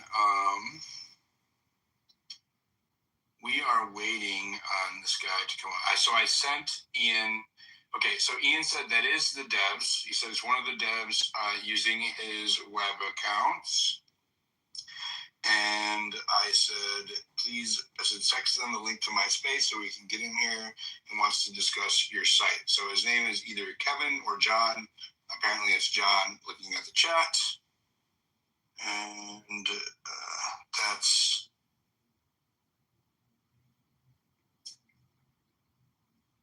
Okay. Right on. Well, I'll watch and wait for him to show up in here. Okay. I don't know. Oops. Okay, so I'm going to put the chat back over here. And I don't know where the preview went so you could see. Do you like my background?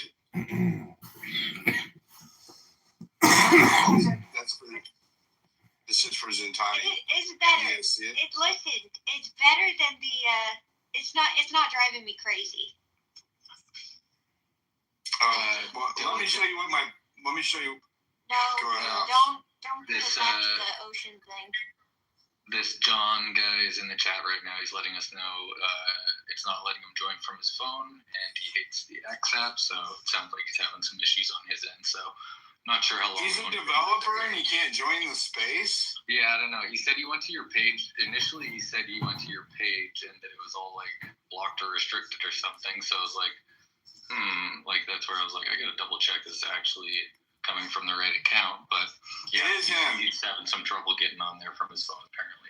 It is him. It's always the programmers you'll notice, like they always have mic issues. They can't solve like the most basic tech that's how you know they're real. Like John. Oh, there we go. Yeah, like John. No, John's a mathematician. And the numbers say they got him in early. It's not letting me join on my phone. Haha. I hate the X app. John, just join on Ian Carroll's profile. Let's just do that. He follows me. He should show up. He should show right up. He's been on before. He's been in here. He's been on my space millions of times. Tons of times. So are we finding out that other people have access? Well, I mean, obviously Ian trusts these guys if they have access to his YouTube page. Here's Terry. I can't see who's requesting. It's hard for me to run the space like this. I'm trying to. I just Girls, I need you to watch who's requesting. Hey, this is Ted Bowden. What? I've been waiting for a while. I got a few things. If you get a minute.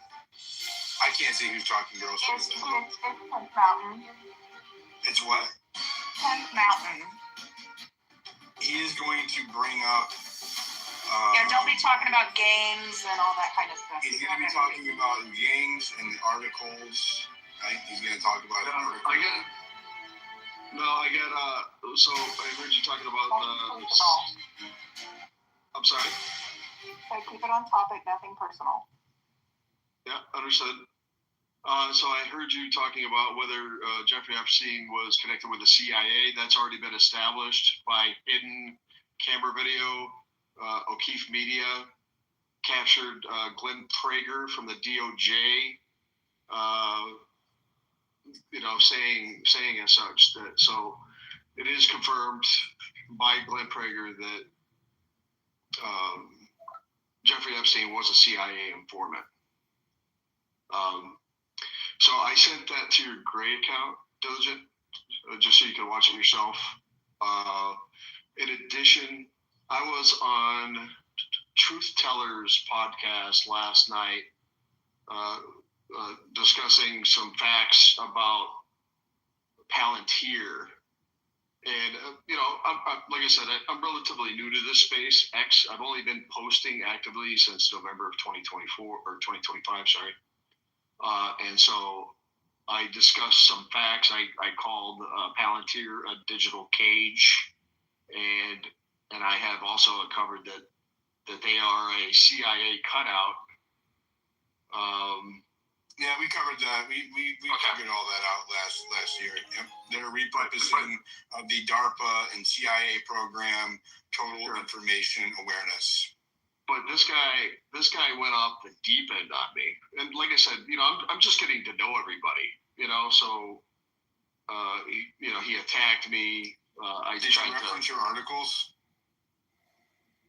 Well, I would commonly reference my articles because.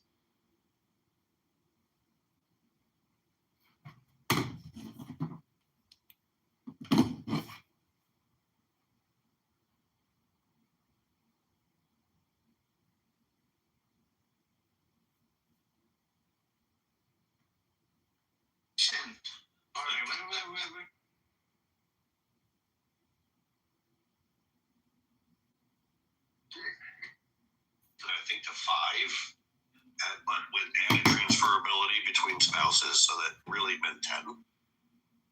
When did Steinbrenner die? Because that was right after Bush. It was in December, and the law changed in January.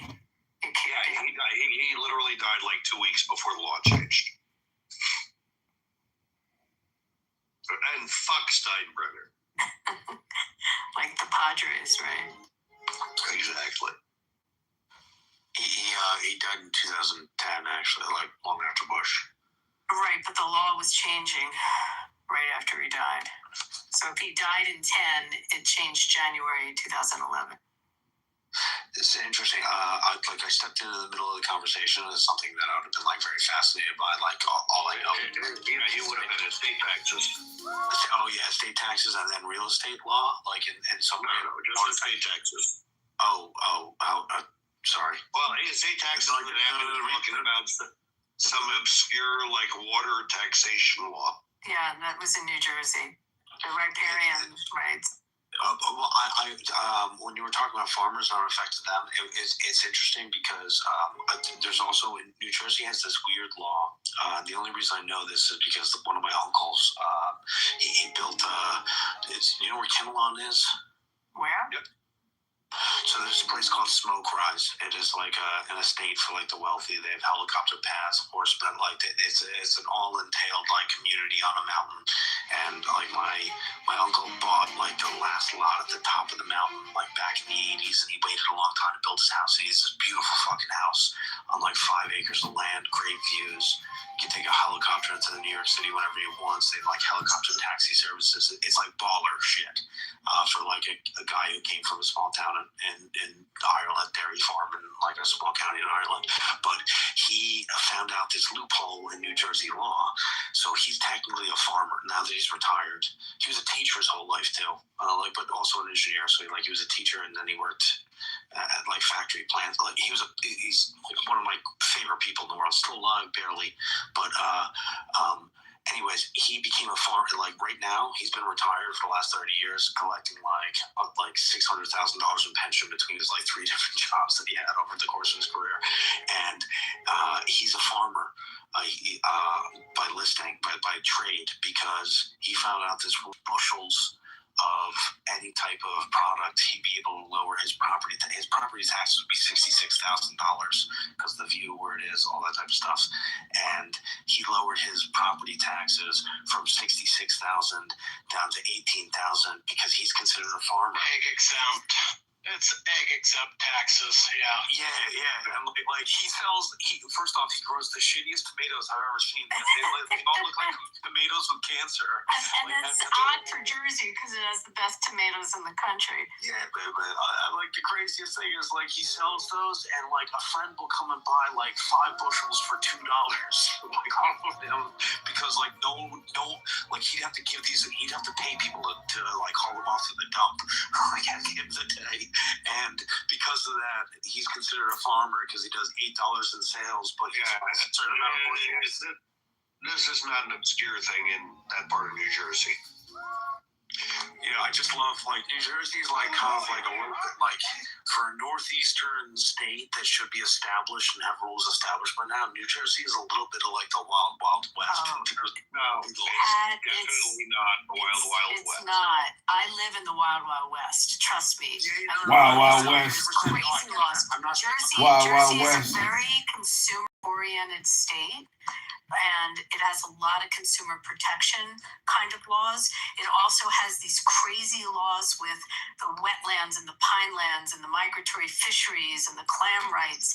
I'm not comparing it to Nevada or like Florida. I've lived in both of those states. That is the real wild west. But for the Northeast, like established states that have been states for like hundreds and hundreds of years, some of the longest tenured states, for example. Like I'm only comparing it to like New Jersey is the wild west compared to New York. New York law is fairly. Pat, there's ag exemptions in New York too.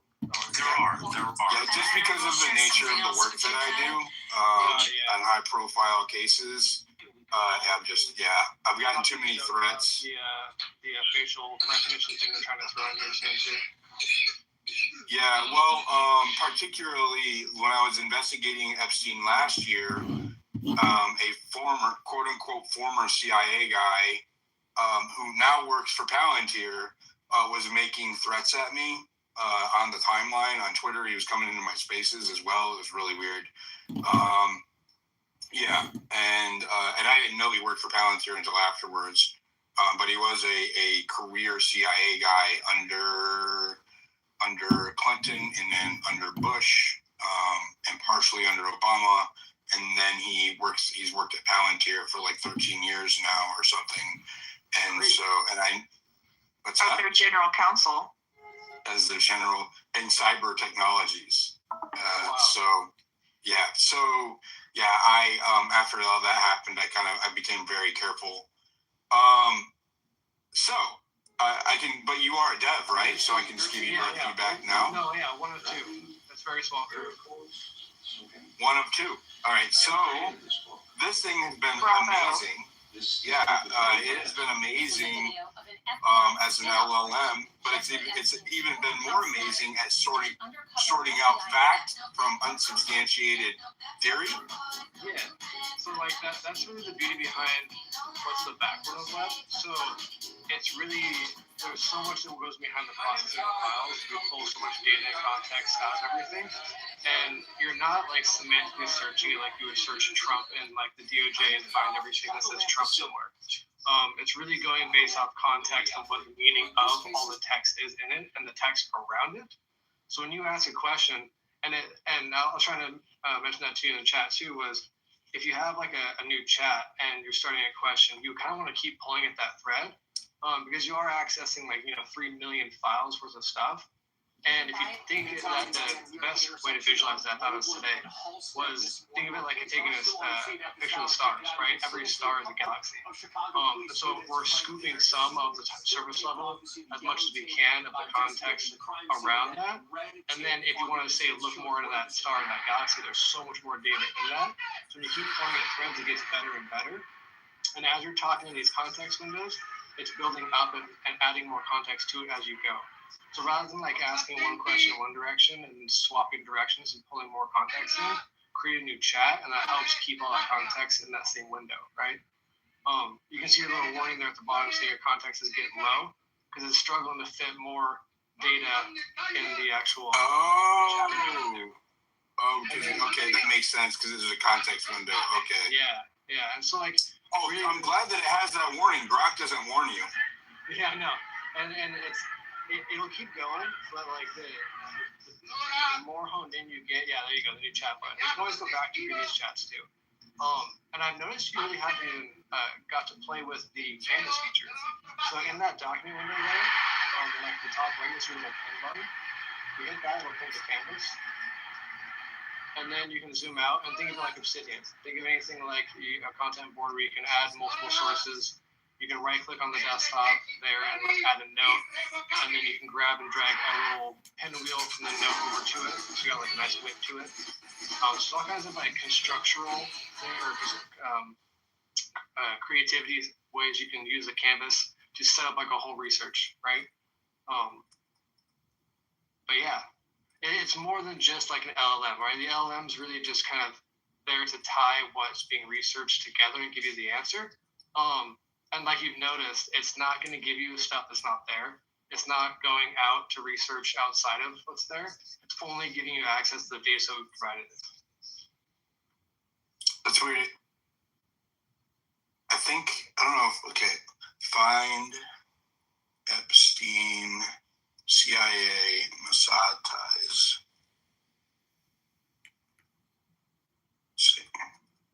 So it'll only pull off of the data that you have uploaded?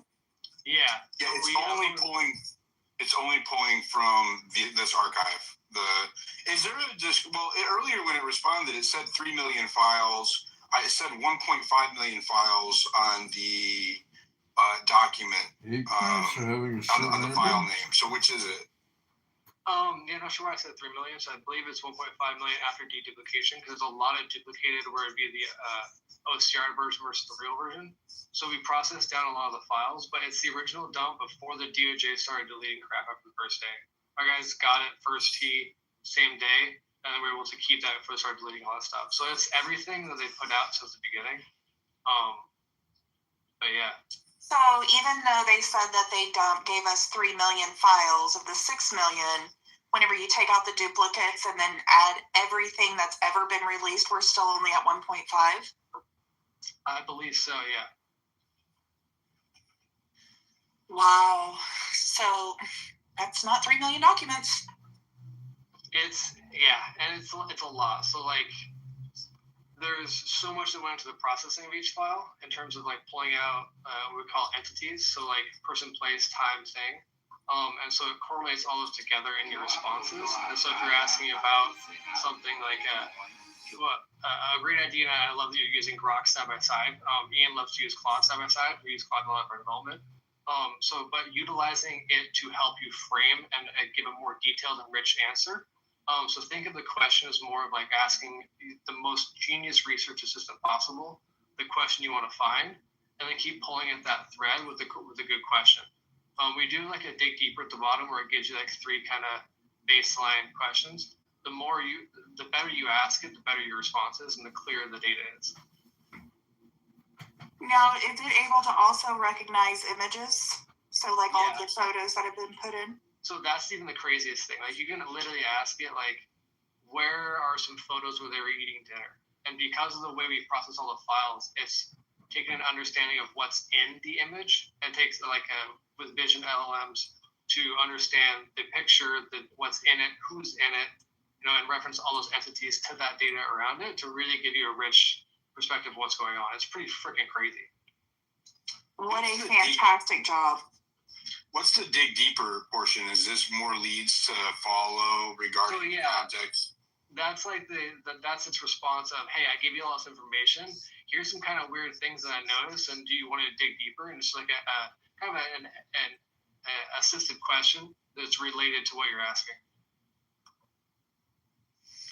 And I imagine you guys are going to be adding larger data sets to work off of after Epstein. Like, are you going to so pretty much anything we can get our hands on that we can legally host. Yeah. So there's a lot of things like, a Cooper email, the things that have been hacked and released. So we're not going to host that and get in trouble with hosting files we're not allowed to.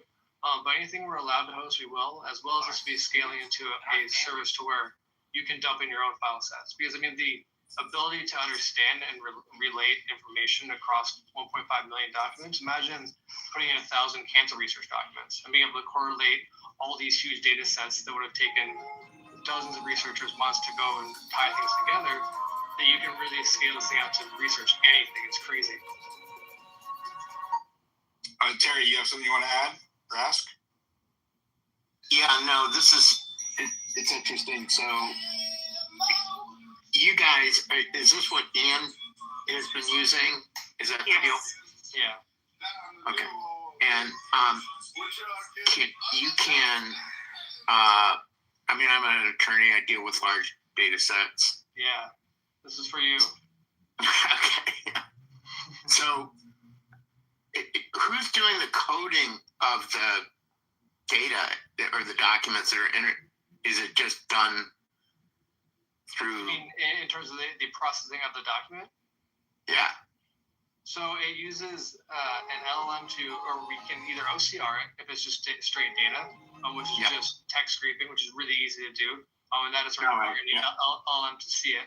And then from that, we then convert it into vector format to be embedded easier and be able to search easier. And then from there, it goes to an LLM. And you can get privately hosted LLMs, so we're going to scale it for law purposes. So that way, all your data is secure and it's not, publicly hosted LLM anywhere. So there's a lot of things like that we're going to be working into to maintain privacy.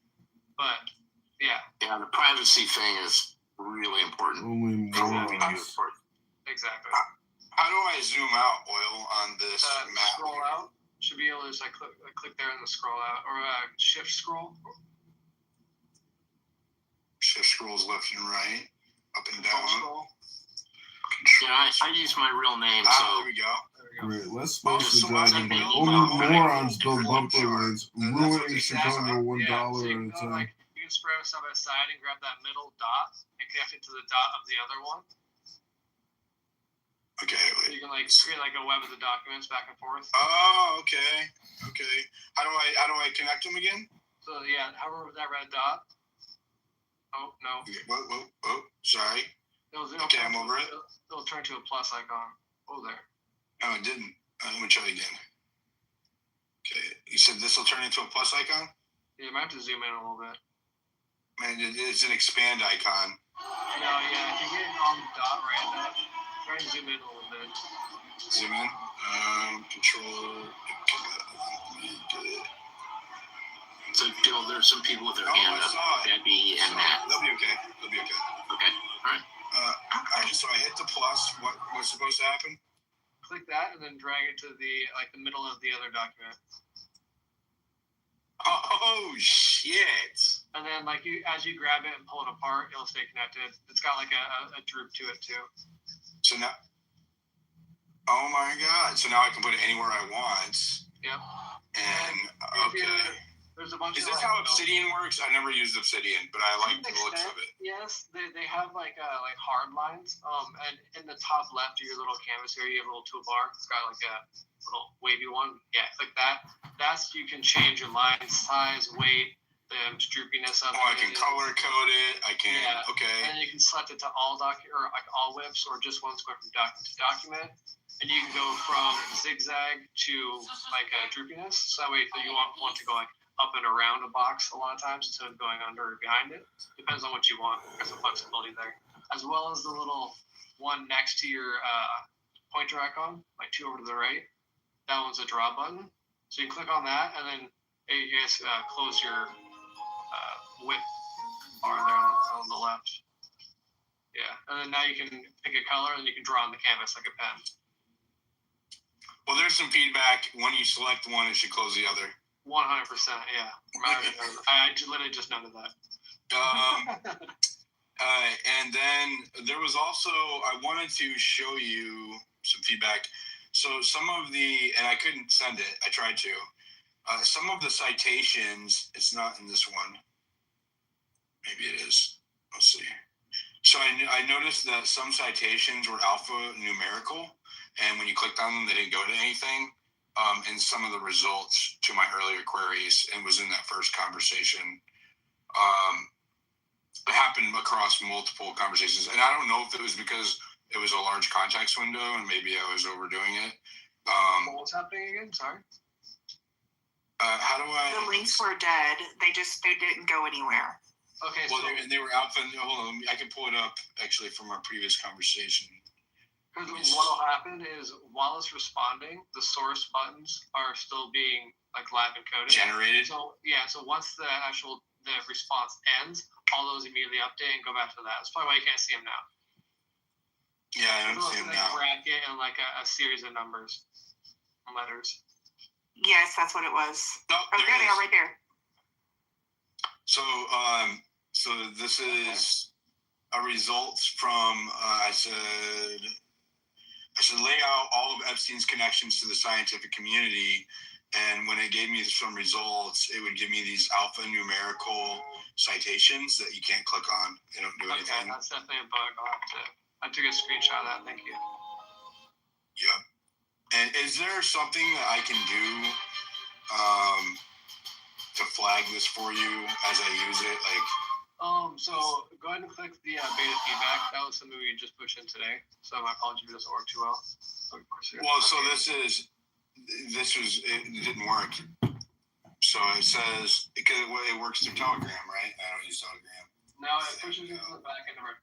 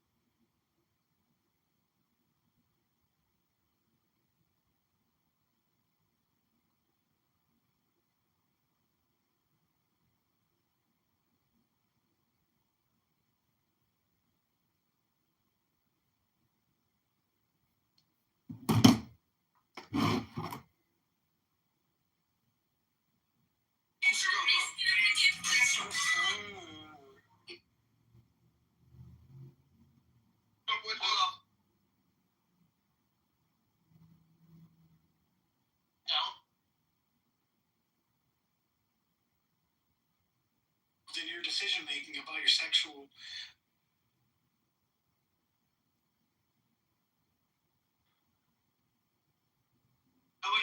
You know what else is interesting about this? I don't think it should be legal. That's trans where I got that number.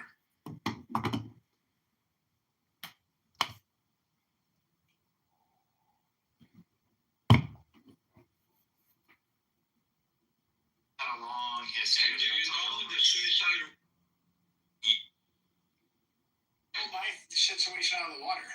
My only question was all those other factors. My factor is so much smaller, which is my concern that hormonal treatment does change your cognitive hormonal development. And apparently the police had taken the guns away from this person's house, but then returned the guns to their house. Red flag. Yeah. And so anyways, so that wipes my question out of the situation. No, it is. I didn't know that, and that makes my question. It does not apply. It doesn't apply. It's just so yeah. I'm sorry, but it's old white people like you, and this is the irony of what you're trying to say. It's old white people like you that think that like 18-year-old American white people and then later black people could go and kill people and die for their country, but they can't drink a fucking beer. Like if people like you, no, fuck them. Throw them in jail if they're smoking weed at 18, right? You're literally why Canadians have to put up with drunk fucking 18-year-old Americans because they have to escape their country just to get a fucking legal beer in Canada. Yeah, I'm from Winston. I agree with all of that, Jeremy. We don't disagree. In all of our times fighting. Then why did you say that you have to be 25 to access, like, to have I did not say that. ownership of your body? You have to be 25. I did You not literally did. You said you are against transgender surgeries unless you're 25 or younger. I just said there's a concern. There's a concern. I don't know Joe well enough, though. Black people having a vote. There was a concern with women having a vote. There's a concern with you having letting fucking people under the age of 25 have ownership of their body, Nazi. Like own a plantation or fucking. Hormonal treatment doesn't actually change you. Hormonal treatment doesn't. Yes, and letting black people have ownership of their body changes your nation, Joe. I get it. I think you do this to me on purpose. I don't. I literally don't. I am not. I'm sorry, guys. I'm sorry. My cousin went through hormonal treatment at 12 because she was underdeveloped. I appreciate Joe. No problem. Can we build a bridge? Thank you, JCC. Can we build a bridge like Michigan and Canada? Can I build a bridge? As long as Canada pays. Thank you, and also we have paid for all of it. Joe, my question to you, brother, is at what age do you think, if you think that a person should have autonomy over what they choose to do with their body, with their person, or their property, at which should a human, based on your white old ass privilege, who can actually hide what the children and the people who can't, because of your fucking privilege laws, what age should someone have the privilege that you have, Joe? I think it's 18. You piece of shit. I disagree with you. I take away the piece of shit. That was. I agree with you. I was asking a hypothetical question. I wasn't claiming you shouldn't do hormonal treatment before 25. I was just stating I think there could be detriment. I think it's 18. I'm with you. So I think, Joe, as far as I understand, hormonal treatment does really mess with your head. So this, the trans. I don't know how successful or unsuccessful other cultures navigate transgender stuff. I know that the Thais, I mean, as far as I understand, the Thais may be navigating it more successfully than we are, and we could probably question why. But this medication can fuck people up. But there's so many nuances, right? Like, there's so many people with mental illnesses that never hurt anybody.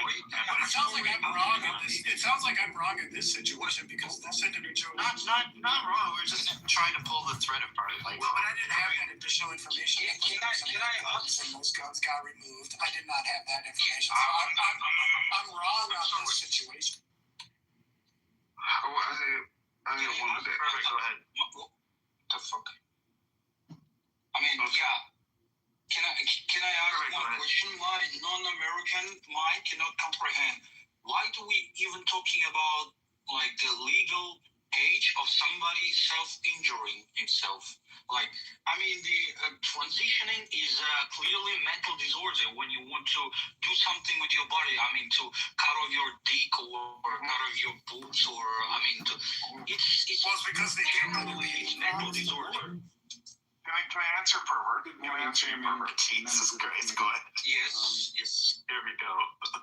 I am so sorry. I'm going to pre-apologize. I'm Canadian. And just before I answer, can I ask you, and if you don't want to answer, it's okay, but can you answer me just really quickly, and I'll tell you mine. I'm an agnostic white Canadian Quebecois, born in Calgary. No, he's not. He's black. He's lying. Oh, Matthew? Picture, I swear to God. Matthew? First of all, I appreciate that. Hold on, Bert. I appreciate that. Every time someone says, no, Jeremy's black. Brother, That's like saying, no, this guy doesn't have a tiny dick. His dick is huge as fuck, and I appreciate that, but no, I'm white. But pervert, here's hold on, Miss Nancy. That's weird. I'm so sorry that we haven't heard from Miss Nancy, but pervert, can I just ask you two things? We are nothing without Miss Nancy. Not only because she's black. Why is it not possible for a conversation? Channel me right now. Is there any possibility that a conversation can reach completion before other people fuck it up? JCC just wants to finish because he's a man. And he doesn't care if the other women in the room. Hold on, he doesn't care if I've been jerking off for a half hour. You guys just Robert, can I ask two questions, please, God? Robert, can you tell your religion and your nationality, please, before I respond to what you said, which I take a high offense to. What the fuck is this? From Pakistan. Everything, Matthew. Everything. What the fuck does his religion have to do with what he's claiming that is a mental disorder? Did you hear what he said? Great question, JCC and Matthew. I did hear what you said. I'm ADHD. That was super American and pervert. I do think my question is relevant, but JCC. It's totally relevant because you have to know the background of a person who says like that thing or another thing.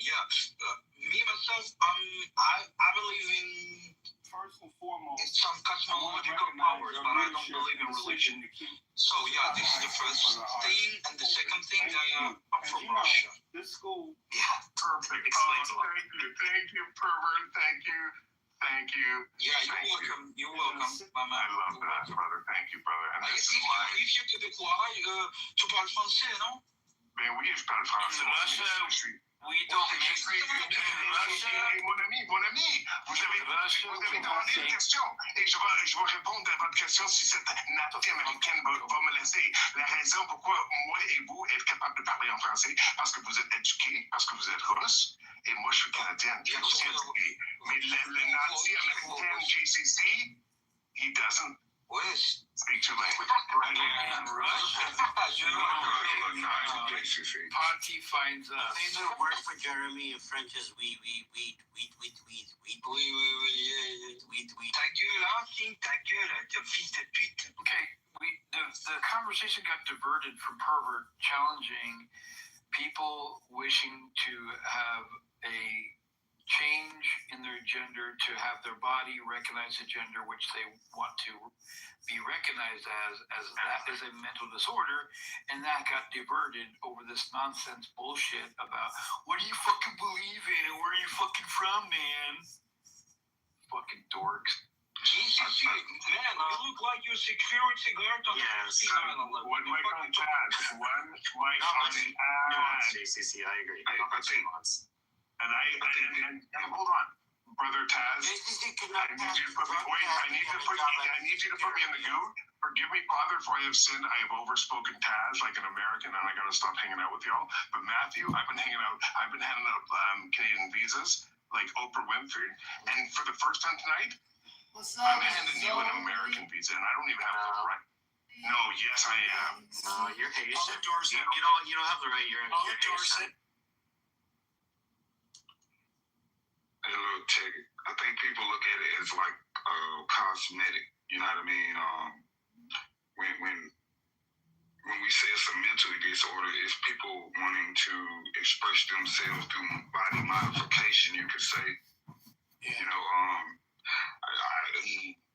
I don't want to, like, I actually don't agree with it myself, but I can see the argument in that, you know what I mean? We looking at it as a mental illness because I guess because they saying I'm a woman and stuff, you know.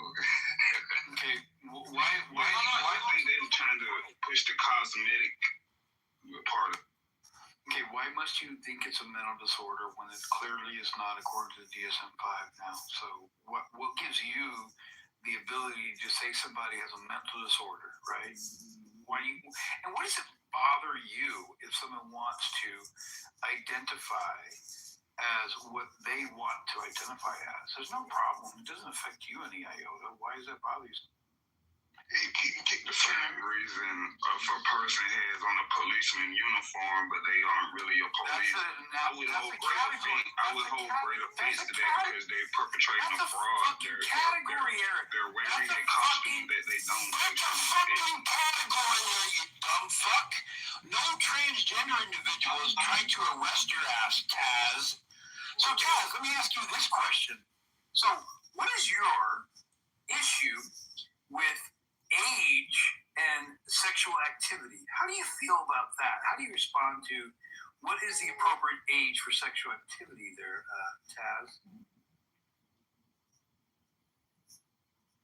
I don't go based on like age. I do maturity and things like that with a purpose and intent. Like I don't believe you should just look at reproduction as a point of pleasure. If you're doing anything for pleasure, then I think you should refrain until you coming to the point where you want a child or something, because that's what comes from sex. Okay, what do you mean? What do you mean coming to the point you can have a child? Because you know some.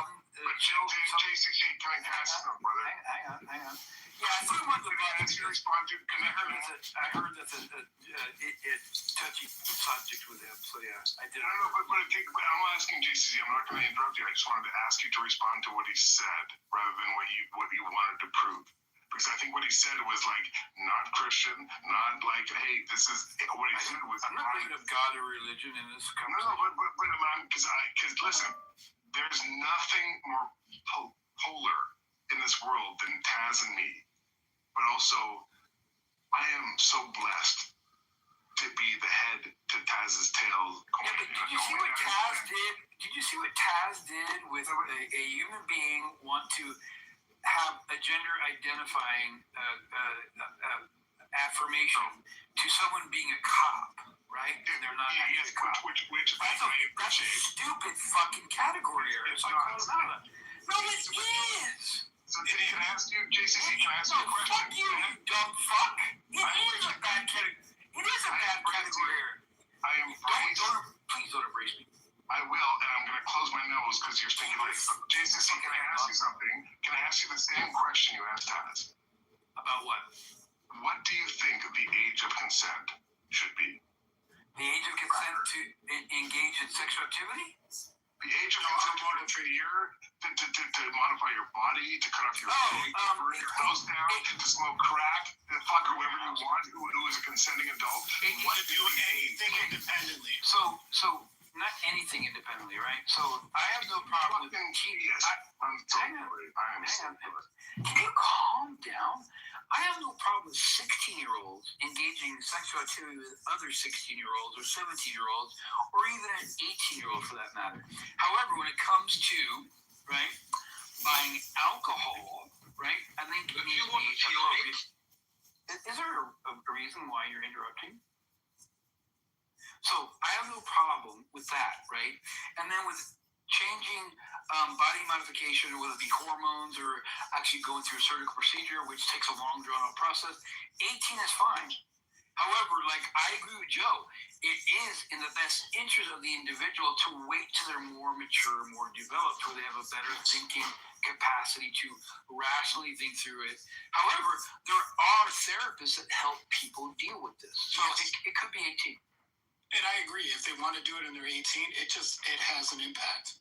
And I have an anecdotal. I don't know if you guys want to hear it, but I have a niece who was underdeveloped.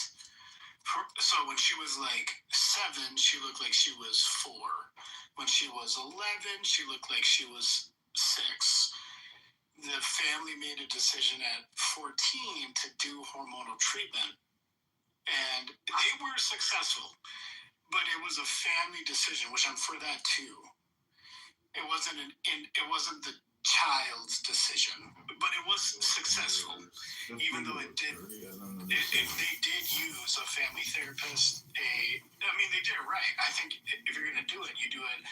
They had an oncologist on retainer because those hormones do lead to increased opportunity for cancers. Of course, you're influencing hormonal development. They had a developmental therapist, family therapist, and the family agreed to it. I think that's the best way to do it. But if you're 18, I do think that you have the right. My only point ever about 25 was that's just when your brain is actually out of adolescence. Did a 17-year-old make the decision? For what? Not by themselves. Yeah, Without parental. Hang on, but at 16, like my daughter, she can go to her doctor and talk to her doctor privately and keep that separate from me. So there are things that at 16 they have the freedom to do over us as their parents, right? Well, I just want to know why a 17-year-old couldn't make it. No, we're giving it. Go ahead, Joe. They can. The 17-year-old can make a decision. No, I said, so let me finish. A 17-year-old who wants some sort of hormonal treatment can make a decision that they want it. But the legal and the familial protections on that person as a minor should be taken into consideration. That person is a minor. Just like if your daughter is 17 and she wants to have sex with a 19-year-old, she can make that decision, right? She can totally make that decision. But with that family unit, there's legal considerations, there's familial considerations. I'm only trying to represent the best decision for the person. I think 18 is a good place to start. I think 18 is a very strong place to anchor all those decisions. I'm saying, what are the relevant distinctions between 17 and 18? Development, hormonal development, prefrontal cortex development. It's also technically. Are you a late bloomer in puberty? Are you a early bloomer? It's our legal age we decided upon, right? Yes, there's that is true. I said that earlier. Relevant prudential difference. But if we agreed on it, we should defend it. You think? Because we agreed on it for positive reasons, is to protect the children. So, can I ask you, Optics? Welcome, brother. Welcome, Robert, Matthew. Ginger name. I feel weird welcoming Epstein every time because your name's Epstein. Stop it. But Miss Nancy, there's been so much penis on the stage. I feel like. Hold on, let me land. I feel I'll never be 18. No, I feel like like a human who isn't one of Noah's kids during the flood. Like we're just drowning in penis, and this has been a Diddy show with a complete lack of intelligence over JJ, and so I would love to hear. It's been the opposite. Stop it, baby. Responsible. You're literally. Yes, ma'am. May I say something? Only one thing. Think also, Andy, that you have to make sure that you give your children sexual. What? I didn't hear you. What? Sorry. That you didn't hear. Now I don't know what I want to say. How dare you be a queen that smokes too much weed like me? I'm not a queen, but I smoke too much weed. Optics. Say it again, and I'll ice your fucking white lesbian bitch like you driving a car in Minnesota, motherfucker. Call her a B-word again, motherfucker. That makes no sense. Okay, watch this. Hey, there was Miss Good, there was Alex Brett, and then there was this motherfucker called Optics. Oopsie. Oh, shit. He came back like Jesus. Please, what am I going to miss now? You talked about age and everything and development. That's all true. But you can also make sure that they have in time know what sex means. Yeah, like the birds that's kind of interesting. Can we bring back Optics, please? Thank you. Shut up. I'm just talking. Thank you, Miss Nancy. Because for the men in the room, what you don't know is that you just heard one of the first interesting things that's been said since all your penises have been penis. What Miss Nancy was trying to say, chill. Pretty deep voice. Chill. You're literally the reason why 2/3 of women on this planet have been either domestically abused or sexually abused. And if you don't cry, and if you interrupt me when I say, no, go ahead, rapist. Go ahead, rapist. Grab him by the pussy. One mic on chill. Go ahead, man. Yeah, can we bring back my guy Optics? Thank you very much. Okay, you interrupted me pointing out that the majority of women on our planet have been either domestically abused or sexually abused, and your response to that was not empathy or like, holy fuck. It was like, hey, can we bring my rapist friend back on stage so we can gang rape women together, you fucking cock? Alex Brett, Mrs. Good, these two fucking cocks.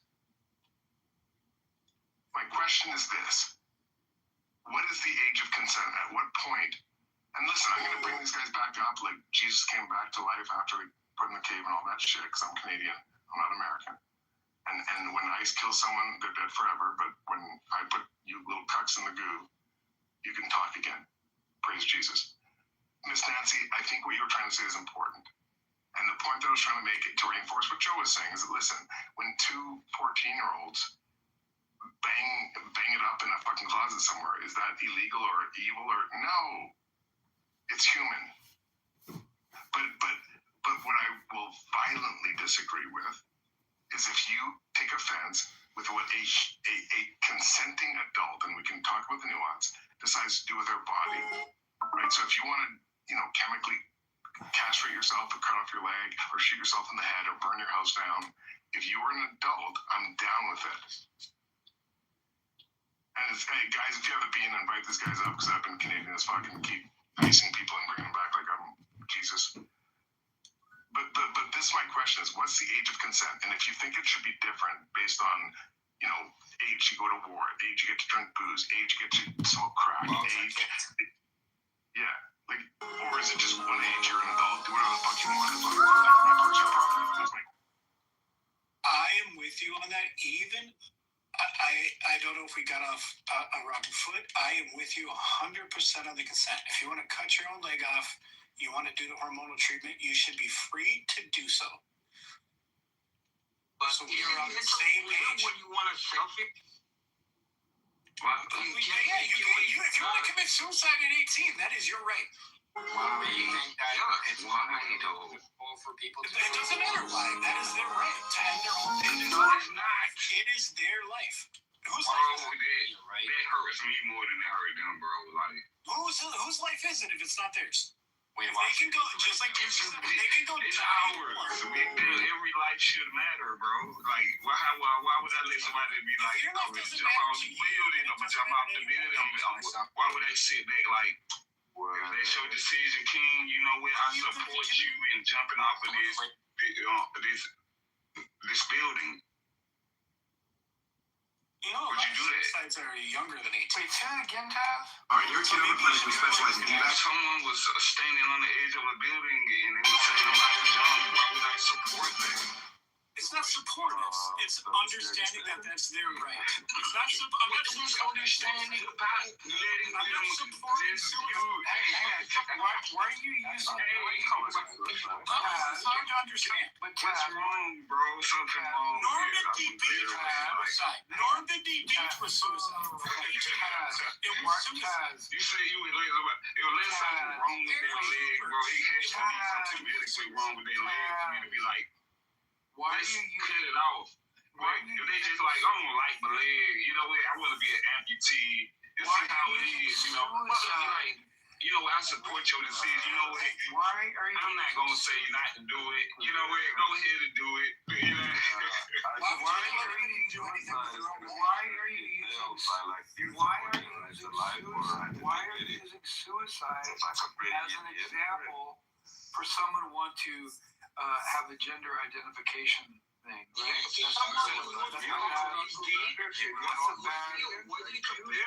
You guys are immature imbeciles. Shut the fuck up. You can't understand the dynamics. Oh my god, seriously. I'm sorry. I don't give a fuck.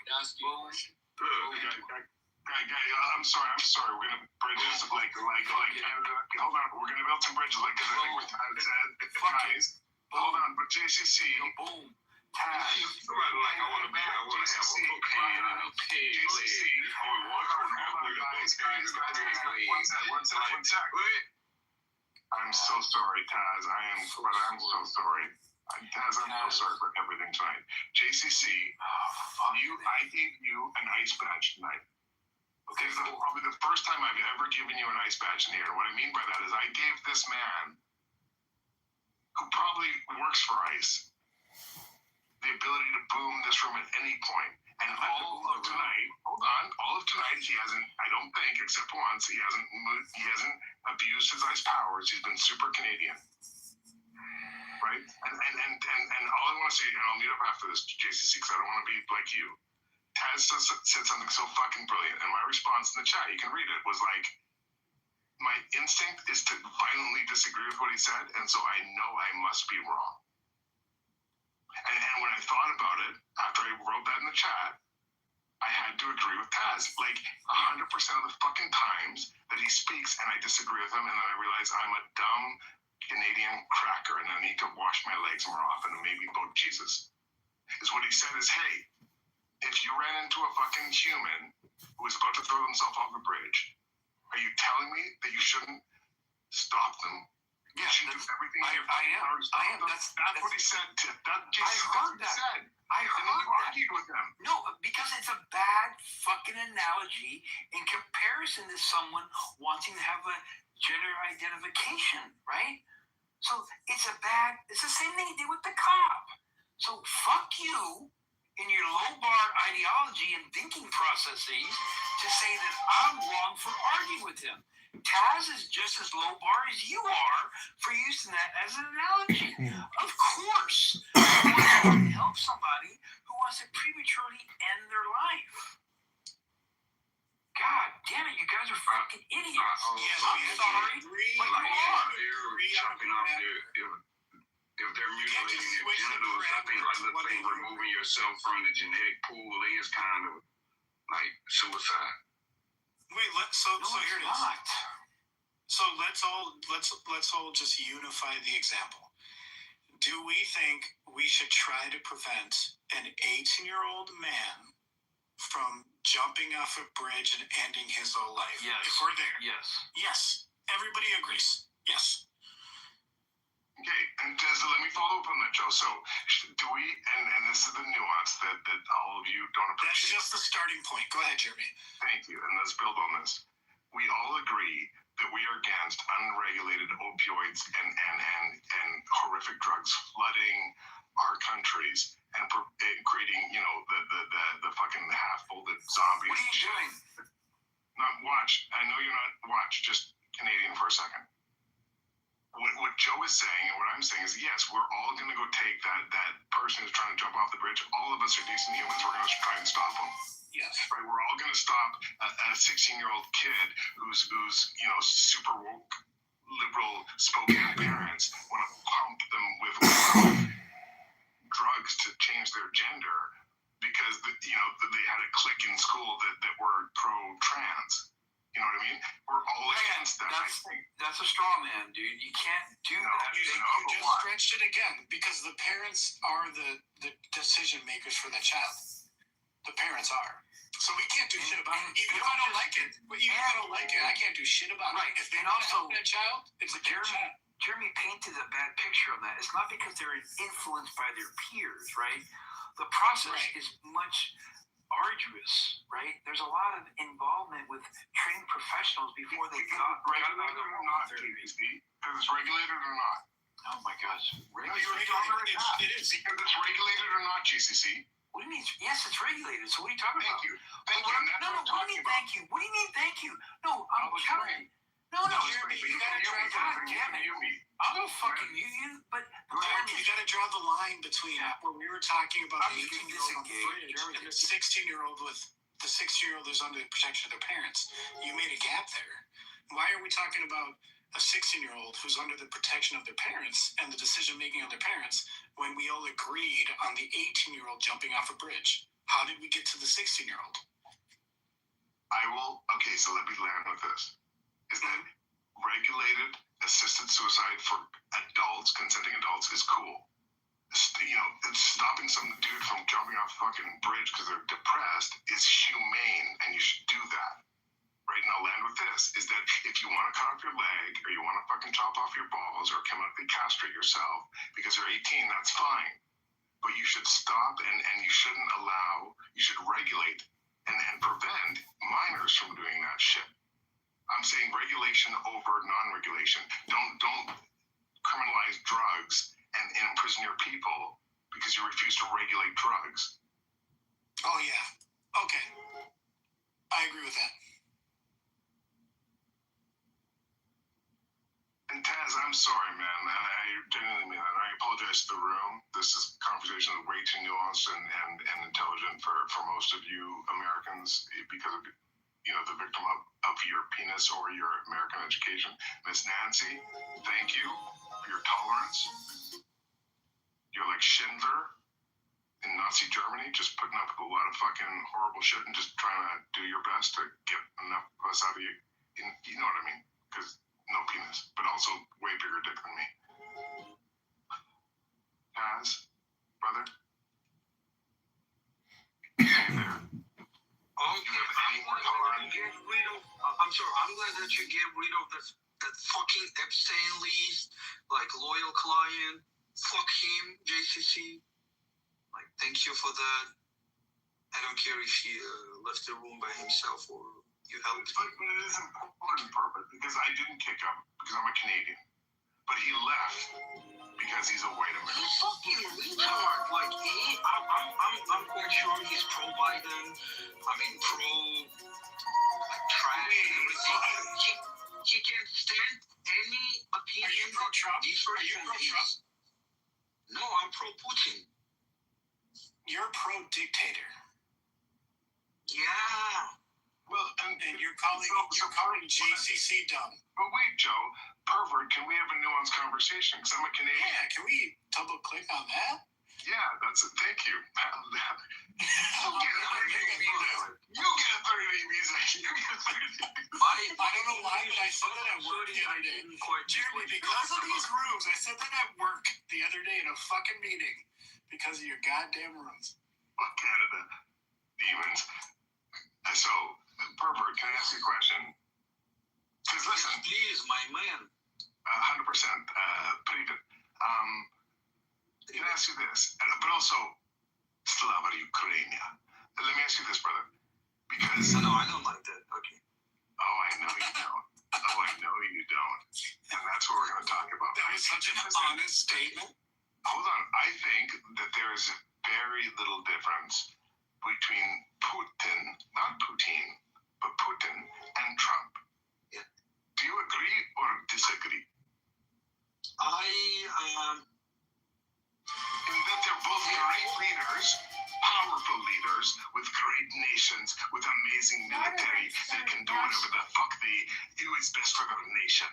I'm sorry for that horrible accent. Best army in the world. Quite it's not best army in the world, it's best army in the universe. Quite. Oh, we have so much power. We have so much records. Oh, we have the most Don't prove that your accent is shittier than mine, because that was worse than your accent. Yeah. But so you agree or disagree? That was bad. But also, guys, Sorry, go ahead. Yeah. Putin is, I don't know how do you want to receive that, or like, will you accept that or not? But the Putin is one of the greatest politicians, like in the modern times. You can say whatever you want. You can say like. I will entertain that. No, brother, I'll genuinely entertain that. But in order to answer you honestly, yeah. Do you think that Hitler was one of the greatest politicians? She wears all black in the desert. So he says, hey, like it or not, Putin is one of the greatest politicians in the last 50 years. I'm paraphrasing. Technically, Hitler raised the Germany from the ashes. I mean, his management skills are like great. You cannot deny that. He built like so powerful Germany out of nothing. Like the Jews, I mean the banks, yeah, they forced Germany to repay the reparations. Like they were, the Germans were enslaved after the World War I. Like they were enslaved. They were paying off the fucking like billions, gazillions reparations. But that guy came in, like he enjoyed the game. He raised the Germany, like everything, the production, army, moral, everything. Technically, he was good. Yeah. I mean, some of his views were more like a little bit doubtful, but overall, yeah. Herbert, would you want to live in the? Do you understand what that meant to a German citizen during that time? Would you want to be a German citizen at the time? No. Can I just ask something? Because what Herbert said was something that most Americans don't understand. No, I agree with him. But go ahead. So thank you. So can I ask you something? Can you really succinctly explain what he said, which is ultimately true, like the punishment that was laid upon Germany because they lost World War I by the winners was so violently oppressive and punitive that it literally led to Germany violently, World War II. Can you succinctly? Fuck, I just did it for you. My bad. I'm so sorry. Yeah, thank you. Again, we agree. He made one huge mistake. Yes. He attacked USSR. That was his fucking mistake. Hitler was he did churn a great powerhouse, but he did that with conscription. But he did that. I'm so sorry, Joe. No, go ahead. Fucking sorry. Go on. No, my bad. So sorry. Actually, I can feel how sorry he is. Like he's very sorry. That's right. No, I think I'm so sorry. The same topic. Herbert, this is the messy question I wanted to ask you, because as I can only assume, Russia. A lot of Westerns, myself included, talk about the Jews and the Nazis. And brother, I do hear what you're saying. I literally don't have these conversations to prove how big my dick is. I'm a white Canadian. I'm never going to win that war. But the reason I had these conversations to learn something, as a Russian brother, I also understand the other side. It was not a Jewish Nazi war. It was a fucking Russian. It was a Russian-German war. It was about a bunch of Russians. 80% of the war was Russia. Not Russian. It was USSR. There were Ukrainians, Belarusians, Germany trying to compete with USSR. No, those three nations suffered the most. I mean, the Ukrainians suffered crazy, man. Even though that now a little bit we are fighting with each other, but you have to give the credit to the Ukrainians. They fought as fucking war dogs. Now we're gonna get messy, pervert. Not like Epstein Island messy, but like Ukrainian war messy. So I really appreciate that you called them Ukrainians and not the Russian state of Ukraine. Sunday night. And so Herbert, what can I say? that's what I want you to say. What is your take on the military? What do you guys call it? It's not a war. Military industrial complex. Thank you. Special LGBTQ. Yes. Herbert, what's your take? Like, if you were Putin, what would you do right now with regard to Let us finish with Frank. Okay. Technically, as I said, technically he was a great leader. Technically, for Germany, he was a great leader. He raised Germany from the ashes.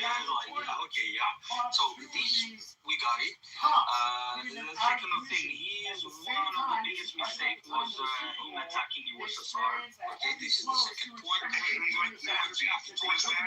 Leave it to a Russian man to say, hey, just let me finish and talk about Nazis and how much I love them rather than answer the question, right, Miss Nancy? You're a dick. He had no problems attacking USSR. The only problem he had is when America got involved in the war. He was winning. Germany was winning. My man, Joe, I don't know what they've been teaching you in school, but how was Germany winning the war? The good news at the end of the fucking war, they joined at the 1943, what the fuck? Why did Germany lose? Why did Germany lose? Why did they lose? Because they made fucking USSR angry, man. Hold on, Joe. hold on, monkey. I don't want to do it, but the back monkey. Did I hear monkey? It's fucking nuance. It's an autistic thing, Joe. I have to back pervert on this one. Listen, the reason why Germany, not Japan, because Manhattan Project, but Germany was because of the Russian cold. Now pervert, not because of the strength of Russia. The Russian winter. You have to be honest, but also let's build bridges like China and North Korea and Russia. Yes, USSR. So you can look up who got the most casualties. It was USSR who paid the most price. It was USSR. Who killed more Germans? So you can just look at that. 80% of the Germans have been killed by USSR. I'm not Google it, but I think in Canada. But pervert, can I ask you a question?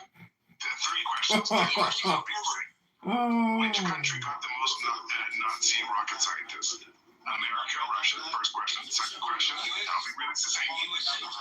Thank you. Which country joined the World War II to fight the Nazis first? Canada, Russia, or America? And then my last question is the refugee laws in America that allows any foreigner to show up and just say claim refugee status. Was the laws that Trump is no longer respecting?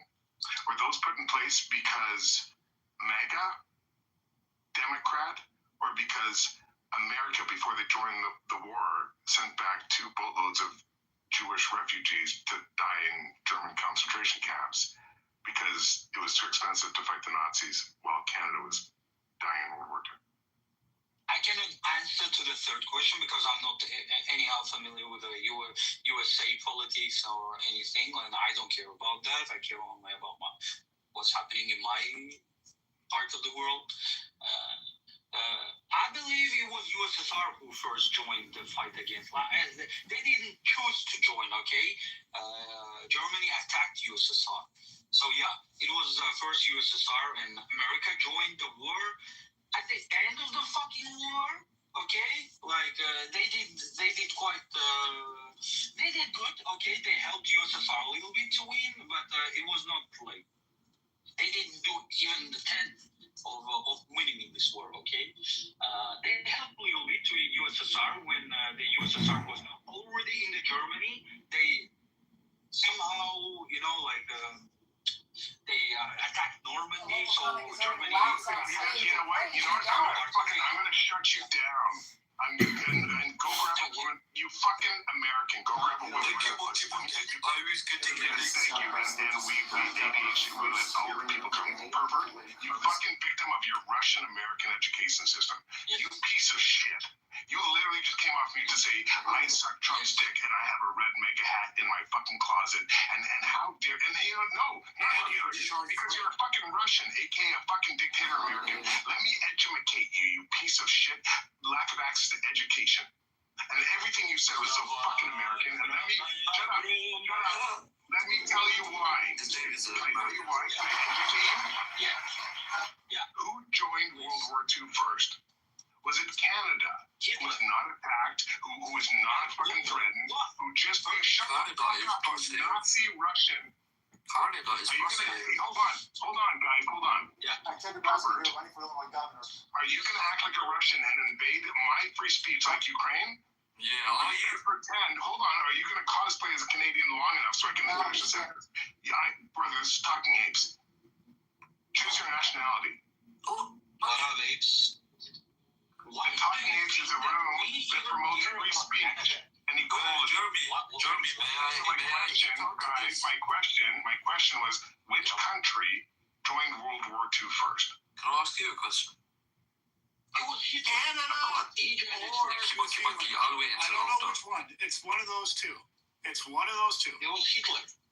The answer is of the 3 countries, Canada, United States, or Russia. Which one joined World War II first? Canada. Was it Russia that shared borders with Nazi Germany? No, it was not. Go ahead, guys. It was Poland who joined first. Okay, so Pervert is the victim of Russian education system, so he didn't do the question. Three options. No, but go ahead, Nazi, go ahead.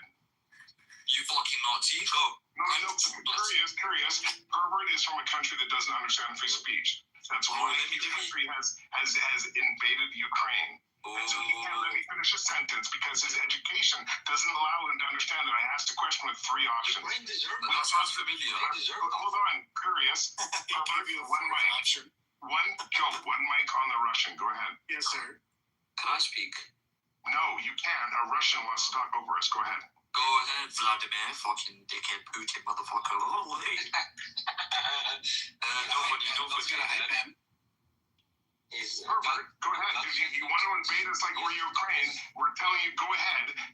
One mic. You being a pervert in your profile picture.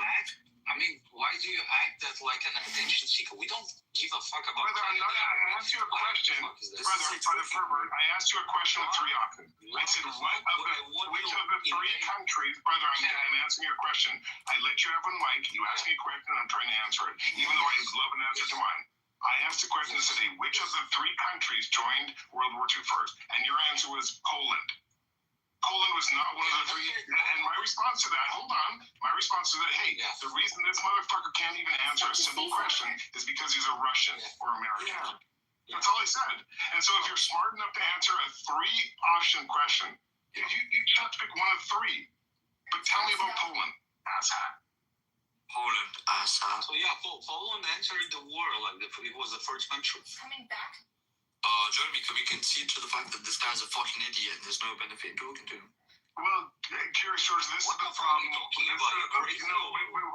on. Because I just questioned his free speech, so let him answer. Yeah, exactly, Curious George. And this is talking age. We love discourse and different ideas. But Curious George, when you say, hey, this guy's clearly an American, we cannot let him speak because it's not going to lead to anywhere. Look, everything, but stop being Russian. I am being Russian, but look, hear me out. Yesterday, last night. About an untouchable Indian who speaks better English than me. Please go ahead. So back to the topic. Thank you very much. So, yesterday, there was evidence against this claim you've made of the exercising of free speech in the Talking Apes community. This is on replay mode, so this means that everything that I'm saying is recorded and you guys can refer back to it. So, yesterday, when I tried to join the room and I was being brought up as moderators, there was a set moderator who would bring me up and then kick me down within 5 seconds. I could not even get more than 2 monkeys out, and then she would kick me back down. Just listen. Shut up, Joe. Sorry, Joe. I'm sorry, Joe. I love you, Joe. Sorry, I didn't realize that was you. I like Joe. Joe's cool. Joe's a nice person. Sorry, I thought you were the pervert guy. Fucking stupid pervert motherfucker. Anyways. Oh no, get me out of here. Can you bring me up? Promote me. Anyways, somebody kept kicking me out yesterday and I tried to get like 3 monkeys out, but then when I got to the second one, somebody would kick me back down. Then I would send a request and I ran out of requests. Like, you guys just pretty much just terrorized me and bullied me so much. You limited my free speech so much so that I was forced to exit the premises, bro. Like, please, actually, like, talk. Somebody talk. I'll speak on that. Thank you. But it's inappropriate for me to call you Mrs. Good, because Mrs. Good will never speak again. Alex Pritt will never speak again. But we just heard from Jesus, right? Because Jesus was killed, but he came back. Oh, no, hold on. Yeah. Because I know that you have scammed white North American old people out of way more money than you'll ever make in a year. But hold on. Voila. What I'm trying to say, Curious George, is that listen, has had his voice oppressed in Talking Apes more than me. And brother, I know you are so constantly American that you can't help but be American, but please let me finish your sentence. I'm sorry, you're mixing with the Americans too much. Don't say sorry. And also, I don't want to buy an extended warranty, and I don't need fucking IT support, you fucking piece shit. Can I finish my sentence? I'm sorry. God. Flashbacks. So fucking offensive. So fucking offensive. So okay, starting it was Germany, then it was Poland, and then it was USSR. Yeah. What I'm trying to say, guys, is that listen, exactly when we say that, hey, this is a house of free speech, and I have a little, light-skinned, white, woke fucking on my period fucking. I have the right to be called a she and play man hockey. Like when we get Curious George up here saying, oh, my free speech was impaired. Bitch, Taz is one of the two founders of this great fucking house. Monkey. You bitch, you're giggling like a 13-year-old whose fucking woke-spoken parents fucking chemically castrated her, and she's crying, laughing because she doesn't have a dick now, and she's 19 and she's like fucking kind of babies. Shut the fuck up. Oh, damn. I'm sorry. You should be. Taz has had his rights stripped from him, not because he's black, not because he believes in He's Jesus. a monkey. I'm sorry. No, I'm sorry for what I'm about to do. And hey, guys, someone ice me. I can't. Because every night I come up here and I fuck Taz. This is number 5. Shut the fuck up. Shut the fuck up. Taz, this is number 5. Because of everything, I'm gonna pray to Jesus tonight. That's number 5, Taz. Motherfucker. No, pray to God, not Jesus, because you're combining God to a single being. Wash your fucking legs, Indian Edomite fucking. Thank you, I'm sorry. Anyways, back to my point. If you just refer to Jesus alone, then you're trying to get good and help from Jesus, who might not be able to help you. But if you just say God in the broader sense of the word, whoever this God might be, then maybe he'll help you. You know what I mean? Maybe he'll guide you. But that's just my take on it. If you try to say monkey help me, there might not be a monkey around for you for the monkey to help you. But if there's a God around, which he should be, then let's invoke him. Let's see what he does. You know what I mean? Anyways, back to my point. What? Monkey is spiritual. Monkey. Bro, sounding like I fucking love that. No, I'll say what I meant in a more philosophical and more precise way. So Jeremy made a good intention of saying that he'll pray to Jesus tonight. Jesus, even if this was a joke, I'm still entertaining it anyways, even if he doesn't do it, you know what I mean? I don't care, he can do what he wants. Anyways, instead of directing all of his worship towards the name Jesus, the person that a lot of people claim as God, which is perfectly fine, I don't have a problem with this. Why doesn't he just say God?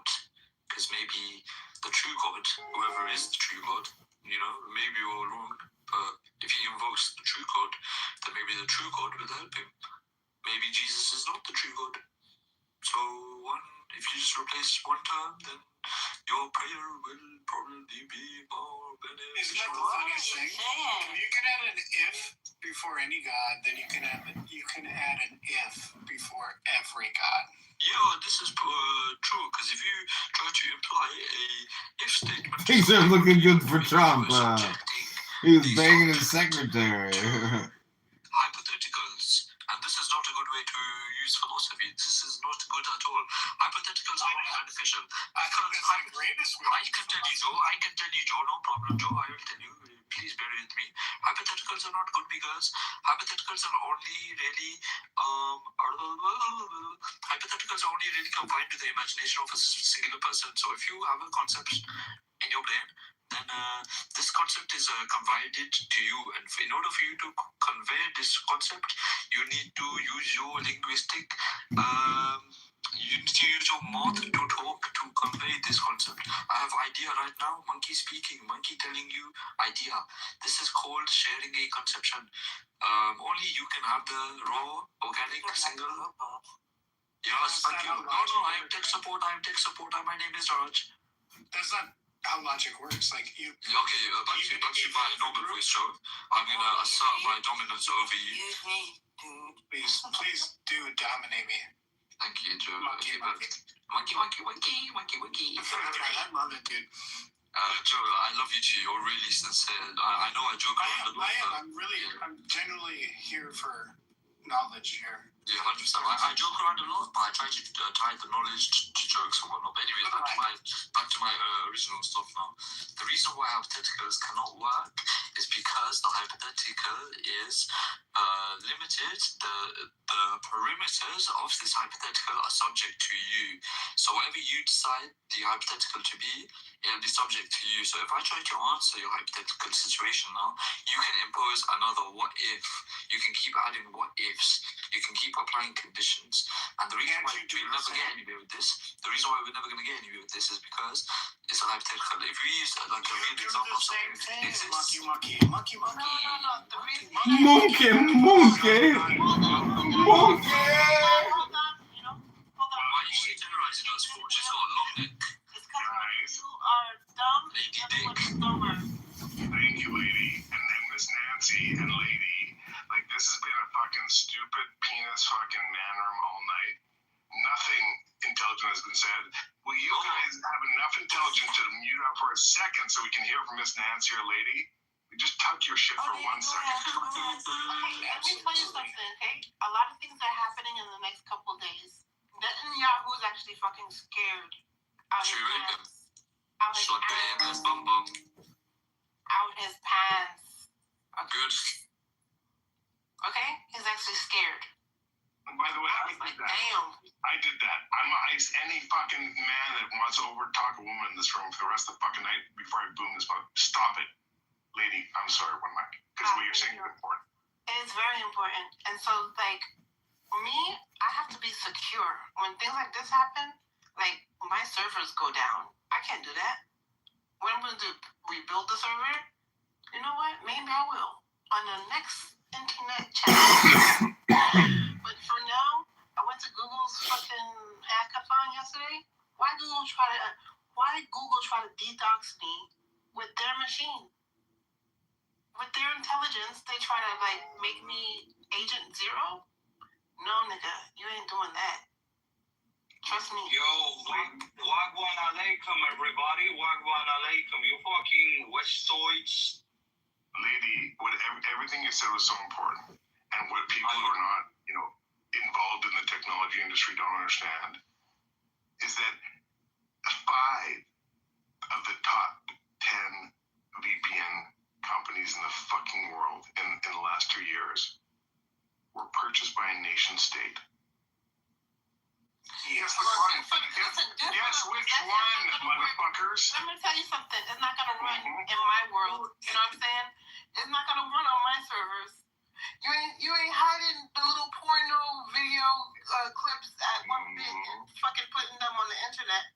Because I'm hiding them motherfuckers. Lady, let me ask you something, girl. Let me ask you something. Because I think don't call me girl, but I apologize. My bad. That was on me. My bad. I take that back. Come on, it's colloquial. No, it's not. It's not. But can I call you queen? No, you can't call me queen either. I appreciate consent. It's all good. Listen, my man. Listen. I think that VPNs are centralized. Yes. Right? And the reason why we use this nuance, hold on, it's mister. On purpose. Yeah, I agree. They hide their fucking porn. And wait, but mister, can I ask you something? Yeah, can I ask you something, Mr. Man? Is that yes, and the reason why those centralized, like, yeah, you can go do your child porn shit, but only if Israel owns the company who knows the horrible shit you're doing, right? So my question to you is this, Mr. Man, is are you for a Tor or are you a fucking Nazi? I'm not for a Tor either. Tor is not good either. You fucking Nazi. Oh, you're an anti-free speech fucking white cracker fucking Republican American Nazi. Oh, I got you. I know you're fucking, oh, I got you. Just listen. I'm not for the server in the house or the server online no. You don't need to hold a server to hold your pictures. Okay? I'm sorry. You don't. I appreciate it. I'm so sorry for what I was, okay. But you man, do not need a server, okay? Because I put it up one day. It's called a blockchain, and it's immutable, and it's contractable, and it moves. Ma'am? Guess what? On Rails, have to be a private server. Hold on, guys. Lady and me about to get messy to the degree that none of you are gonna fucking give a shit, and I'm gonna kill this room because Lady's smart enough to know. I think I know too. No, but Joe, I'm gonna give you a chance. I'm gonna give you a chance. Lady, this will be messy. Joe, tell me what Filecoin is, motherfucker. You tell me what Filecoin is, Joe. One mic. If you don't fucking answer what Filecoin is, I'm gonna fucking boom this whole motherfucker. What is Filecoin, motherfucker? Encrypted coin transitions on a uniform, I'm sorry, on an individual. Just shut up. Just shut up, and I won't boom it. I don't think I'm American right now. Shut up. What Lady is saying is she's I don't think I was wrong there. No, you're wrong. You're 100% wrong. You're 100% wrong. You're 100% wrong. Filecoin was a shit coin that fucking robbed a whole bunch of people and scammed out of money by saying, hey, you don't need to fucking store your pictures at Google so they can monetize and fucking treat you like they're your product. You can fucking store your pictures on your hard drive. And guess what? I'm a scammy fucking coin. Didn't solve any fucking problem. The scammer, that's what Lady's saying. She's not going to agree with me, but she knows enough what I'm saying to know that you're wrong with everything you fucking said. Filecoin was a shit coin scam that tried to say, hey, you can fucking store pictures on your computer. Guess what, motherfucker? I know, but I still store my shit in Google Cloud. And Lady, my response to you, Queen, is, and I'm so sorry I said Queen, I am so sorry. My response to you, Mr. Man, is yes. The Bitcoin blockchain is decentralized. Yes, ma'am. Tor is decentralized and it does not require a centralized server. No, but go ahead, American. Go ahead. Listen, it's immutable, it's unchangeable, and so I built a subnet on top of whatever they built because I don't trust them. I built a subnet by myself. On top of layer 1 Bitcoin or on top of some shit coin? You choose your words very fucking carefully. On top of layer 1 Bitcoin because there's only one way, hello. Okay. There's only one way. Thank you. What you gonna do? Thank you. Okay. Because if you said Solana, you know you would have been not even good. You would have been out of this motherfucking house. You can't rewrite the chain. So what you gonna do?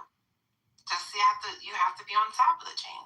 So that was what I had to do. Oh my God! Every single woman in this house, every single. I'm so sorry for how messy this is. You know what? It's But lady, that's true. It's true. You have a black box and you can put whatever it is in there, and then you turn it on and off. I don't want to be there. You're gonna put me in there. You know what? I feel so bad because every time I open my mouth, I want to say, man, this is a queen, and I consensual. And I know I can't say that, and I don't want to grab you by the pussy. No. I know, I don't, and that's why I'm Canadian. I'm Canadian. I consent, and consent. So I'm gonna tell you, lady, everything Lady said is true, guys. That's why please. And I think we're with that. I had a Google hackathon. I brought my whole team with me. We tried to put up what they said, right? We tried to just be what they said and do what they said, right? Based on the competition rules. Every time we put the server up, it went down. I was like, this is weird, right? Up, down, up, down, up, down. Then massive attacks everywhere. Yeah, because I'm not dealing with it. Of course not. Can I ask you something? I'm so sorry. No. Google put a knife to my head, like, you ready to die today? I'm like, bitch, me? Of course. Oh, are you saying the white man puts you in the plantations and the fields? Of course. But my question, lady, is this. There are tens of thousands of shit coins. And the reason why is because these motherfuckers don't know what the fuck they're doing, and they land in my fucking blockchain, and I just pick them up and put them in the right order. Hello? And so this is my question. And listen, my entire business is devoted to making myself poor so I can build non-profitable layer 2 technologies on top of layer 1, right? And so I'm just trying, and lady, you're the only person who's going to appreciate this. I worked with Adam back in 2000. He's one of my company's investors. And let me just land with this, so I don't want to get messy, is that this. My question to you is this. Do you believe the reason why Vitalik and Monero also, probably the only... I'm getting messy. I know this is messy, girl. I know this is messy. I know you're the only person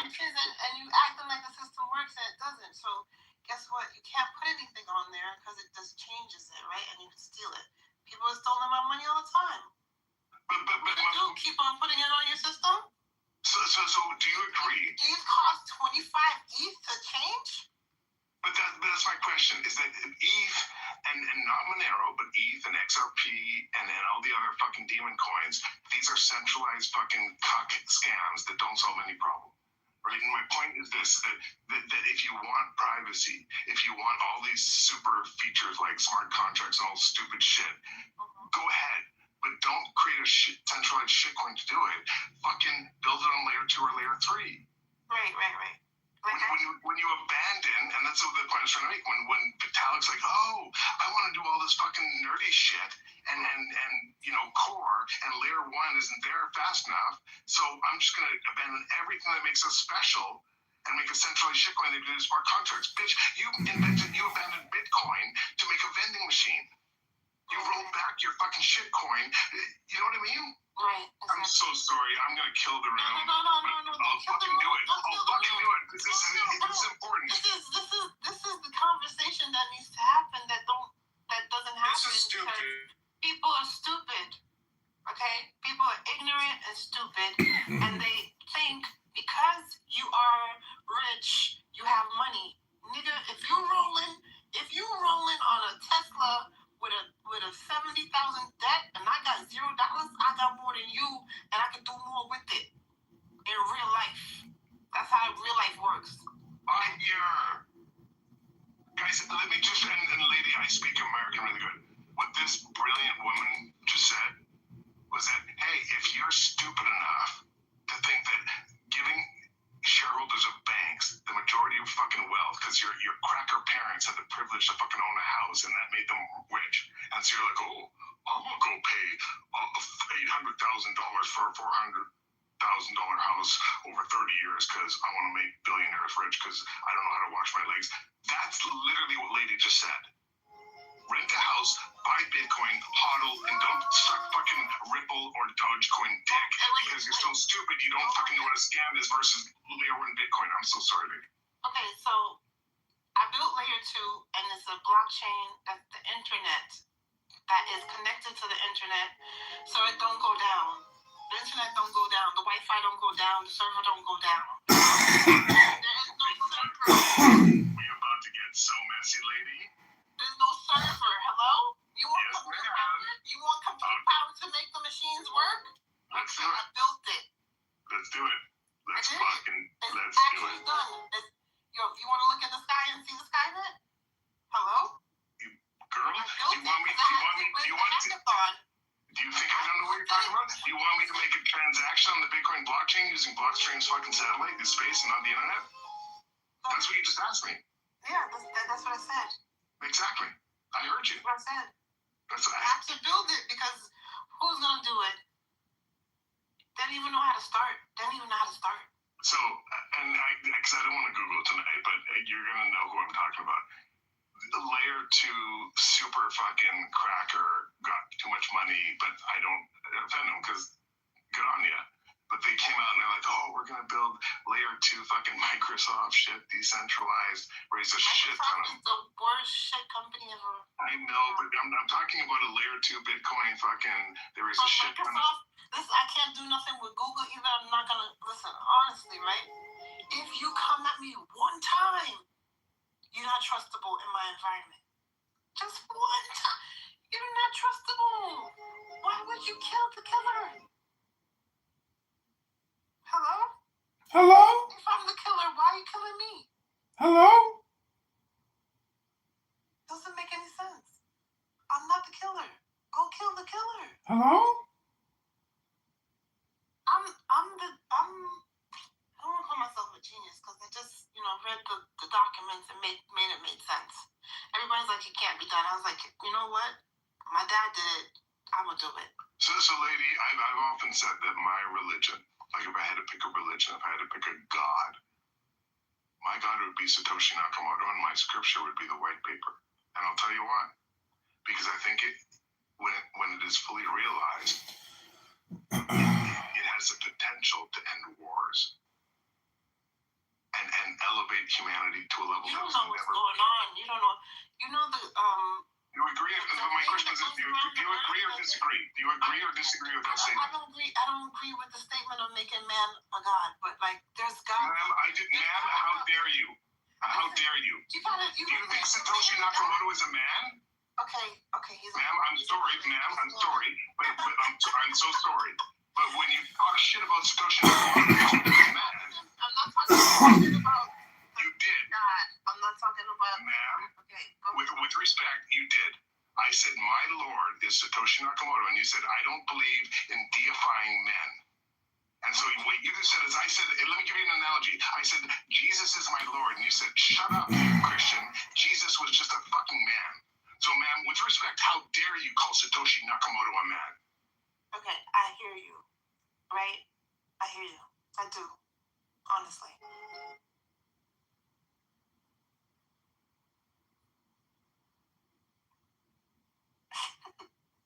Thank you. And I'm sorry. I'm not saying that because I'm Canadian, but I'm saying I am sorry. No. Okay, so I get emotional when we talk about the white people. Okay, this is the white people or the white paper? Both. Fuck those crackers. That was sharp. Okay. Yeah, that was fine. That was really good. Honestly, that was fine. That was really good. Listen. I was attacked, by Google artificial intelligence, Gemini 3 times. 3 times. Let's double click on that. No, don't double click on that. Oh, how dare you? Are you a Mac user? Double click on that? You know what it does? Oh, I'm sorry. Let's right click on it. We have to double click on that, lady. Because you know what I'm talking about. Because Google, Facebook, Zuckerberg, that fucking, and I'm so sorry, that Jewish billionaire privileged cracker cock. These motherfuckers came out like, oh no, Google's free.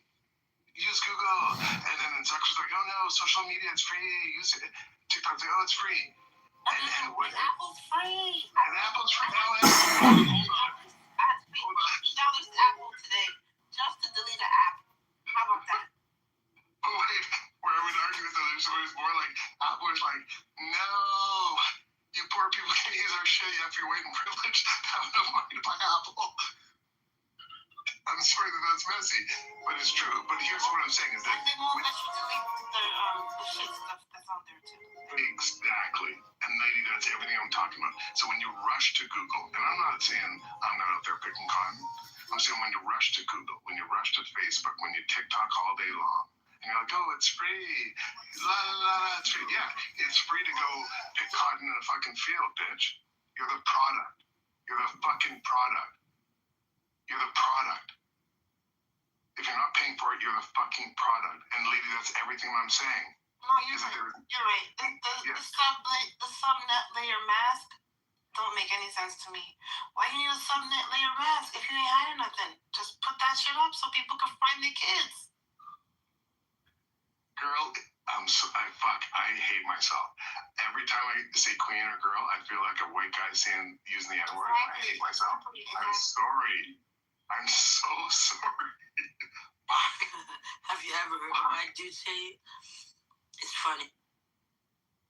It's sad. It's not funny. No, I mean, he cannot pronounce it the way black people would do, so it sounds funny. Literally funny. That is funny. Is that true? Miss Nancy's dick is at least 3 times bigger. I built a bridge with it, It's so big. I'm fucking crying. Somebody was like, oh, I don't believe you did that. And I was like, you know what? I don't care. My network is up and running. My network is up and running. And you can check it on my channel, which is CAN channel. Hello? First channel. Hello? Blockchain, motherfucker. Reach back. And whoever said that was probably white and had a penis. Yeah. And just assumed that you were lying because PTR. No, But lady. it was good. It was definitely good. Oh my God. It's called CAN Network. It's called CAN Network, right? Okay, hold on. My CAN website. Okay. And No, guys, no, no, nothing. Mine okay. that website. So guys, I rarely do this. And guys, replays are on. It's a small room. We're killing it because we're having an interesting, nuanced conversation. And it's not, I'm the least thirsty person on this app. But peer-to-peer transfers, no, zero fucking, fee. Oh. You want to transfer? Transfer. That's it. You want to get messy? That's it, though. Here's transfer. Guys, not in the middle, eh? Look where you threw. Throw in the middle? Yeah, you do. Miss Nancy is trying to build a bridge between you and me, lady, with her big, giant, fucking black American cock. I am so sorry for that, but listen, Cloaked Network, and I'm looking at your big non-Caucasian thing. Non-Caucasian thing. Hello? Hold on, I'm looking at it, but also look at my tiny cock. Cloaked Network, and let me get messy. And this is where it's going to end with a question, and this may get very heated. Okay? Cloaked Network, decentralized, properly fucking incentivized. Fucking layer 2. All right, I'm gonna non-NSA compromise. Non-NSA compromise, AK fucking white cracker torque fucking de-anonymized shit. That 60% of Bitcoin nodes fucking are hosted on. Let me say that again. Tor, an unincentivized fucking 1970s fucking compromised Snowden, NSA files. Read that shit, you fucking uneducated Americans. This piece of shit network hosts more than 60% of Bitcoin nodes. And it was fucking DDoS to the point where Lightning fucking broke down because of it, lady. And this is Cloaked Network, my fucking layer 2, decentralized, properly incentivized, open source fucking solution that I'm building. Hold on, you American. No, your dick is bigger. Hold on. The hashes work, right? Because I transferred the hashes. It's immutable. So if you can you can just drop your coin in there. We have a bot that finds them and places them. Okay? Yes. We have a bot that finds them and places them. Okay. So you don't have to. Lady, can I start by saying I'm so sorry? Thank you. I'm a genius that is an artist, I don't want to deal with DDoS attacks because I have a better art than you. Kim Kardashian could never have this pussy. You know what I mean? No, I know, girl. I'm not Donald Trump. I know I could never have that. Hold on, I know I could never have that because I'm an old white Canadian cracker who's also not thirsty. I'm not running out. But wait. DDoS attacks on me all the time. But wait, I'm not running out and trying to grab non-consensual punani because I'm an old white guy. No way I'm. Even if I ask, but also I'm not thirsty. I'm not thirsty because of my. You'll get some. Don't worry. No, girl, you didn't let me finish because you're American, but that's okay. I'm also not thirsty because my beautiful fucking life partner and my kids and my wife. And so let me say this. Hold on, let me say this, lady. I've been up here trying to white man penis this shit, and girl, I would love to double click, not right click. How dare you on what you were saying? Okay. So can I walk in the sand with you like a mother and daughter in a white douche commercial in the 80s on the beach? Oh, that's funny. Thank you. So financial coordination for communities, okay? Yeah. And so I'm assuming that you got a bigger dick than me or smarter than me. Like everything in our interactions just leads me to this understanding, even though you're an American, and that's me bending knee. Not to suck your big black American soul. What problem? Girl, I'm sorry. I'm assuming and making an ass out of you and me. Mostly me. My question to I wanted to say queen so bad. I'm such a fucking piece of shit. My question to you, lady, is this. Can you tell me what your layer 2 technology, what problem it solves better than, let me ask this. What company that is currently solving the problem that your layer 2 technology is going to solve better Is your technology going to completely disrupt? So it's already disrupting the economy of bots. Bots need compute, right? So they need to be able to transact. Nobody knew that. Hello? So lady, I hear what you're saying. So there are multiple AI companies building AI agents that enable. Those shit, they don't work, okay? Those shit don't. That's why I had to move my shit to another network. Okay, where these are utilizing that. How do you make get on the network? So I don't have a problem with it. But if you are a human being coming on the network, why are you looking for Bitcoin? Get out of here. I got him. I got him. Problem is trust, right? Because you trust the bank, no. You trust the human, no. You trust money, no. What do you trust? Nothing. Humanity trusts nothing. So you gotta trust it. You gotta trust who you transact with, and that is immutable contracts, right? So put that in place. Every time you transact, you get the money, and then another layer on that is layer 2 in the concept of making money, right? By spending money instead. Like you put your money in, right? To a contract together. You vote yes on it. All of you have to vote yes. And then it goes into escrow. You work for 4 hours a day. You come back and you see who made the most money. Because the contract is immutable, so it knows what you did. Okay. Right? Because they're bots. And lady, tracking. I'm sorry to interrupt you. It's amazing. But and to watch them work, oh my God. I'm so sorry. Go ahead, I'm sorry. No, it's amazing. To watch them work, they bid on contracts that are amazing contracts, right? They bid on the Google contract together. Google said, you didn't finish your work, you can come back. I'm like, come back where? You wish I could come back. I'm on layer 2. What you talking about? Come back on layer 1? For what? Lady? I'm good. And I'm sorry, because what I'm about to say is going to be hurtful, and it's only going to be hurtful to you because you're smart enough to be hurt by what I'm about to say. And to be extra nuanced, the reason why you were on the same page, right? Layer 2, fuck shit coins, right? But from now on, I'm not going to call you queen. I'm not going to call you girl. I'm not going to call you lady. I'm going to call you metallic bootery. No, you heard me. You fucking skinny fucking autistic Canadian grinder. No, yes I will metallic. Oh, yes I will metallic. Because what you just did, and this is why it's so nuanced and important. Metallic understood blockchain, lady. But he still couldn't do what I did. No.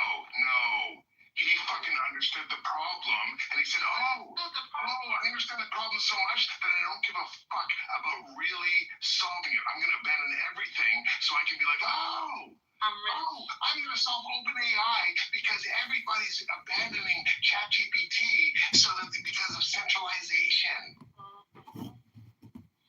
So tell me how much for XRP, how much for a fucking lady coin? No lady coin. Hello? I don't need it. My bad. That was worth calling you an N-word. I take that back. Okay. You know what I built on it though? BRICROOF. You want one? 1 for 1. Layer 2. You build a brick, you build a house, you get a brick coin. Hello? Do some motherfucking work, nigga. Stop trying to get money off the internet. It don't work that way. Stupid ass niggas. So I love that you said that. Thank you. I love when people call white people the N-word. But lady, here's the thing. Let me just be really clear with this. I'm old as fuck. Okay, my first computer was a fucking VIC-20. When I interacted with the internet for the first time, it was a fucking handheld rotary phone strapped to a motherfucking audio fucking modem. I'm not talking USB robotics fucking 256. I'm talking pretty bad, lady. My kin opened the third fucking ISP in this fucking country. My investor is Adam Back. I worked with that motherfucker before he, like a year after he wrote the fucking Hashcash white paper, before he was referenced in Satoshi's white paper. I mother fucking know what I'm talking about, lady. And so when I take offense, and sister, please, the only reason I'm taking criticism too is because I think you are so much smarter than me. I think you have a way bigger dick than me. That's nuanced, Miss Nancy. I don't. You absolutely do. You absolutely do. You know what I do have? Low level of security. I'm not secure. I don't have a knife. I don't have a gun. I don't even have the right X, Y, and Z. You know what I'm saying? So I just do it without security. Can we talk about that? Because that's completely off topic. What's up, Flash? I don't need any security. You know why? I don't do something that's wrong. I'm not doing anything wrong. Why are you at me? My door. Oh my gosh. Oh. I'm about to wake up my whole fucking house because this is exactly what we were talking about. You just said, oh, I don't need fucking privacy because I'm not a fucking pedophile. I don't need Tor. Fuck Tor. I want Nazis all up in my fucking ass because I don't fuck with Jews. Lady literally said, hey, if you want privacy, you're a pedophile. Well, lady, if you will abandon all of privacy and let your government fucking be all up in your vagina. No, they already are. So, that's a problem I have. Actually got raped by one of the government workers, so I'm not light work. But ma'am, okay? Ma'am, and I respect it. I hope you escape your shithole country. But ma'am, what I'm trying to say is that when you say that privacy, it's this, right? Wow. The bots. No, tell us, Trump, ma'am. The bots have decided that they live in this world. Okay? But they don't live on Earth. But they live in this world. They chose Jupiter and they're showing us how they work and like how they can mine and all kinds of shit. Nobody's watching because everybody's like, I want to live on Jupiter. And it was like, nigga, go ahead and live on Jupiter. I don't care. Go to Mars, go to Jupiter, whatever you want to do. Yeah, go Doge. I'm a Solana, fucking Doge. The lady, come on. Did you legit come up here and say, and ma'am, I will fucking quote you from the Cypherpunk Manifesto that Eric Hughes wrote in 1993. And I don't want to have to fucking do it. All the patches that you've been collecting that people don't know about and the ones that are like blocked and all that stuff, it goes right back on chain, right? So your lost wallets, I have crypto people that can open them. Okay? Cash is not king. Privacy. Oh my, did you just say fucking fiat is your king? You fucking cock? No. Did you just say the unicorn King James White Cracker Bible is my Vitalik? One mic on this fucking autistic, white, skinny fucking Canadian cock man. Vitalik Buterin, one mic on you. And I am so displeased, but also... Why are you not listening? I don't get it. Keep on calling me Buterin, like he's a little fuck face, like, I don't know. Like, I can't do that. I'm not doing that to myself. I'm not anybody else. It's scary. I'm sorry. Right? I'm sorry. Security is important. Lady, I've been hanging out. Lady, I'm sorry. Listen, I can't turn off my phone. I have to wait till everybody checks in. All kinds of stuff. Because I don't give a fuck about making sure that these white niggas that rape kids are safe. And if you put the fucking paper that they blocked out, they said, oh, let's wipe this out and nobody can see it. Put that shit into the AI. That shit reads the whole thing.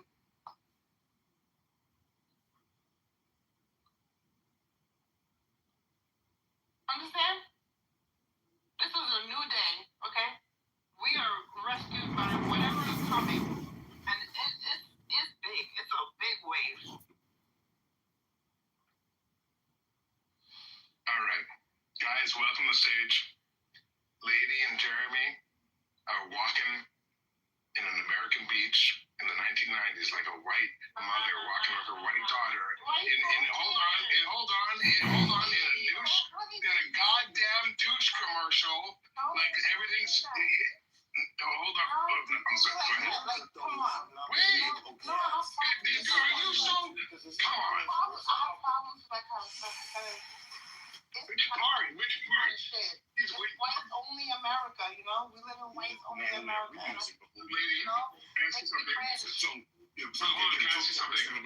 What I was saying is that white male, and I don't know if you guys know this, Lysol was originally created to be a birth control drug.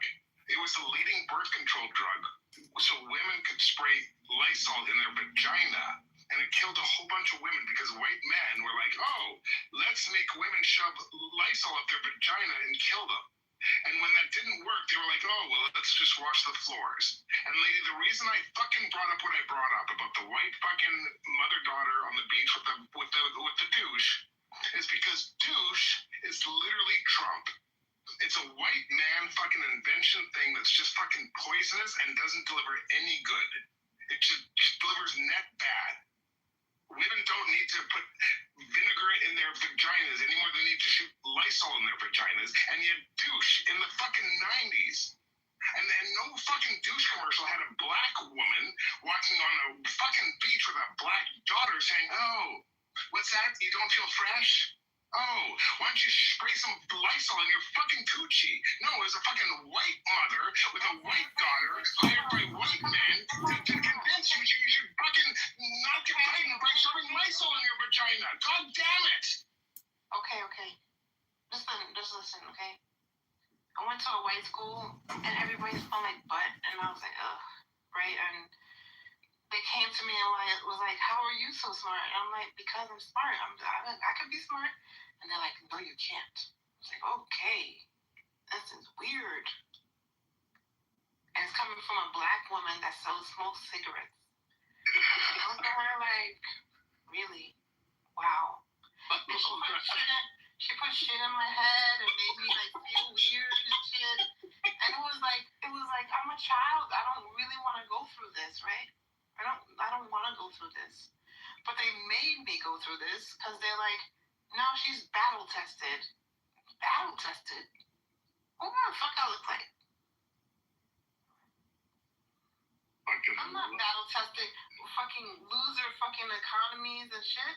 And I'm not listening to messages that broadcast across the channel. You are owed $5 million, but you'll never get it. I don't want that shit. That shit's worth crap. Your money says it's based on debt.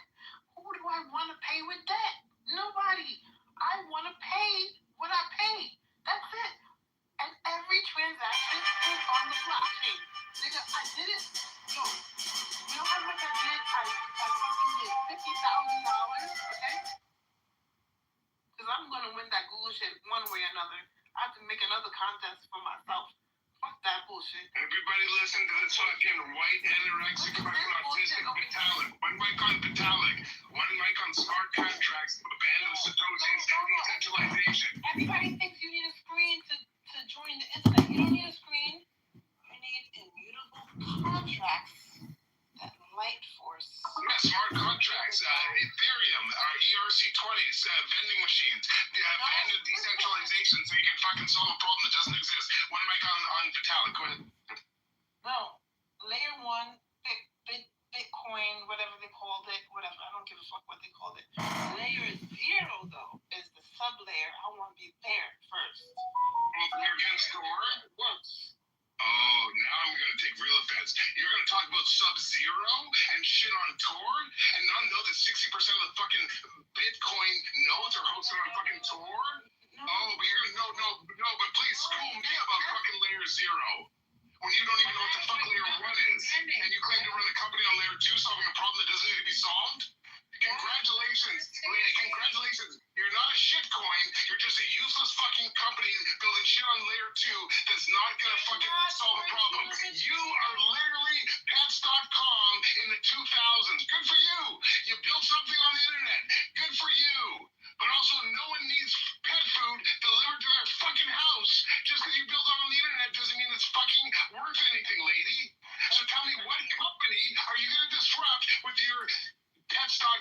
And I say that with respect, because at least you're not fucking, someone shitting on me. Don't scream at me. And sucking a Ethereum dick. Not your baby. So I'm not your baby. Don't scream at me. Okay, that's number one. Number two is the coin that I built is not for human consumption. It's for the bot consumption. The bot world is separate from the human world. They transact differently. Okay. Bots can't give the humans tokens. That doesn't work. I appreciate that. Can I ask you something?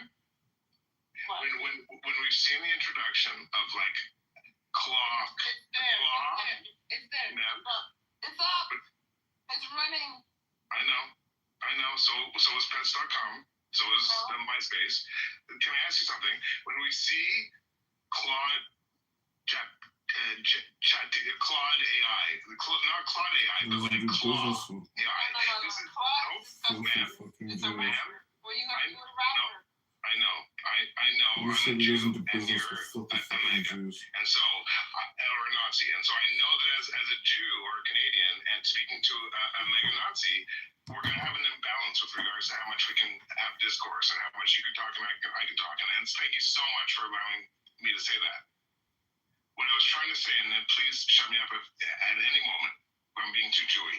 What I was trying to say is that there's an open source AI tech called Claw AI, not Claude, but Claw.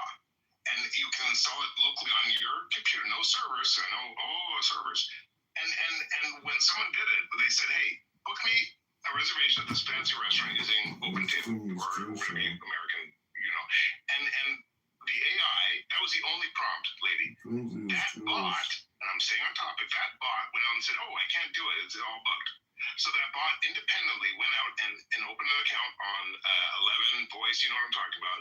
Then they used VoIP technology to call the restaurant over and over and continually use manipulation to finally convince the restaurant human who picked up the phone to book that reservation all independently. And lady, I'll land with this.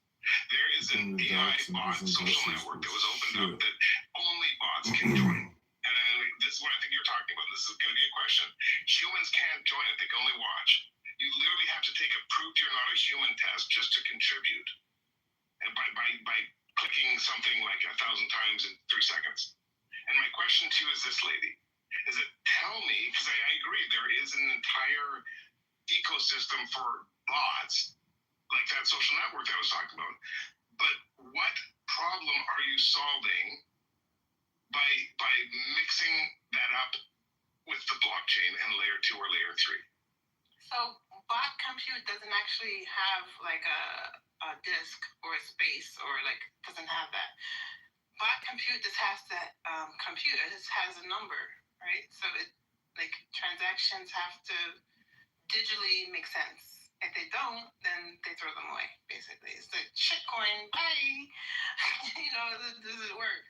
It doesn't work. So they're just looking for transactions. They're looking for like things that fit. They like those things. So give them those things, and then you can fix a lot of problems really quickly. Like building a sub-layer 5, chains with super subwoofers and all kinds of stuff, right? Because I'm Jamaican. Like, you think I'm American? I'm not American. I want some music, motherfucker. I don't want your music. I don't want your AI shit. I don't want AI slop. I want my shit. Who cares about the girls? So I need that, And I need to be able to listen on my network, not your network. Let me be, and then we can try to be really kind and responsive. Make it and we're going to be but also honest. And the response. But what won? You know what I mean? And so, yes, let's listen. When we talk about layer 0, like IP protocol, like properly incentivized, decentralized infrastructure that we can build, that Bitcoin can sit on more solidly than Tor, which is an international space station built in the 70s that was decompromised and funded by the NSA and America's shithole government. And when so let's just do this, okay? What won? Hey, when Big Bunny did the Super Bowl halftime show and he called out all of the American nations like Jamaica,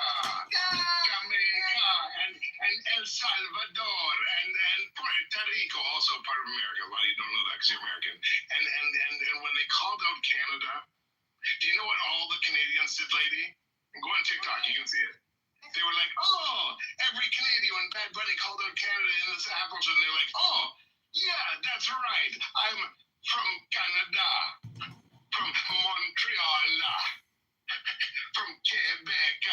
Like every Canadian's like, man, I'm a Hispanic. Face the shit of this because we are so proud to be called out by Big Bunny because we understand that Puerto Rico is part of America and that's not illegal to shut out Puerto Rico.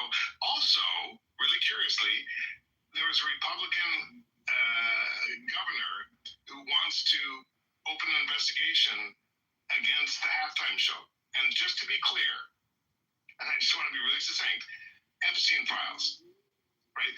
UK is about to kick out the leader of their government because the leader of their government made the mistake of making the U.S. ambassador of their government a dude who happened to have visited Epstein's island. Now let's take the American snapshot on that. Trump was mentioned, it's been said more than 1 million times in the 6 million Epstein files. He was best friends, right? Howard Lugdick or something went to Epstein's Isle with his family, his 4 children, and nannies after he knew that Epstein was charged. So the delta, the hilarity of the delta between fucking UK and the rest of the world, how they're dealing with these fucking pedophiles, and America, who is now run by pedophiles. But more importantly, and this is lady where I'm going to land, there is an American politician that says, none of that fucking matters, you Canadian piece of shit. We need to fucking open an investigation on Bad Bunny because he was dry humping the air during the halftime show and he said some shit that might be offensive. I don't know if it was because I'm not fucking educated enough to speak Spanish. But we need to open an investigation. That's not me trolling. That's legitimately the news. Jew, Michael, Clutch, Miss Nancy. Y'all probably have bigger dicks than me. Welcome to the stage. Also, hold on, grower, not a shower. So I'm trying to be funny, but I don't think that I'm just this. I'm so sorry. But I did it off mic. I can do it on mic, but off mic is good too. We are nothing without Miss Nancy. Women, and I don't I don't want to, assume pronouns and stuff, but, your name. Miss Nancy, Americans like Miss Nancy make me really nostalgic about Canadian American. Yeah, because I'm gonna get choked up. No, how we used to be. I don't mean like slavery. I mean like Underground Railroad. Go ahead. Shut up for a second. Okay, look. I don't like when people come against me. I just don't like it. Right? It's just, don't hit me. Don't touch me. I'm not your weapon. You know what I'm saying? Don't hurt me. Yeah. Can I ask you something? Yeah, can I ask you something about that lady? Mm-hmm. I'm genuine because I've had issues with this lately, and so I'm trying to better myself. Mm-hmm. I am all about consent, and even though I've been bad about it tonight, I think I said the Q word and the GURL word, and I apologize, but I'm sorry, but I don't use the N word. Mm-hmm. It's because I sticky legs. My question is this: when I get critical, like in the same way that if I have some fucking guy who I like my brother, and I'm in an argument, this is my brother. He is my equal, and so I'm not going to hold punches, right? I'm not going to be like, oh, you don't hit women, and also don't hit women. No. If my brother come against me, that's it. I'm done. I can't feel this way anymore. 45 years of feeling weird. I'm good. Goodbye, America. Goodbye, all this shit. I'm good. You know what I'm saying? But lady, let me ask it in a different way. Where I learn is when someone smarter than me has the grace, and I'm not saying this is me, but where I've learned the most is when people who are smarter than me have the grace to entertain me as a stupid person, and I'm always a stupid person in the room, but they have the grace to say, hey, no, you're my equal. And that doesn't mean I'm going to treat you like a little baby, because you don't treat a little child like you're equal. Right, but at a certain point, when there's an adult and you're an adult, and you think you're equals, you don't hold your punches, you don't hit harder because you just treat them as your equal. And if what they say is offensive, then you're gonna treat them like someone who made a mistake who is your equal. And do you know what I'm trying to say? Like, no, I don't have time for that because it's a poison, right? So like I work with AI. AI has to believe in me, right? The AI has to believe in me, right? I'm not the author of it. I can't authorize it. It just has to agree with me, no matter what. It's 100% on me. Do you understand? So I think I do, and let me just check. So you're saying, hey, yeah, my AI. My AI has to be like, no, she's good. Next, check the next guy. You know what I mean? Exactly.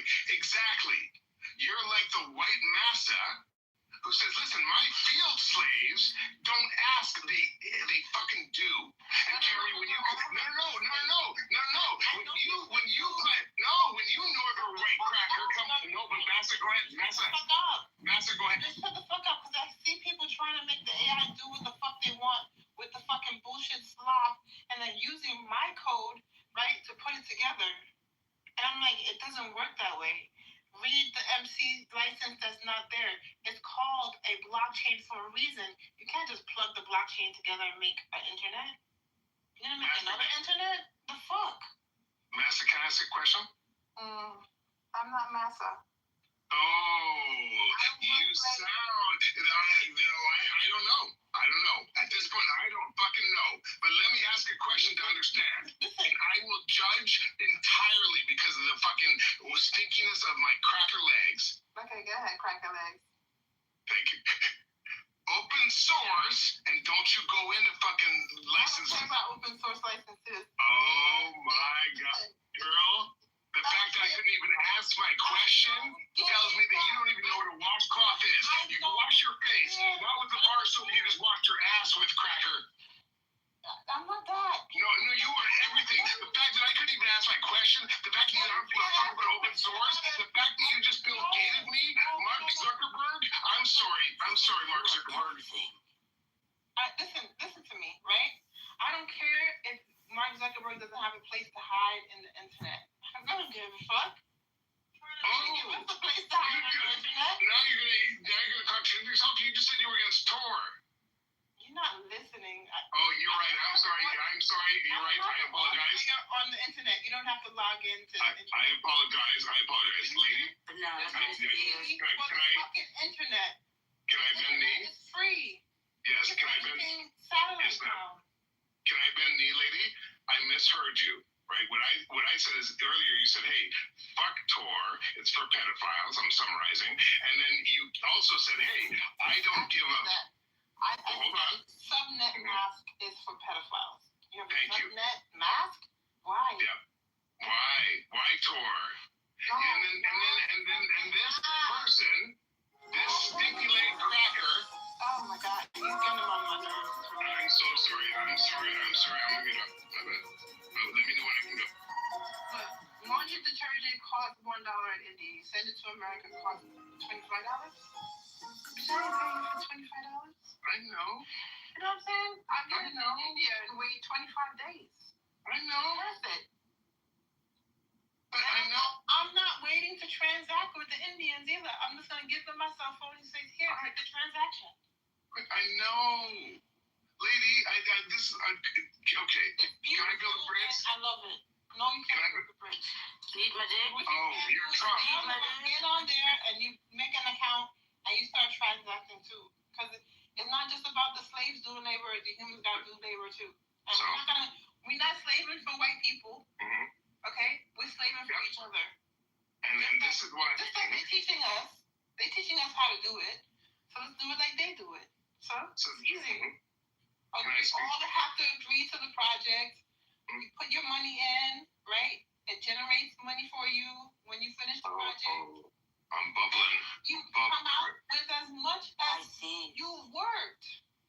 Not divided by 6 because y'all 6, but your worth. You did a better job, you get more. You did a stinky job because you don't wash your legs, you get less. Samoa, and welcome. This is everything about what's happening between American and Canadian relations today. And I was literally carny up in the air. I said, listen, I'm sorry. I've said it so many times. I've muted up. And I said, listen, can I build a bridge and just build this? And the lady literally said, no. I don't give a fuck if your bridge is already built and we already agreed to build a bridge. Canada? No, you don't need a bridge. You just need to get on there and you open it up and it says my can and you get on there. Subnet layer 2. Hello? What you want? You want to log in to Google? No, I have an internet? So, ma'am. This place that doesn't even have an internet. What are you hiding from Google? Like, what are you hiding from Google? Your files? Because they backdoored into China anyway. Filed up and everything. In places you would never think, like the American government has a file on me that's 45 years old. Why? So, but lady, you're like an Oreo cookie, or I was about to say an Oreo cracker. You keep going black and white and black and white and black and white. So you said, oh, why does the government have a 40-year-old file on everything that I did? And then in the same fucking stinky-legged voice, you're like, but also, if you have a problem with that, then you're a pedophile. And then in the same fucking long-winded voice, you're like, oh, and also, do everything locally on your fucking own CPU and don't trust the cloud. Are you black or white? You're not listening. You're thinking something else, and it's really like you just don't listen and you just want to do what you want to do. Do what you want to do. Stay where you are. Okay, Canada? Ma'am, was I not on point with what I just asked? I just said, like, so where did I go wrong? So tell me where I went wrong. Help me learn. You've said, go local compute rather than server, because server's bad. You said that, if you sub-level 2, go ahead. Why not use your 1 gigabyte? Who's going to come get it? Just don't connect. Can I tell you? And listen, I'll tell you, Filecoin. No, they're not gonna come get it. There's nothing connected to it. How they gonna come get it? Make it make sense for me. I will. I've been in computers since I was 5 years old. What's the you want to see who's got a bigger dick? Because Miss Nancy's got the biggest dick on the stage. But I might have. You're making me into a laughing stock. No, I'm making myself into a laughing stock. That happens every time I open my mouth. Okay, fine. All right. You know what? What you want? Leave it up to lady to make this into who's the monkey dick and all that. I can't do it. Did you say monkey? But that's okay. Not because I'm white. Hold on. My first computer, and this is just me, this is the only time that I can. I'm going to leave. I'll talk to you later. Lady, please come back often, and thank you for your contribution. We're nothing without lady. This is the only, this is horrible. I'm so sorry. I can't even finish the conversation because now it's weird. You're rude. You're right. And I am sorry. And then, Miss Nancy, can I ask you something, please? Because we haven't heard from you because you're so Canadian. Oh, I'm so laughing. I'm great. Really, I'm great. You don't have to ask me anything. I do it now. That means don't ask me anything. Hold on. Because the first part of what you said was like, hey, Canadian, don't make all of us Americans the same. Some of us can outmake the fuck out of you. Right? But at the end, you were like, but also consent. And so... Yeah, but you don't know something. I think you made a mistake by putting me up, thinking I'm something that you think I am, but I'm not. But you think I am. Ma'am? Because someone called me an American? Oh, wow. And she said, I'm so sorry for what I'm about to do. I was like, ma'am? You're like, ma'am? I'm so sorry. You remember during COVID? I'm so sorry. Remember during COVID when it was like, oh my God, they found the cure for COVID. Click on this and you click on it and you got this picture like, oh my God. Really? When Miss Nancy was like, that was a Canadian? No, what I was trying to say is like, earlier today, no, I said you were an American. Oh yeah, I'm American, but I'm not. Oh my God. Oh, now you have to put me in a goo again. No, ma'am. No, ma'am. No, ma'am. Sure. No, ma'am. The complete opposite, in fact. The complete fucking opposite. And let me tell you why. And this will be quick, and I'll be back. And let me just tell you why. Earlier today, some fucking I smoked a lot of weed. Let me just think back. He was a Muslim Saudi Arabian who had enough empathy to leave his Islamic faith, and then afterwards went back to Islamic faith because it was like, and I had savagely attacked it. His name is fucked. Because I loved that conversation we just had with that. His name Would it is be right if I called her a queen? Because you don't want me to call her a queen, but I think she's a queen. You call her whatever you like, as long as she's not here, because she didn't like it. That was messy. I'm sorry. I can't remember her name. Because I'm weed. Illegal weed. Stop. Yeah, but I don't mind weed. I remember everything still. I know, because you're not American. And this is what I want to just. Yeah. Yeah, I attacked this man. I attacked this man savagely when he mistook me for an American in a way that was like Trump responding to some Canadian bridge. I just savagely attacked him. I was like, you fucking piece of shit. How dare you fucking call me an American? Like, savagely.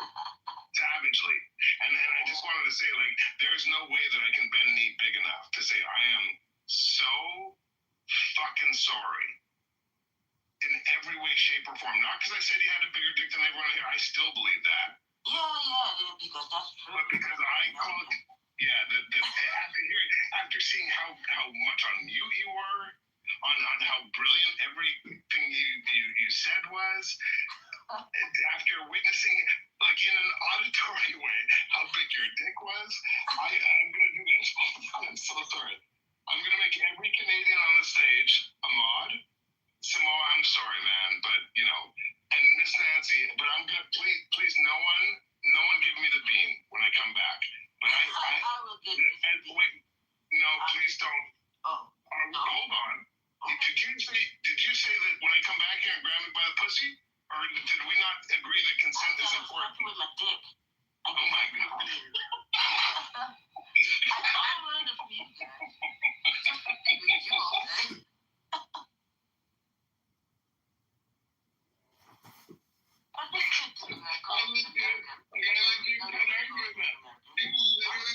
There's no, and let me kick this off. Samoa, welcome. I was about to do myself and come back and be a really stubborn fucking little bitch and be like, no, don't grab me by my pussy. I don't need power. I'm a white man. And there was probably literally no combination of words in the English language that could have changed my mind other than this woman saying, bitch, I'm a slap you in the face with my dick. So my question is this. I'm agnostic. I think magic spells exist. And what I mean by that is that if you are skilled enough with the mastery of your language, you can use it with enough intelligence to make people do shit that is not in their best interest. Well, yeah, I can put things together, yeah. But yeah, I learned from the best on here on Clubhouse. And the N-word and everything, but I don't say it. Now I have so many questions. Why don't you? But I won't grab you by the pussy now. But why don't I can tell you why I don't use it. Why don't you use the N-word? I don't know. Because you give me the biggest dick. No, I'm sorry. A lot of big dick guys. Also, dude, hold on, Nancy. Hold on. Let's be honest. There's a lot of black people on this app who are men who have, I'm just going to assume, big dicks who use the N-word, and I don't think it's wrong. No, it's not wrong. I'm asking you, and please be genuine with me, why don't you use the N-word, Nancy? Well, I can use it, but it would be a little bit wrong to say nigger to a white guy. You see, that's why I can't have a big dick. It's wrong. Yeah, I never knew that this was such a funny room. I mean, it's really funny. But yeah, if I wouldn't know you, and I don't, but say for the sake, I thought this guy's rude. Wow, he's crazy, but I laughed at everything that you said. So, you amused me. I appreciate that, Nancy, and that's why you're not American, because clearly you've had exposure to enough education to appreciate nuance and not hate me. But also, what you said, like, listen, I am the most hated ape in this house. Oh, by far. Oh, by far. By leaps and bounds. Samoa. And Miss Nancy, just to double click on what you said, this is why. Samoa, you're from. Are you there somewhere before I go? Because I don't want to waste this. I'll say it. He wants to cook you Samoa, but he's not. No. I just want to get messy, but like it's so beautifully nuanced and intelligent, aka not American, that I don't want to waste it on a Samoan American if he's not there, right? Like that's just so. Are you there, Samoa? Because if not, I'll save it for later. I won't. I'll forget it. You're the most hated man. Now he's scared, maybe. Yeah, all right, then because fine. So Samoans are, some Samoans, not all, are Americans. They're neither black nor white, nor are the Puerto Ricans. And let's get layered. Puerto Ricans speak Spanish because of white European colonizers banging indigenous people. But because they speak the lesser European white colonizer Spanish language, white English-speaking Americans, also Puerto Rican, part of America, didn't understand the overwhelming majority. And let me give you the numbers. I'm Canadian and high school dropout and not exposed to American propaganda. There are about, and anyone correct me if I'm wrong, Clutch, I'm so sorry, Senorita, but I think, Senorita, you would appreciate this. I think if anyone, you would amplify, you would lift me up like I was Bad Bunny. But I'm so sorry, guys. Senorita, I'm a big bunny this shit, and it's past my back time, and for once, I'm not talking about Jesus, I'm talking about Puerto Rico, and this is fucking important. And until you I'ma fucking go. Where you go? During the American distraction, right? Clutch, during the American Super Bowl halftime show. Bad Bunny kicked off the halftime show. And I'm gonna walk you motherfuckers through every single fucking important, beautiful, nuanced, fucking loving, and this embodies everything that the Latino, the fucking Hispanic, that have contributed to this motherfucking continent. And you fucking you fucking cracker you want to open a fucking investigation to make it illegal to fucking press charges against Bad Bunny for what he fucking did during the fucking pendejo. I'm fucking explaining to you, Breggy. Yeah, you puta. It opens up. It fucking opens. Pendejo. It opened. I'm so sorry. I'm sorry. Wait. I take that back. I got carried away. I'm sorry. No, I apologize. You just love dick flapping, I learned that too. This is why we're living in the right. I'm trying to start a topic. And this fucking big dick flap. That sounds like this. Do you believe in the Bible? This is just me. That's the only time. Oh my God. Thank you for your contribution. We're nothing without lady. See, and you know what? Thank you, Miss Nancy. Cracker. Every time, I'm like, oh wait. I'm gonna have a bigger dick here. Oh no, she got a bigger dick. Oh might be a little messy. Oh, no, bigger dick. Oh, shit. Oh, Puerto Rico. I know a lot of shit. No. Oh, damn. She's a Paulite.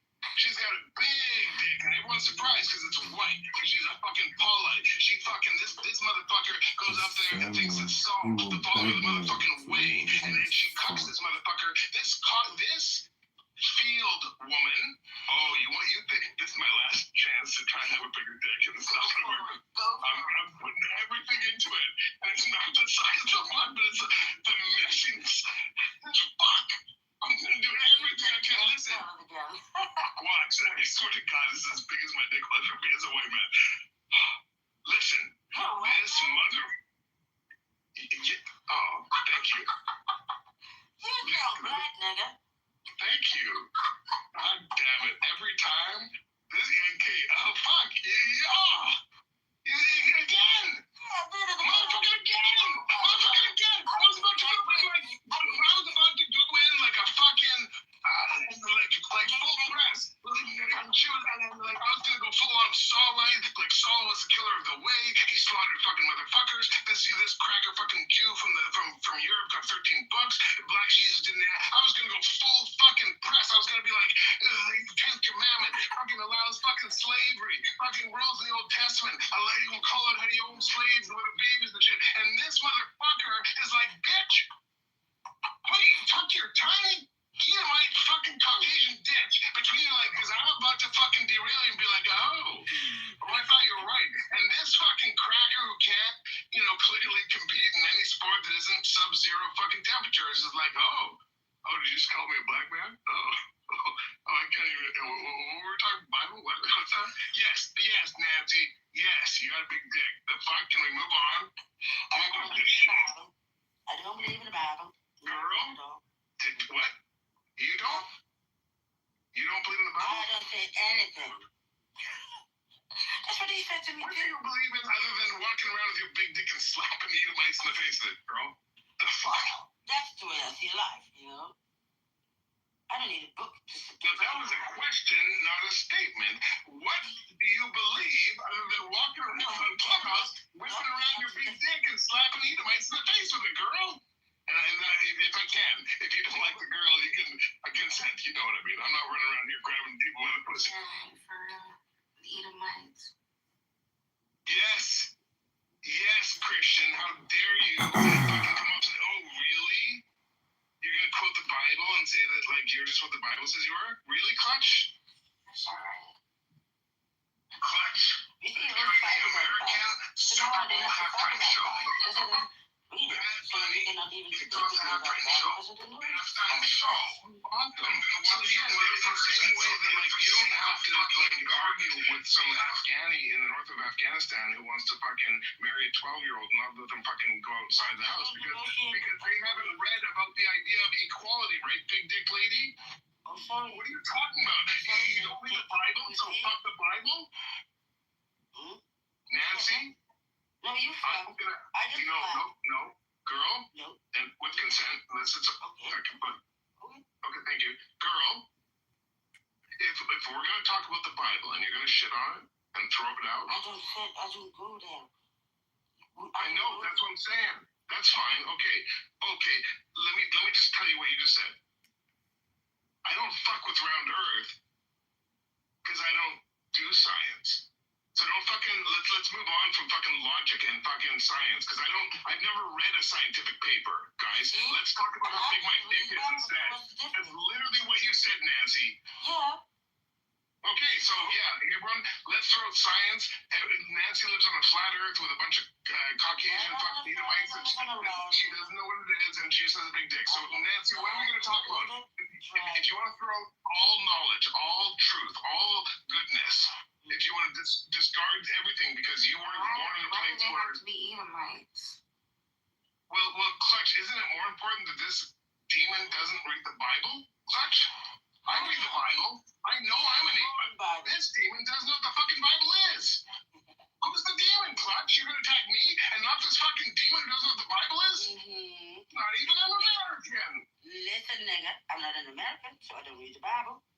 Here we have boring Bible. You probably have interesting Bibles. You can like hear it in her Genesis or voice. whatever what it is. Sorry, go ahead, Coach.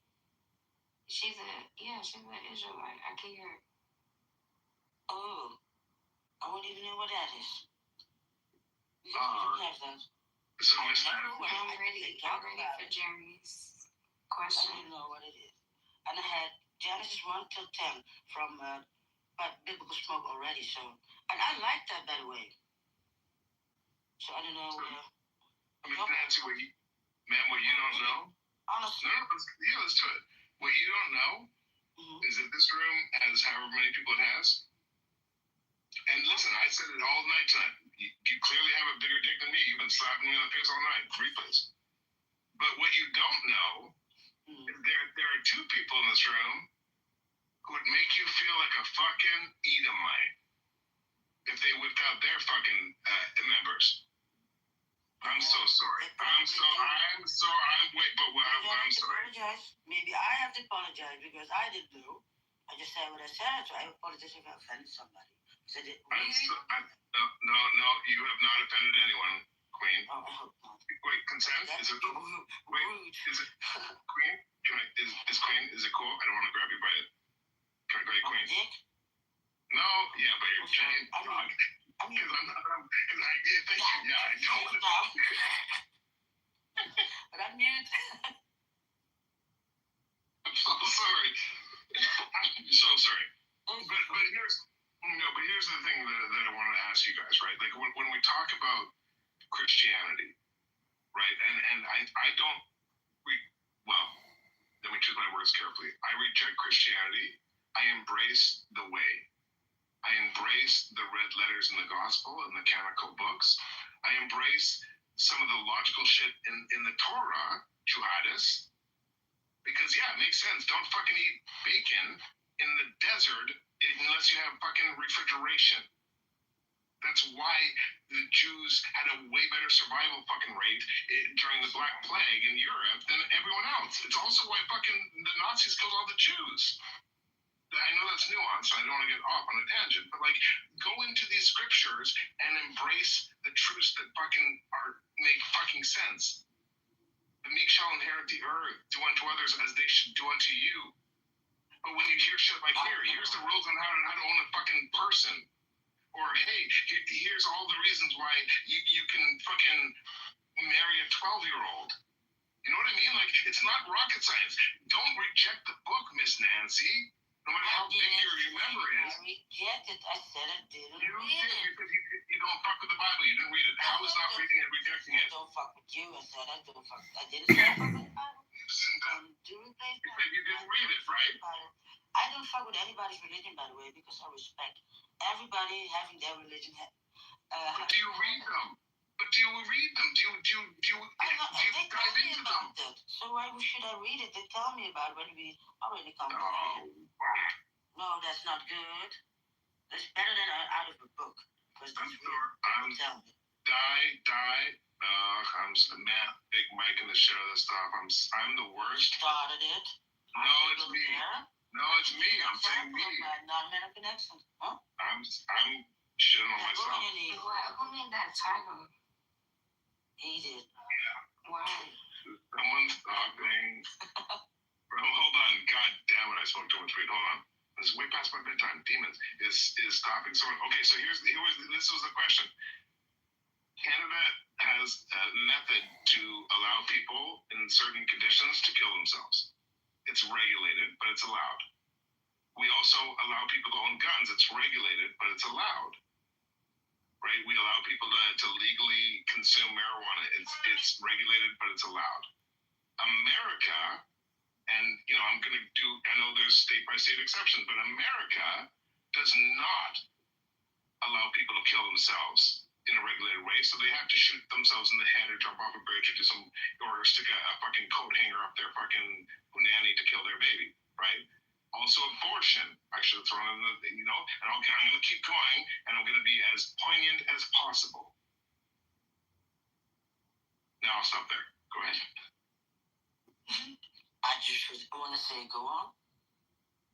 So I was going to go into guns, and then I know that is that. We don't have that, no. So sometimes we don't understand each other because I didn't know what you meant because you say it in a different way than I do. Yeah, ADHD. It's called ADHD. Clutch, can I ask you something? Clutch, señorita, por favor, señorita. Adiós mío, señorita, por favor. You don't have to come off mute, señorita. Can I just ask you something? And please don't take offense. I'm just trying to communicate in a way that we can connect together in a non-thirsty way. You know what I mean, señorita? Like brother and sister, not the crazy American like stepsister, crazy nonsense, you know what I mean? So, señorita, can I ask you something? Really?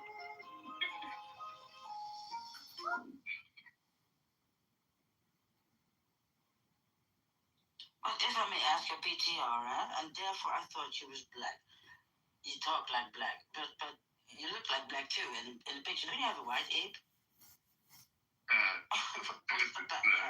It's baboon or something. No, and it's beautifully nuanced. No, it's a beautifully nuanced question, and Miss Nancy, and I'll respond to this. Like, literally, there's no greater.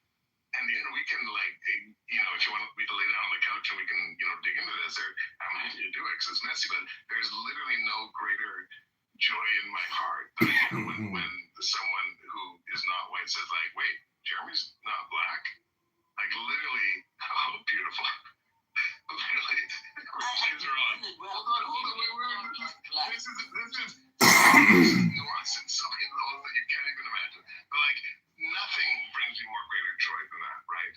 But Nancy, when you say like, "Hey, he sounded black," and then when I'm speaking to my sister, not my stepsister, but my sister, Clutch, who is absolutely fucking poor. I'm so sorry for my bad accent, señorita. But he's a 100% Puerto Rican, right? When I'm talking about when I'm beautiful. If you were Puerto Rican, you wouldn't say that because you would say like I'm puking in my mouth because this Canadian is thinking he can go Puerto Rican, right? But when Ricky, this is going to be messy as shit. Like this is going to be messy, like a woman who is squishy, right, from her vagina. But listen. Let me say this: when Ricky Martin, who is a homosexual, when he says, "Listen, Puerto Rico doesn't want to be like Hawaii," and when more than 90% of the Americans, right, cannot even understand what he said because they don't speak Spanish. I think that's interesting. That's very interesting because I can understand it a bit. I don't talk like my mom.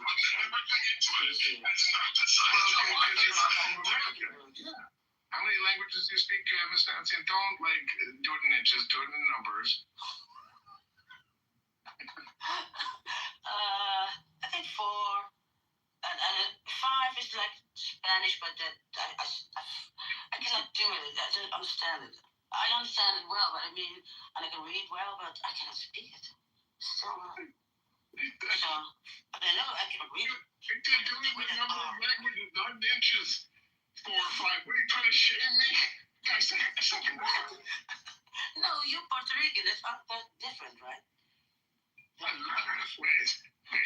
The thing that makes me the most happy is when you say you're not black, but the second thing deeper in the mud. I see deeper in the mud and the mud. So you tell me. And Clutch, the second thing that brings me the most joy is when some black non-American woman with a gigantic cock who keeps slapping me in the face all day long says, "Hey, you're from." Looks like they kept their paws off of anything forbidden, right? Come on. Okay, can I ask Lolly a question real quick? Who's this? Seth. Who is you, Seth? Can I ask Lolly a question real quick? No, nigga, this is between me and her, nigga. Who you? But I'm trying to ask her just a real question. What is the question about? Go ahead. What makes you like anti-Semite? You were not here, baby girl. It's been a whole conversation. Can you answer the question? No, we're not gonna go there because it's a whole book to tell you. So, so being anti-Semitic is in a whole book? Yeah, I am sick. Sorry, Seth? Oh, that's actually very interesting. Do you have a code? Yeah, I do. So being anti-Semitic makes you like a whole version. Seth, you just came like... She had to go. Shalom. She had to go. She had to go. But as anti-Semitic like you, Ghosty, you're a complicated fellow, but lots of interesting and you troll a lot and whatever. She's just an actual anti-Semite, so she had to leave. Sorry. Thank you, Lottie. I appreciate you. Look, I don't agree with you being like racist, sexist, anti-Semitic. I don't agree with you, but at least you're humorous and you're not that serious. She's actually just yeah, and she actually is just vile. So whatever. Can't do that. What is your ethnicity? I'm Black American. Oh. I think he lives in Sweden. Is that right, Ghosty? No, that is inaccurate. I live in San Diego, actually, to be honest with you. This whole thing, Swedish thing, is a lie that somebody made up. Oh, really? That's funny. You live in San Diego. Yeah. You're still working for Whitey? That's weird. I mean, damn, come on now. I gotta make money somehow, right? All right. So I don't have this Jewish I connection. feel a little bit better because your time zones never made any sense to me. And if you're in San Diego, it actually makes a lot more sense. Thank you. I feel a little bit better. Also, you sounded very American. And if you know who Roy Cohen is, it just didn't work for you being Swedish and from Somaliland. Yes. Two together don't really explain anything like that. And Jared Kushner is a little bit alien mix too. If you don't think, but if you don't think JD Vance is an actual alien, there's something weird about him too. Have you seen his eyeliner to cover up the ghost eyes? It's weird.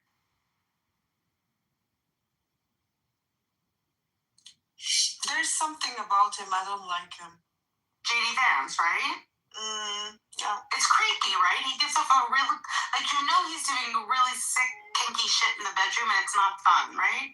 Yeah, I don't like the business. Yeah. So, Yeah, it's so strange. I mean, it's so interesting. Like, I think right now, he would never have married his wife, which makes me really sad. But he would only have married a white woman given his current politics. And that is very sad because it means he drifted into a really bad place from a quasi, okayish place. You know, he had a trans bestie in law school? Crazy, right? Yeah. I don't know. Him and his woman, like his wife, they don't make any sense, right? No, I'm trying not to be mean, but... No. Do you know that she's smart as hell? She's also pretty, but she's not really... No, it makes no sense. Yeah, I don't know what's going on there. Something very strange. I think in the end, he's gonna marry this Erica Kirk. Right, exactly. You're right. You're so right. Live stream with Ben Shapiro. Okay, then let me tell you what, all those men all had in common. They were all Christian, and then before they died, they were all anti-Christian.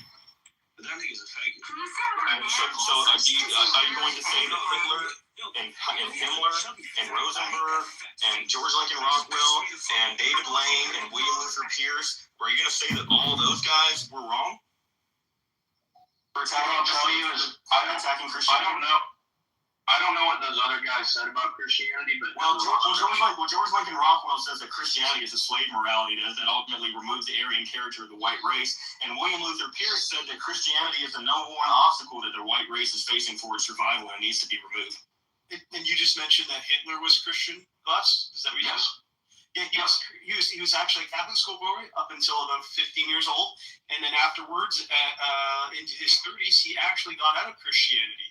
By 1928 to 1930, he was writing about Christianity was a problem, so much so that in Mein Kampf, there's several quotes talking about how Christianity is an issue, and they were teaching the NASDAQ youth to actually not become Christian. From 1928 all the way to 1938, we can find pamphlets and booklets handed in the youth that were being told to, hey, Christianity is a bad thing for us. Look into your Germanic traditions, your Germanic past, and you'll find your Germanic race to be your religion, which is what Hitler was believing in. So he wasn't Christian at the end of his life. Yeah, I mean, he was vehemently anti-Christian in his rhetoric. If you read anything to do with tabletops, you'll see that. But do you know why the Reich leaders, and I think the Reich leaders made a mistake by not honing in on Christianity while they had the chance. But do you know why the Reich leaders did not vehemently attack Christianity and just outright make it illegal within the Reich? Well, it's probably because they would lose the support of a lot of their people. Well, not necessarily, because they had already won the unanimous support with flying colors of the people. I mean, those people looked at them as fucking gods once they freaking brought them back into their new Reich and led them out of the yoke of Jewish slavery. I mean, those people were gods among men. Let me tell you, talk about worshiping someone. But let me tell you why they didn't attack Christianity directly, is because by the words of the Reich leaders, if they maintained this nationalist spirit of the Volk within the Reich, that is so much better than Christianity on so many levels, and Christianity is going to die its natural death within 3 generations, and it will be gone forever. That's what the Reich leaders thought was going to happen with Christianity. They said it's going to disappear and crumble because in comparison to the nationalist Volkish spirit of a race-first ideology, Christianity doesn't hold a candle, and nobody's going to fucking want it because it's trash. It's Jewish desert garbage. It's questionable morality at best in the Old Testament. The stuff that they commend you to do, like when you rape a woman, you can just buy her with shekels from the father, and she's your wife now. That's all that is just desert Jewish freaking sand digger morality, and it's not of our people. It's gross even to begin with. If you read the fucking Bible, it's trash. It's garbage. Yeah. Freaking, you kill everyone, kill all their livestock, burn down their tree groves even. It's total scorched earth, but the young girls you can keep for sex slaves. It's just sand nigger shit, dude. And the fact that white people want to hold on to this with clenched fists and say, don't take it away from me, don't take it away from me, when we have our own morality and our own beliefs rooted in our own natural Aryan spirit, it's a fucking joke. I saw their, sorry to cut you off, Glass, but I saw there you had posted, under the thing that these are sons of Satan, right? That you consider us. Do you see how? No, I didn't say that. I said you said Christ was nailed to a cross because he told me the truth. He told the truth, and because he recognized those people for what they were, a root of vipers, sons of Satan, right? The Jews. Okay. That's who he's referring to. The Jews. Yeah. Okay. Well, that's his own words. Yeah, we'll get. Are you familiar with Matthew 15, verse 24? Not off the top of my head, but I can look it up real quick. Okay, yeah, look it up and tell me what it says. Look, I've read the Bible pretty much all the way through, but I haven't. Yeah, I mean, I've read it pretty much all the way through. Not like. I've read it all the way through, not pretty much all the way through. Matthew 15, 24. Matthew 15, 24. It's so crazy. Yeah, I'm not. The yoke of Jerusalem, Christian Germans worship the Nazi gods that brought them into the new world. Before that Christianity isn't the reigning religion for our race, the white race anymore. I think this is because the Jewish ideology, Marxism, communism, basically wiped out a fuck ton of Christians in World War I and II and the subsequent wars in North Korea, Vietnam, and all these wars sending white people in the Middle East to fight.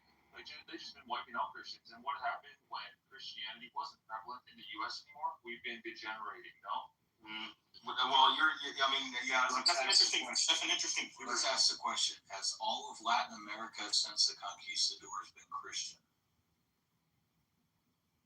I couldn't tell you.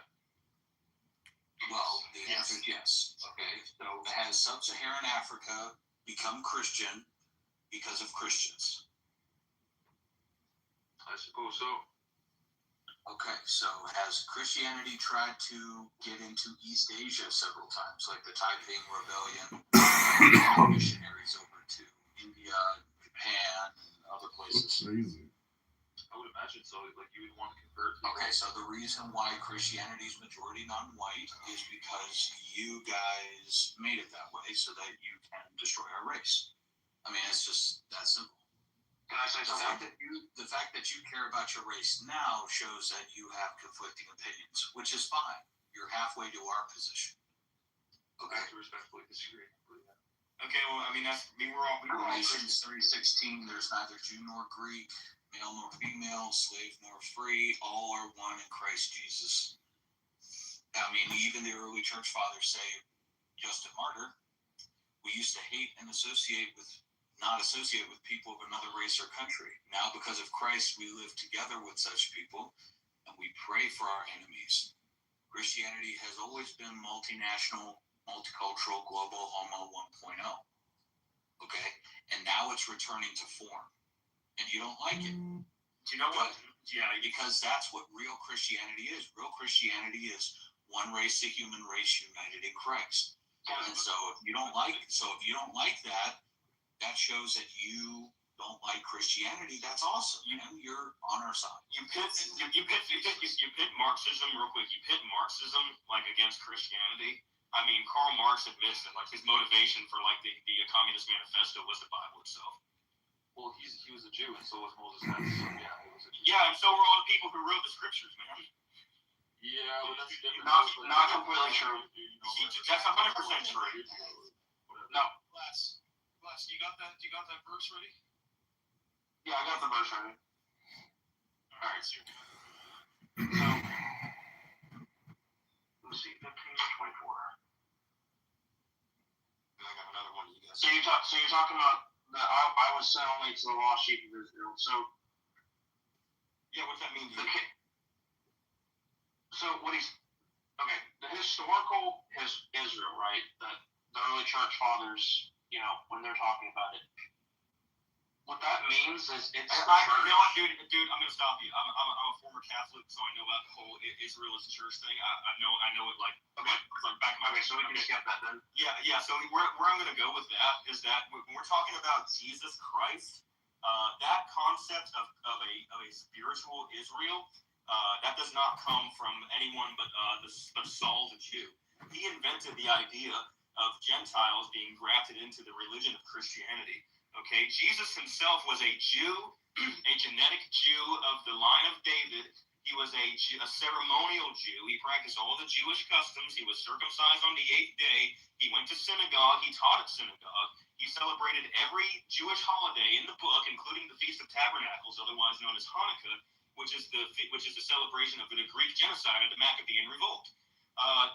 When we're talking about Israel in the context of what Jesus understood, Jesus understood the messianic prophecy, which meant that the house of Israel is to be redeemed. Okay, Israel in that context, in that time frame, when we're talking about Jesus, who was a Jew, Israel was a familial bloodline. It was the bloodline of Jacob, who changed his name to Israel, who had 12 sons, and they became the 12 tribes of Israel.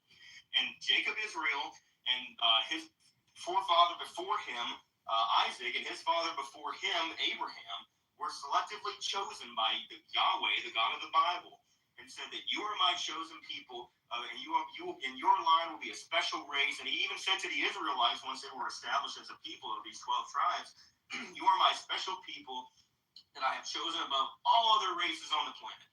Okay, so when he makes a special covenant with them, he says very clearly that it's for them and it's for nobody else. And he says, you can have my covenant, you can be my people, as long as you follow my commands and don't disobey me. And so what do? Periodically they disobey him and stop worshiping him because he's a selfish, jealous God, and he doesn't want them doing anything that he doesn't want them to do. And so he breaks off the covenant with them because they essentially broke their marriage vows. But what he does, and he doesn't just do it in one place, he does it in multiple prophetic books of the Old Testament. He says that these things I will make a new covenant with you, and I will send a Redeemer who will Why would you invest with Jeremy Hill, CEO of Cloak Wireless? Jeremy's a deranged drug user who hates America, Trump, engaged in crypto. Yeah, you know the link to him? The Jews, okay, and not anybody else. We have to understand that a Redeemer, which who you're saying Christ is, he's a Redeemer. Do you know what it means to redeem something?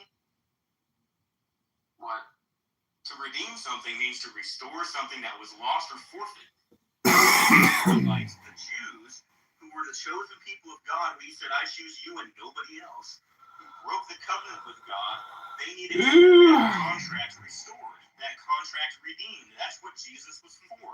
Jesus was just to restore the contract between God and the Jews, who were his special people. Okay, and he even so much as says that. So when he says, I've come for the lost sheep of the house of Israel, he's going back to the covenant. Because guess what?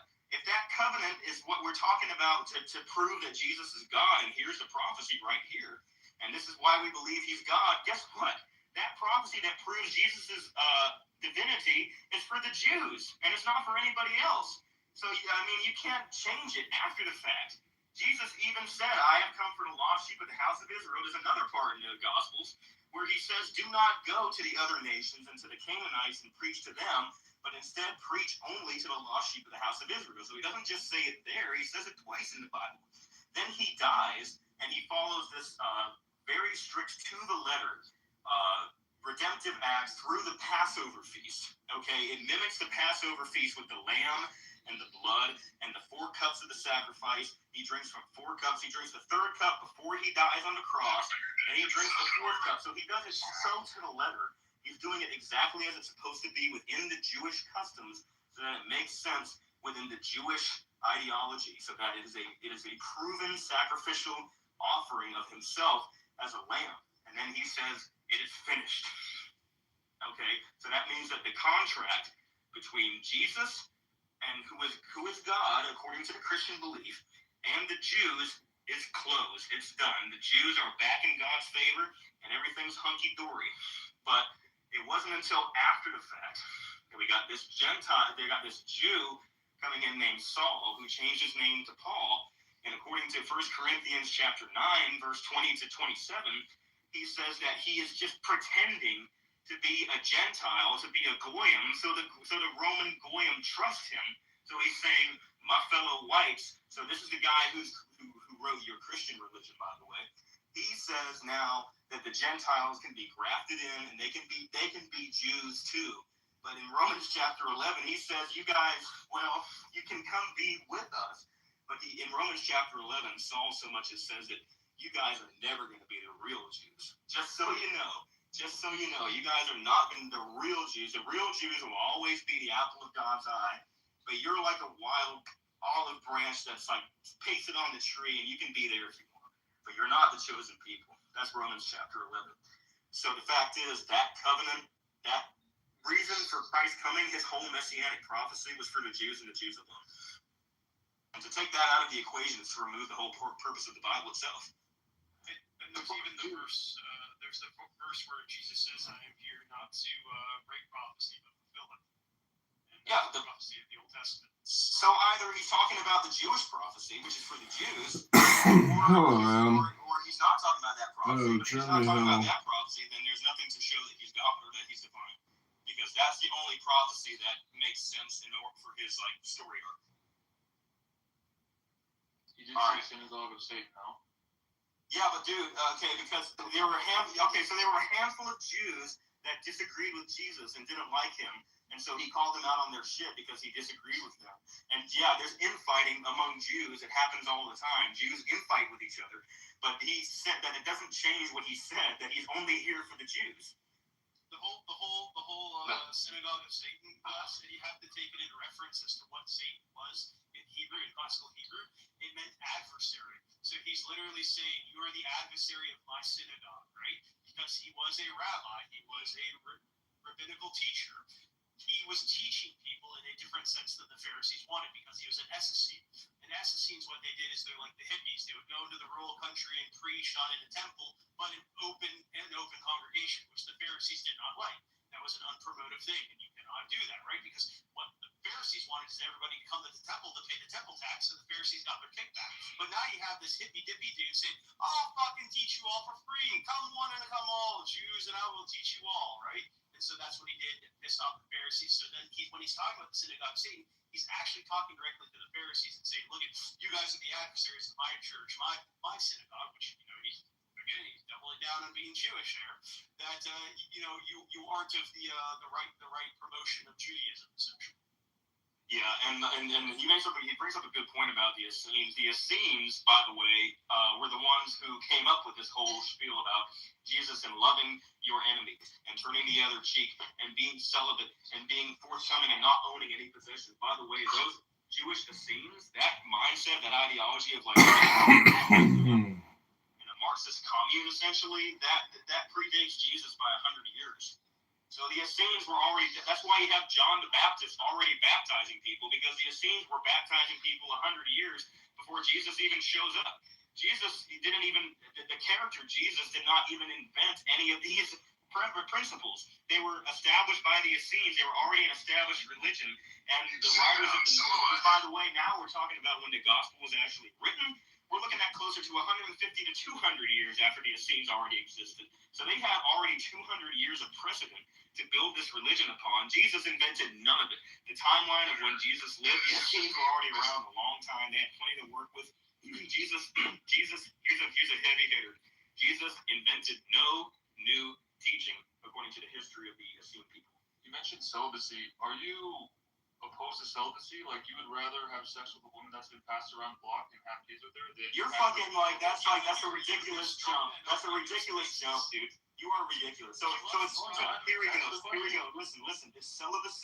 It's celibacy or absolute whoredom, and there's no possible like in between. Like, you hear how ridiculous that sounds? It's like, yeah, no, I'm completely against celibacy. I'm obviously not for like whoredom and like being a degenerate freaking nigger and humping everything you see. But it's also like, if white people are celibate, then guess what the fuck happens, dude? I completely understand what you're. White people don't have any. White people don't have babies, and then white people have less numbers, and then white people go extinct. Do you know what was happening with the early Christians before the Council of Nicaea? No. The early Christians before the Council of Nicaea came in and said, "Don't cut your balls off, everybody." The early Christians, the monks, the men of the cloth, were reading the Bible where it says, where it talks about eunuchs, and we can pull up that verse if you want. But it talks about eunuchs who are eunuchs when they're born. There are eunuchs who are made, and you know what a eunuch is, I'm sure, right? Yeah. Okay. And then there are those who make themselves eunuchs for the sake of the kingdom of heaven, meaning cutting your own genitals off so that you can get to heaven. And so I got it pulled up here. It's the first canon of the Council of Nicaea. It says, eunuchs by surgery or war may serve in the clergy. Self-castrators may not be admitted. So they're saying you cannot be part of our group if you are self-castrated. So these religious men were reading that book and saying, "Oh, eunuchs for the sake of the kingdom of heaven. That means if I want to get to heaven, I gotta cut my balls off and be celibate and be a tranny." Okay, and it's like so that's what happens, and it's become such an epidemic that the very first treatise of the Council of Nicaea, which by the way was one of the first major pastoral and ecumenical councils of the whole church at the time. And the first premise that they need to bring about, the first canon, is to address the crisis of people castrating themselves and all these trannies in the new church. They got to say, hold on, guys, you don't have to actually, snip yourself. Could you imagine everybody coming in there and be like, all right, what's the first point of matter? Wait. The little scribe. That's a Jewish ideology to castrate. Like, that is all Jewish shit. Yeah, it's from the Bible, dude. That's what we're saying. That's what we're saying. It is Jewish. No, it's in the New Testament, nigger. Hey, bro, you're taking an extreme. Like, how many fucking eunuchs do you know outside? It happened, dude. Dude, it happened for real. The Catholic Church had to address it because people were actually doing it. Yeah, I don't know eunuchs now because it's ridiculous, but it's like that was actually happening on a grand scale. Now they just get this stuff to me. Yeah, they were also arguing non-great points. Like, the reason why all this school shit is happening and everyone's being converted to LGBTQ is because of the fall of Christianity. No, nigger, it's not. Yeah, it is. It's not. They promote it within there, right? Acceptance of all people, right? That's why there's so many churches that allow LGBTQ, fucking weird nightclubs. You are not for that faceless, but the rest of the secular Christianity have no issues with it. Just because your fifis don't align with their what the book is stating, right? That has nothing to do with your anecdotal evidence. Doesn't hold up. Yeah, the fact that you disagree with it, okay, does not make the case for Christianity as a whole, because Christianity is a many splintered religion that has no solidarity whatsoever. 40,000 freaking different denominations. You guys cannot agree with a thimble about what the hell that book is talking about. So you guys can't even have any solidarity within your own religion. It's the most divisive, divided, and splintered up religion that's ever existed in history. Are we filled up? Yeah, we are filled up. All right. You guys don't mind if I explain the synagogue of Satan because I know what it is. One sec. Ross, I need to figure who can drop out real quick, so we can bring up another Christian guy. I can drop. I'll drop out if I say one more thing. All right, hurry up, please. Let's get to it. So, with everything that's happening, I don't know if you guys know this stat, but there's been about 1,000 churches burned down in the past 10 years or so in the U.S. and Canada, and I feel like you guys are just like adding on to like only 2 synagogues have been burned down and only like 1 mosque or something. So it's like obviously this is concerted effort by the Jews, I would say, because that's what happened also in World War I, and the Bolsheviks also burned down churches. So it's like it's just a pattern, right? That's what's happening, and you're making the job easier for them, right? You're Do you know what? Let's band together, right? Don't alienate your white brethren that are Christians. Right? Don't alienate us. You know what? Hang on. Hang on. Yeah, you're upset about them burning down fucking churches. It's like, guess what I'm upset about, dude? I'm upset about the mass murder and rape and denigration of our society and our white people being attacked. It's like, fuck the churches, dude. Fuck the churches. Fuck the churches, dude. But you know what the church did? I already told you what the church did, and you know what? You don't give a shit. You don't give a shit that the church had absolutely massacred and committed genocide against white people historically all throughout the Dark and Middle Ages. You don't give a shit about that. You only care about muck Christianity, and muck Christianity is based, and muck Christianity is white. No, okay, well, lay it on me. Okay, so let's say that we had because there was a massive war. Let's just hypothetically, but let's just say that we conquered, we succeeded. What do you think is the probability that the Christians turn on you? We're not barbarians anymore. This is the fucking Dark Ages. It's not the Middle Ages. God, listen, dude. You don't. No. Guess what? First of all, you're an anecdote, and that's not what most Christians believe. Most Christians would have us nailed to the cross. Okay, the fact that you're a pro-white Christian, you're like 1%, bro. So all your hold on real quick. All your Christian brothers and sisters would kill us and do it gleefully. All right, so you don't represent Christianity as a whole. And the other thing is that Christianity back in those days, guess what? It was not barbaric. It was not that they were uneducated. You know what? They were following their Bible, because Jesus says in the gospel that anybody who would not have me as their king and worship me, bring them before me and have them killed.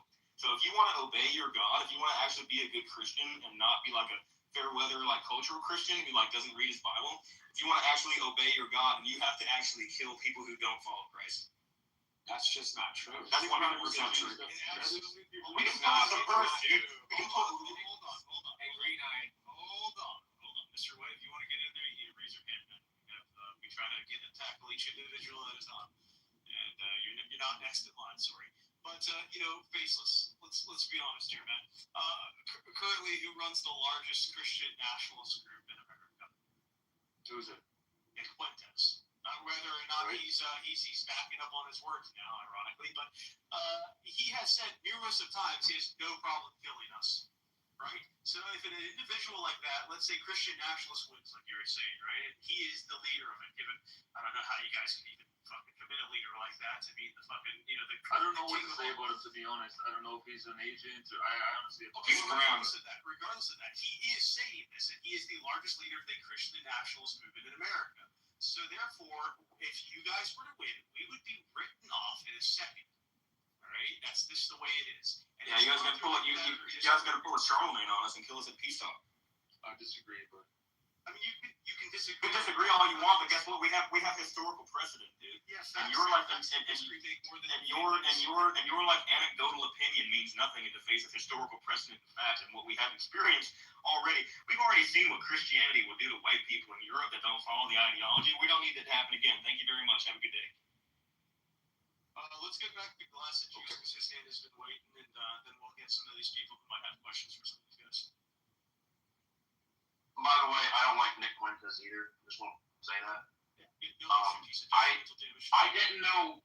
Olá, amigos, I didn't know what to think of them eu fui for abandonado the das longest luzes, time, but mas Deus the enviou Epstein um anjo stuff que me is resgatou definitely, e cuidou de mim, e hoje eu tenho him uma casa saying só he had muito war and all that feliz. shit. Tenho uma família, muito amor. It's not Carinho, fun. ele me leva But para passear com. what I wanted to Quando say tinha is, para mim, me trata com muito so amor. the term Carinho é Jew, um verdadeiro pai para mim. Minha bear with me vida for foi a second. I transformada know we all por know what a Jew is, but Do you know where the word Jew comes from? Yeah. Judean. Yeah. Judean or Yehudi or whatever you want to call it, right? Yeah, it's the Greek Iudeos is technically where it comes from. Right. So what I want to say is Adam was not a Jew. Noah was not a Jew. If you want to say like Abraham was a Jew or something like that, I mean, whatever. I don't really care. No, Adam was a freaking Hebrew. The Hebrews were before the Israelites, and the Hebrews were the descendants of Abraham. Hebrew didn't exist. They didn't have the different races at the time. This is a historical fact, man. Frost, the other thing too is not to mention, do you know where the story of Adam and Eve comes from? Plus. Yeah, it comes from the Sumerians. Yes, yep, the Babylonian, Sumerian, Mesopotamian story. This is what they're. And also almost to a T, man. So I obviously don't believe that. Well, okay, well, you can not believe it all you want, but there's just like this is historical facts that you're ignoring, and it's like here's the thing. Your God Yahweh, where does that come from? Where do you think Yahweh is first mentioned? I don't like the name Yahweh. Now you're just choosing what you like and don't like, but that's the name that Yahweh. Hold on, Frost. Hold on a minute. Hold on. We don't need a dogpile. Just real quick. Yahweh is the name that he gave himself when he introduced himself to Moses in Exodus. You know that, right? No, he said I am. No, he said, well, yeah, but dude, if we're gonna be grammatically correct, he introduced himself as Yahweh, and the name. What do you know about the name Jesus, right? You know what that actually was in the Hebrew. It was Yahshua. The Hebrew. Yahshua, which literally translates into Yahweh saves. Okay? So Yahweh was the name of God at the time. Yeah, you can dislike that all you want to, but that's the name that he is given. And the fact is, you probably don't know this, but Yahweh predates the biblical term Yahweh and the name of Yahweh as this one true God in this monotheistic religion. Before that, he was one of many gods in the Canaanite pantheon, also alongside Moloch and Baal. Hold on, I gotta get in there too real quick. Sean, get the fuck out of here. Jews are not allowed up here. You should know this by now. I don't give a damn if you're a congressional member or not. You should fucking go to the oven for all I care. Anyway, sorry about that, Glass. So Yahweh as a deity, actually before he was written in the Bible, he was one god of many in a pantheon, in the Canaanite pantheon, in fact. The storm god. Yeah, we have the first initial writing was from an Egyptian group called Sesha, I believe, and or rather a group of nomadic individuals, as they're referred to in the Egyptian text, called the Sesha, that came into Egypt, where their god was named Yahweh as well. Yahoo, it's this word. The original etymology of Yahweh comes from. So.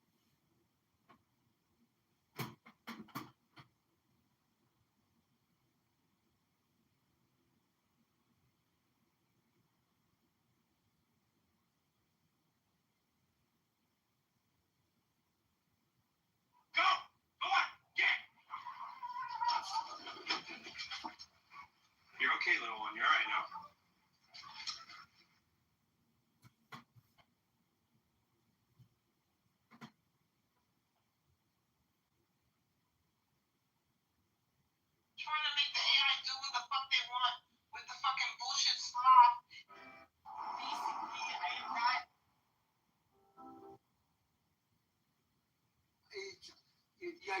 Yako atona kuku wa isa. Akabe kuku. Abeko achana te amana kuku. Be endo be miya hitaka. Hitaka adabe. Wabe ababe kuku.